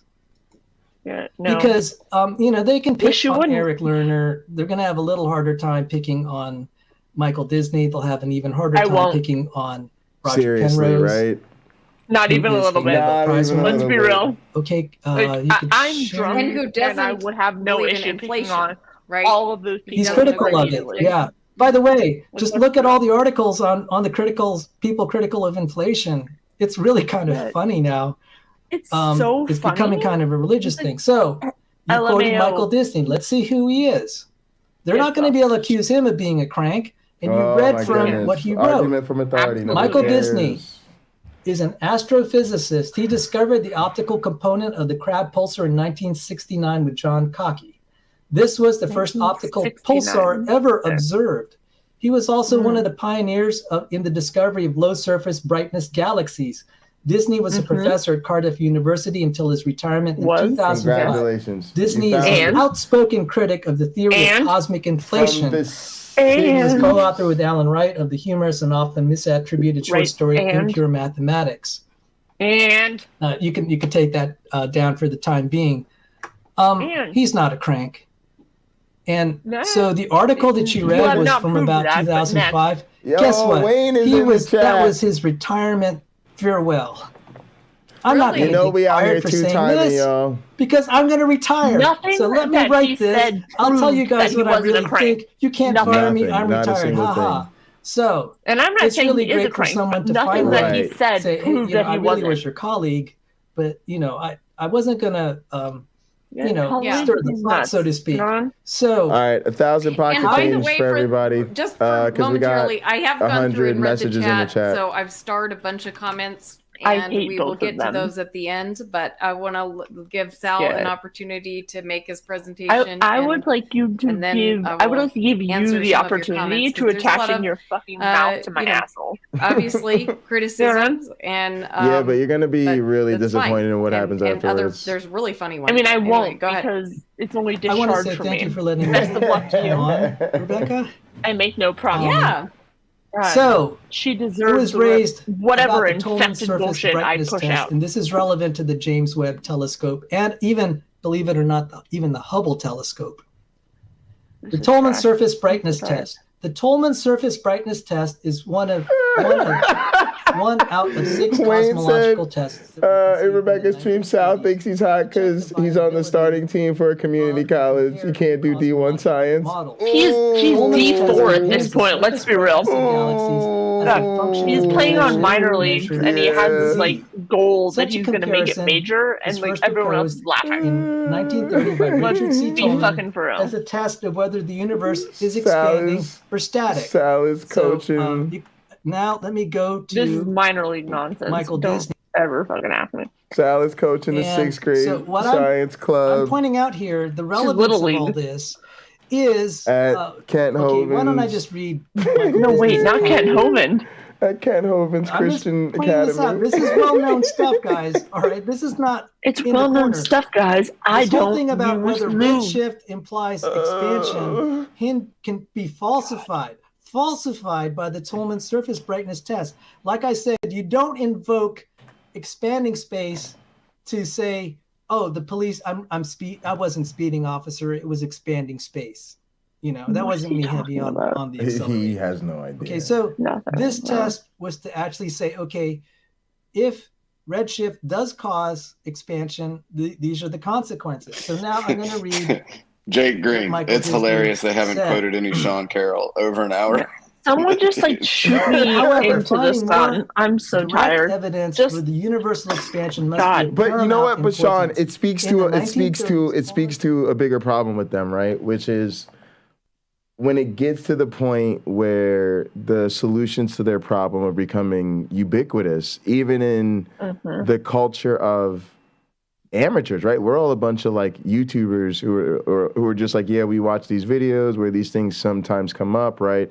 And even almost as by osmosis, everybody can tell you, yeah, you need to just like Google Sean Carroll real quick. I don't know, maybe like watch like 5 or 10 minutes of his videos. Like any run-of-the-mill person who just watches these videos can tell you that, but somehow they've just never heard that, you know, we have really fucking literally some of the most famous scientists in the world who are making these conversations rather ubiquitous at this point. And it really, to speak to this, guys, let's say that there's a sliding scale of like public assurity, right? And Sean Carroll's stuff is like, okay, universe from nothing type of stuff, really pretty good, but like not considered every day to the level of, say, like the theory of gravity or flat Earth, right? Sure. But these people give us this sliding scale to where, you know, okay, like the COVID vaccine is like, you know, probably safest, best vaccines we've ever come up with. But again, that's still not like gravity, right? These people can slide all the way to the age of the Earth, evolution, you know, the geology, right? It takes more than 10,000 years to make a mountain. And it just like doesn't matter. And so it's this terrible form of gaslighting. And where I'm really going with this is, if we're not going to call out the philosophy of science, if we're not going to call out these people's moral failure, then I hate to say this, but science is always going to fail us. Because science doesn't move that fast, and the acceptance of science definitely doesn't move that fast. Think about it. Darwin's theory is over 150 years ago, and these people are still acting like, what, Darwinian? Well, we can't accept that radical fucking conspiracy of all this, right? So it's like, y'all, this isn't, science can't do this shit anymore, right? Science is just too slow for what we need right now. What we really need is some sort of radical movement of like, y'all gonna stop gaslighting us. Y'all gonna stop lying to our faces right the fuck now. There are gonna be consequences. It's fucking violence. I mean, I don't see a way to avoid it, because to be honest with you, they're dug in and totally willing to go violent in the other direction. They are totally okay with violence. So like the longer that we refrain from being okay with matching that energy, the longer we lose. It's kind of the same thing I feel about the quote and cite me on that bullshit because I'm right. Yeah, it's just the same way I feel about the conversations about divisiveness and tribalism. They always come over to the left. Oh, y'all are supposed to be the reasonable ones, so let me give y'all the meet in the middle. Stop being so divisive. No corner for bigots. Stop being so tribalistic. But it's like, why don't you ever go to the other camp and say that to them? Oh, because you won't even try it over there. Because you know they ain't trying to hear that shit, right? You know they wouldn't even. You won't even get in the door with that soften your stance. Pull up, bitch. Yeah, exactly. With your meet me halfway. Yeah, exactly. Because until then. But it's easy to feel good. We can go to the valley together, and I will guarantee you that only one of us is coming back. But it's a super easy criticism to levy at us, right? If you go to the less violent side and then go, hey, why don't y'all compromise? At least you can have a conversation about it, and then you go home feeling like, well, I did tell the left to stop being so goddamn divisive. So yeah, you can say whatever, but like. And again, I'm not saying it's not valuable. What I am saying. Go ahead. She just said that. I was going to say she said that when Sal leaves, she may let people on. All right, go ahead. Back to what you were saying. No, that's fine. Hit me up.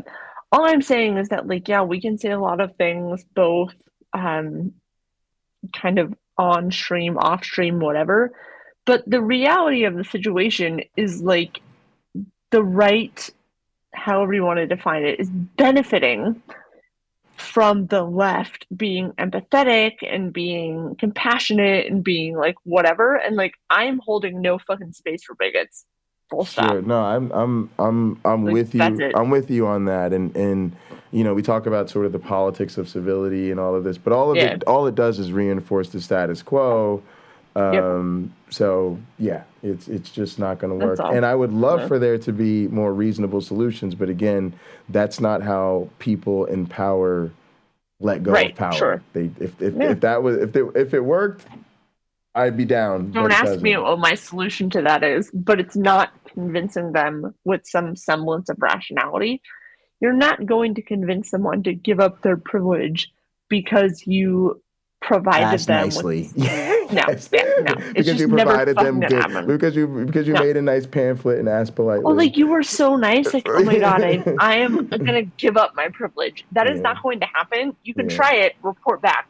Yeah, and again, my thing to leave the audience thinking about is, again, guys, if you got as much evidence as you have for an old Earth, and evolution, and vaccines work, and Trump won the election, and they got doubt about all that, you go ahead. Good luck trying to reason with them, but I'm done. Yeah, good luck. Yeah, well, that's not what I'm here for. Yeah, exactly. Okay, did you find it, or are you still looking? Yes, I just found it. I have a lot of because I have a lot of comments, but I don't necessarily want to start them. All right, I'm gonna let this play for about 2 minutes. September I can 5th, take a quick the apparent absence. refresh my stuff. I'll be right back. Shadows. The apparent absence of shadows, where shadows were expected to be, is raising new questions about the faint glow microwave radiation once hailed as proof that the universe was created by a big bang. In a finding sure to cause controversy, scientists at the University of Alabama in Huntsville found a lack of evidence of shadows from nearby clusters of galaxies using new, highly accurate measurements of the cosmic microwave background radiation. A team of UAH scientists led by Dr. Richard Liu, a professor of physics, he's a professor of physics, peer, used data from NASA's Wilkinson Microwave and Anisotropy Probe, WMAP, to scan the cosmic microwave background for shadows caused by 31 cluster of galaxies. Quote, the shadows are a well-known thing that has been predicted for years. This is the only direct method of determining the distance to the origin of the cosmic microwave background. Up to now, all evidence that it originated as far back in time as the Big Bang fireball has been circumstantial. If you see a shadow, however, it means the radiation comes from behind the cluster. If you don't see the shadow, then you have something of a problem. Among the 31 clusters we studied, some show a shadow effect and others do not. Other groups had previously reported this type of shadows in the microwave background. Those studies, however, did not use the data from WMAP, which was designed and built specifically to study cosmic microwave background radiation. And so there is something here that you could take that down while I look for my next slide. There is something here. Did you have a comment? You're muted. You're muted, Rebekah. So I wanted to ask you, Sal, did you want to expound on those papers that I talked about with the redshift and the time, like the pioneer and the time dilation? Or did I do it? How did I do on explaining those? Was it was you did tough. Wonderful. Well, this is hard stuff. I could tell that you're trying to formulate your words, and normally you just flow. And I said, okay, this is great. She's becoming a nerd like me. She's stuttering when she's talking, just like me, and just like, yeah. Oh my goodness, I'm turning her into a nerd. It's because you don't know what I the got fuck the you're talking about. glasses too. Continue. Oh my goodness. Yes. I hate this. Okay, I will go to what you did because you were so good. Let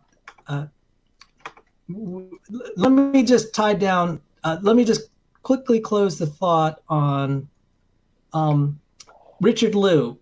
He had this to say. He had a table, and this is really our point. He said, what we really like to do is take our laboratory experiments and show that we can apply them to the distant universe and be satisfied that our theories work all the way out to the reaches of space. The problem with the Big Bang is we don't have that. So he says, he gives a list of all the things we can do in our laboratory established physics. And then he points out what has the basis of the Big Bang here. If you want, you could bring this table up. So he shows laboratory-based physics, planetary orbits, tides, X-ray bursts, white dwarfs, etc. And there are lots of things. Then he points out the Big Bang is based. What laboratory-based experiments do you have? It says, the redshift, expansion of space, unverifiable, the Big Bang, far into the future, dark matter, near future as always, dark energy, far in the future, inflation, remote future. Okay, so this is comparing laboratory-based science, what I like to call everyday physics. It's a little more sophisticated than that. You don't have everyday physics that comports with the Big Bang. That's why we have this unsettling feeling from people that don't have a lot of theological commitment, like a variety of people. So, and I'm just gonna, before we go on to the things you requested, this is what Richard Liu said. The cosmic microwave background temperature was predicted by Big Bang theoreticians. He's being snarky here. Well, the prediction by Gamow was off by an order of magnitude. Order of magnitude is like roughly by a factor of 10. Where do you draw the line? I read that, but I wasn't sure. I'm glad you have a citation for that, because I read that. I did, and I was reluctant. But someone of I got to tell you, I'm reluctant if I read it from Eric Lerner. I'm not trying to disrespect him, but my comfort level is higher when you have a professor in a secular university publishing in peer-reviewed articles and saying that. I'm like, now I can, we have someone of good authority. If he teaches at a university, he could say that, and he says that. If he's really wrong, his peers will call him out on it. At that, he's he's a distinguished professor, by the way, University of Alabama, Richard Liu. So this accusation of crank, that's not going to fly. He said, where do you draw the line? How would you like the temperature of your room to be increased 10-fold?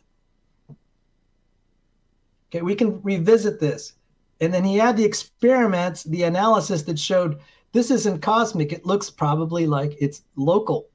And we can get back to that. But now to the topic of red shifts. And you can take this down while I search.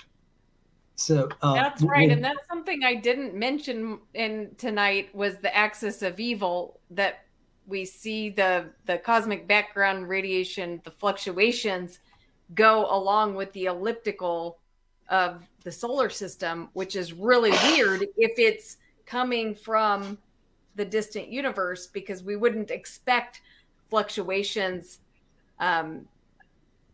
like to match up to line up with our elliptical. Okay, so here's an example.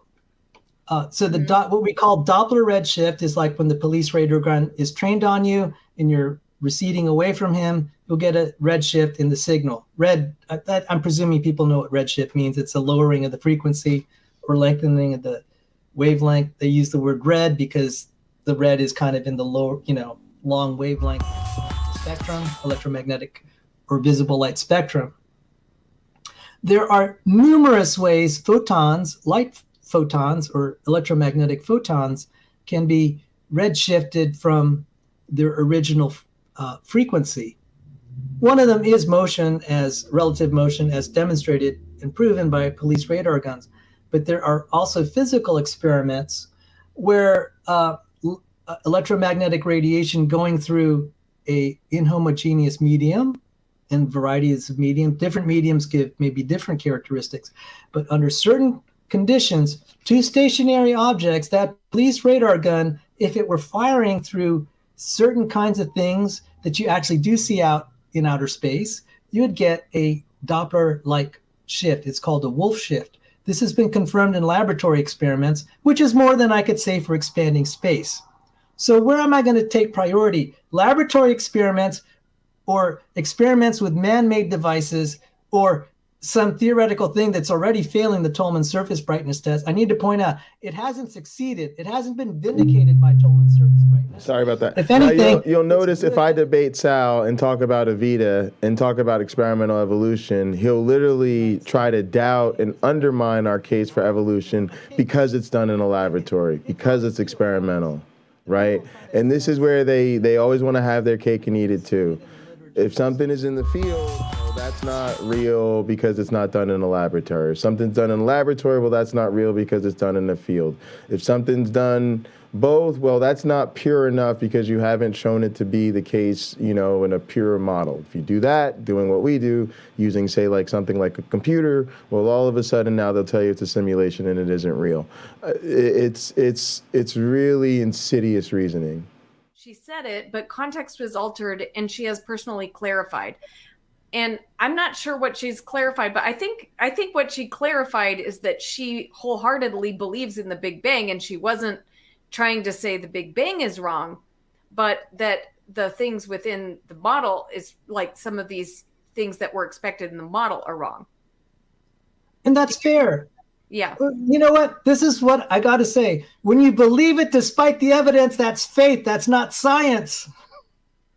So sure she believes it. Oh, where's the goodness. proof? That's where I get exercise. You'll say, you quoted her out of context. She still believes it. It's like, okay, that's fine. That's a religious belief at this point. It's not experimental fact. Wow. When you have to have a promissory note to fix your beliefs, that's a faith belief. That's okay. Just don't call it science. Say that's my belief. That's my faith belief. Don't call it stop calling it established fact. So it's fine. If you put the Big Bang in the religion department, I'd be happy. You put electromagnetic theory in the science department, celestial mechanics, geometric optics, basic chemistry, quantum mechanics, et cetera, et cetera. You put that in the science department. You put the Big Bang in the philosophy and religion department. Yeah, Jay, and this is why they don't want someone to come on with both of them here. So, but thank you for the comment. Okay. Anyway, sorry to interrupt you. I just You're wanted good. to Go put ahead, that John. comment because it was appropriate. No, I was just stopping thinking about it because I think interacting with chat's one thing because they can say what they want or they can go down and answer a question. How when we asked Lupin a couple questions, he wasn't answering the actual specific question that was being asked. I don't know. I'm not even sure he understood some of I think he did, but I think it's just so hard.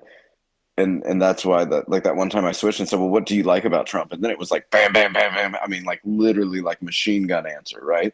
Right. Whereas you're what don't you like about Trump? And there's this hemming and hawing.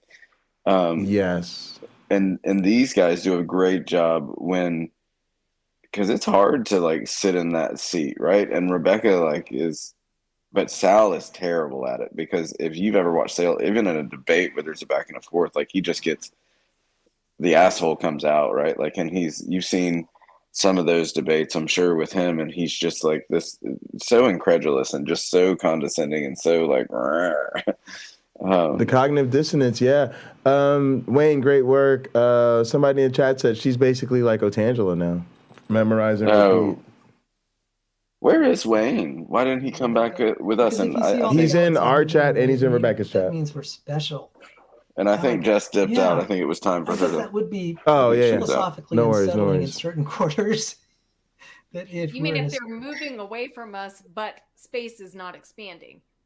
Right. Because that would mean we're in a special location where we see everything kind of, equally distributed. That means we're close to the center of all the action. Or you could say the center of the universe, depending on it. But I said, it still, I would be quasi fine with that. That was where people were like, this is unsettling that we're seeing red shifts. And so if you say moving, it doesn't mean she said she's going to let people on. So Catholic Versus is in here, and he's another Rebekah simp.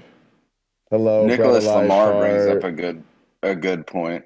Well, he's taking these quotes of people saying X, Y, or Z, but not saying they don't believe in the Big Bang. Then shoehorns it into suggesting that's the claim. They don't claim that. Yep, 100%. This is really dishonest. This is snake oil salesman. And I don't even want to say at its finest, but certainly it epitomizes it. Certainly it's obvious. And I just don't understand why people keep giving this shit a pass. It's quote mining is what it is. All right, Rebekah smiled at you. Sal doesn't use profanity. If you bought into that for the first 5 minutes of listening charitably, fine. But if you've listened to more than an hour of both of these people, I don't understand how you can think either of them is a well-intentioned human being at this point. Through the solar corona. So we know, it's a man-made device. Liars. We know what frequency it was emitting at. When we received it on Earth, after we adjusted for all the relative motion of the space probe, the Earth, the sun, we factored out gravitational redshift. We had a residual redshift that was due to the solar corona. This is what this article highlighted. This is relevant because there's tons of plasma in space. This is only, passing through a few million miles of plasma, but it was concentrated, so it made a good experiment. But out in space, you have bazillions of miles. In a dilute plasma, you could theoretically have a redshift also, and it would also follow the Hubble relation of distance and redshift. So the more distant it is, the more redshifted it is. This is why this experiment was really important. And I'm just saying, if you're going to dismiss this, I'll just say we could repeat this experiment, which is more than I could say, and have successful experiments, by the way. I expect that, which is more than I could say for the Tolman surface brightness test for the Big Bang. And then you cited, I love that article you gave. Maybe I've since lost it. Was the one by Trinchera. And at the very end, he said, we can extrapolate this experiment to other redshifts, and it would put into question cosmological. And it was great that he got that in peer review. So I'm just going to take this one down, and now we'll go to, I'll show a paper I'd love to, okay. Do you want me to pull up that article, or you're fine? Could you put up that article? Because there's some question about it. Leo in the side chat rightly said that has nothing to do with galactic redshifts. Just for the record, let's just set it straight that this article was specifically, explicitly mentioned it as a problem for cosmology. Yeah, go ahead and do something else while I'm finding this one. Okay, so let's talk about time dilation here. And this is really devastating. So we have alternative means for the redshift established, and we have any number of future experiments in the study of photonics. There are like 30 different ways we could redshift things, at least 30 different ways without relative motion. And we're trying to figure it out. The Wolf effect I thought was compelling. This paper by Trinchera suggests Wigner crystals. There are other papers by laser experts, photonics experts. We can start to verify these mechanisms in the lab, and that's a lot better than verifying it in people's imaginations and free parameter extrapolations. So, Jay, regarding time dilation, you that can bring see this up is, now. You can put that up.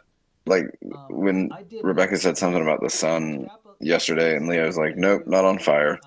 Big ball of plasma. And she was like, okay, whatever. Like, just completely like hand waves it away. And it's like, to me, just even as like, that's fascinating. Like, if I truly believed like we had this big ball of fire in the sky and someone was like, nope, not on fire. It's actually like plasma. It's actually this that's going on. You think that would give like a normal person pause and go, holy shit, wait a minute. What's going on up there? Right? Yeah, no. Her response absolutely. was simply like, I don't care. Like, hand waved it away because that has nothing to do with what I'm getting at. Like, I think the fact that I just respond to what you said. Like, it's just that the fact that she often says, I'm not an apologist, I'm an evangelist, it really shows what I think you're getting at is she's got the two completely mistaken for the, like, they're the same. They're one and the same to her, right? And to your point, she's not taking in any of the pushback she's getting on the substance. She's powering through it the same way an event. Here's the thing. So if anybody's worked in sales or something like cold calling for a politician or a nonprofit or something, right? You're sort of scripted in how you open, how you introduce the campaign or whatever it is you're calling for, and then how you respond to common objections. That's where the whole frequently asked questions phenomenon comes from. Companies get sick of their phone reps answering the same 10 questions 500 times a day, right? And so what they do is this fucked up thing like you would, send a little Mormon kid out knocking on doors. He doesn't really know how to deal with tough questions about the faith, so you send him with a little video he can show people on his phone, and then he's got a list of either canned responses or a little booklet with his responses for what to say to people. And that's their level, right? Because to her, like you said, it's not about, holy shit, I was wrong about the sun, let me think about this. It's just, what does my booklet say about sun? You know what I mean? Like, yeah, it's bad.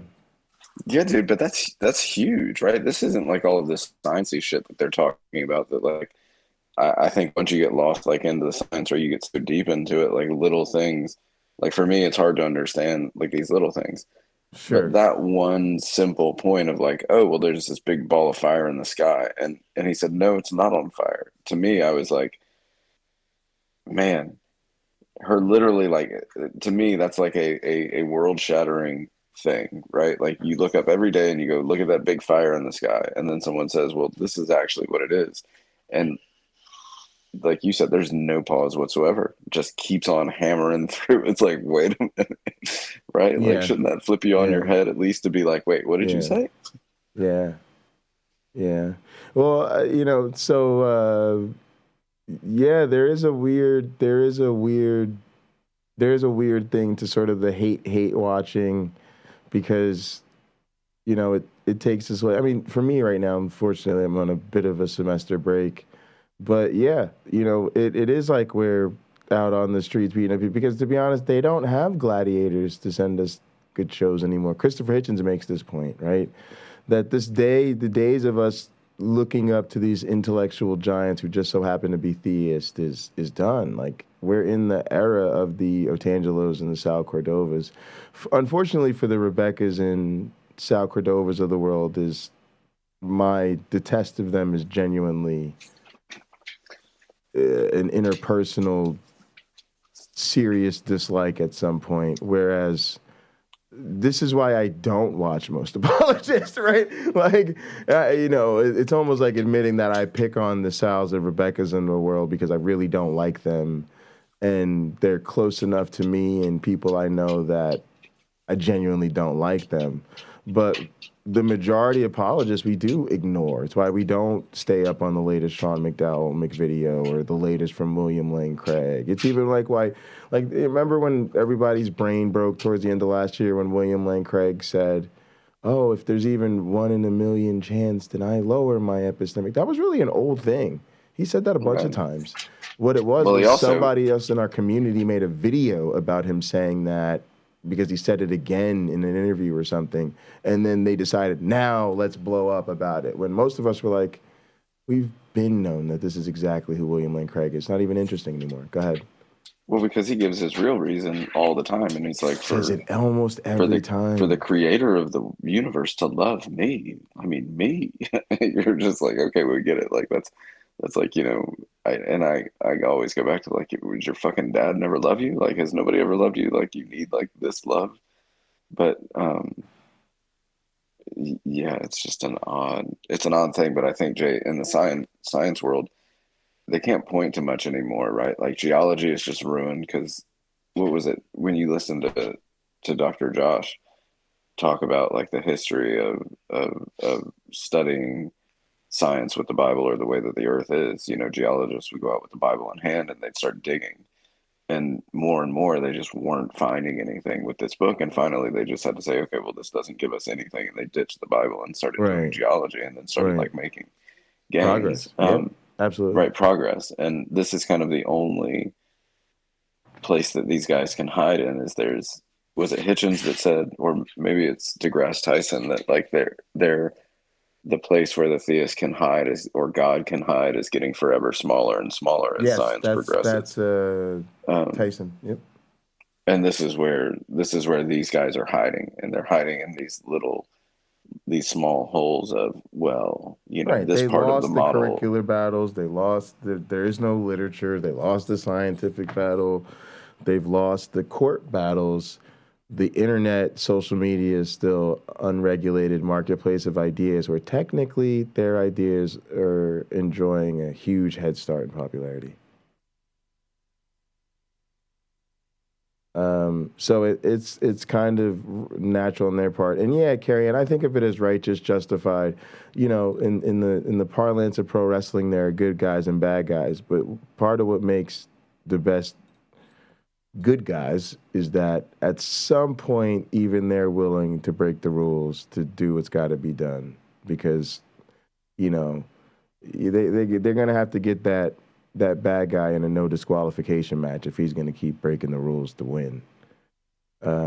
And likewise, the best bad guys are the ones who actually at the end of the day have a cause, and they're out here being ruthless because you can believe them because they're really out here to win at all cost.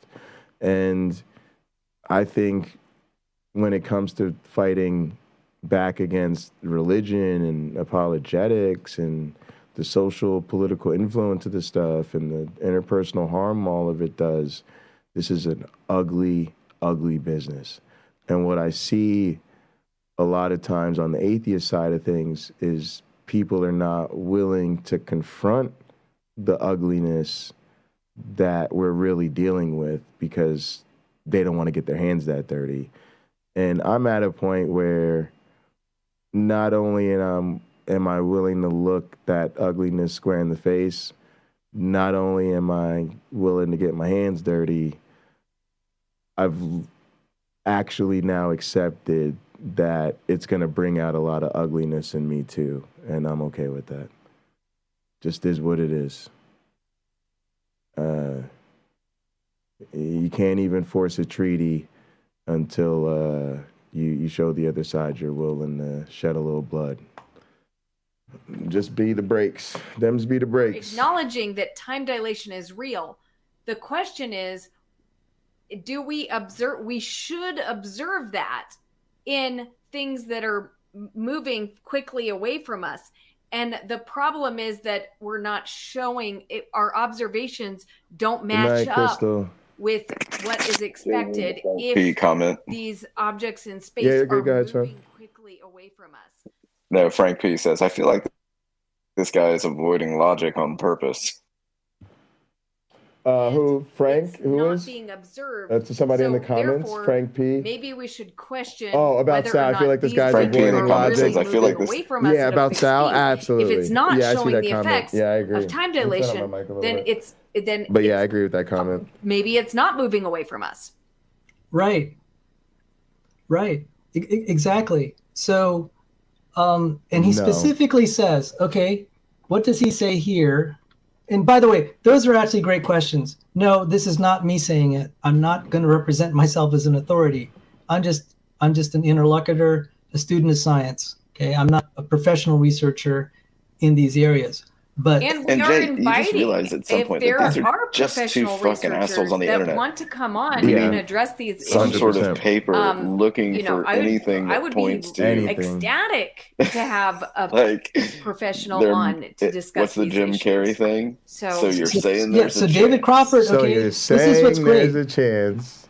I can, this is where I kind of was glad to To help me, clearly Rebekah a because she had grifter. the book, I gave her the paper by Disney. She read the book by Lerner, but I also had, Cameron Bennett, do you think Rebekah's a grifter? And does anybody in chat know, does she have an end game? And at some point, I have to think that, okay, here's my thing with Doug. Doug's not your uncle who once in a while lets an inappropriate comment slip. Doug is your racist uncle who is having his best time when being a bigot. Like, bigotry is what he does for fun. And he really wishes you'd all stop treating him like he's some sort of moron who doesn't know what the fuck he's saying.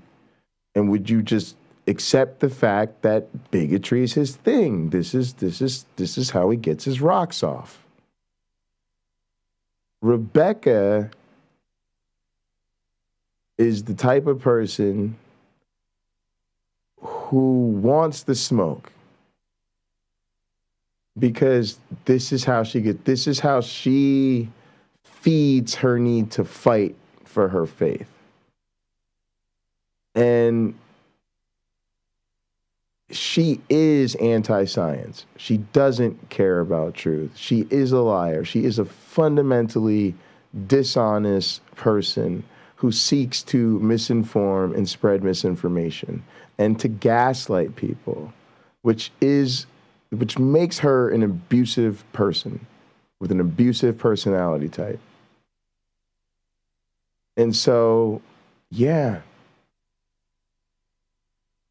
somebody is this way long enough, you're going to want to make fun of their face.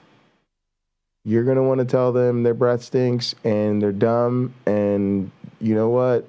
They're nowhere near as smart as they think they are. And to be honest, I find that I'm just okay with it. I know it's not everybody's aesthetic, it's not everybody's vibe, it's not how everybody likes to present. But to me, ridicule is one of the, and arguably the gentlest tool we have in our toolkit when it comes to responding with this type of weapons grade ignorance. If it is moving, it'd be more symmetric. It'd start to be symmetric with around this red line. So the absence of time dilation here, this graph just picture's worth 1,000 words. So that's the best way I could say it. All of our measurements of the lifespan. Okay, so we had that twin paradox thing. Let me just bring this up. So just like people, we have different lifespans. So let me just try to relate this to the picture Second to SJ. She knows. So we have the lifespan. I agree, Cameron. We called her out. What's the lifespan of an average human? What for a woman, like 80 years? Okay, so it's going to be an average. Speaking of SJ, what happened to Skylar? Who's Skylar? I don't know. No, Skylar fiction. Oh no, I don't know who that is. He was Dr. Josh's, like Dr. Josh came on the scene with Skylar's an old school like Discord. Anyway, I was just I don't know. Maybe somebody in chat knows. It's just unreasonable that she's living 2,000, 3,000, 4,000, 10,000. I was going to ask about Eric Hovind again, just because like I brought that up pointedly. What was that about? Why did you ask about that? I didn't know what was going on there. So they've been, and I forget why, but I know they're estranged, right? Right, they're estranged, but I think they're estranged for reasons that point to Hovind not being a wonderful person. I forget. Okay. I forget what it was, and I was hoping he would say something, but yeah. Anyway. Okay. Yeah, Cameron. He quit counter apologetics and like went back to being a deist, and then quit drinking. And I don't know. I just haven't seen him in a couple months, so that's why I was asking.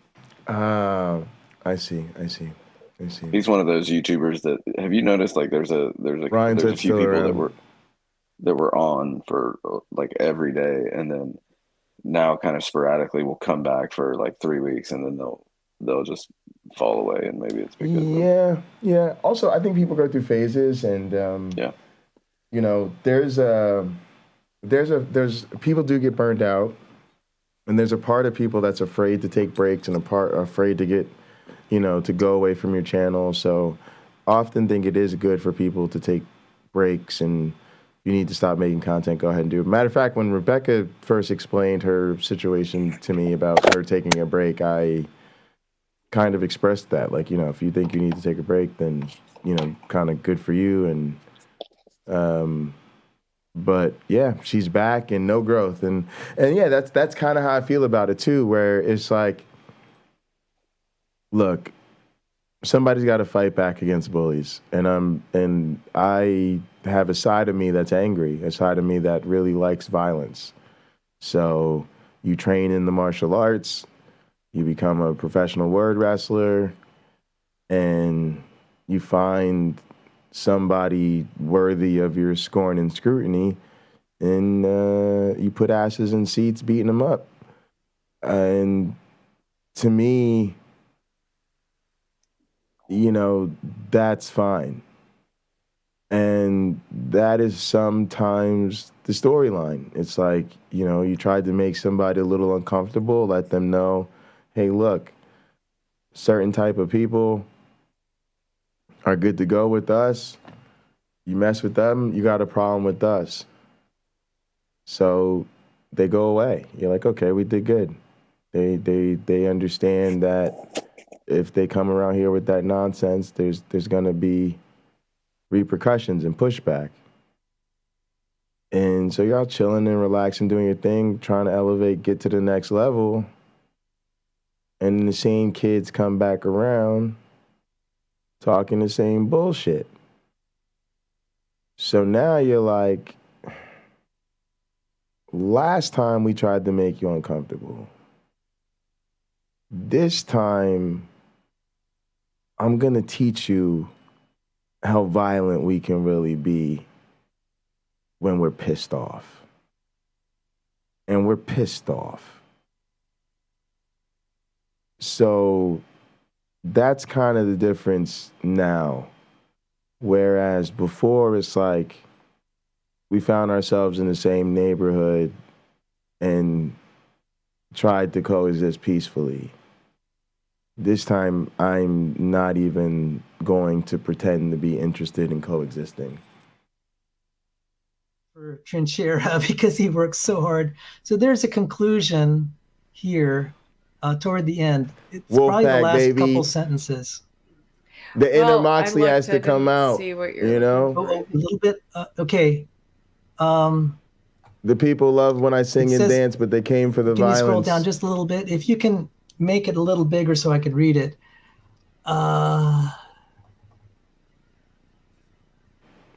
Thank you. Barbara C for exploding death matches. Oh, that's the appendix. Wayne, our job is to remind people that wrestling hurts. Crystals. Okay, I'm not saying that his model just a little higher. Okay. I don't know. Oh, okay. Yeah. Here you go. Just a little lower. Just a little. Oh, wait. Stop. I'm sorry.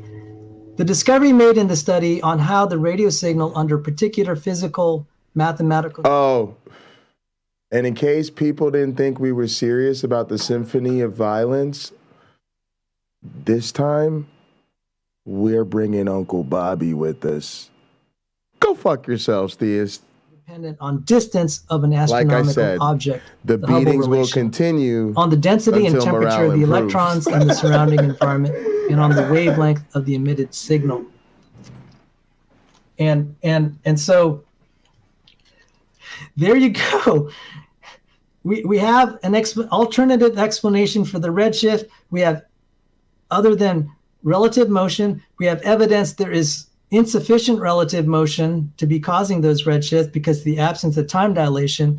We have evidence, we have pretty good evidence, at the very least, the Tolman test has not vindicated the Big Bang. It's looking negative. I'll score that as, a fail at this point. And then now we have, I mentioned in passing that the microwave background radiation has problems with it because of the absence of shadows.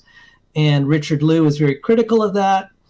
And then we actually have alternative mechanisms for a local microwave radiation. And I found a paper on that. So I'm just articulating, these are things professors at my school were kind of hinting at and talking about, like the wolf shift. All right, so Sean, you got to say something nice about your opponents during the press conference. This takes some kind of commitment, doesn't it?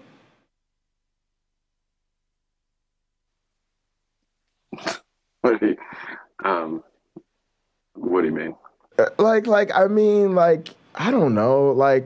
Most people in our family and friend groups, right? They're not about it like this. They couldn't do this. A couple of live streams, some real pushback from some atheists. Couple of times some scholars or somebody comes on live stream with them and tries to tear them down. They're done, right? Mm-hmm. This is some kind of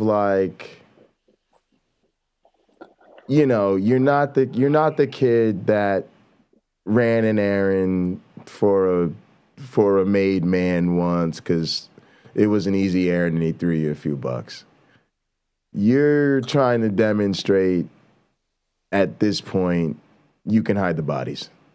Right. So Jay, I think there's a few things going on, at least in my limited experience. So if I look at my interactions with friends and where we live, at one point or another, every one of my friends, 90% of them where we live are probably Christian, fundamentalist, evangelical. Sure. And at any given point, all of them have witnessed to me in one way or another. All of them, we've had good conversations, bad conversations, what have you. But what I've noticed is most of them very quickly no longer want to have that conversation. Immediately, in some regards, wish they had never brought Jesus up in the first place. Yes. And that could be having a great conversation or just something as simple as me saying, oh, well, yeah, I don't find any reason to believe Jesus rose from the dead. Well, we have all this contemporary evidence. Awesome. Email me, just send me a couple links. And then you never hear from that person again, right? Because maybe they don't care enough, or maybe they realize that you're just not going to buy into it and they don't want to try. Or maybe they go home and look for the contemporary evidence that churches keep saying that they have and realize they don't have any fucking thing. And they're like, well, I'm not talking to him anymore. Right. And I've seen this all the way up until a friend and I used to have conversations on a weekly, if not more than weekly basis. And he and I ran and biked together, and we had a pretty good friendship, but he was one that would sit in that seat like Lupin. So I think the general Christian population is very quickly out of the hot seat, right? Yeah, but that's my experience. There are a lot of Christians, just like there are a lot of people like you and I that may like the pugilistic sense of things, may like the attention, may like the whole internet saying, you know, like the whatever the many different reasons that appeal Sure, to yeah. various people about this. Yeah. So you've got all of these things, and I think a lot of it has to do with your personality. And I guess it's a very long-winded way of me saying, like, depending on the person and how much fight they're willing or how much they believe they're called to do this evangelism. Yeah. But it's hard. But I guess part of what I'm getting at is that easy. Just quickly, is anybody can do it when it's easy to win. I'll give you an example. I made it all the way to the combine for the NBA 2K professional league. So like each year, you know, like there's like a draft for the, you know, like the video game version of the NBA's online pro sports league, right? And usually, at least the first year we did it, you had to win like, I don't know, 50 games in a month or something to do it. And it did take a lot of commitment, and you had to be decent and all of this stuff, right? But a big part of the reason I was able to do that, and I had no intention on playing professionally in the league. I just thought, holy shit, if I make the combine, that'd be sweet, because then I get to play in the combine and see what that's all about. Was we had a dude on our team, bro, that was incredible, right? And he actually ended up being a first-round draft pick of the Memphis Grizzlies in the 2K League. Didn't do so great in the league, but he was literally a first-round draft pick, so he was awesome. You see what I'm saying? Dude could drop 60 to 80 on a game easily. If he dropped 60 in a game we won, we were just like, I guess you're just chilling. He's cruising, right? I mean, he just had that ability to take over the game. Steps over half court, he's letting it fly. And so, yeah, we were good, and yeah, we had to grind it out, but a huge part of the reason we got that opportunity is because we just had the best player on the floor every game. Do you see what I'm saying? And so it's a lot easier to stick it out, to grind it out, to get that accomplishment, even if it's quite an accomplishment, if you're carried. And I hate to say this, a lot of us are carried because when we go into these battles and these debates, we're right. We have the truth on our side. We win every single time. Jay, these are the motherfuckers that carry it in face of all the else. Go ahead. That's all I'm going to say. I guess when I was saying this is a very long-winded way of me coming to this that's what we're here point, for. My point is that these two are just dumb. Right. They think that they have truth on their side. They truly believe that they're right, and they're just they're too ignorant to realize they've lost. Right? Like, so I've got friends again that are very quickly realize they're not prepared for this fight and get out. They're very quickly uncomfortable with this fight that they've been told to go have. Right? Like they've been told, go witness, go talk about Jesus. And then when you meet someone like you or me that knows a little bit about it, they're like, ooh, okay, I don't want any part of that. And on the other side of things, I have Christians that will, like, not Sal and Rebekah, because I've never encountered anybody truly this, like them, right? That I would just be like, look, you're just fucking ignorant. Because I don't have that conversation typically often with someone in person, but I've had Christians that will come back and have conversation after conversation. But these guys don't realize that they're losing, right? They don't realize they're not making any gain. They think they're winning. They think they've got truth on their side. They think Jesus has called them. And I think just like Rebekah's too dumb to understand the science behind things. And that's when Leo points out, look, why should I trust you on anything? You don't even know the very basics. She's like, because I've got truth, because I've got this thing of this like laundry list of bullet points that Sal Cordova gave me, right? Like, I mean, that's how they stay in it, Jay. Like, right? Absolutely. And again, it goes back to Lupin. We'll never be able to demonstrate to these people that they're wrong because you can't. Right. When you say like. Yeah. When you take the position that Hovind is innocent, although he's in jail, and the reason he's in jail is because the powers that be are like in some sort of like conspiratorial Right. So here's something I would say is I think we make more progress with people like that than we think we do. It's just what I want to define as hidden progress. And I could just be making this up, but hear me out. I think there's really something going on in social dynamics where you plant seeds for people, right? And think about how a plant grows, right? There's a lot of work going on underground. And so even when something sprouts and it flowers much later, I think what happens is a person's able to look back and go, oh my goodness, all those interactions with those people I was blowing off, all those times I called in the Jay show and I thought he was blowing smoke up my ass. It turns out that, if it's not straight out they were right, or at least they planted the seeds of how to think about these things differently. So like when I look at my own journey, right, like I wasn't radicalized in a lot of these positions, but nevertheless, I was still a Christian. Do you see what I'm saying? Now, when I eventually did let go of the faith and I eventually stopped identifying as conservative and all of these other things, I was able to look back and go, well, if, say, something about race came up, I was like, oh, well, yeah, I studied the sociology of race. I kind of am able to see how race is a social construct and the agenda of the Republicans, even though they don't say outwardly racist things, is racist because they keep opposing the policies that help people of color. And, okay, so we never dealt with this in church, but now that I'm a non-believer, when things of evolution come up, I understand evolution and I get that evolution's a process and I get how it works, right?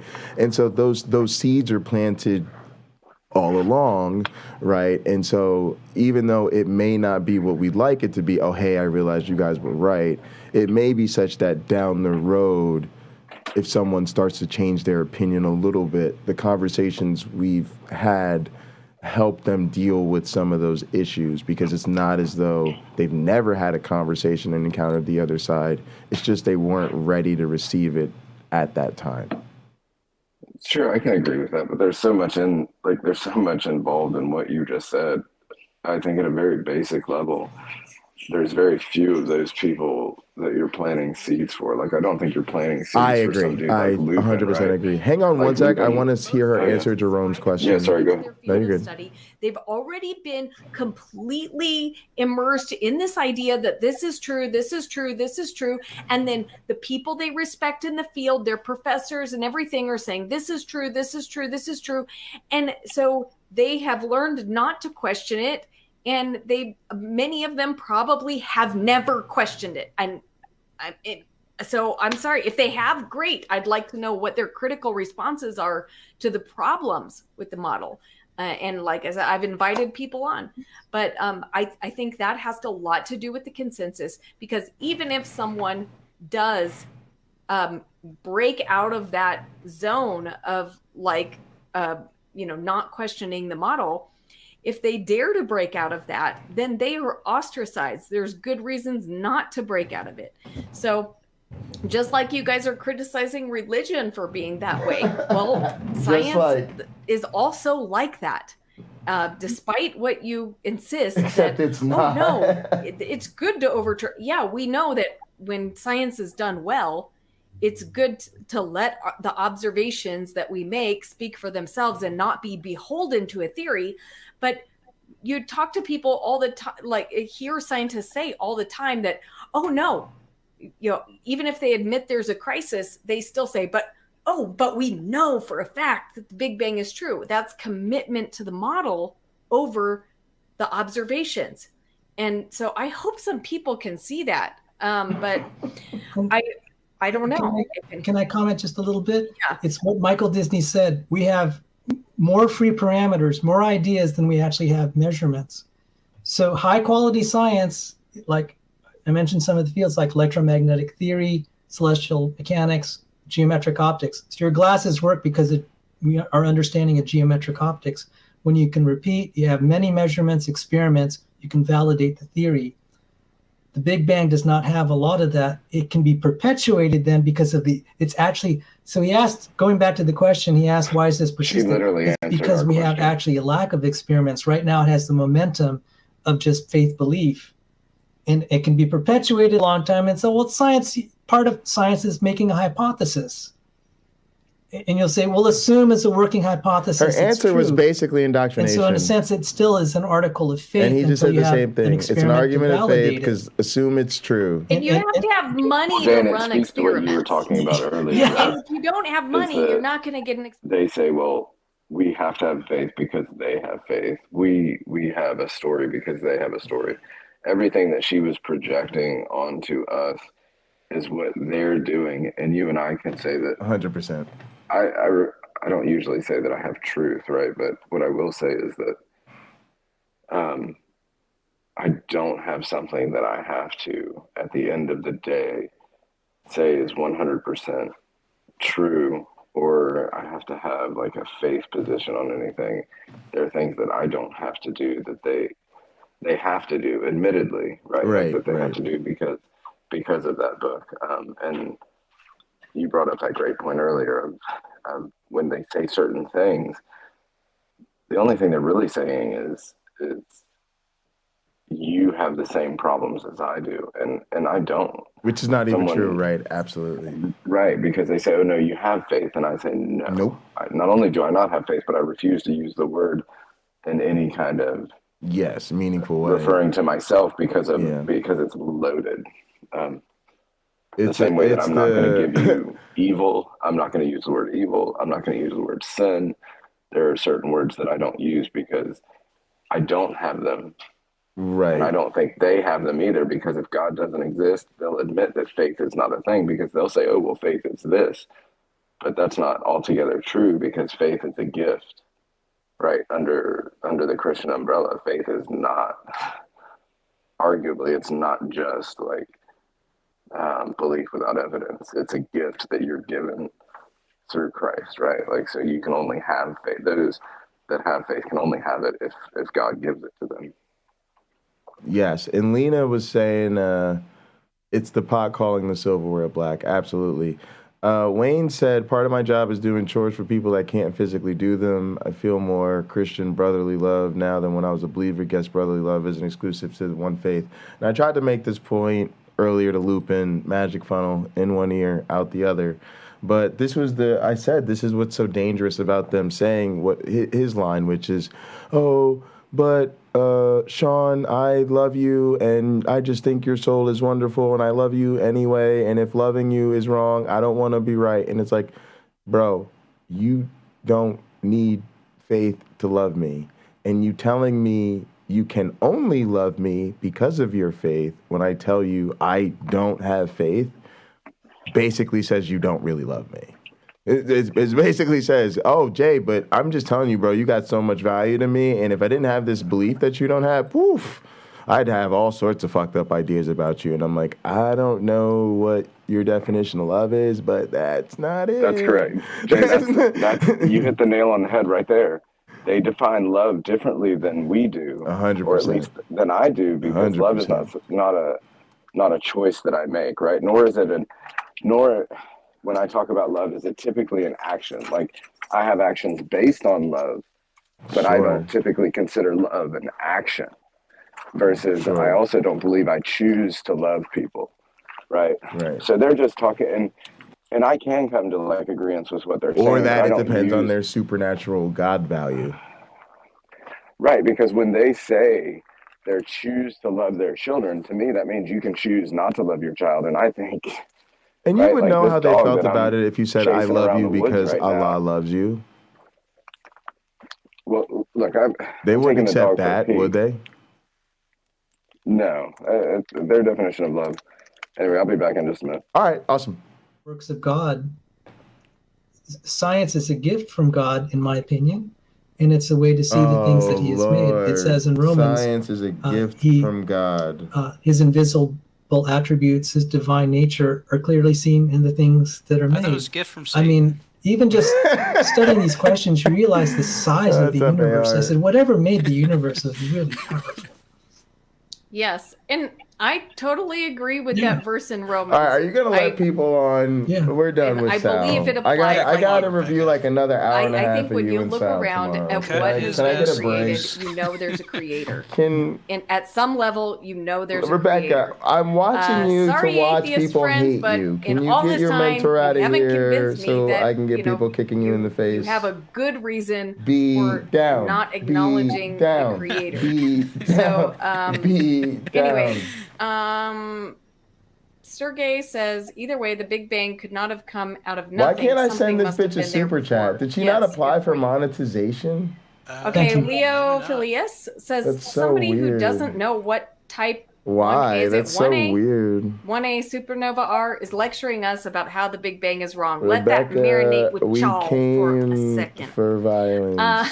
It's not about us. Subscribers. It's not. Yeah, It's like you're not lecturing. You have the papers. You can do. Okay. Just assume we're stupid. That's fine. We have done our duty to share. Yeah. People that I actually said, do. Rebekah, There are people like Crawford that know what a. I said, Rebekah, we came for violence. Boot the simp. Let people call in. I do totally appreciate. She never reads my comments aloud. If there's somebody I else who wonder wants why. to come on after, because Leo Maybe I have had to his add her so it's opportunity going. for 2 hours last night to hit on the Big Bang, and so I want to give somebody else an opportunity if somebody else wants to come on. Nice to see you, Leo. By the way, Rebekah kind of cringed when I said this. I said, I thought Leo did a great job yesterday. She said, Sal, I'm so mad at you. I have to say I was pretty mad at Sal last night and today. Wow. Because I was heaping praise on you, Leo. You see, you got me in trouble, buddy. Yeah. Okay. So, yeah. Let's see. Okay, I'm skipping some of these. Titan says, link the paper in the side chat, please. Sorry, I didn't do that. Orge says, is Rebekah confusing the prediction of the Big Bang with predictions within the Big Bang? I think that's a good question.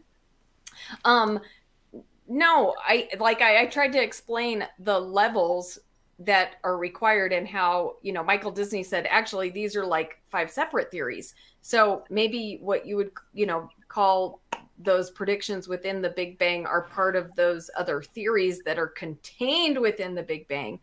I don't think I'm confusing those. That's why we focused on redshift and cosmic background radiation, because those are the foundational pillars of the Big Bang.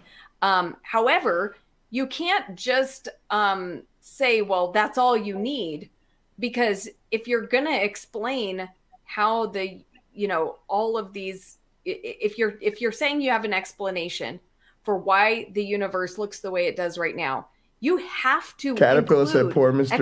explanations for galaxies. Who's Mr. Bread? And all, I think her every husband? feature Oh, of yeah, our Bread of Life. I think. universe, you have to have some kind of working explanation for that, right? If you don't have that, then what the heck is your theory doing? Like it's all part of it. Do you want to comment on that, Sal? Nice. Thank you for the question. I don't totally understand it. And the issue is space expanding? Is the redshift an indication of relative motion? If those are falsified, the Big Bang's done. And I'm sorry, I'm not directly addressing your question, but that's the real thing. It's not whether I'm confused or Rebekah's confused. The issue is whether the data support relative motion or expanding space. I've tried to make the case that those have been falsified quite decisively. And by the way, Go on.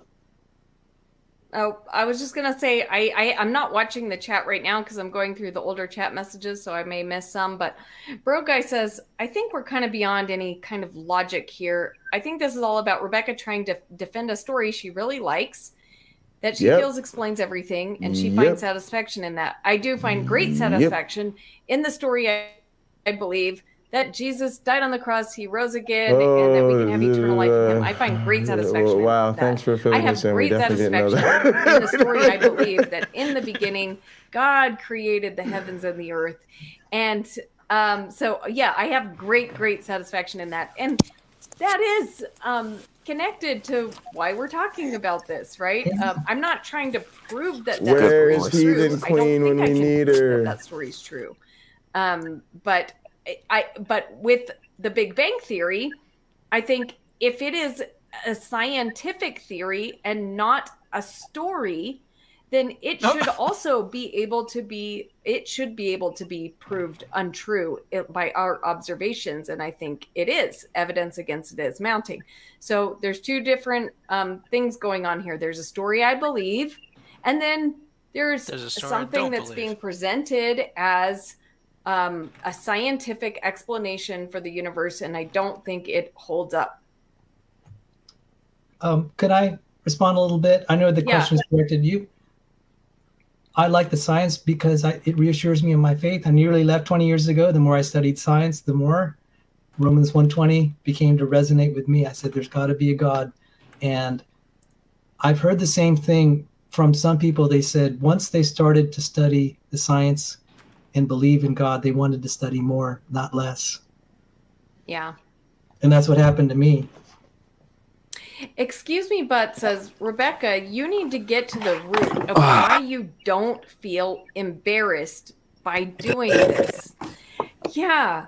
Well, I understand that to probably the majority of people watching, I'm making a fool. You think I'm making a fool of myself. Oh, no, you are. And so I don't feel embarrassed by doing this because I think I'm telling the truth about reality. So, but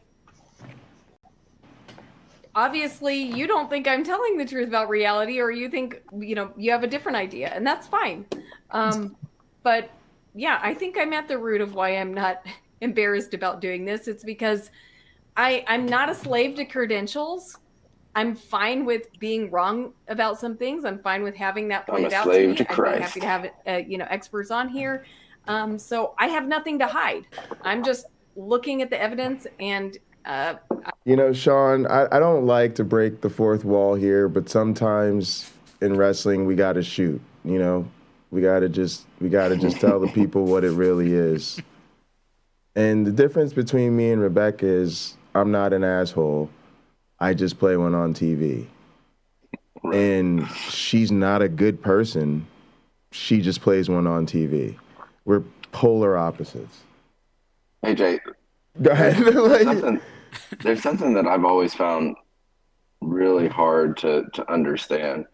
And this is genuine, right? Like when a Christian, this goes back to like I was outside walking the dog, and when they say like they love, apart from like the way they define and like what we're talking about, like the way that we see love differently, fundamentally, but they also, I've heard this multiple times from different Christians, is they say they love Jesus more than they love anything in this world, more than they love their wife, more than they love their parents, more than they love their kids. Yeah, they're commanded to.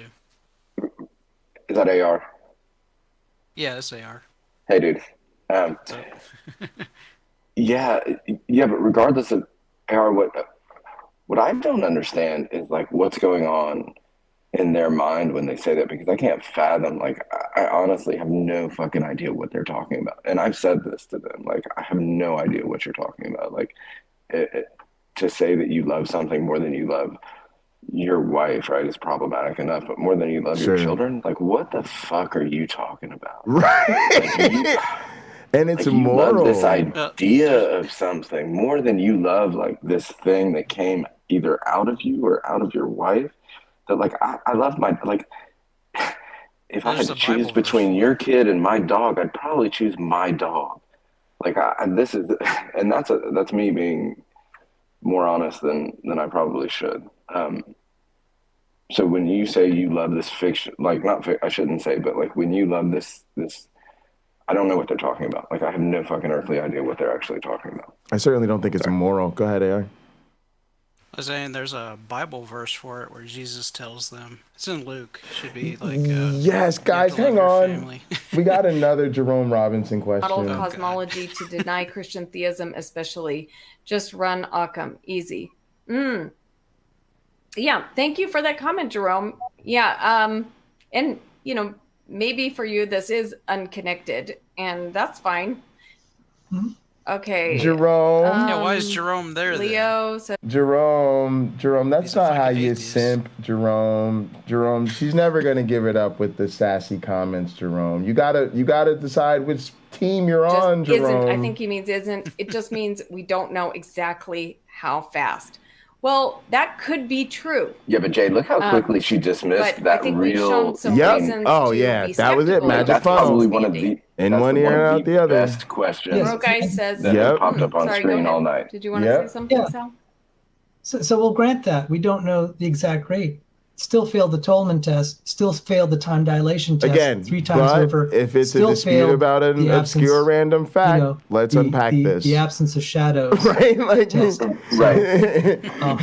done. And then we have alternative because it goes back explanations to the for redshifts that we were are talking about very earlier. viable. So you're telling me there's a chance. Right. Jerome's pointing out like none of this matters. You either prove God exists or none of it. Nothing. You got nothing. Right, you've got nothing. Like none of what we're talking about matters because this could be true with a God, this could be true without a God, this could be true with a God and not the Christian God. I mean, there's so many. Like, what the fuck? What are you doing up here? Like, what exactly are you hoping? Back to what you were talking about. Like, what is her end goal? Like, what are they hoping to do with this? I got to be honest with you. I think they're hoping that we will give up in despair. They're basically hoping we'll say, you know what? We've done a lot of this whole testing thing. We've tried this science thing out for, let's just say, a couple decades now. It's been a little while.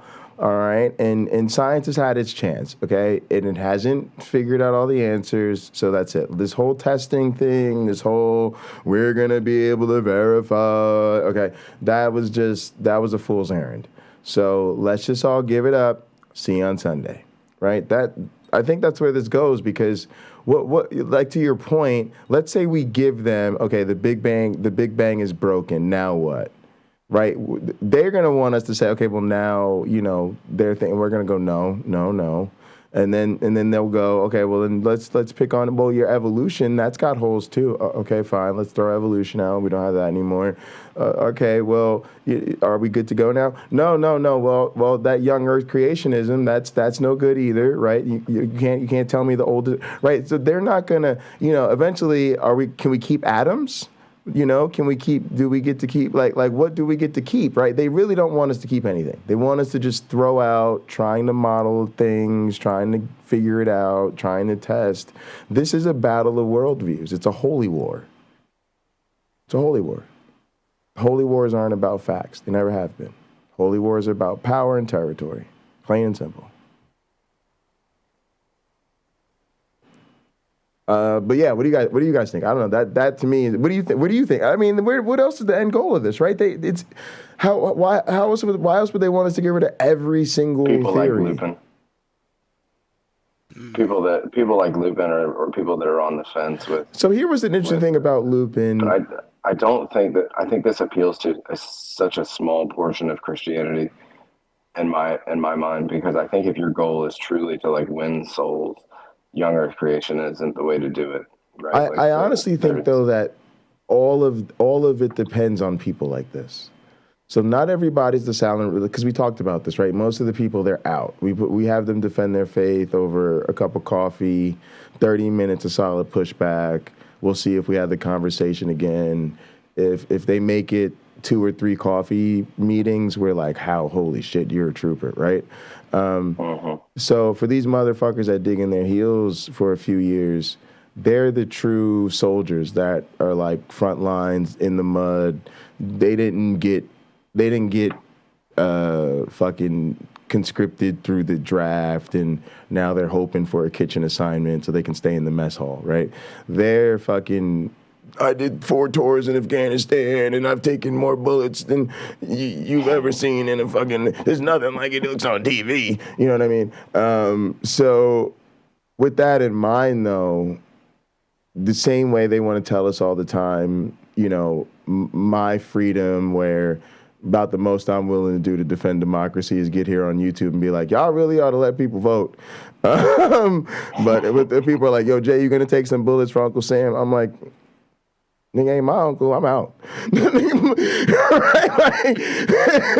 But everybody's faith, right? Like the most liberal feel good, oh, we have female lesbian bishops in our church, right? Mm-hmm. It still depends on people like Sal and Rebekah to defend the Bible or feed them the talking points of how to defend the Bible or feed them the firmness of their faith. And this is what I mean when I say they're all apologists. Because if they're not getting this shit directly from the Sals and Rebekahs of the world, they're getting it from their pastors, and their pastors definitely are either apologists or into apologetics, right? And so I think we need to sort of break the veil of this idea that there are these pastors, yeah, they're sitting on some bullshit, a lot of them, but maybe not all of them.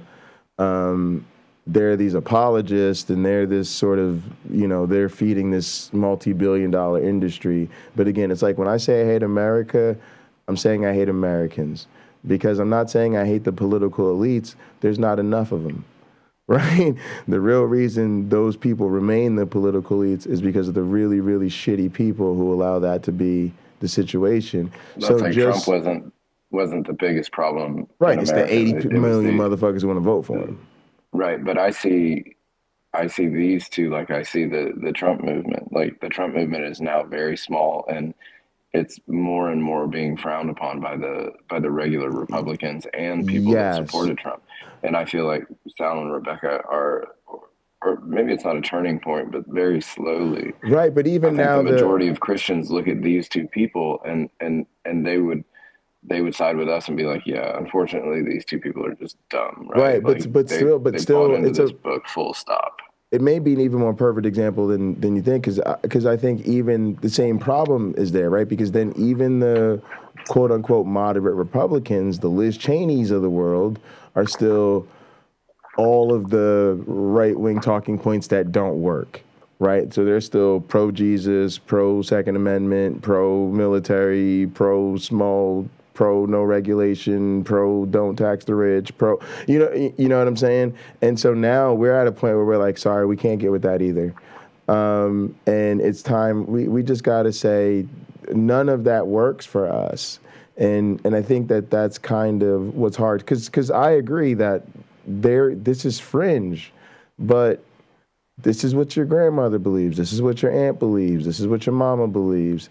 And when they're sitting in church on Sunday, hearing not maybe you, but different people in the audience, it's like when they're sitting in the Sunday morning, amen and hallelujah, the greatest story ever told, and they're gonna, be called up one day to meet all of that they're feeling good when they're singing about their waymaker, miracle worker, promise keeper, light in the darkness. It depends on these people. Somebody's got to do that dirty work. Somebody's got to be on the front lines to even feed it up the chain to their pastors. And so I just feel like you got to go at it. But yeah, go ahead. I think you're right, and that speaks to a certain amount of people. But I think there are people out in the world like my mother, and I think there are more people like her out there that don't go to church because there are people like this at church. That are going to challenge her faith more than they're going to help it, because my mother looks at these people and goes, wait a minute. My mom might be doing some of that too. Wow, that's crazy. I believe in this, but so my mother won't go to church. And this hit me very recently. I think the reason, and I even asked her this, I think the reason she doesn't go to church, I said, well, maybe you don't go to church because it would challenge the way that you believe, because a lot of people that we know that go to church regularly would say X, Y, and Z about your belief. So maybe that's why you don't want to go to church, because you can have your faith and you can have your belief in your own home, and you can guard that belief, right? Like, so she's very 100%, secure in her faith. But look, you put her in a room with these two fools, and she's going to be squirming. Yeah, and it's going to be uncomfortable. Yes. And part of that is because she's an intelligent woman, and she's going to be like, she's going to be one of the people that I think is very problematic for Christianity. Yeah. And she's going to be insisting, almost because she hasn't had the realization we have, she's going to be insisting, that they must have better. We must almost be stacking the deck against them. Like we're either out here joking, like we've either got these caricatures that we go find of people, and they don't really represent what defenders of the faith sound like. They're just these cranks that we pick on, to make Christianity look bad, or somehow we're just not finding the right people. Go ahead, yeah. So many of my friends that have said they believe in a young Earth, to our surprise, and when I relayed this to my mother, like, Christians believe the Earth is egg, and she said, "Oh God, Sean, nobody believes in that. Nobody doesn't believe evolution." Right. And I'm like, if only you knew. But Jay, you said it beautifully, right? Like, she would consider these people cranks. Like, oh, you're trying to make your position look better, right? Like, you're trying to make me look terrible. Like, I'm part of this team that believes nonsense. And she'll even say, well, none of my Christian friends hate the gays or think the gays and I've said, no, it's not about hating the gays, but they believe that God has made rules or laws that like gay is bad. Sure. Like, why do you think we have a problem with laws in America? Like, do you think that why do you think the gays can't get married, or they're having problems getting married, or they're not treated with the same respect of rights that we have? Right. I mean, and she's like, well, surely it's not Christianity. And you're like, well, it turns out that's about the only answer any of us have. So one of the things I'm going to give away here is I decided today I want to do a future stream where I actually say I was wrong about my solution to Christianity.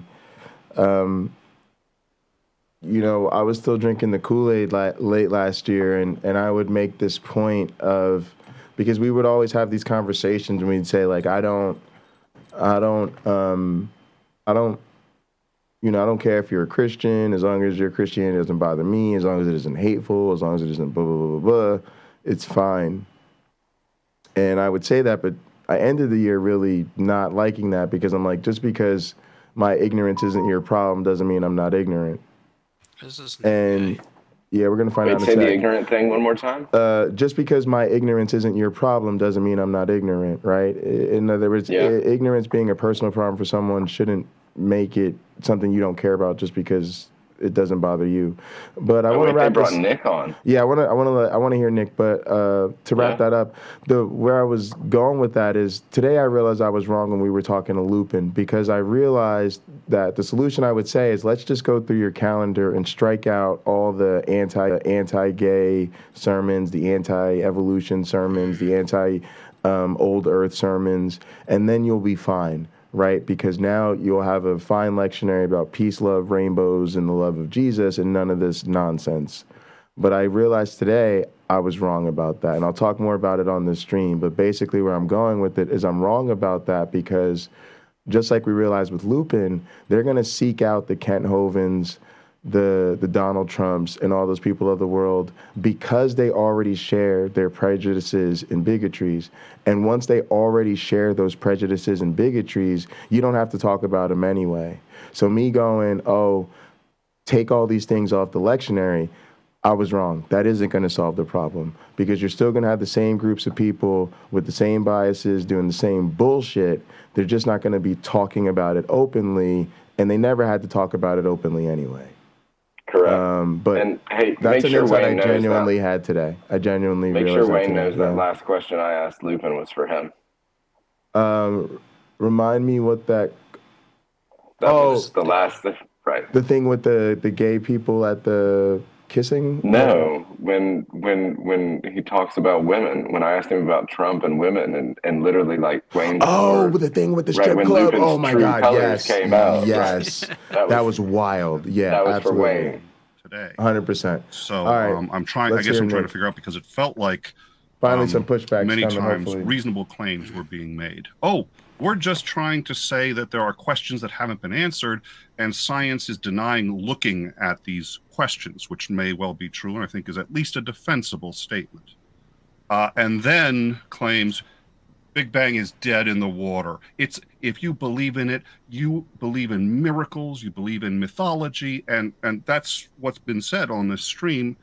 And those two claims are very, very different claims. So I was hoping for some clarity as to what the position is here, because you can't possibly argue against both of those claims, because obviously you could switch the claims, kind of a three-card Monty, and not deliberately. But, you know, I'd like to understand what the claims are that are being made. Oh, she just took a deep gulp. Can I respond first, Sal? Yes, please. Okay, because I'll let Sal speak for himself. This guy's a tall drink I of water. agreed with everything that you said at the beginning, right? Mm-hmm. Like they're reputable scientists. And then I agreed with a lot. I am claiming a lot of what you said in the second thing, but not all of it. I'm not claiming that most scientists are aware that this model is a failure. Okay. Because for whatever reason, and there may be many reasons, different reasons for different people, but they still like the model. They still believe in the model. So I very much believe that most scientists still believe in this model. But I am claiming that I don't think they have strong reasons for believing in this model.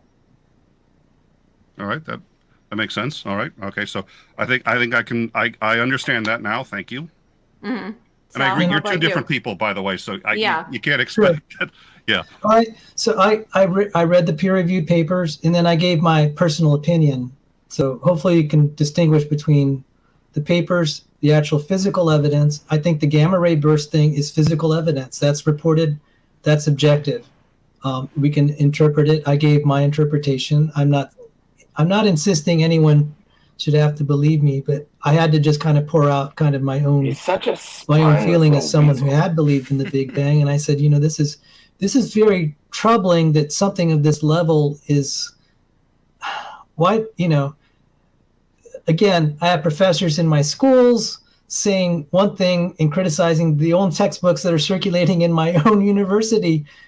That catches my attention, and then I, when I actually studied it more, I'm just like, whoa, this is a little bit upsetting. And then, so I do have an opinion. I'm not trying to say everyone should share my opinion, but I am delighted to share that there are data points of these skeptics of the Big Bang. So, I claim for myself. But what is your claim, Sal? Are you claiming that what you said is your opinion, that the Big Bang is dead in the water? Yes. Like that's your opinion. You're not saying that's the. The only reason I would study it at this point is to criticize it. My interest in physics, by the way, is now I've kind of alluded to it, is in photonics, the study of photons and its interactions with everything, including matter. And so even kind of like quasi-professionally, I want to study photonics because I'm interested in the question of mechanisms that can induce redshifts independent of relative motion. That's a very interesting scientific question. So for me, that's kind of outside of logical questions. It's kind of like quasi-professional interest. I want to study photonics because of this. So it's not just that I'm just kind of spewing my mind here. I'm actually articulating what's kind of deep in my heart, a very intense scientific interest. I want, if I go on for a PhD, I want to study when photonics. it comes to the Bible. So. Well, so here's my concern with what you just said, Saul. It makes a lot of sense to me too, and I do this on my stream all the time, which is say, okay, here are the facts, and then here are the conclusions I've drawn from the facts. But the first thing is, of course, I try to make it very clear that there's a difference between the opinions, and sometimes you were going so quickly, it sounded like you were saying people like Falwell, I think was his name, are saying that the Big Bang is dead. And if you finish his abstract, he clearly does not say that. In fact, the highest bar that he will go in the abstract is that while the Big Bang is actually still a viable model, the static model, in his view, works better with the evidence as observed.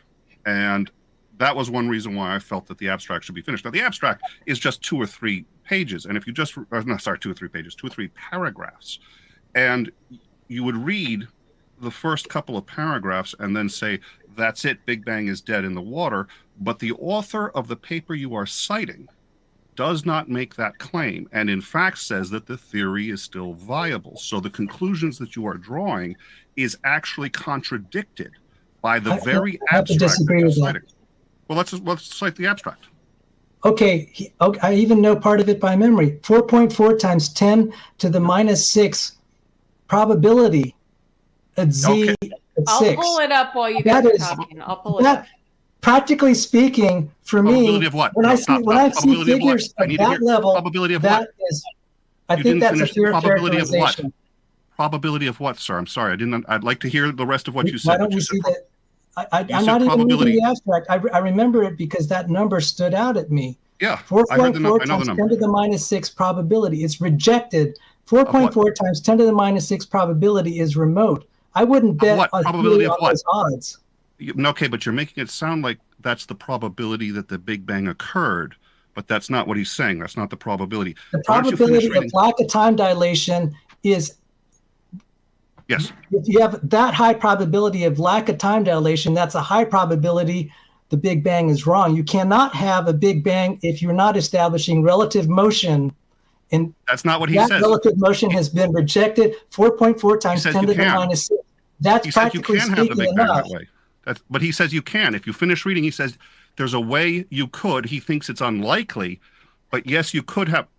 Yeah, but you just said can't. Can't and unlikely are two different. Okay, if you want to be semantic about this, I would not personally bet. I would not expect any scientist to bet his career on a chance of 4.4 times 10 to the minus 6 probability. No, but that probability was not on the Big Bang. It's dead in the water as a theory. Nick is smashing it because Sal is losing it. Probability of what? Probability it's that right the Big there Bang. in the abstract.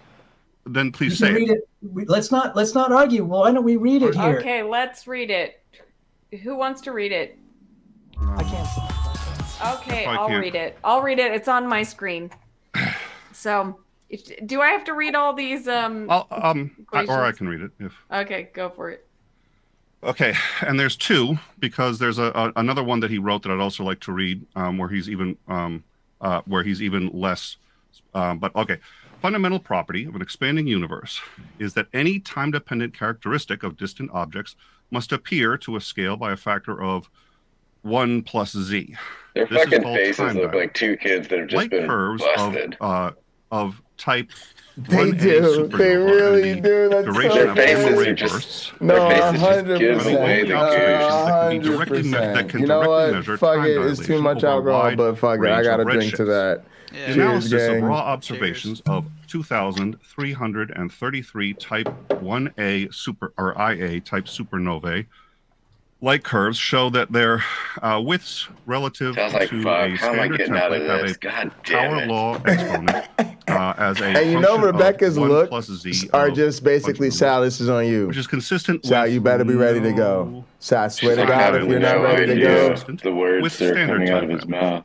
In addition, it is shown that the standard method for calibrating the type IA supernova light curves is Sal, flawed, I'm not going to kiss your birthday card and spray it with my perfume if you don't answer this question. Previously observed. Sounds like shit. Nearby observations show maybe that if I yell at him some more. Absolute magnitude of type 1A supernova is also consistent. Let's see. Okay, sorry, I lost my. Here is shown a peak absolute magnitude of independent redshift. If a static universe curvature cosmology is used to provide the distant moduli. Oh, I think I missed a step. Furthermore, it is explained why the modified ACDM model provides similar results. Analysis of the duration of GRB shows that they are consistent with no time dilation and have no support for standard time dilation. All makes sense. Consequently, this paper argues for a fundamental change of the current paradigm of expanding. Okay, so wait a minute. This may not be. It's a different paper. I'll read you the gamma ray. I have the gamma ray burst paper up. All right. But go ahead and finish it, though. Go ahead and finish this paragraph because this is important. Yeah. Let's see. For a fundamental change of the current paradigm for expanding universe from one to a static universe. Some of the major consequences of curvature cosmology are listed. So, well, this is consistent with what I said earlier, which was that he is arguing that the evidence does not support the Big Bang model. So this was not the paper to which I was referring, and both Sal and I agreed. So if we could actually hear that paper, and I think I did have it up in another window. So that is by the same author, by the way, David Crawford. Yeah. So David F. Crawford, the one I'm okay. Characterization. You have the paper. Here it is. Gamma rays bursts have been observed out to a very high redshift and provide. This is the one with the number. So this is the number that you were referring to. So let me read it. That are directly related to intrinsic timescales of the burst. Einstein's theory of relativity is quite definite that if the universe is expanding, then the observed duration of these measures will increase with redshift. Thus, gamma ray burst measures should show a time dilation proportional to redshift. An analysis of gamma ray burst data shows that the hypothesis of the dilation is rejected. Now, keep in mind, that is the hypothesis of the dilation, not of the Big Bang, and that will be salient in just a minute once this is finished, is rejected with a probability of 4.4 times 10 to the negative 6 for redshifts out of a z equal to 6.6. Traditionally, the lack of an apparent time dilation has been explained by an inverse correlation between luminosity and time measures together with a strong luminosity selection as a function of redshift. It is shown that the inverse correlation between luminosity and some time measures is confirmed, but using concordance cosmology, strong luminosity selection cannot be achieved. So what he has said up to this point, I think you might agree on this, is he's saying, actually, this has been explained in the past, but the explanation is bad. It is not. Nobody other than the people trying to undermine it. And once in a while, the nerds who really, I feel for them. People are really passionate about. We're saying is now past trying to fight for the truth. It may be possible. We'd never be having these conversations without these reality deniers. This is why that number is. Here's just a friendly reminder: we got the cameras rolling while they're fact checked in real time. I agree, Satan, to the helper. Glorious. One specific time dilation possibility, and it is possible to explain that lack of time dilation with a combination of gamma ray burst selection, some luminosity evolution, and some measure of time evolution, but this requires a remarkable coincidence in order to produce the apparent lack of time dilation. So obviously he is not. Here's a good one. From saying that the Big Bang has been disproven to Rebekah. 4.4 times 10 to the negative 6. That statistic has, in my view, been misapplied. However, the data is consistent with static cosmology in a non-expanding universe. This clearly does not say it's been refuted, only that, in his view, would have to be a remarkable coincidence for the data to operate in such a way that, given what he has here, an expanding universe is possible. That's what the entire abstract says. But the implication is, if there is no relative motion, if the redshift does not indicate relative motion, and that's why we cited the Michael Disney paper, the Big Bang is done. That was specifically pointed out. If you do not establish relative motion, there's no expanding space. It's done.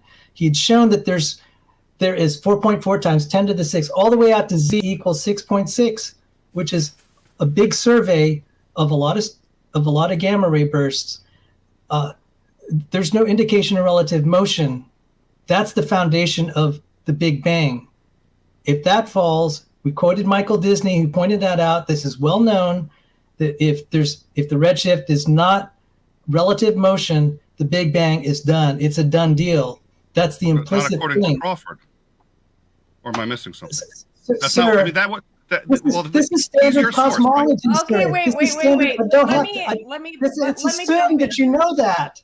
Wait, but let me jump in here because I will defend. Sal did say that he was sharing what the paper said, but he was also sharing his opinion. His opinion was that it was dead in the water. That was not coming from the paper. That was coming from his opinion. And my objection was he stated his opinion as if it was the author's opinion, but Crawford here clearly does not make even close to as bold a statement. That was my objection. Was he said, okay, no, I did not represent that. I said there's a reason that we were showing the abstract right there. You can read it. You can say that Sal has a different opinion. That is so clear, and that's not fair to misrepresent me in that way. Well, I take exception to what that, I said, sir. You can interpret that. That's your privilege, but you can't accuse me of just misattributing it. I'm giving you have the paper. You can read it. You could form your own opinion. It should be clear enough to you what is my opinion versus what his, and what is my interpretation of what he says. He's hawking up. Disagree with it, that's fine, but you can't insinuate I was not telling, that I was not trying to make an implicit distinction. But thank you for your comment. This is why I get so frustrated dealing with some critics. All they can do rather than deal with the data is play semantic games like this. The issue is whether the redshift indicates relative motion. I have cited good evidence from this, not just Crawford's paper. You could look at that graph and you could see the absence of time dilation. Let the scientists argue this stuff about semantic games about me. This is not about me. This is about whether the redshift indicates relative motion. If that fails, the Big Bang is done. I believe if I said otherwise, I apologize. I didn't mean to say, and I don't think I said Is she laughing at him? It was deliberate. I was saying that the way you said it made it appear as if you were saying that that was his view. And I think that's actually on multiple papers. I think multiple papers that you've brought out, when I was listening, it very much sounded like you were saying, okay, because here's the thing. So, for example, I'd asked you repeatedly what that number was, the 4.4 times 10. Okay. That's Yeah, irrelevant. guys, That's guys, irrelevant to I- whether the Big Bang's true or not. It's Dumpster irrelevant. fire alert. Look, okay. I want to stop the argument. I think you guys have both made your points, and now you're just going to be going in circles. So thank you very much for your time. Nick, Yep. hey, do you have a channel? Do you want to promote anything that you do? Because I appreciate you coming on, and I'd like to know more about you. Oh, well, that's awfully kind of you. I have a news and education program. It's called In Time. You can find it on In Time Official on YouTube. We do breaking news. We do interviews and all kinds of discussions. So anyone wants to check it out. I think most of the people in the live chat already have some idea of who I am. So that's what I do. And I sincerely appreciate the opportunity to. Yeah. I didn't know he hear it. was. He's Thank- good. Thanks for coming on. Please come on again, and talk to you I used later. to be on with like Steve McRae back in We the have day. Andrew Jay. coming, waiting to come on. So let's bring him on. And hey, Andrew, how are you? I'm doing Did you ever okay. watch like How about Steve yourself? McRae or Good. Non Sequitur? Did you have some I think maybe I've heard the names for sure. discussion you wanted to have? Yeah, he was Yeah, like so indirectly. I kind of I'd want see him on to those channels. ask Sal Gotcha. a few things because some of his language tonight was or seemed a bit inconsistent to me, and I just want to clarify some of those things. So I'll just stick to this one topic and hopefully not take up too much of both of your time. So at one point, Sal, you were talking about the galaxies in terms of relative motion. You kind of kept using that phrase, but at other points you did mention the Hubble's law, the redshift distance relationship. And so I think, at least in my mind, it doesn't seem like you're making a clear distinction between relative motion of galaxies moving through space versus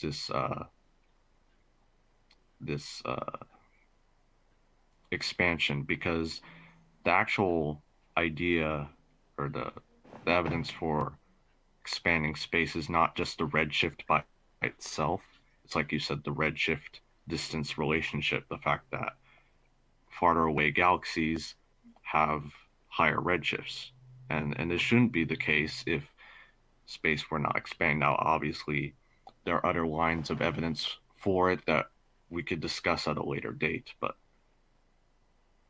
Okay, I'll clarify. You can have a redshift distance relationship if the redshift is increased by the distance, and it's not expanding space is not the only way that you can explain the Hubble relation. You can still have a redshift distance relation without relative motion, or you can more strictly speaking, rather than using the word relative motion, without expanding space.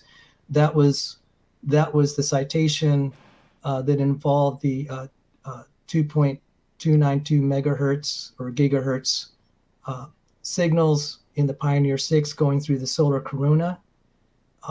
And then there were some papers that I didn't have a chance to cite that also showed that you can have that distance relation, redshift distance relation, if the photon is passing through interstellar medium, and the more medium that it passes through, the more it gets redshifted. You can still have that Hubble relation. This will also explain, by the way, if there are variations in that interstellar medium in terms of the density, you can then resolve kind of the conflicts and trying to figure out what the Hubble constant is by various methods.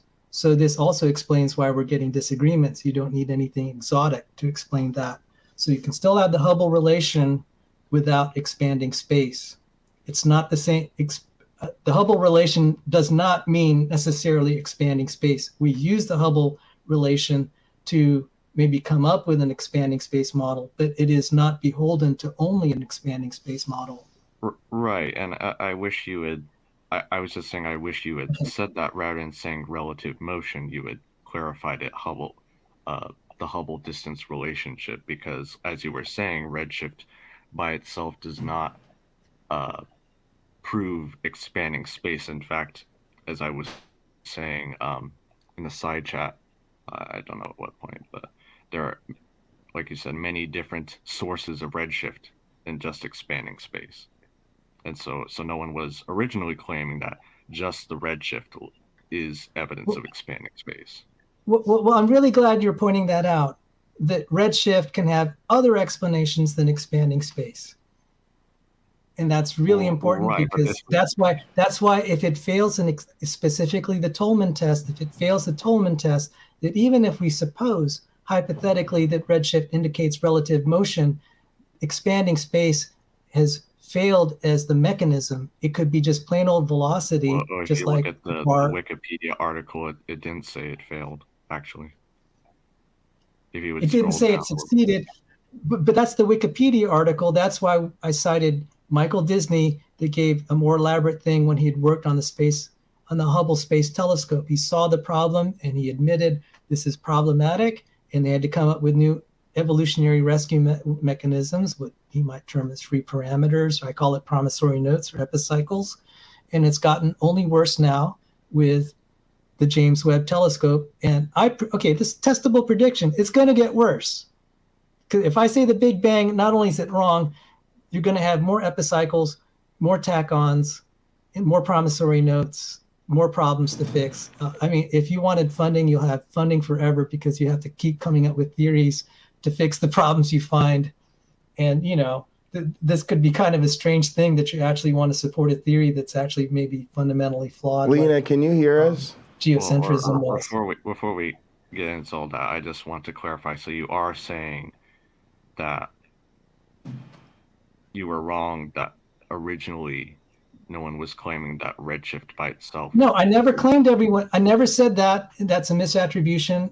If you interpreted it that way, that certainly wasn't my intended meaning. So no, I'm not saying I was wrong in what I understood, sir. Everyone misspeaks. I don't believe I misspoke. I think you're misrepresenting that. If you have something substantive more than just kind of semantic games, I would welcome it.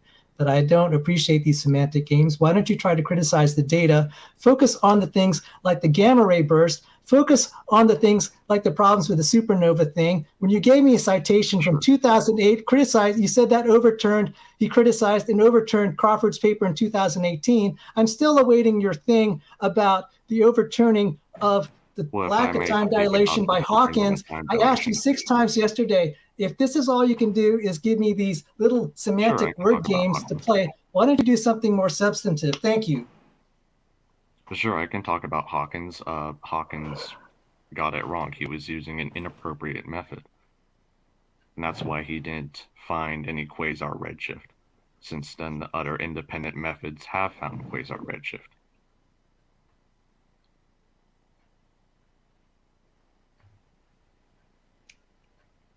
Do you have a source for that, Andrew? Well, sure. There's Dijon's. I can't pronounce his name. Hold on. What's the paper I sent you the other day? It didn't even mention Hawkins in that paper. It wasn't a criticism. It didn't describe a criticism of his methods? No, it didn't directly mention it. Okay, I'm glad you're acknowledging that, because if you're saying that refuted, if you're insinuating that it was somehow refuted and that it showed his methodology was wrong, I would be expecting then to see that his name was at least in the paper you said refuted it, and it wasn't. I think he's saying that there's not papers criticizing him, but papers showing that the validity. I'm saying there was a particular method he used. He reached a particular result, and since then, using other methods, other researchers have come up with a So Jay, what do you think got Sal so worked up?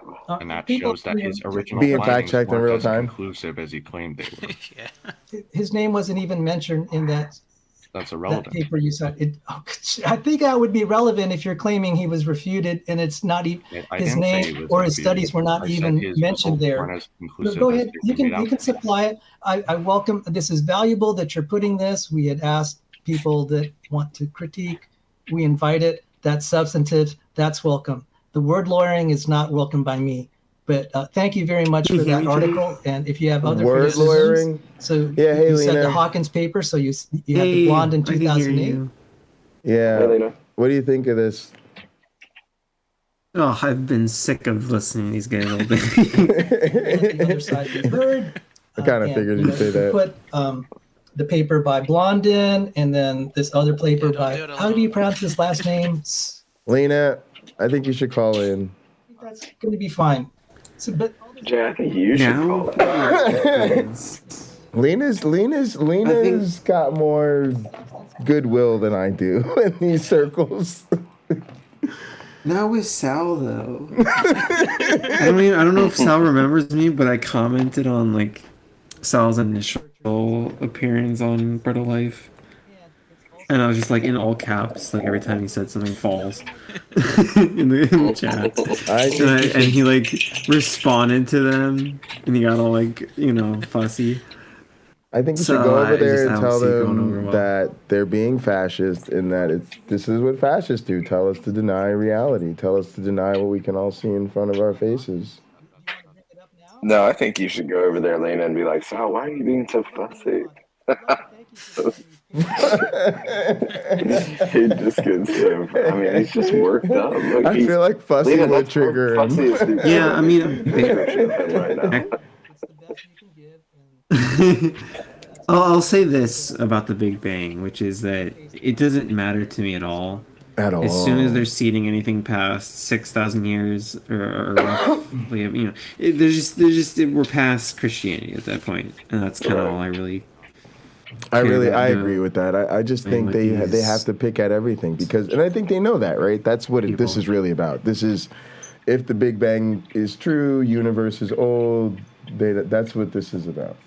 So Jay, and this is just honest opinion right now because I'm tired. It's not an opinion, but I'm just tired. Otherwise, I would go on and just simply say, look, I'll concede everything. What now?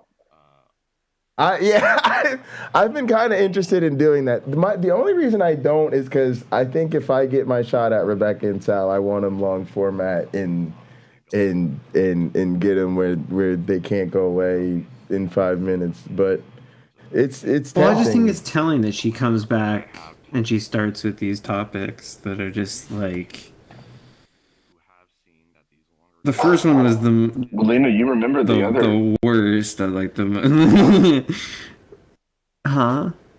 Do you remember her? She's got the other channel. The first. Oh, is she back on that one too? On the no, I just feel reality like, one. I always felt like when I found that channel and I'd go over there and watch it, I felt like that was kind of the real Rebekah. And then when she came back, like when you saw the Leo, like you Two saw different like people. No, with the Leo, you saw the real Rebekah come out. I think I think she had two different channels, and now I don't know if she's going to continue to do that, but. You mean like she's kind of merged the Bread of Life, examining evolution into like the personality. At least wise, yeah. Okay. My only point is that she came back and she did a topic about like pray your atheist, dealing with the emotional trauma of having atheist loved ones. so she could just like kind of move past that, which is probably not. Yeah, I agree. From the whole, she's got atheist that community kid. flooding her channel. Yes. Yeah, and then she goes for the Big Bang, which is like the easiest low ball that a creationist could go for.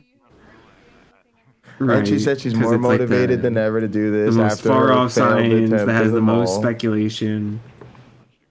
Huh? I said, yeah, after her failed attempt at the mall. I'm agreeing with you. Yeah, all the signs are there. Like, this is just like, and I felt, and that's what I mean. That's why I feel targeted. I feel like she, in a sense, decided to come back to her obstructionist presence in our neighborhood, for lack of a better way of putting it. We were the happy medium. And it just...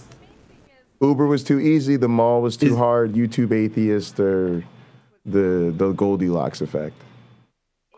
I can't believe this Uber was an easy sell. I mean, could you even like Christians? I don't know if there was an easy sell, but she said it was going well, and I just imagine whatever she was getting out of it, the one-on-one captive audience thing probably wasn't enough for her, and then I think she tried the mall thing, and that was no good. So you already call her a liar, right? Like, so what makes you think she's being genuine about anything else? Like when she says. Like for me, I'm skeptical. Like when she says, "Oh, well, my Uber evangelizing was going great," I'm like, "No, that's just ridiculous." Like, I don't think any Uber, depending on where she is, right? Like, but like, if she's Ubering around a bunch of people, I can't imagine any of them being impressed. Or even like, look, even at its base, even Christians, like people. Hang on, Sean, one sec, because I want to hear her answer stupid random question. The possibility of variable speed of light, which, by the way, didn't originate with creationists. It began with cosmologists who were trying to defend the Big Bang, and they thought the inflation model was so bad that they felt variable speed of light would be the better fix. The thing is, though, if you have variable speed of light, that solves the distant starlight problem for young Earth creationists. So this is why I began to be a little more interested in cosmology. I said, I want to understand variable speed of light. So when I showed my equations of the d-Lambertian and electromagnetic theory, this is part of that search. So short answer, I don't know yet. But if you reject, if you're going to accept Big Bang's promissory notes for all the problems that they have, and they're promising. Here we go. Promissory notes too. Okay, right. If I lie about you, then let me lie too. Great question. Nice to meet you. Thank you. Okay, Andrew, do you have your source? All right, Rebekah and her trash Uber driving. Yeah. So you think that may just be part of a Damascus Road story, Sean? Oh, sorry, Jay. I just mean like most people, at least in my experience, when they get in any kind of cab and the cab driver starts like evangelizing. Yeah, I said this. We don't want to talk at all. Definitely not evangelizing. Yeah, what you said, right? Like literally, like most people are like, "Can you just shut the fuck up and drive?" Like, right. Yeah. And in today's world, they'd rather be on Facebook than listen to some. Even a Christian getting in the cab would be like, "Oh yeah, I love Jesus. That's nice. I'm going to go back to my Facebook now. I'm glad you do too." And then Rebekah's like, "Well, let me tell you about young Earth creationism." And they're like, "Okay, I'm really going to go back to my Facebook now." I don't know. I 100% agree. Do you guys want me? I need to let Sam out real quick. Do you guys want to discuss, or do you want me to let her turn this up? It's up to you, Jay. I'll let her play for a few minutes. I'll be back. I have so much fun fighting with people. So anyway, another question, Rebekah. Well, I just wanted to put, I don't think Jesus Show is here anymore, but I wanted to put up his comment. He said, "What does this have anything to do with proving that the God Almighty wants blood guilt sacrifices?" Today's discussion has nothing to do with that. So nothing. Well, and maybe this discussion doesn't even belong on Bread of Life channel. I really question what. No, it has a teeny bit. Because the Big Bang cosmology gives a chronology of 13.4, 13.2 billion, whatever, some bazillion years old. And that obviously conflicts with some of my creationist timeline. So this isn't proof that my viewpoint is correct, but it is, there's just saying you can't build your own house by burning down someone else's. Well, it's like, well, I'm kind of down in burning someone else's house down first, because at least it makes it possible to have kind of my viewpoint have maybe a better chance at succeeding. I alluded to it briefly. He literally just admitted it. I like the ready-made universe, which is closer to young Earth creationism, but not quite. But so I'm speaking for myself, not for Rebekah. Her reasons for doing this are different than mine. So, by the way, I like that handle, Uncle Jesus. Oh, you're muted. Oh, sorry. Andrew has his paper up. I'm going to pull it up now, right? Are you ready, Andrew? Yep. If you could share my screen, please. Yep. Can you read it for us? Because it's too small for me to read. Sure, yeah. Yeah, I have the highlighted section here. Wish I could see. Can I try to? Does that make it any better? Cool. Yes, thank you. Okay. Let me highlight it again.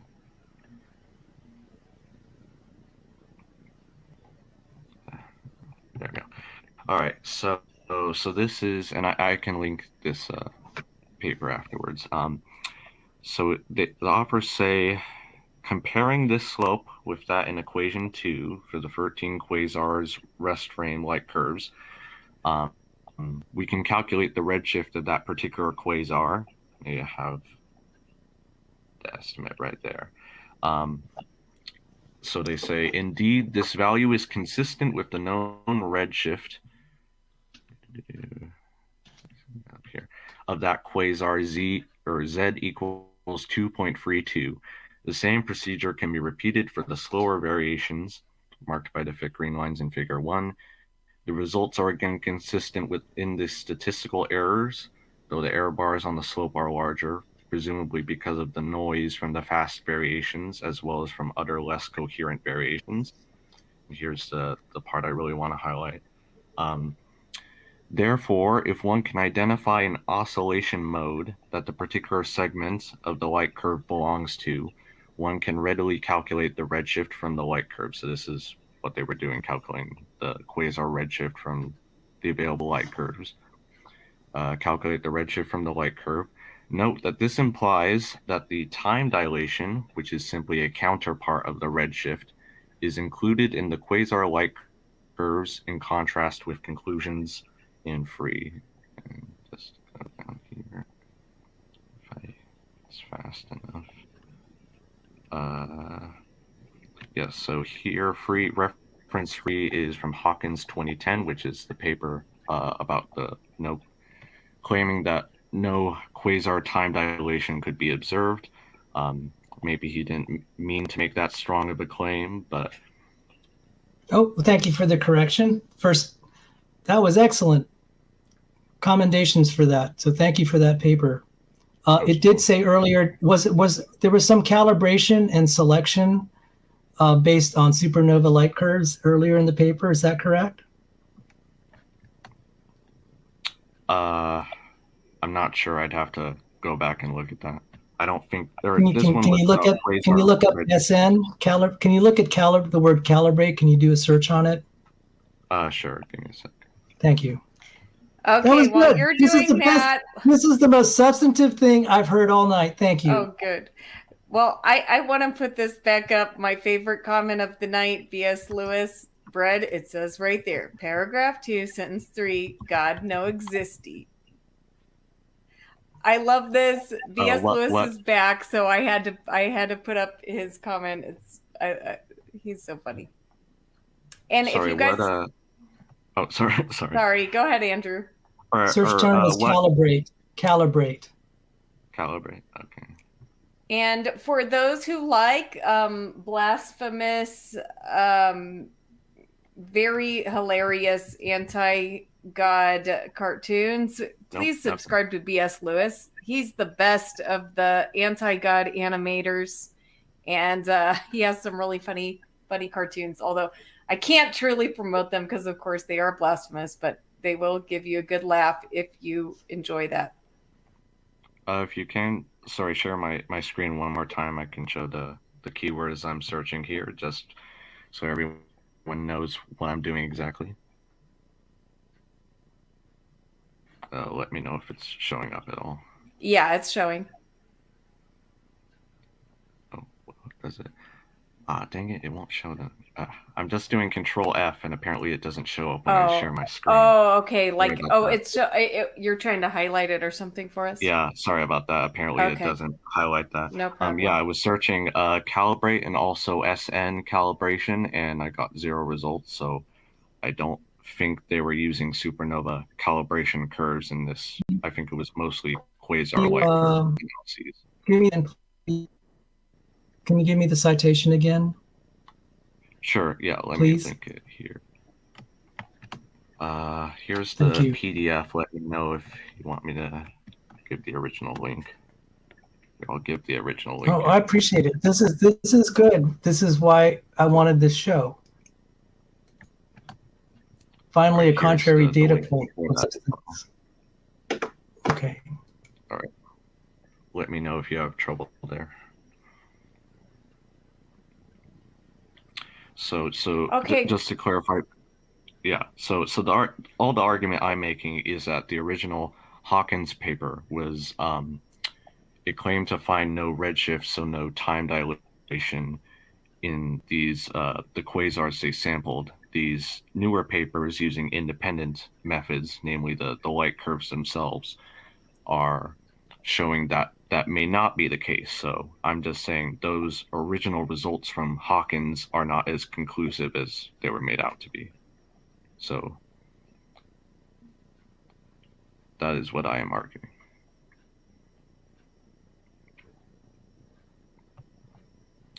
And by the way, I apologize. By the way, thank you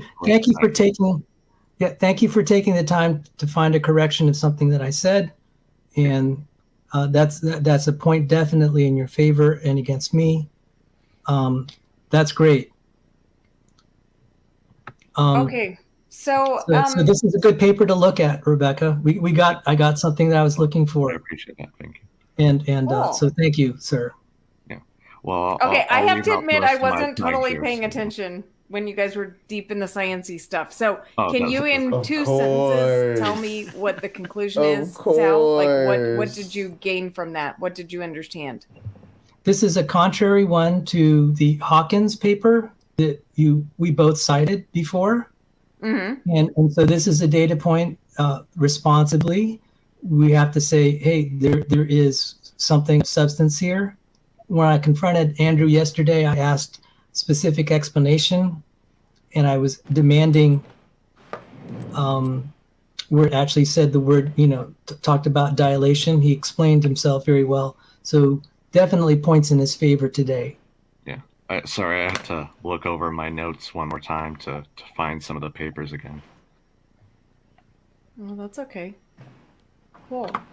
Yeah, I'll leave the rest of my time tonight. It is getting late for me here, and thanks for I think coming I've said on. my piece. Yeah, and I think this is a good time to wrap it up. So that was one of the best. That was one of the best critiques tonight. So thank you, Andrew. All right, you guys have a good rest of your night, and thank you for the stream, Rebekah. All right, you too. Bye, Andrew. Yeah, thanks everybody for hanging with us. I'm actually surprised how many people have hung through on this stream because, it's some of it maybe is a little bit tedious. I don't know. Not as exciting and, as some of the talks we do. But anyway, thank you all for being here. And Sal, do you have any final words? I'd like to thank you for this chance to appear. I don't interact outside of my channel very much, and maybe that's just as well. But I wanted to, it's a chance for me to say I'm willing to face my critics. I'm willing to receive substantive criticism, as I have tonight from Andrew, and I thought he availed himself well. And it's really been a joy to have a platform to talk about something that's close to my heart. And I would just say this. There is a test that I mean, there is a prediction that Lawrence Krauss made about the Big Bang. Are we still live, Rebekah? Yeah. Okay, I lost the StreamYard. Oh, here it is. I found us back. I'm sorry. Okay. Mm-hmm. And I know you're going to cringe when I cite this. Lawrence Krauss said that at some point, 5 billion years from now, the galaxies will be receding, and that all science that we'll have will not be able to tell us that the Big Bang was real. We'll do science correctly and come to the wrong conclusions. That actually is an inherent testable prediction outside of our lifetime. But it is in principle testable. Dog shit. That if dog shit. It happens that these galaxies recede that we have record of what today. That means is we shouldn't take for granted the fact that 5 we can billion observe years it if they're now. still there, then the Big Bang is falsified. That's at least one really good testable prediction. Yeah, let's so there are things that we have to accept. We want to reassure ourselves that we have the answer today and not have to invoke faith in something in the future. So those who are both atheistic and believe in the Big Bang, you're placing your faith and trust in something that will be confirmed or disconfirmed 5 billion years from now. The Christian faith says you will be facing Judgment Day someday. That is a testable prediction. And that may happen sooner than 5 billion years Oh, from well, now. I laid out a guilt trip. I And said you are both fundamentally it's sobering dishonest that people. when you study the Big Bang... I said you're both fundamentally dishonest people. I genuinely hope you come to all caps. Feel bad about that. Jesus said, heaven and earth will pass away. My words abide forever. And to me, that's what this has been about. So, Big Bang or not, Judgment Day, according to Christian doctrine, is going to happen. That is a testable prediction. Thank you. It's not a testable prediction. Well, I want We to put can't up a test few if final comments. Christianity is Tape Deck true. says, take some Because if time to we're be more right, skeptical of when your we're own dead, crazy we beliefs won't in know. the Big Bang. Yeah, well, I have to say, some of our beliefs do sound quite crazy. I fully admit that a man dying on a cross being enough for the sins of the whole world, that does sound quite crazy. Can you flip the volumes? I can't. You're good. You're good. Go ahead.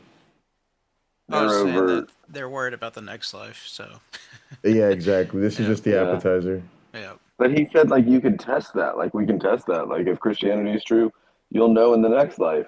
Well, no, that's not right. That's not how that works. We'll only know if Christianity is true. But if it's not true, we won't know. Oh, she put your comment up. Oh, there we go.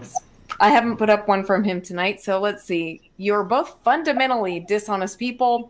I genuinely hope you come to feel bad about that.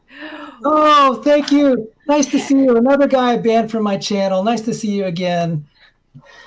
Actually, no, that's dishonest. I despise you, Hunter. That's This is a Christian You're channel. gone from my This channel. is a I Christian confess it. channel, Sal. This is a Christian channel, and you're a Christian. Yeah, act like one, you son of a bitch. We bless you, Hunter Biden. I bless Oh, you that in the was name of good. the Lord. Good That night, was everyone, great. and see you soon. But she doesn't. Rolls right through it. Rolls right through it. I was surprised she put that up there.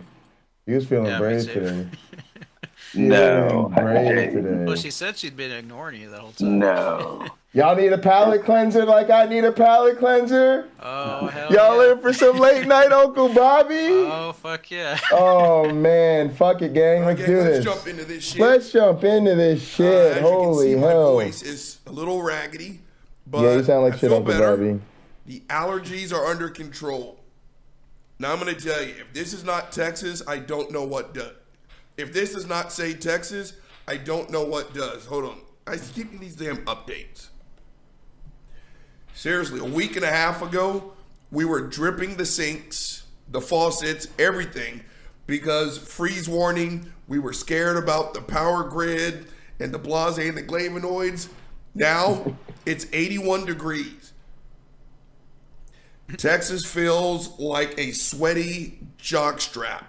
It is humid, it is disgusting, and when I had allergies, it was always spring and summer. Pollen used to shut me all the way down. Well, this is a cold weather month, and now it's cedar. And gang, I have not had an allergy attack in years. I got spoiled. I'm starting to remember now how badly this feels. So I'm going to power through. And this is kind of a warm-up, a workout. Because don't forget, gang, Uncle Bobby is going to talk to Chris, the Christian, tomorrow. I think he's on the horn right now with Nikki.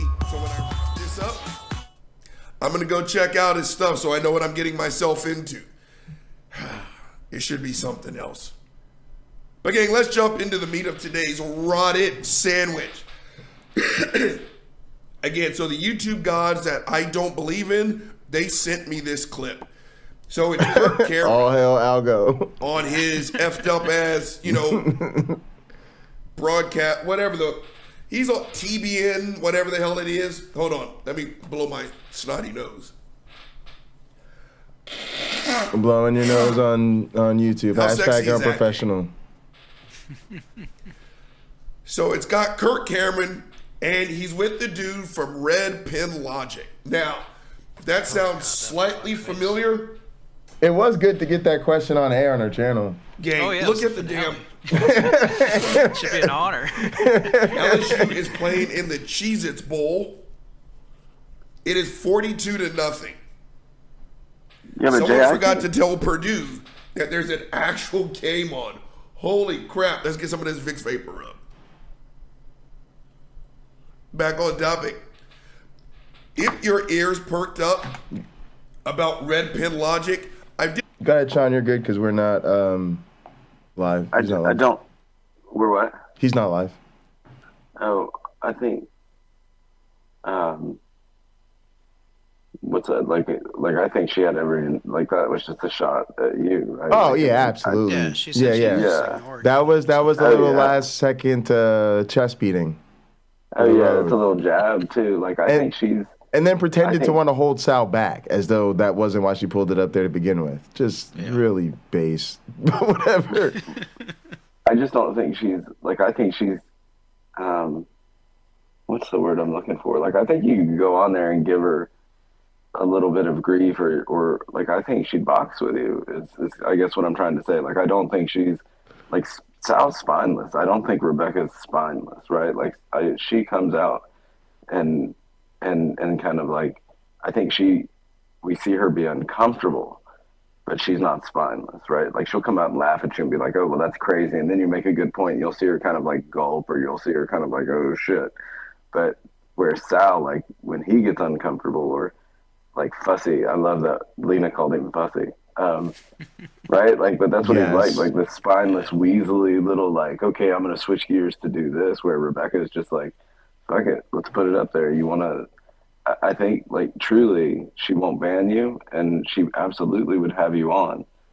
And if you ever do get to go on, I think, I wouldn't be, I'd be cordial to her, but I definitely wouldn't be easy on her if I were you. I think she'd think less of you for it. Oh, well, I don't have any intentions on it, but yeah, I think. Well, the thing is, my thing is like this. If they're both going to be in the game, then we got to set up an event and get them both on the card. So we got to do me and Sal and her and Uncle Bobby or something. Yeah, I think with her, the line has to be like I said earlier. I think the line with her needs to be, I'll give it all to you. What's next? And with Sal, I think you've got to have somebody like Leo or take him just down the rabbit hole of hold his feet to the fire with science and in that sense, because I don't think he has a leg to stand on. But I don't think he'll engage on the other side of it, where if you ask, what was it, Doug called Darth out for being, tell me about Jesus, right? I think if you tell Rebekah, hey, what's your positive evidence? What do you got for Jesus? She'll talk to you and engage with you. I don't think Sal would do that. Yeah, he's definitely way more of a dodger, but you could also see how easy he is to get triggered, though. Oh yeah, yeah. I mean, he was just going off essentially. And you just for being called out, just for like, but have you ever watched his? No, my favorite's when Nathan called him out. Was like, but have you read any of these books? He pulls them up. Oh man, he keeps like showing books, and Nathan's like, "That's great. I see you've got a bunch of books. Have you read any of them?" Oh yeah, and then he actually said like, "How dare you call me out for not being qualified to talk about this?" Yeah, and he's like, "Well, look, if you profess to be a proponent of this dude, or like an advocate, whatever he was saying, like a studier of this guy, but you don't know his one like basic like tenet, right?" He's like, "Yeah, I think you're full of shit." And Sal just starts picking up books and like throwing them. He's like, "That's great, but have you read any of these books?" Oh man, if you gotta, that clip is absolutely brilliant. Because it just shows Sal like in a nutshell. Because every debate he goes on to, it ends. Is it Dillahunty, or he debates somebody on Modern Day Debate, and he throws a fucking fit in the middle of it. It's just like his go-to if he's pushed up against the wall. It's like, you know, he throws a tantrum. I think somebody said it in your chat. Like, here comes tantrum number 2. Yeah, I think he's demonstrably awful. The other thing is he has this thing where when he feels safe, he will sort of. But you heard him. Oh, I really despise you and but I blocked you. Like he's always like acting like he wants to smoke when he's on other people's channels, and then, you know, if you call him out on his channel or actually like, hey Sal, let's do this, then all of a sudden he's full of a million reasons why, you know, that's not a good idea. Well, I mean, there's a lot of people that are like that. Like, you gotta, like, look at, I mean, YouTube in general. Like, you got a chat full of, not you in particular, but you can go to almost any channel. And when I first started going on to like certain streams, it's a little bit like overwhelming or maybe intimidating. But you very quickly realize like most streams are full of chat with people with this stuff, but they're unwilling to engage. And if I'm literally on there saying, well, I'm not the smartest tool in the shed, but I'm willing to engage, right? Right. Like, in that sense where you've got people that are, you know, having these debates and chat with an open link to a room, but they're never coming on. So it makes me wonder, like, you know, why not? Like, why wouldn't you come on? So I think that goes to say something just about like the YouTube in general. There's tons of people on Facebook that'll shout at each other behind, you know, the wall of Facebook, but not a lot of people are willing to like sit across that actual table from you. Even if it's a table that you have no, I mean, look, it's Sal's, you know, not never any physical danger from sitting across the table from anybody, and he still throws a fucking tantrum, right? Like, so I think it's uncomfortable for a lot of people, I guess is what I'm trying to say. So they don't do it. I kind of think you're right on about that. Now, what's interesting is he's still got to take his opportunities because he wants to grow, he wants to be a big deal. So, you know, like the one time we really got his attention was during his debate with Arn Ra, right? And then that's Arn Ra, and that's the kind of thing where I guess, you know, he's still got to take those chances, right? And that's where he gets exposed, for lack of a better way to put it. Yeah, and then all he has to do, like, to fall back on his base is say a few things or poke a few holes, or, you know, there's they get mad and the misrepresentation, persecution, ad hominems. Like, that's always an easy fallback for a lot of, not even necessarily just Christian debaters, but a lot of debaters in general. You know, they turn it into a dumpster fire when it doesn't go their way, just to say, like, look what happened, look what they did, you know. So I think there's a lot of like tactics as well. And he discussed that with Rebekah in the sense of saying, you know, look, this gets you a lot of points or this doesn't get you a lot of points. And when you were able to to just stump Leo, that's a big thing. And that's when I said to you earlier, like, but right, like Rebekah gets stumped time and time and time again, and they don't count that, but they count like the one time she's able to make some progress. And that's kind of the way the audiences look at it too. You know, her audience looks at her the one time she stumps her opponent, they're like, yeah, Rebekah won. And then they don't even acknowledge any of the misses. What is it, counting the hits and none of the misses. Absolutely. Look at this. This is gorgeous. Is that Hulk Hogan? Yeah, and it's from his Japan days. That's a nice one. You guys, is this what in the fuck? What is this?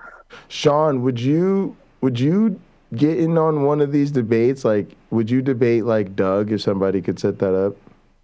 I don't debate, but I mean, I'll talk to anybody. I've been meaning to go on Doug's channel because I've got a thing that, well, I told you about that. Like, I think his argument from suicide is just inherently flawed because, in my opinion, that means you have empathy for these people, which means you shouldn't be saying anything anti-trans, right? Like all the anti-trans rhetoric coming out of your mouth, if you truly believe they're committing suicide, like I'm not out there spewing any kind of thing that would maybe push somebody over the edge to going to suicide. So for me, if you are truly coming from an argument, which I think is bullshit, from an argument from suicide, that means you're on our team, and our team is empathetic towards these people in every way, not just the fact of like, oh, well, you're in danger of killing yourself, right?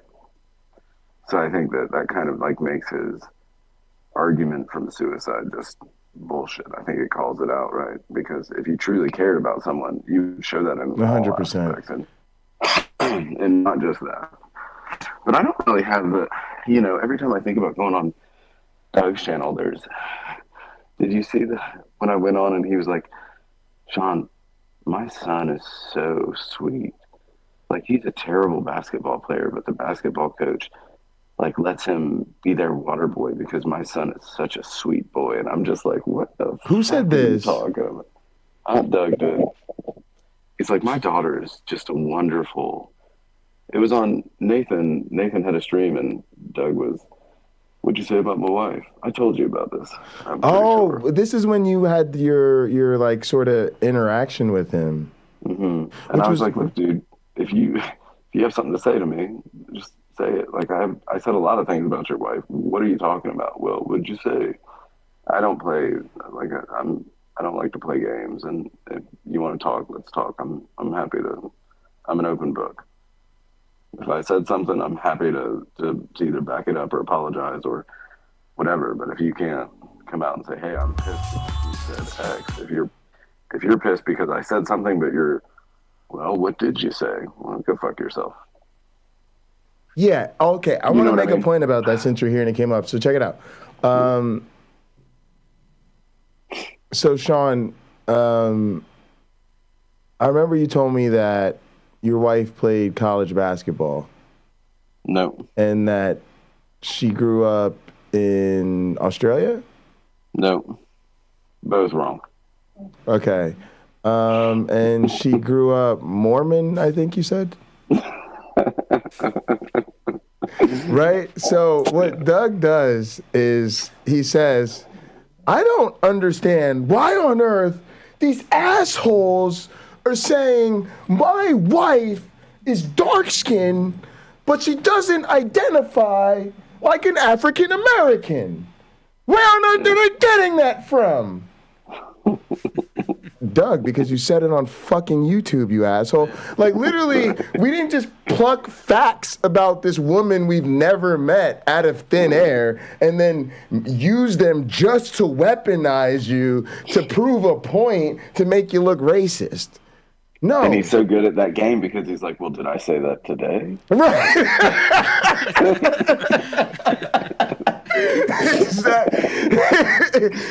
Exactly. Like, it's just so fucking stupid. Like, is this guy serious? So it's just, but that's kind of what he did, right? He's just, it's like an argument from how dare you, right? Like, that's right. like, bro, clearly you said this. That's where people get this idea from. That's why they say that.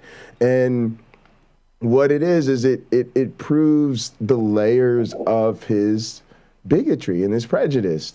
Literally, he uses, I have a black wife when it's a defense against racism, but when normal conversation, blackness comes up, he makes sure we know his wife is not one of them. Then when we bring the point to him of like utilizing black people as a shield when you're confronted with your prejudiced behavior is a double no-no, he doesn't get that. Right.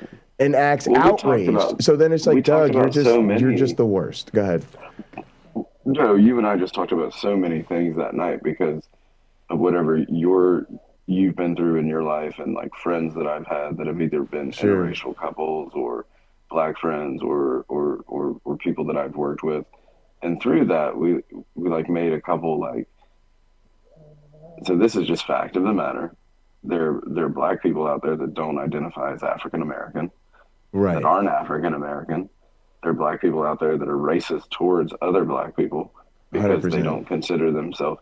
And right, like you can, and I've had friends like a black gay friend of mine that used to high country followed by the N-word is like when he was drinking, like just this, he was pretty funny, but like it could be, I mean, this was 15, 20 years ago, and some of the shit that was said around some of these tables while we were drinking today, we've been just lit on fire for, right? Sure, yeah. But so the way that he would talk about like the different African American communities within the U.S., even within itself, there are, and that's what you and I were just talking about, the different aspects of those communities. And Doug's, like from the feeling that we've got from everything that Doug said, his wife could be of one of these communities and might look down upon the African Americans or consider herself, because that's kind of the way Doug presents it, right? Like you get that feeling from what he says, and the same thing. We don't think he's anti-trans because of the way he looks. It's because of the shit that comes out of his mouth. 100%. 100%. Right, and then, but with the black thing, it's I don't know, it's but he thinks he said I lean conservative, and we said, well, you're a fucking racist. Right.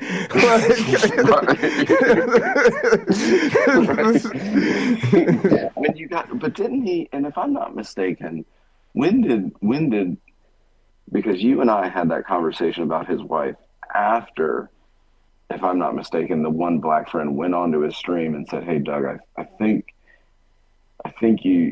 you could do a better job at this, or you might seem to come off like a little racist in this regard." Or was it? Am I mistaken in that? Didn't the one black friend come on and kind of address like Doug's conservative racist? Maybe Lamar. Like, I don't remember my one black friend doing it, but maybe Lamar did it or somebody. Was that? I feel like one of his black. He had somebody on, and somebody like called him out and said, "This is why I feel a little uncomfortable." And then that kind of like with the Robert Price thing, and there was kind of like this just snowball of events, and then you and I talked about it one. Yeah, I do think that was Lamar trying to do that. Yeah. So it wasn't like, again, it wasn't, and that's kind of the way it's pitched, right? Like, well, because I lean conservative, you call me like, what? This is just unfounded, and I'm like, well, you know, I don't think it is after I listen to some of the shit that comes out of your mouth. But he's good, man. He's a good, and this is why, you know, I followed him for a long time, but he's good with the rhetoric. He's good with the tactics. He's good with the things. And then, and he said it was the Xerxes, right? Like, people like me because I'm good at this, but then when I turn it on into politics, they don't like me. Well, I don't like his politics. for sure. But when you get into this conversation with him outside of the religion, I think it becomes problematic because you just feel like you're just a crazy person, right? Like, what are you talking about? Did you say this today? So unless you say it like right now, like, I mean, I've said a lot of things, but I haven't said a lot of shit today. So does that like completely absolve me of anything I've ever said? Because did I didn't say say that it today? Yeah. Like, when did I say that? Can you tell me? And it's almost like when he's had so many conversations with theists or with like apologists that, or people that are good at like verbal combatant. Is that a word? Is that a thing? Verbal at like talkie, yeah. Yeah, boxing, right? Like that he's able to not just sit down and engage in an honest conversation, not say, hey, Sean, look, what really is disappointing to me, or what I'm really mad about, is you said this about my wife, right? It was like, well, what did you say about my wife? I don't know what the fuck you're talking about. I said a lot of things about your wife. What are you mad about? Right. Well, I don't know. What did you say? And for me, that's playing a game rather than being honest and saying, hey, I'm upset about this. So that and then I think, because Jay, I think you were in a good position to go on. Excuse me. You were in a great position to go on and actually have a conversation with him, but because you are who you are and you get so ramped up. No, I'm like, hell no. Yeah, I can't. I was like Wayne that day. I was like, nope.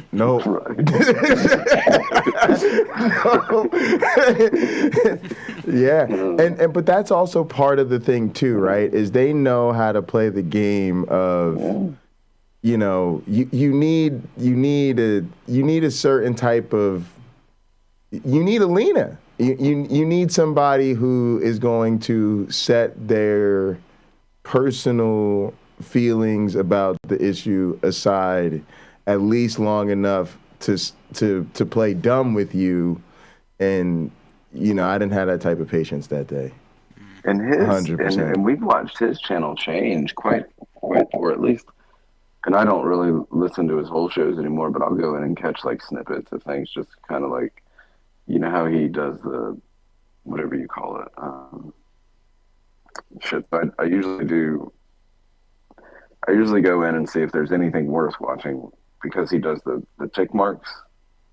Oh, you know the timestamps. Yeah, I need to do those. Yeah, I know you mean. Right, so the timestamp. So I always go in and like, you know, he'll say something about Braxton Hunter, so I'll go in and like, there's no way he had Braxton Hunter on. No, okay, it was just him talking shit. So I've heard all this before. Sure. Because he's done it all before, and that's not a shot at Doug. That's just, if you watch Doug long enough, right? Like he's like my point being, or I'll look at the comments to see if there's anything that's interesting to me. Got it. But I don't really watch his show anymore. But it does look like it's changed, because since he's kind of like embraced this political side, or at least that's what's entertaining him, you know, and he came out and said a long time ago, well, this doesn't really, I'm not sure if I'm going to keep the Christian side up because it's just not entertaining to me. I'm getting like these weird Christians on my channel. And I think if you were still watching back then, there was a time when it was like, okay, this is just kind of odd. Like Doug's just getting like fucking dipshits, like who, like, it's not worth talking to, right? Like, because he just gets, I remember, and there was a time on YouTube when like the like Nathan, for about 3 to 6 months, there was like Nathan, Bread of Life, and Doug, and they were all you'd find them all on the same channel, like every other day, right? Like, and that's what I was watching. Right. And then that kind of dwindled off, and now Doug's kind of like this political, and then you have like a dude on a stream waving a fucking AR around. I was on that stream with somebody else, and this dude was waving a thing, and he kicked myself and who's that other liberal kid that wears the glasses that hangs out with Nathan every now and then? You know who I'm talking about? The kid, you said he hangs out with Nathan? Yeah, he's on Nathan's stream. He used to be on Nathan's stream quite a bit. I liked him. rather liberal. But Doug kicked us both off the stream and like kept the 3 conservative. Oh, do you dudes mean on the a stream. sample pack, maybe? Yeah, sample pack. Yeah. And I think that dude's pretty intelligent. He's usually brings something good to the table. And then Doug literally kept like the dude waving the AR around, and I think that's just kind of like what's entertaining him these days, right? Like this conservative. Yeah, that was kind of the what point gets I him. made about it. It's not like this is his sort of innocent opinion about a couple of things or whatever. He genuinely, this is what his shtick is. This is what his gimmick is. This is what he likes to do. Hey, look, if you like to watch Fox News, and I've been completely transparent about this, like, dude, I love watching your show. I love watching Nathan's show. I used to like watching Doug's show. This is the ultimate like gamification or experience of YouTube. Is like when I can go on and interact with the YouTubers that I like to watch. 100%, yeah. For somebody like Doug that leans conservative, that is watching whatever conservative news outlet like Fox News. Well, fuck, man. For that dude to go out and be able to like talk to these people that are like-minded, I think it's probably problematic for him because most of those people we consider not as, there aren't too many like smart conservatives just banging down the door on YouTube, right? Like it's just not a thing. Whereas I would say Doug is not only conservative, but he's intelligent. So I doubt he finds a good peer group to associate with in that sense. But I think that's his thing, right? Like, hey man, if you can interact with Fox News, how awesome would that be? And so for all of us, that's kind of the way YouTube's gone. Is it's now like this interactive thing. Yeah, no, I'm 100% with it, and I actually love it. Like, so I'm here for it, and I do think that, like I said, it's where they've moved, right? Because I think that that's the new thing. The new thing is like they're never gonna pull the science battle back. They're never gonna pull the curriculum battle back. What they've got is these sort of unregulated areas, right? So social media, YouTube, that's where they can get equal time. And I think that there's a reason they concentrate in these places, and I also think there's a reason they do so well on them, quite frankly. Well, that's what's inflamed a lot of it. Like you very well know, right? Like you talked earlier about the way things have changed. Like, so back when you were in school, you were talking about like the having friends of all colors, or the gay person that came out, and you guys were like, oh, that's awesome, or yeah, we've been through that, yeah. And then now but Jay, I disagree in the sense that I think this level of hate's always been there, but now the access that we have is overwhelming to like the amount of like opinions, whether it be through Facebook or Instagram or YouTube, and those are only like the 3 that I'm familiar with, and I'm trying to get off Facebook completely, and I mean I only go on there once every couple of days, but it's just pretty terrible. But now these kids, they probably have a page of different apps that they can go to on their phone to see like constant communication, constant media, just this constant barrage of like information, right? And so for us, something that's really important to you and I would be fighting against anti-trans rhetoric, or fighting against fighting against anti-trans rhetoric or racist rhetoric or something like that. And it's so more prevalent than I think it ever was, because now you can easily find it out, and the fucking algorithm probably pushes it on you at this point, right? So it's overwhelming, or it seems overwhelming to me. Sometimes I'm like, fuck, are there really this many racists out there? Are there really this many people that don't want to give gays the same rights as we have? Like it gets overwhelming. But I think it's always been out there, but now we just have access to it like everything else. I mean, yeah. It's like the murder rate. Like we see every murder that happens, but in some cases, the actual murder count has gone down from 30 years ago, but 30 years ago it seemed like nobody was you didn't get murdered because- you didn't get a text message on your phone. Somebody's just been dropped. Exactly. 3 blocks from that's your right. house. Don't worry. Suspect on the loose.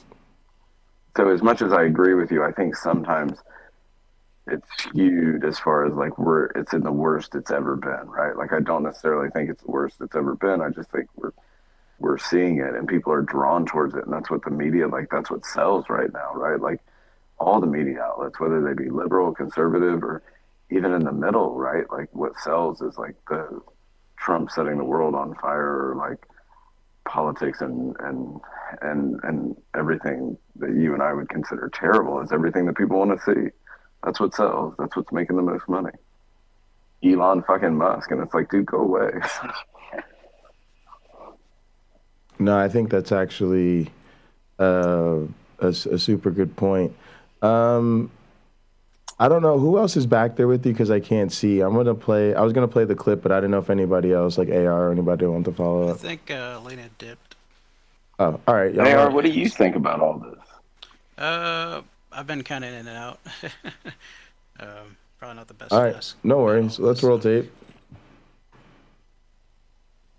Did a show on him I'm once sure you have before. thoughts about Uncle Bobby's. Now, his song and dance gang is he is nice. And I've told y'all before, I can't stand the nice ones. I cannot stand the nice ones because that self-deprecating, that oh shucky darn, there's no way an atheist like me can tackle this without looking like I'm harassing him, right?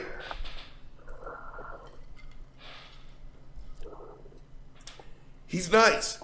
And I can't stand nice because, again, when I go in on like a side Tim Bruggen cake, even Christians, even when I went up against Joseph Abraham, how easy, even like, yeah, he needed to be taken down.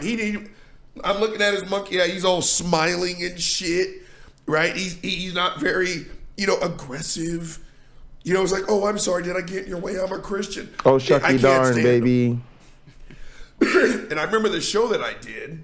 What's up, Wolf? Then he was addressing bad atheist arguments. Yeah. And the entirety of it, all I could think was, do Christians ever get tired of being wrong? I just belched, #unprofessional. And he gets, what's the word I'm looking for? He over enunciates his words.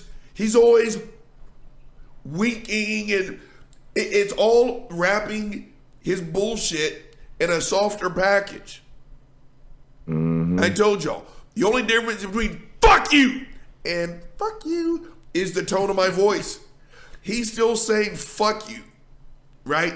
Despite all the facial expressions and everything else, he's still telling atheists that we need to go fuck ourselves. That's why I don't like people like Red Pin Logic. Now, here we go. This dude is going to sit up there with Kirk. Oh, hold on. God damn it. Gang, what's going on here? So this guy's going to sit here with Kirk Cameron. And again, I cannot think of a bigger dynamic duo of ass hattery than these two slap nuts. Okay, what's going on with mine? And that is Gibbon. Gang, I'm screwing something up. But who cares? Can you tell I didn't do sound checks or anything right before I started? Yeah, because Uncle Bobby's professional. Hold on. Why won't it? That's why. Hold on. Told you, I never said I was a computer genius. You guys ready? I hope I'm ready. Let's roll the tape. The gospel message is offensive enough. We don't have to add offense to it by... Pause the tape already. 5 seconds in. The gospel message is offensive enough. I'm having a hard time disagreeing. Again, Christians, you guys love to sit in your circles. And again, I'm not going to fight you. Knock yourself out. God, I look tired. I didn't sleep at all last night. You guys love to beat yourselves up. Again, it's the Christian race to the bottom on who's the worst, because your message is offensive. It is. Especially for those of us that do not believe as you do. No, I'm not broken. I'm not reprobate. I don't even believe in the concept of sin. I don't believe I should be tortured forever. And for me to sit here and say that I'm fucked up, I told you, I'd have to insult my parents, and I'm not going to do that. So 5 seconds in, I'm already agreeing with them. The gospel message is already offensive enough. I agree. Roll the tape. By the messenger being offensive. Yeah. So, and this is part of the command that is given in 1 Peter. We're always ready to give an answer to anyone who asks the reason for the hope that we have, but we do this with gentleness and respect. Pause the tape. You can't. You can't. Respect. You cannot respectfully get across a disrespectful message. I told you, I'm not reprobate. I don't even believe in the concept of sin. I'm not broken. There's no respectful way to say something disrespectful, right? Again, Christians, just get a new script. Roll the tape.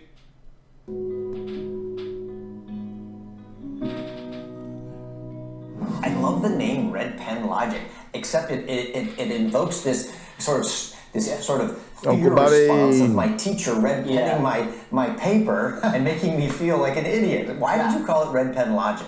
Okay, so that you get that feeling. We gotta go back to the history of how Red Pen was born. Okay, so a couple of years ago, the pandemic hit, and I couldn't travel across the border. One of the things I do for work is speak at churches in the U.S. and Canada. And you're from Canada. That's right, I'm from Canada. So you might pick up the Canadian accent as we go here.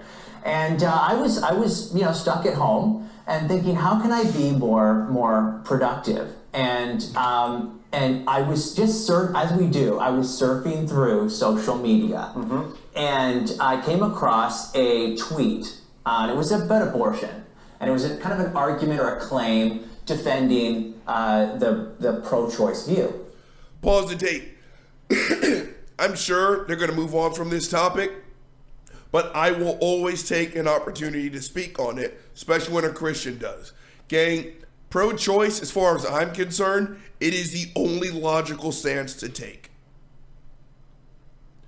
If you want to get an abortion, you should be able to obtain a safe and medically based abortion. If you don't want an abortion, don't get an abortion. Pro-choice is the only logical place to be. When you are pro-forced birth, as they are, you are shoving your sense of right and wrong, I would say down someone else's throat, but you're shoving it up someone else's vagina. So this fuckface, I guess, is going to sit here and talk about how he red-penned someone's stance on abortion. Roll the tape. Oops, there we go. And I thought, man, this is so mistaken. It would be really cool if someone took a red pen and corrected. Pause the tape. And the other thing I like to say about this, again, I cannot listen to the every life is sacred, you're dismembering a child, the blase and the I can't hear this coming out of a mouth of a Christian. Because that life is sacred right up until the point that kid comes out of a vagina of a woman who is Hindu, is Muslim, is atheist, is Jew. Just name the religious faith system or the lack thereof that will get you sent straight to hell. You don't have the moral high ground. Every life is sacred. Every life should be born. It's a life as soon as the dad busts a nut inside of the mom. That's a child in the image of God. What if that sucker dies as a Hindu? Fuck them, they're going to burn in hell forever. So I just have a hard time listening to that out of a Christian's mouth. Roll the tape. in this tweet. Now, I used to be a full-time high school science and math teacher, okay? So this is what Lies. we did. We would take the pen and correct students' work. And it wasn't to put the student down. No, I wanted to help the student think more clearly. And so what I did was I got out the red pen and I kind of wrote on the... Pause the tape. So again, that's kind of the yo shucky darn. I'm not doing this to put you down, right? So they got the, so he's got the actual tweet here.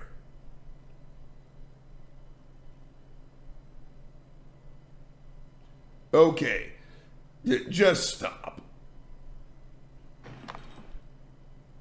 So the whoever, oh, it's Alyssa Milano. Was, okay. It's currently legal in all 50 states.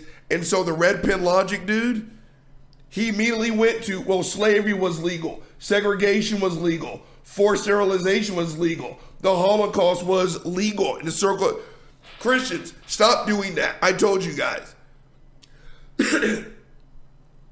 You guys like to Uncle take Bobby things needs OBS. out of a scale of 1 to 10. We'll get there. To a 27. We're ways away from that. Yeah, right? It's kind of like, right now, that's the last your thing we natural need. sexual impulses are natural. So just do them if it makes you feel okay. Well, rape makes the rapist feel okay. I was talking about sex, right? Alyssa Milano was talking about abortion being legal. So this fuckface went to, well, slavery was once legal.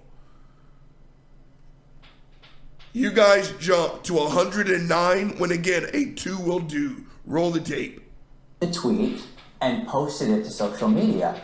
And this is, Red Pen was born in that moment. People were liking and sharing this graphic, and I actually got to interact a little bit with the person. Pause the tape. So one of his responses was, Alyssa, let's not pretend that Roe settled the moral question on abortion. It didn't. So he gave her a C- because he's a teacher and he can go fuck himself. P.S. I'm a huge fan of Tony Danza. Dude, shut the fuck up. Hopefully this is the last thing he'll talk about on abortion.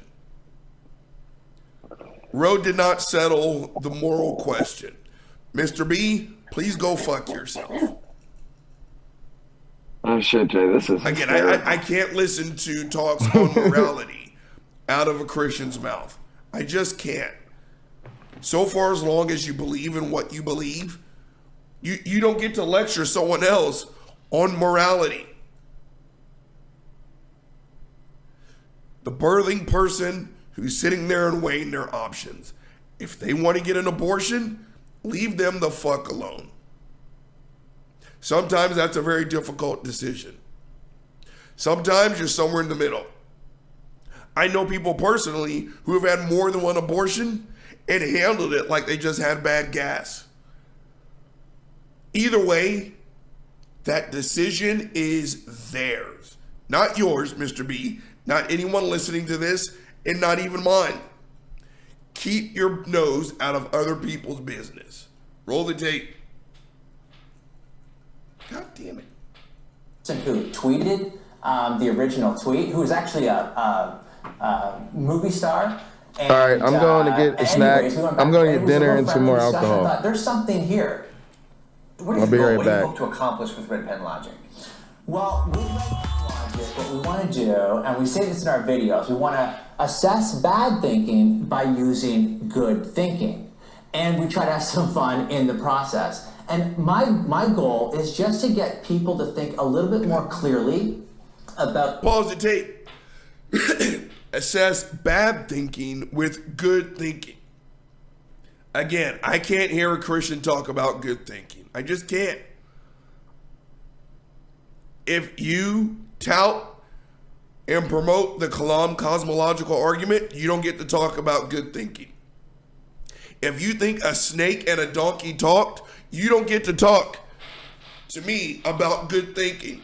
If you think a dead dude crawled out of a grave, don't talk to me about good thinking. Right? Stop it. Roll this fucked up ass tape. About the things they're saying and be able to assess the ideas that are floating around the culture. And I think that what's happening in our culture is people are being persuaded by really bad ideas. For sure. I've sat down with young people who are on TikTok and Twitter and Instagram, and they're becoming convinced by apologists, by people defending views that are unchristian, just from reading tweets. And pause the tape. Unchristian.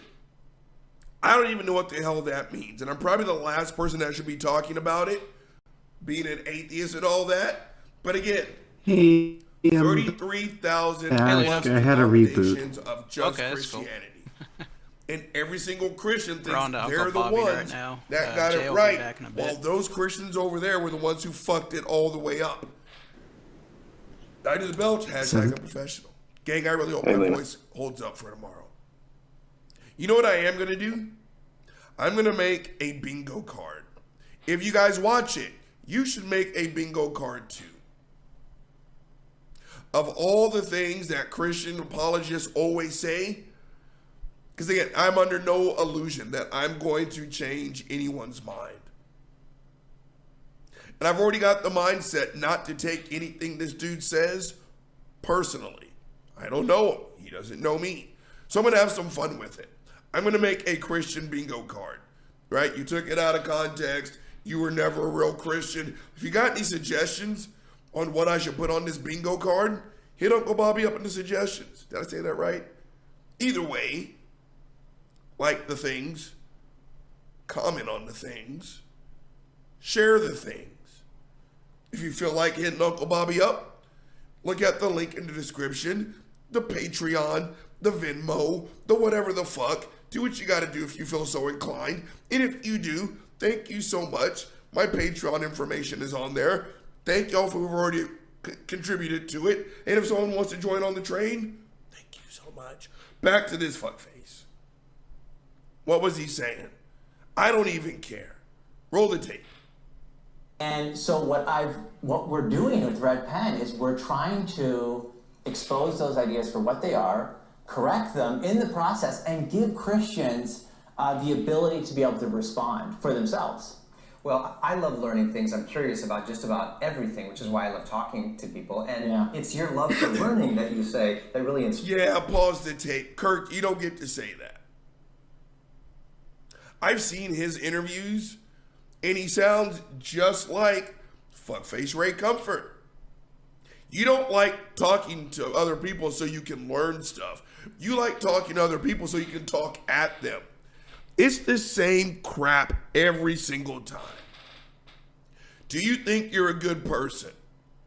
How many lies have you told in your entire life? Have you ever stolen something, even if it's small? Have you ever taken God's name in vain? Have you ever looked at someone with lust?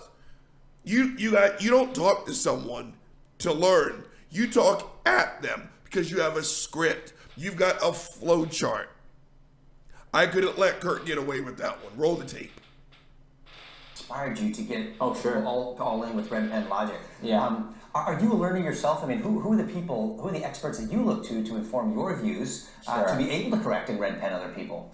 Yeah, so I mean, this may sound a little self-serving, but my boss, Greg Kokel at Stand to Reason, is one of my mentors and one of my teachers. Pause the tape. We may have to end the show right now, gang. Greg Kokel.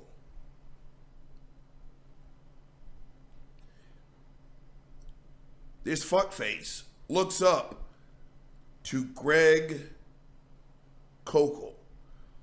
I do not respect this dude. The 1 ounce of respect I had, the 1 part out of 100 that I respect, that it is gone. Again, what does my mom say? When you lay down with dogs, your monkey ass gets up with fleas, gang, every single time. LSU please go fuck yourself. It's about to be 49-0. It was a pick six. That was about what was that? Okay, a 75-yard return. Holy crap. Go Tigers. Where was I back on topic? When you tell me that you look up to a professional liar like Greg Kokel, everything that comes out of his, if this fuckface tells me it's 3 o'clock, I'm just going to assume he's lying. Greg Kokel, when you write a book called Tactics, you don't get to tell me that you're in for a genuine conversation. When you have to employ tactics, you're lying. An actual conversation is a back and forth. I told you, Greg Kokel's only tactic, even though he's got lots of names for it, like the Columbo tactic, the Roadrunner tactic, it's all the same shit. And Greg Kokel, that's where Mr. B gets it from. Now I know. He's nice. Because Greg Kokel is nice. Well, I mean, I just want to gather information. Now, don't be mad at me. I'm just a Christian. But what do you mean by that? But what do you mean by that? What do you mean by that? What do you mean by that? They have straight up told their little fucking disciples, don't answer any questions. It's not your job to prove your claim to be true, but instead make the atheists, they lie.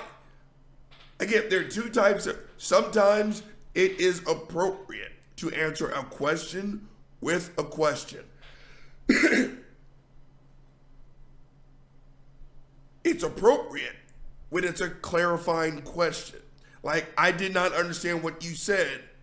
Could you please repeat or rephrase? Then there's what they do, and it's option B, and it's dishonesty. Because they don't want to answer any questions. So instead, and they straight up say, make the atheists defend their view. We haven't put a view out, fuck nuts. But they act stupid. And they will make you define every word in your sentence. So now you do have a claim that you said something was good. What do you mean by good? Again, I can get a 5th grader to give me a definition of good that we all can agree on. If you are a grown-ass man and you don't know what good is, fuck you. Roll the tape.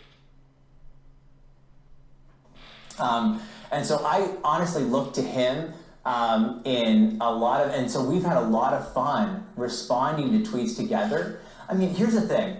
People think, oh, there's Mr. B, and that's what my students used to call me. So that's why we call it Red Pen Logic with Mr. B. All my students call me Mr. B.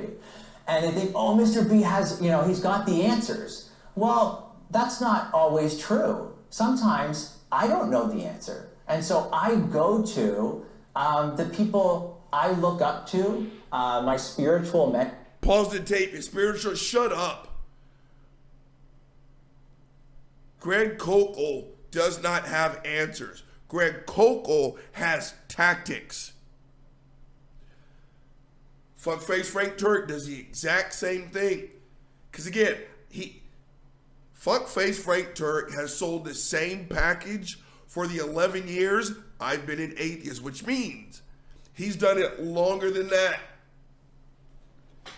He says the exact same thing at the exact same time during the exact same speech in the exact same voice inflection.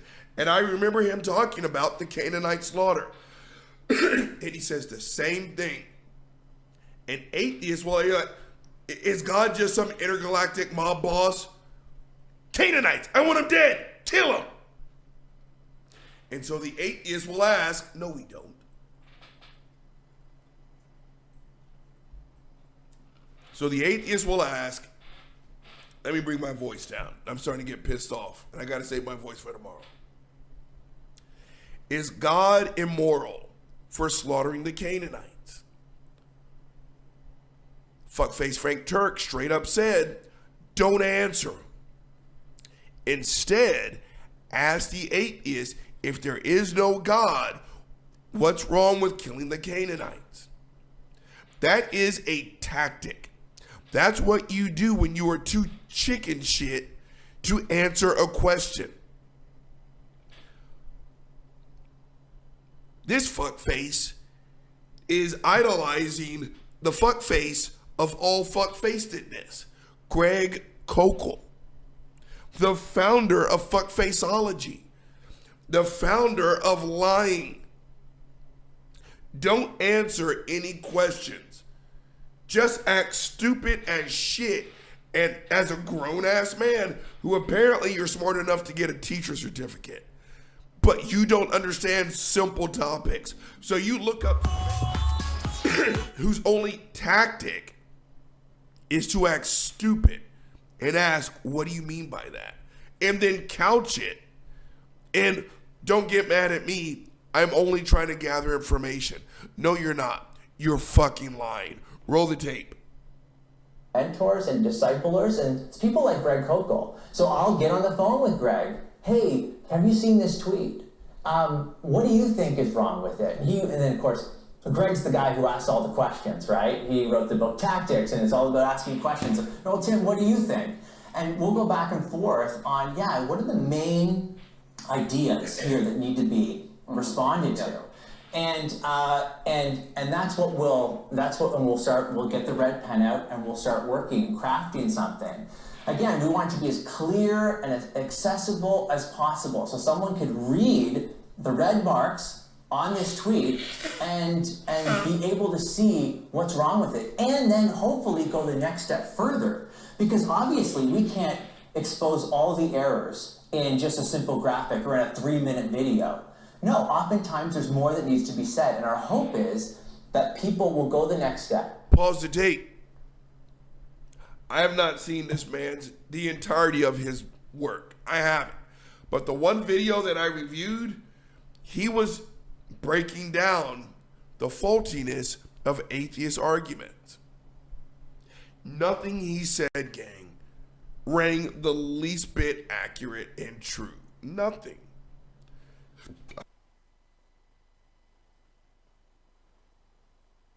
Gang, Lupin is that sibling. You are headed down the stairs for breakfast.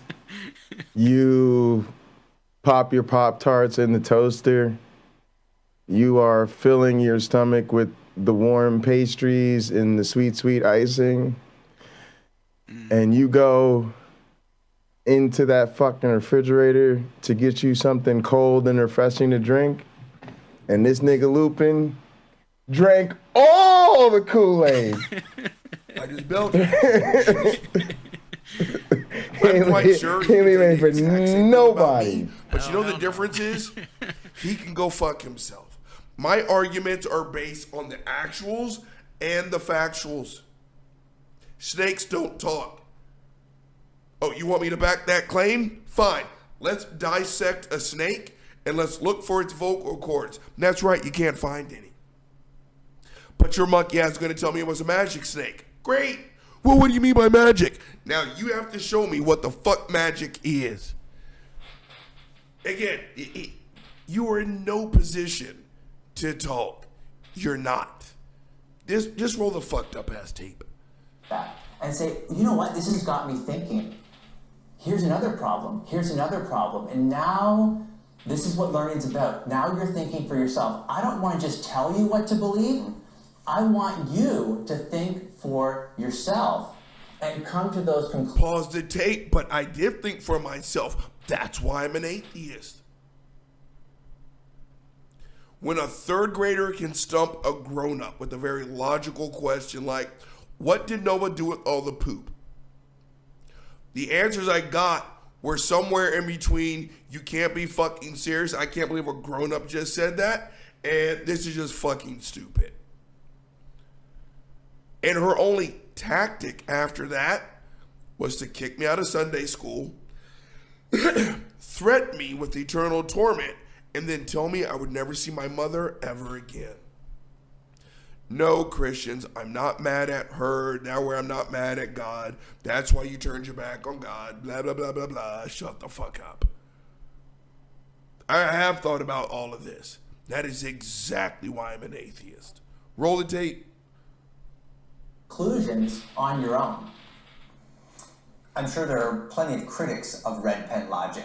I mean, you're in there correcting somebody's tweet or their meme. Yeah. And I'm curious as to what your critics hate most about red pen logic. Well, we get a ton of criticism. Okay. What do they hate most about what you do? Well, oftentimes people misunderstand what we're trying to accomplish. They think that we're attacking a person, an individual, and I want to be clear here. No, pause the tape. Based on the the video I did on him and the stuff I've seen him do in the past, your videos are fucked up. You are. That your videos are terrible. I don't care about your. Shut the fuck up. Your videos are terrible, and the only people who jerk off to them are Christians. That's my biggest critique. Like, I remember when I had to cut the tape because he was talking about scientific shit. Now, he said he was a former science and math teacher. Just because you hold a certification doesn't mean you're good at what you do. Now, I hope when he was teaching the school children that he was teaching them the actual factuals from a science book. But I remember one of my critiques when I killed the tape on this fuck face was, it's like, shut the fuck up. Nothing that you have said was the least bit scientific. You sound ignorant, and that is on a good day, right? So my biggest critique of his videos is that his videos are sitting on some bullshit. Roll the tape. We are assessing ideas, not individuals, okay? Of course, 2 Corinthians chapter 10, verses 4 and 5 says, the weapons of our warfare are not of the flesh, but have divine power to destroy strongholds. What are the strongholds? We destroy arguments and every idea, lofty idea, raised up against the knowledge of God and take every thought captive to obey Christ. So we're attacking arguments, not the arguer. Which is exactly opposite of what we... Pause the tape. I agree with that. I do. Gang, I communicate like my dad. Which I understand comes across harsh and as a personal attack. And I don't care. Yes, I will tell you, that was fucking stupid. Now, you can focus on the word fucking, or you can focus on the word stupid. And you will probably take that personally. But you didn't hear what I just said. What you said was fucking stupid. I didn't say you were fucking stupid. I said what you said was fucking stupid. Because you want to know why? That's what my dad... Sounds like we got Wayne. Si, senor. There are parts of me there he that is. I just have... Me gusta, Tío Bobby. See, the good news is Wayne is back. I love Bobby. The bad news is Lupin is back. Now, Lupin's back. Now, Wayne, since you had to go to work and do that thing Lupin's never had to do called effort. But when you left, Sean finished the Lupin interview off with the flurry. And it was more, is there anything Ken Hovind could do to make you realize he's an asshole? No. Is there anything Trump could do to make you realize he's an asshole? No. Well, what about those problematic things Trump said? You know, grab him by the pussy, you know, move on her like a bitch, you know, that sort of thing. And Lupin just gave us one for the road. What'd he say? Yeah, well, you know, me and my boys get paid. You know, we roll through with a couple of stacks and that. You can grab him by the pussy. He said when we go to the strip. He said when we go to the strip club. Yeah. With a band. Or with a band. No, you can't. With the bands. With the bands. You ain't been to no strip club. Because there ain't no strip club. I don't care how, unless you dropping like 20, 30K. Ain't nobody letting you just straight grab them by the crotch in the strip club, bro. Like, he ain't never partied. You know what I'm saying? Right. As if they did, them ignoring your sexual assault would would somehow make it right. It's rather than just a sign there's too many assholes like you in the world trying to grab them by the pussy because they got a little money in their pocket. But when he gave up the goose real quick, though, it was just like everything came tumbling down. And this one last, like, literally, like, how do you feel when Trump talks this way about women? He's like, oh, brother, when I got paid. And I was like, oh, shit, here it comes. But it was full force, like, yeah, when you got money, you could do that. It's just like, damn. Man, I just don't get it. Like, how do you inspire such, like, I don't think motherfuckers that followed Mussolini were as reverent to him as they are to, like, Trump. You know what I mean? Like, how does he do this without any war? He's not a hero. There's nothing, like, manly about this dude. Except for what? His supposed bank account? Like, I don't understand how so many dudes can just become Trump cucks. He represents the bravery of the white man to finally speak his mind about his hatred. Yeah, you nailed it. You know what I mean? It's like Trump really boldly went where no man has gone before. You know. Wayne, did you ever see Fight Club? Of course, many times. So when Brad Pitt sits across from him and he's like, I fuck like you want to fuck. I talk like you want to talk. I fight like you want to fight. And ultimately, like, that's what I've always thought when, like, what Jay said with Trump is, and it's an unapologetic, like, get these fucking Mexicans out of the country, right? Like, this is, he's unapologetic. We look at him and we're like, you're a moron, right? Like, you're standing up there saying there were both great people on both sides. And I'm like, you fucking, like, racist bastard. When he talks about, like, I lived in Charlottesville, right? Like, in the community of friends that I had were up in arms over, like, what happened. And, like, that's never Charlottesville's. But do you know what they thought when he said that about the racial uproar in Charlottesville, Virginia? What they thought was, oh my goodness, we've been trying to say the same thing about the Civil War for so long. Why won't anybody let us say there were fine people on both sides? That's right, Jay. But it's so transparent at some point that, like, these people, like, are seeing, because they're not talking about the fine people that were, like, literally, like, run over in that crowd when that car, like, literally, so that it's an alleyway is what that lady drove down. It's a downtown mall, and whether it was a lady or a man, ran over a lady, maybe. It was a dude that killed a woman. Yeah. And there's small streets that go into the downtown mall, so there's nowhere for people to go, right? There's very little room to get out of the way. So it's so when that happened, but very, like, this, like, Lupin's not thinking the fine people talking about, like, these people that were traumatized by literally watching some lady get run over. He's talking about, like, the people that were, like, protesting in the UVA, on the UVA lawn, which is like a Thomas Jefferson scholar. It's like where they all live, and it's called the lawn. And yeah, like he means there was a lot of really good skinheads there, and nobody will tell their story. That's right, Jay. Yep. And it's so transparent, and that's what Trump, I think, did. They all, like, respected him for this. It's just fascinating to me that because we can show that Trump's an asshole. We can show that he's steamrolled his way in, like, he inherited all of his money, and then he steamrolled over, like, everybody to get to where he does, and he grifts and he does all of this shady shit. Mm-hmm.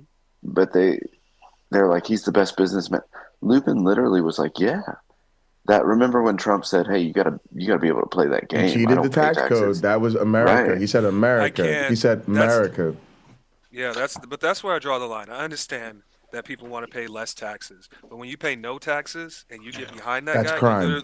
That's crime. You're un-American. That's crime. You're un-American. You don't have any interest in society. You don't have any interest in your neighbors. Once you and let's understand what the fucking tax code is for.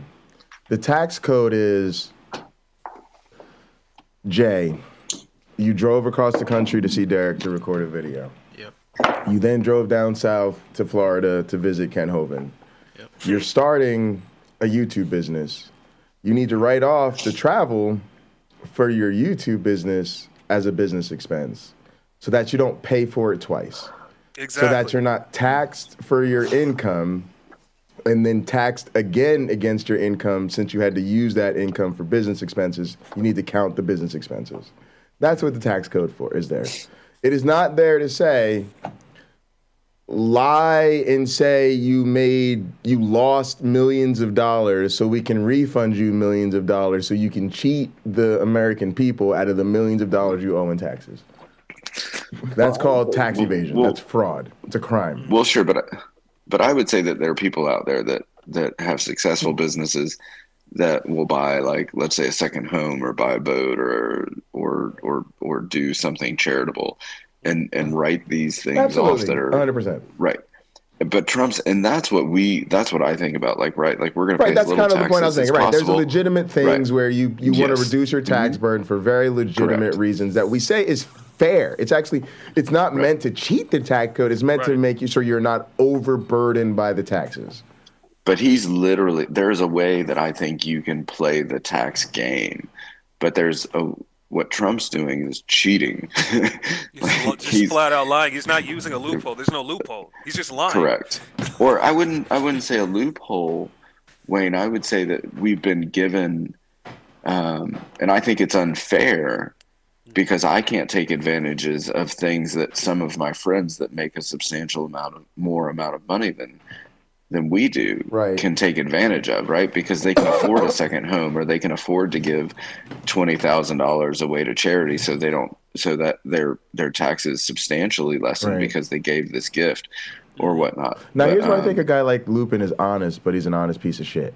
Honest piece of shit. Because what he will say is, and here's what you realize when it suits them is that right? When it suits them, there's no morals, there's no ethics, only law, right? Mm-hmm. So when we say, oh well, Trump is clearly an immoral asshole because he cheated the American people out of the tax burden he should have paid rightfully. Oh no. Well, that's legal. Well, since if he legally cheated, if he legally got out of paying taxes, that's good. He's smart. He's a good businessman. Okay, that's Lupin, what he said. Well, check this out. He literally said he's smart. Check this out. Them two gay dudes want to be all up on each other, kissing in public, perfectly legal. Now shut the fuck up. It's legal. It's legal, isn't it? Isn't it legal?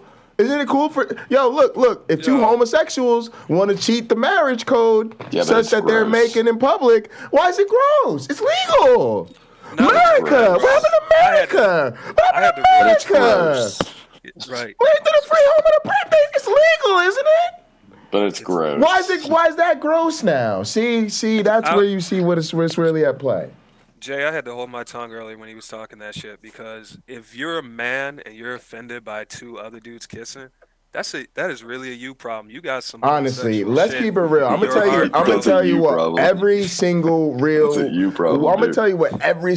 real heterosexual woman-loving man thinks when he sees two men kissing, especially if they both got jobs, they got nice cars, they're handsome, and they're well-educated. We're thinking, oh, thank God, that's a little bit less competition.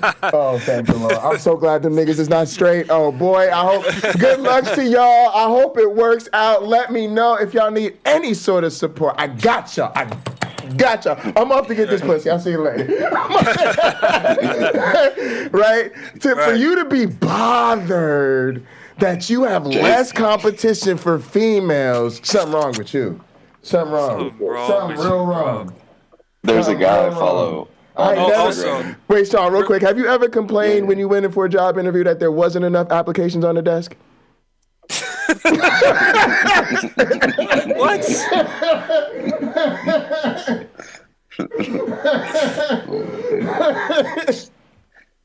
Unbelievable.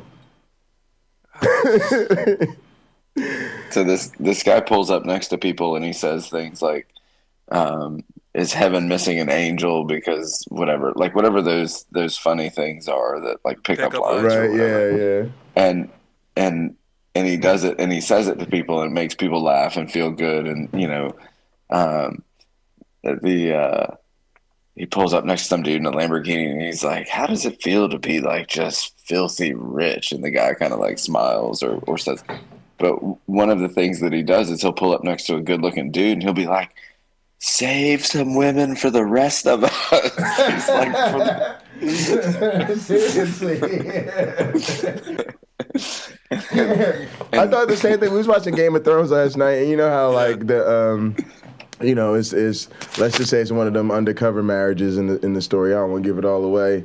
That was a great plot line. But like, I was like literally like, yo, I hope they don't start trying this shit for real. Because if women realize you could just cohabitate with your gay best friend, catch a little dick on the side, it's over for us. It's over. For straight men, it's a wrap. Like, they better not. Women, this is some fantasy shit from a made-up world. Do not start trying this shit. I am not having you cohabitating with your best friend. That shit is, man. Look, and I'm going to tell you, that makes me more insecure than anything. I'll tell you right now, the one hard pass I have on women, gay best friend. No. That male best, actually, I shouldn't say the gay best friend, but the male best friend, yeah, that shit. Friend. The male best friend, that's the nigga you got to watch out for. Yeah, that's the one. That's the one that know all your dirt, all your secrets, and where all her body's buried. So when push come to shove, that's her number one ride or die. He done been through many a boyfriend, right? He done seen many a boyfriend come and go. That's the nigga I'm worried about right there. Oh, man. All right, here we go, y'all. Zero desire to change, and that's one of them. So I agree with him.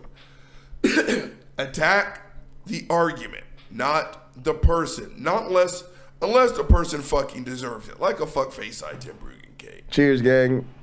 So on that part, I actually agree with him. Attack the argument, not the person. Roll the tape. Often see, that's right, the media. We have these, what do they call that, an ad hominem argument? That's right, ad hominem. They're actually going after the person. Pause the tape. Go fuck yourself with your big terms in the blase and the fucking Glavinoid. Here's the difference. This is why it's hard to talk to a Christian about shit like this. I'm going to blow some snot. Hashtag unprofessional. Uncle Ahmed Johnson, baby. The problem is, the Christian argument usually walks hand in hand with who and what they are. There's really no way for us to say, you can't be fucking serious. Are you really going to sit here and tell me that a virgin got pregnant? You don't believe that. No, you don't. And I'm not going to sit here and listen to you tell me that you actually believe. You are a 50-year-old man. Shut up. But that's what they actually believe. Or that's what they at least say they believe. And so when we do it, we are attacking kind of who they are. So that's why they like to say, ad hominem. And I'm pretty sure I'll hear that tomorrow a little bit. A lot. But I'm about to belch. Oh, I just belched. Hashtag unprofessional. When it comes to Christianity, we have a unique problem. I just belched it at a twin. Hashtag unprofessional. Attacking their argument, you are attacking them. I am attacking them. It's like, look, fuck nuts.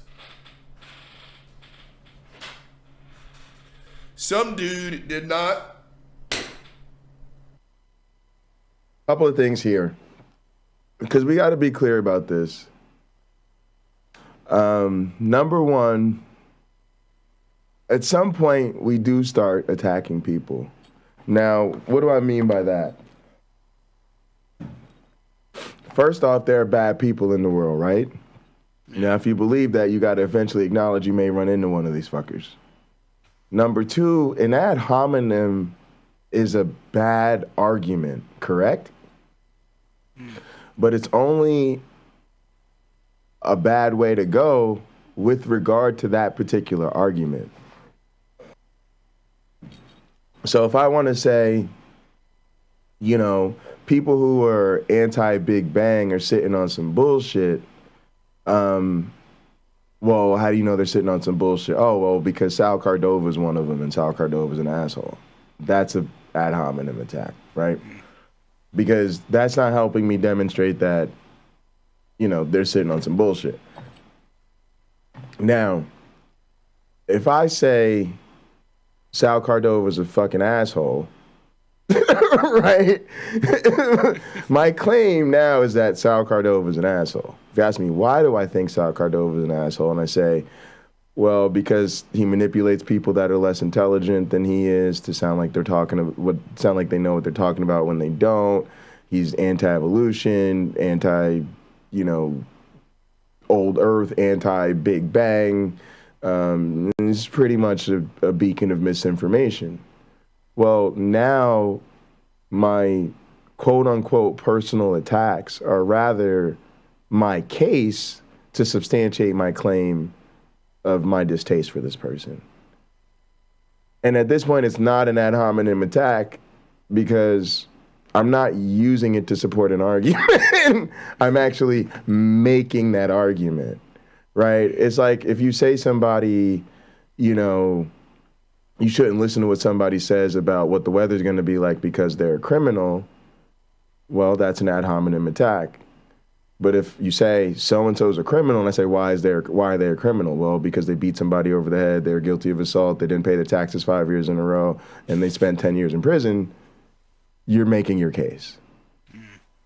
So some of y'all out there need to understand that when you come around here, we're going to let you know you're a fucking asshole or an ignorant piece of shit. And if you sit around here and your best defense is, well, that's an ad hominem attack, I'm just going to tell you need to try better next time. Put a staff in a sea. And the entirety of that sea randomly split the fuck apart. Yeah, go ahead. I'm trying to pause it. Go ahead. I just had a thought about Donald Trump. I'm trying to go back in history. Who was the last unathletic president? The president that didn't join any sports teams, no leadership quality skills on a court. Didn't have a dog. Didn't have a dog. No, but seriously, who was the last unathletic president? I really want to know because I'm going back and I was like, is it Nixon? But Nixon played basketball in college. Carter was athletic, wasn't he? You mean like with completely no athletic history? It's tough. None whatsoever. We gotta go back to like the 1800s before sports, right? But Donald Trump had the biggest dick of big dicks, which is money. Yeah, okay. You know what I'm saying though? Because you're kind of right? But you have to have something. I always call it the X factor. His X factor was that he was and again, he wasn't really a successful businessman, but he played one on TV. Mm-hmm.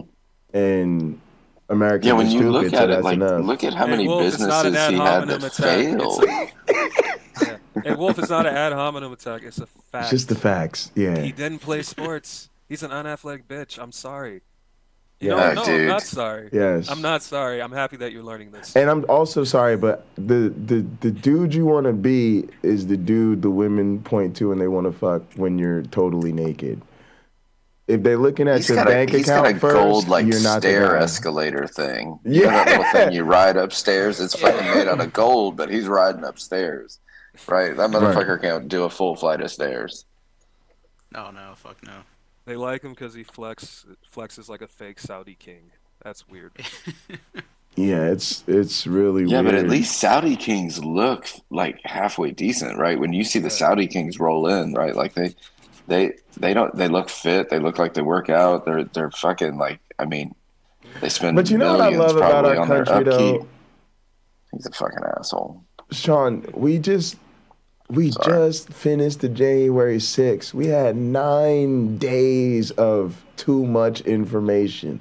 Like most of us, and this is what we keep saying about all these conspiracy theories, when it comes to whether or not Trump is an insurrectionist asshole who tried to defraud the United States, we have too much information. We was like, oh my goodness. Oh, it's only going to be 9 days. They're not going to day 10. Thank the fucking Lord. Some of us got to get back to work up in this bitch.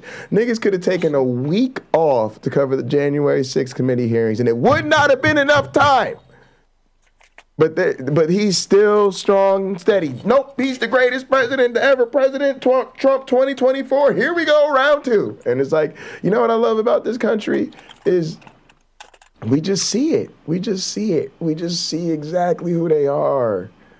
But look, I'm gonna tell you what Chris Rock said. Mm-hmm. That's how good it is to be white. All white. You know, it's when you really get into it, man, that is some shit you're not gonna give up easily, man. It's crazy. Look, I'm not saying that there's not a problem in that sense, but I don't think that's solely like we're just riddled with so many problems, and like being run by a country of old white dudes is top of the list. I think that needs to change. When you look at like people will talk about like Canada and its problems, and there was a lot of pushback against Trudeau, and I'm not saying like I'm like a huge Trudeau fan, but the one thing that I see that like I'm envious of is Canada seems to have like this younger, well-spoken, educated, they vote for you know, people. it's yeah.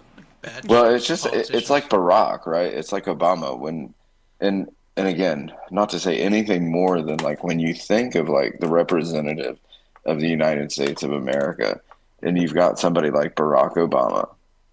What I loved about him most of all was he didn't look like an old motherfucker. He didn't have any health problems that were apparent. Like when he spoke, he was articulate. Like and he sounded like a president. Yeah. Man, he really did, and he could sit down with anyone, and then he would show up on like, and I'll give this to Bush too. Like Bush showed up on Junior. He showed up on Saturday Night Live, maybe, or he would show up on a late night TV show. But like, you saw like there were like Obama was a president and everything, like in every way, and regardless of like how you think of him politically, wherever you lean on that spectrum, but like he was out with the public, right? Like, and he could show up in an event and wax with anybody, and right, like I mean, people were still down, and then Trump was just like this extreme non-presidential figure in what you're talking about, Wayne, like unathletic, didn't have a fucking dog, was just like this misfit of a person of like, right, like never was. I mean, when did you see this dude like make a public appearance apart from like one of his rallies? Literally. Like, were there ever public appearances that this dude made? I mean, the opening and grand closing of his casinos, maybe. That's about it. Yeah. Right. That wasn't like something for him, but even like George Bush, right? Like you'd like Junior before, just to go back, the two people before, sports. Yeah. Before Trump, right? Like played sports, was active, was out in the community, was shaking hands, was smiling, was cracking jokes. Yeah. Was crossing sides, was doing, and when we went and nobody ever really spoke to that about Trump, right? But to me that was like a fundamental flaw of what a president should be. And I mean, and we voted for Biden because it was an anti-Trump vote, but I mean, that poor bastard can't ride a bike because he's too fucking old. He can't walk up a flight of stairs because he's too. But he tried. Yeah, right. He got on. I don't think Trump's ever ridden a bike. he's a creepy. He's like a creepy old man with like the kids and stuff, and he's just like riddled with another set of like problems for me, but that are so I'm not far. because I didn't vote for Biden. Right. Out of Trump. But Trump was like this recluse. He just wasn't a president. Like the only time he was out was like literally like promoting his business or promoting his brand. And to me, as I'd say, well, this just seems unpresidential, but his supporters loved it, man. They loved the fact that I'm like, it's so because did they hate like Bush and Obama when Obama and Bush were making appearances or like on Saturday Night Live or when they were on Jimmy Fallon or Jay Leno or whatever they were doing, like that were normal things that like people do. Bush did that one tax rebate one time, and everybody got like some shopping money. So they still James like is Bush. Yeah, they Is still he? like Bush. What's he talking about? Week in review. James is on? Yeah. Yeah. Let's go see James. All right. Yeah, but Wayne, that's when you said that just made me think of like how Trump was just not even a president. Like it was 4 years of just this strange behavior. Even it was like this dude just behaves oddly.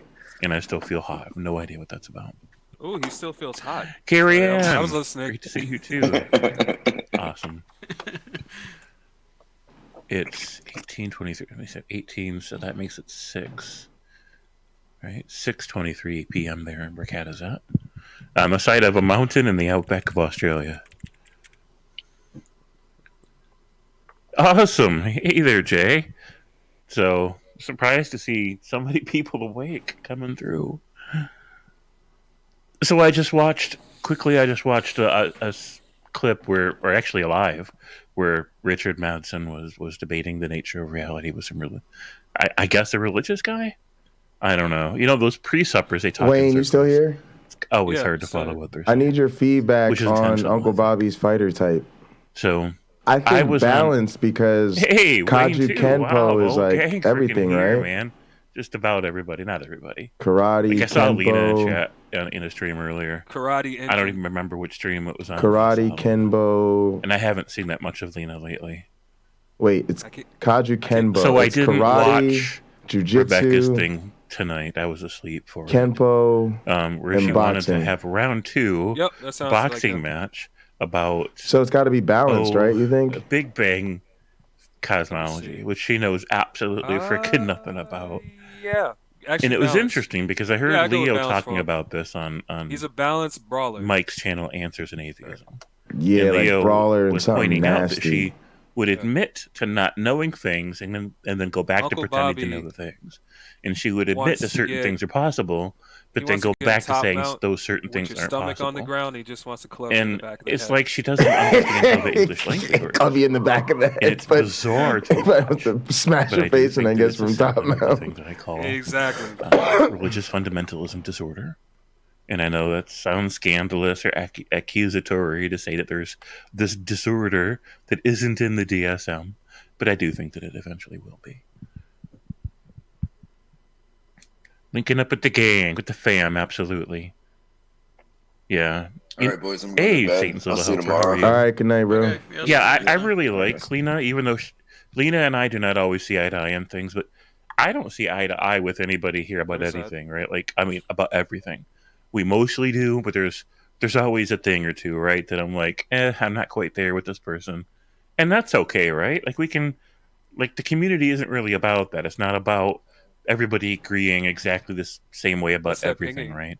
I wouldn't even want to have a community like that. There's just, you know, an echo chamber of people that just agree about everything. Like, we don't want that. So I think we have a great balance think of this is agreement the one and we want. disagreement in our community. So I noticed a couple of streams, and what I've noticed lately is instead of feeling angry when I see religious fundamentalists saying absurd things, I feel sad for them. I actually feel this like kind of like low, dull pain in my actual heart region. And I know that this is how it got started. This euphemism, this way of explaining things when we say that we feel a certain kind of emotional way, good way or a bad way. We say we feel it in our heart. And it's because literally we do, right? Like whether it's heartache or whether it's love or joy or just sadness, A lot Uncle of us Bobby's a literally 7th feel this degree weird black belt. He's the sensation virtuoso, in that part baby. of our chest area. I love it.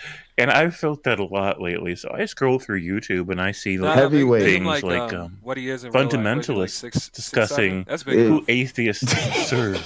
Who are they really serving? Bro. And of course, you know what their answer We is got going to to see be, how right? big we can make them. And I it don't even makes know me if they can, how big you can make them. It doesn't just make me 7'3", sad because The game they're ain't really ready. looking for yet another excuse to talk shit about atheists, right? But also because of how 255. slave-minded that is. You know, who do you serve? How big is Uncle we're all Bobby? He's like just 6'4", born to 6'5", innately know some 6'4", that we are something the like that. slave class In my mind, species. he's 6 right? foot eight. We are nothing without a master. Who's gonna be your master, right? And so Uncle then Bobby feels like he's they 6'8", think like Macho Man that that's felt like he's virtue. 6'6", you know what I mean? Virtue is accepting Yeah, the I'm true saying. nature I think he's of 6'4". the I'm gonna say person. 6'5". And the true nature of the person is as a And slave his name has to be class, Uncle Bobby. an incompetent, Not Robert Reed. No, it's completely Uncle inept, Bobby. unqualified, fumbling Can you slave imagine getting knocked out by a dude named that's, Uncle that's Bobby? dirty and You know what I'm disgusting. saying? Got Their you. thoughts and their feelings and their fumbles, right? They're just like just really jacked up species. And that they were they're designed not to gonna be you gotta jacked make me up in this shit. You by gotta- a God who wants us You gotta make a to boxer. discover how awful we are, so that then we can I created logically most of work us it in out the that then we wrestling must game. need a master to tell us how to live our Make life. me yeah, a I boxer can- with And then of course suplexes. that's I where the wanna punch religious people people that hit come them in. with Germans. They're like, oh, and that's us. We're the ones that are supposed to tell you how to live your life. And then of course, when you ask them why, they're like, because the magic man in the sky said so. Uncle Robert. Everybody knows about the magic man in the sky. You're lying if you say you don't know he's really up there. Just, But then they're is like, there "Have you something in heard the about water? my Lord and Savior Jesus Like, Christ?" should we be testing the water and the air and the food to figure out what the hell is these people are ingesting that like makes them crazy? I'm gonna leave in a little bit because I gotta get. Because up I don't even early. know. My Oh, I mom's got doing you. a demonstration on the Capitol. I gotta be there. Pity the Really? fool. Pity the fool. Well, she's Oh she's yeah, not yeah. Sorry, I didn't. actively doing I was anything this sitting year, here but she's rambling gonna off be and with a wasn't even large watching group closely enough inside, at the and that's chat. gonna be kind of I'm a gonna drop that demonstration. link. Yeah. Absolutely, drop it like it's hot. That's how I do. When the chat has an attitude, drop it like it's hot. Drop it like it's hot. God. Lactose intolerance. Arsenic, maybe. It could be so many things. So I see that, and they're like, I'm going on the stream. you know, I'm gonna jump on Jay. who do you serve? Who are you a slave to? And I'm Oh, you like, gonna call in James' show? you know, Yeah, it's not like I don't have any muting this, authority figures this over one. me, but I Okay. don't want them there. I don't want to be underneath them.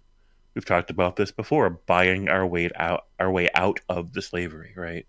And you do have to do that. You're born into slavery, into a system that tries to create the illusion that you're free. We're indoctrinated not just by religion, but by the government structured system. And the government is, of course, a mafia. Jesus intolerance. Yeah. So I did drop the link for whoever wants to like either agree or disagree or share some thoughts about this. So yeah, I mean, I recognize that I have authority figures over me. There are all kinds of authority figures over me. There's always the government, right? And then there's randomly people that run various agencies that I need something from. Here we go. Either way. Oh, what's up? No, not too much. I figured since I couldn't sleep and had lots on my mind, I'd go ahead and stream, and I'm really surprised and really glad people came through. So, Oh, go ahead. what caught your attention? Well, just the fact that you're on so goddamn late. That was the first thing. Yeah, I do enjoy your conversation about just feeling that heartbreak, because I am feeling a similar thing when I see theists. You know, can I give you an example of something that I experienced recently? Okay. Yeah. So a lot of I didn't tell everybody this. I'm not even sure if you know, James, if you were there, but I work as I work in mental health at at like an assisted living facility for people that have severe mental issues, right? SPMI, severe and persistent mental illness. And I was actually attacked earlier this week by someone. Like, it could have went really, really bad, but it didn't, right? Yeah. I'm very happy that I'm alive and relatively unscathed. After that incident, I had to go to the hospital and get checked up. And I was getting checked up when I was in the waiting. After I was in the waiting room, this nurse led me back to the office, and we're doing all the regular vitals and stuff. And I'm talking to her, and she like starts to like emotionally break down in front of me, and I'm like, "What's going on?" Like, huh? And she's like, "I'm sorry, I'm just going through a lot right now," and I, with the mental health background, I was just like, yeah, it's no big deal. This office that we're in, this is a safe space for you to feel whatever, blah, blah, blah. And by being by being someone who's willing to listen, and I think like I try to portray that I'm trying to listen without an agenda, she just let it all come out. And she let me know, like, she just got kicked out of a place with like her 3 kids, and her boyfriend just dumped her like yesterday, and all this sorts of stuff. And it's, a little bit after Christmas, and all this is going on. And like my heart went out to her because, it's a nurse, and you never want to see a nurse struggling because they take care of so many people. And the thing that hit me the hardest was that she said her boyfriend doesn't like it when she listens to gospel music. And so she's been not listening at all to any of it recently. And that seemed like a catalyst to me for a lot of the pain in her life. And she's super, super religious, and I am not. And in this moment where she has like almost no faith, hanging on by a thread in so many different ways, I decided to help her out, and I gave her a couple dollars, but I didn't tell her that I was anti-theist. I felt like I couldn't tell her because if I said that, it might break something else. And for the first time in a very long time, I actually felt guilty about not telling someone about my actual faith and position. Yeah. Yeah. Yeah, damned if you do and damned if you don't. Right. And I didn't want to be like, oh, an atheist helped you out or whatever. It didn't matter to me what my faith was. It just mattered to me that she still had some faith in this moment. And like, does that make me a hypocrite or an asshole? Like, I want to hear your thoughts on it, James. Like, I really do. No, I kind of, the drug analogy comes to mind first, where this person is going through a heavy withdrawal in a pivotal time in their life where they're incredibly vulnerable. And if they need a hit, just a hit of faith drug from us not only being kind, but allowing them to assume a religious narrative around it, because, they're going to assume it if we don't tell them otherwise. If that's what gets her through the day, because now she feels less alone in the world, and she has that to draw from. Like if I had somebody like that in that situation come stay with me for a while to help them get back on their feet, I would make sure not to push the atheism thing around them. I'd be like, hey, listen to gospel music if you want to, just don't wake people up at night with it, right? Like, yeah, absolutely. And you do you. And if she needs to get to church, I'd let her use my van to go to church. Right? Same way, 100%. I have residents at the facility I work in, and they go to church like 2-3 times a week. I'm happy. Go to church. Get connected. Yeah. Sure. Yeah. Yep. So they get community from that, and they get hope, and they get like these emotional benefits, psychological benefits, social benefits, sometimes even financial benefits, because they're at church and they're networking. Even if they're not there to network, there's that effect as well, because people might have your back there. So, it takes a village, not just to raise a child, but it takes a village to maintain an adult. It takes a village as well. Oh, to maintain anybody, James, that's the truth. AR just said in the chat, do you think she wanted out of Christianity? I don't think so. I think that she was so in it because of the way that she was describing her role as a woman in these relationships. She was trying to be like super biblical with it. And she was, of course, she was struggling with the fact of like, I'm doing everything right. Or I feel like from her position, she feels like she's doing everything right. She's living godly and it's not happening. Everybody she's attracting is trash. And like, if she's struggling with Jesus, like, I don't think that moment was the time to like give her anything to challenge it, you know? Like, almost like you're saying, like it's like a mental disorder. Like I wouldn't go that far and say all religion, like to believe in a God, is a mental disorder, because like if you're conditioned into it, it's like different. But I would say that it's like if somebody has delusions in that moment, you know, you don't want to break somebody out of their delusions every single time they have a delusion. Sometimes, just for the sake of the moment, it's easier to just get along. You know, like if I have a resident is like, oh, you got to take these meds, and this resident thinks that I'm like a 10-foot tall giant or something like that while they're talking to me, it's fine as long as you're taking your meds. You know? Yeah, I do. It was kind of like that. Yeah, I don't want to kick somebody while they're down. SLH, that's exactly what I was thinking. Right, and that's one of the things I actually love about our community, because look, if it had been the other way around, you know that the religious person would have been trying to vulture the vulnerable into the religion.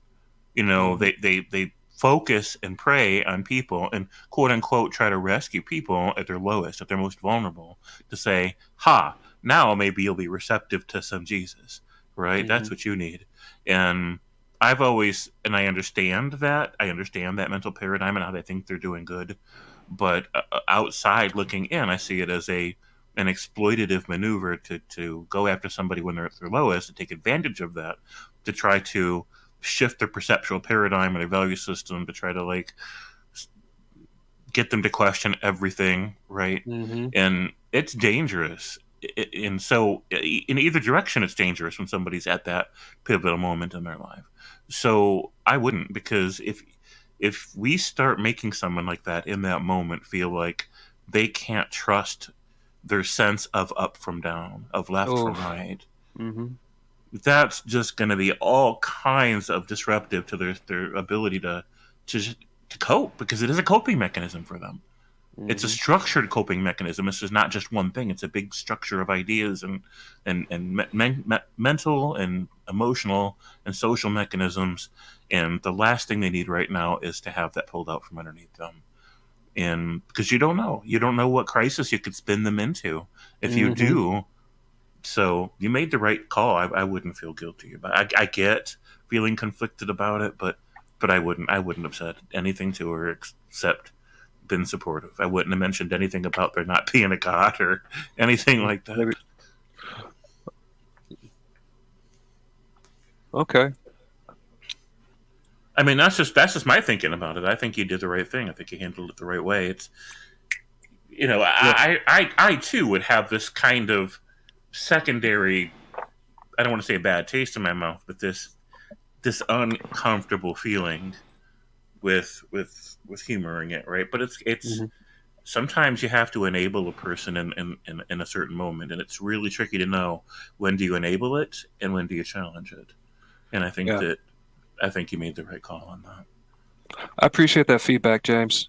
That's all I needed at the moment. I gotta peace out because I have to do something right now, but I appreciate every second you just gave me. Thank you.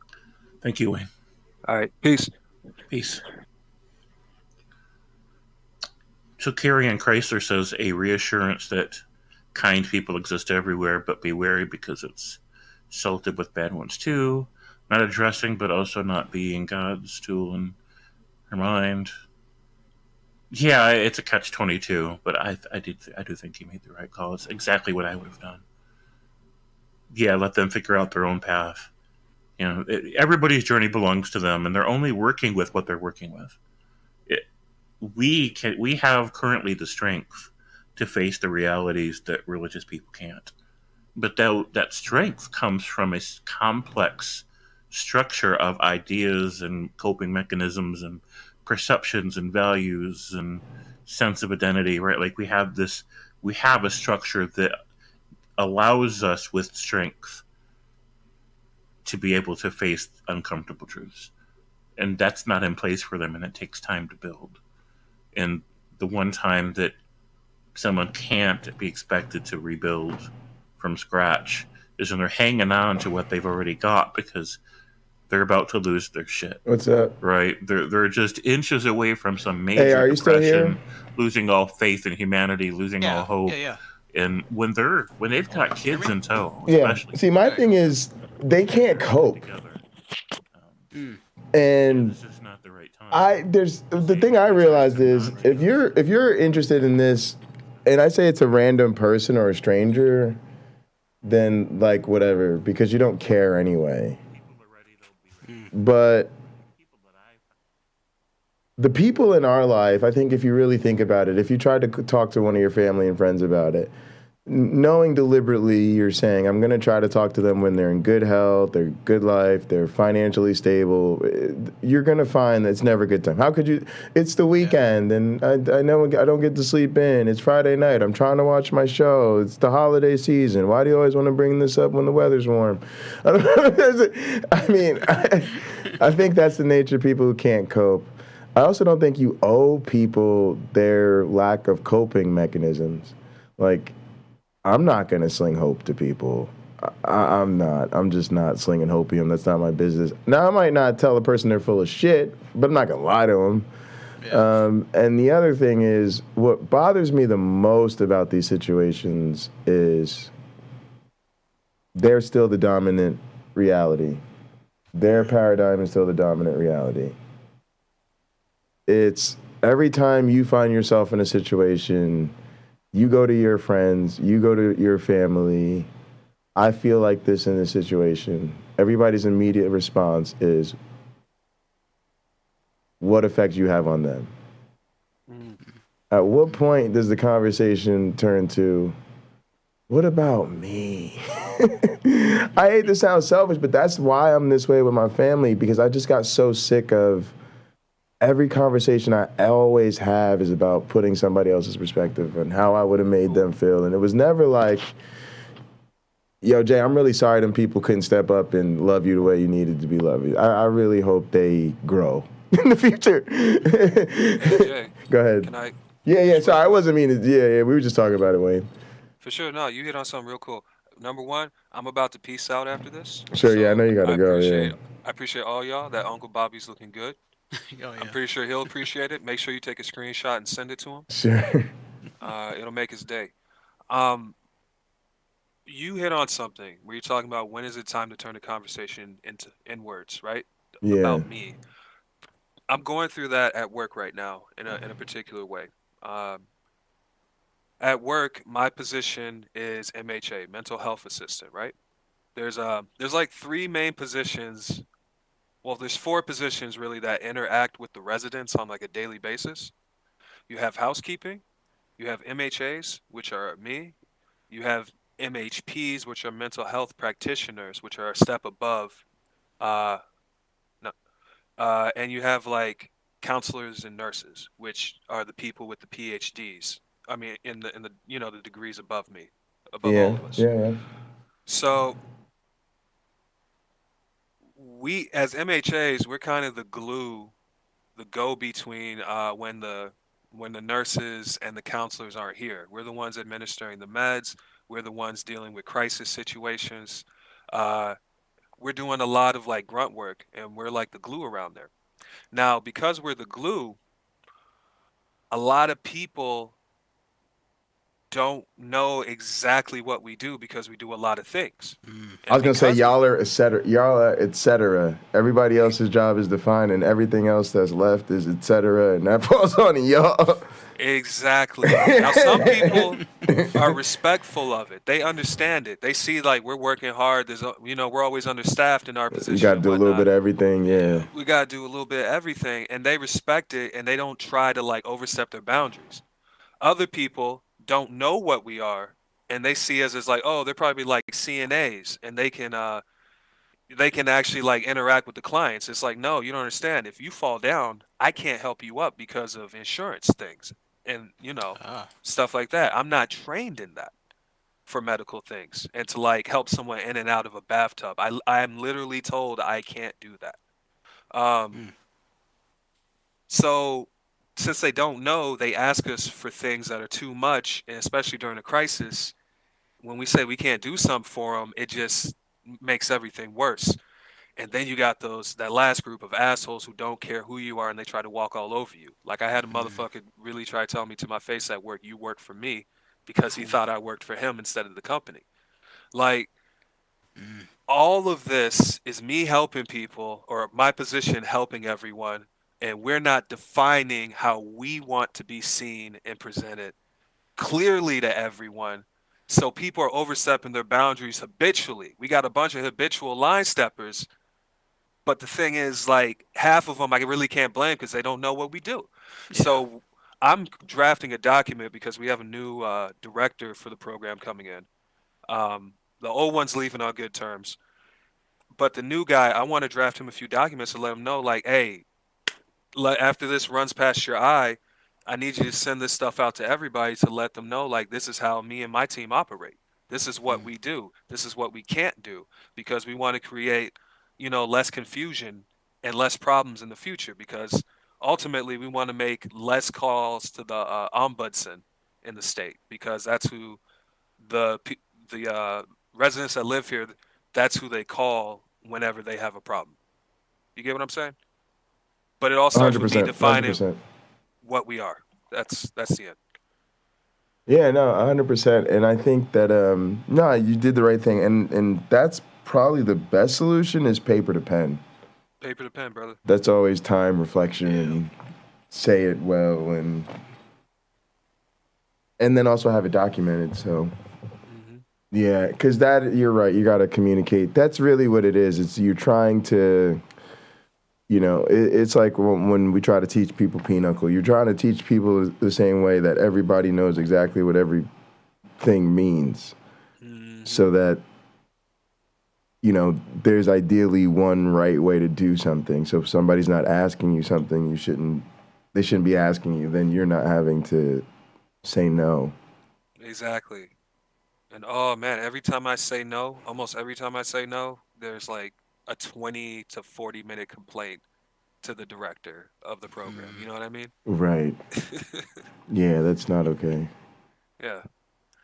But yeah, man, I think that's definitely the right thing to do, is to put something on paper and maybe even talk. How many people are in your position?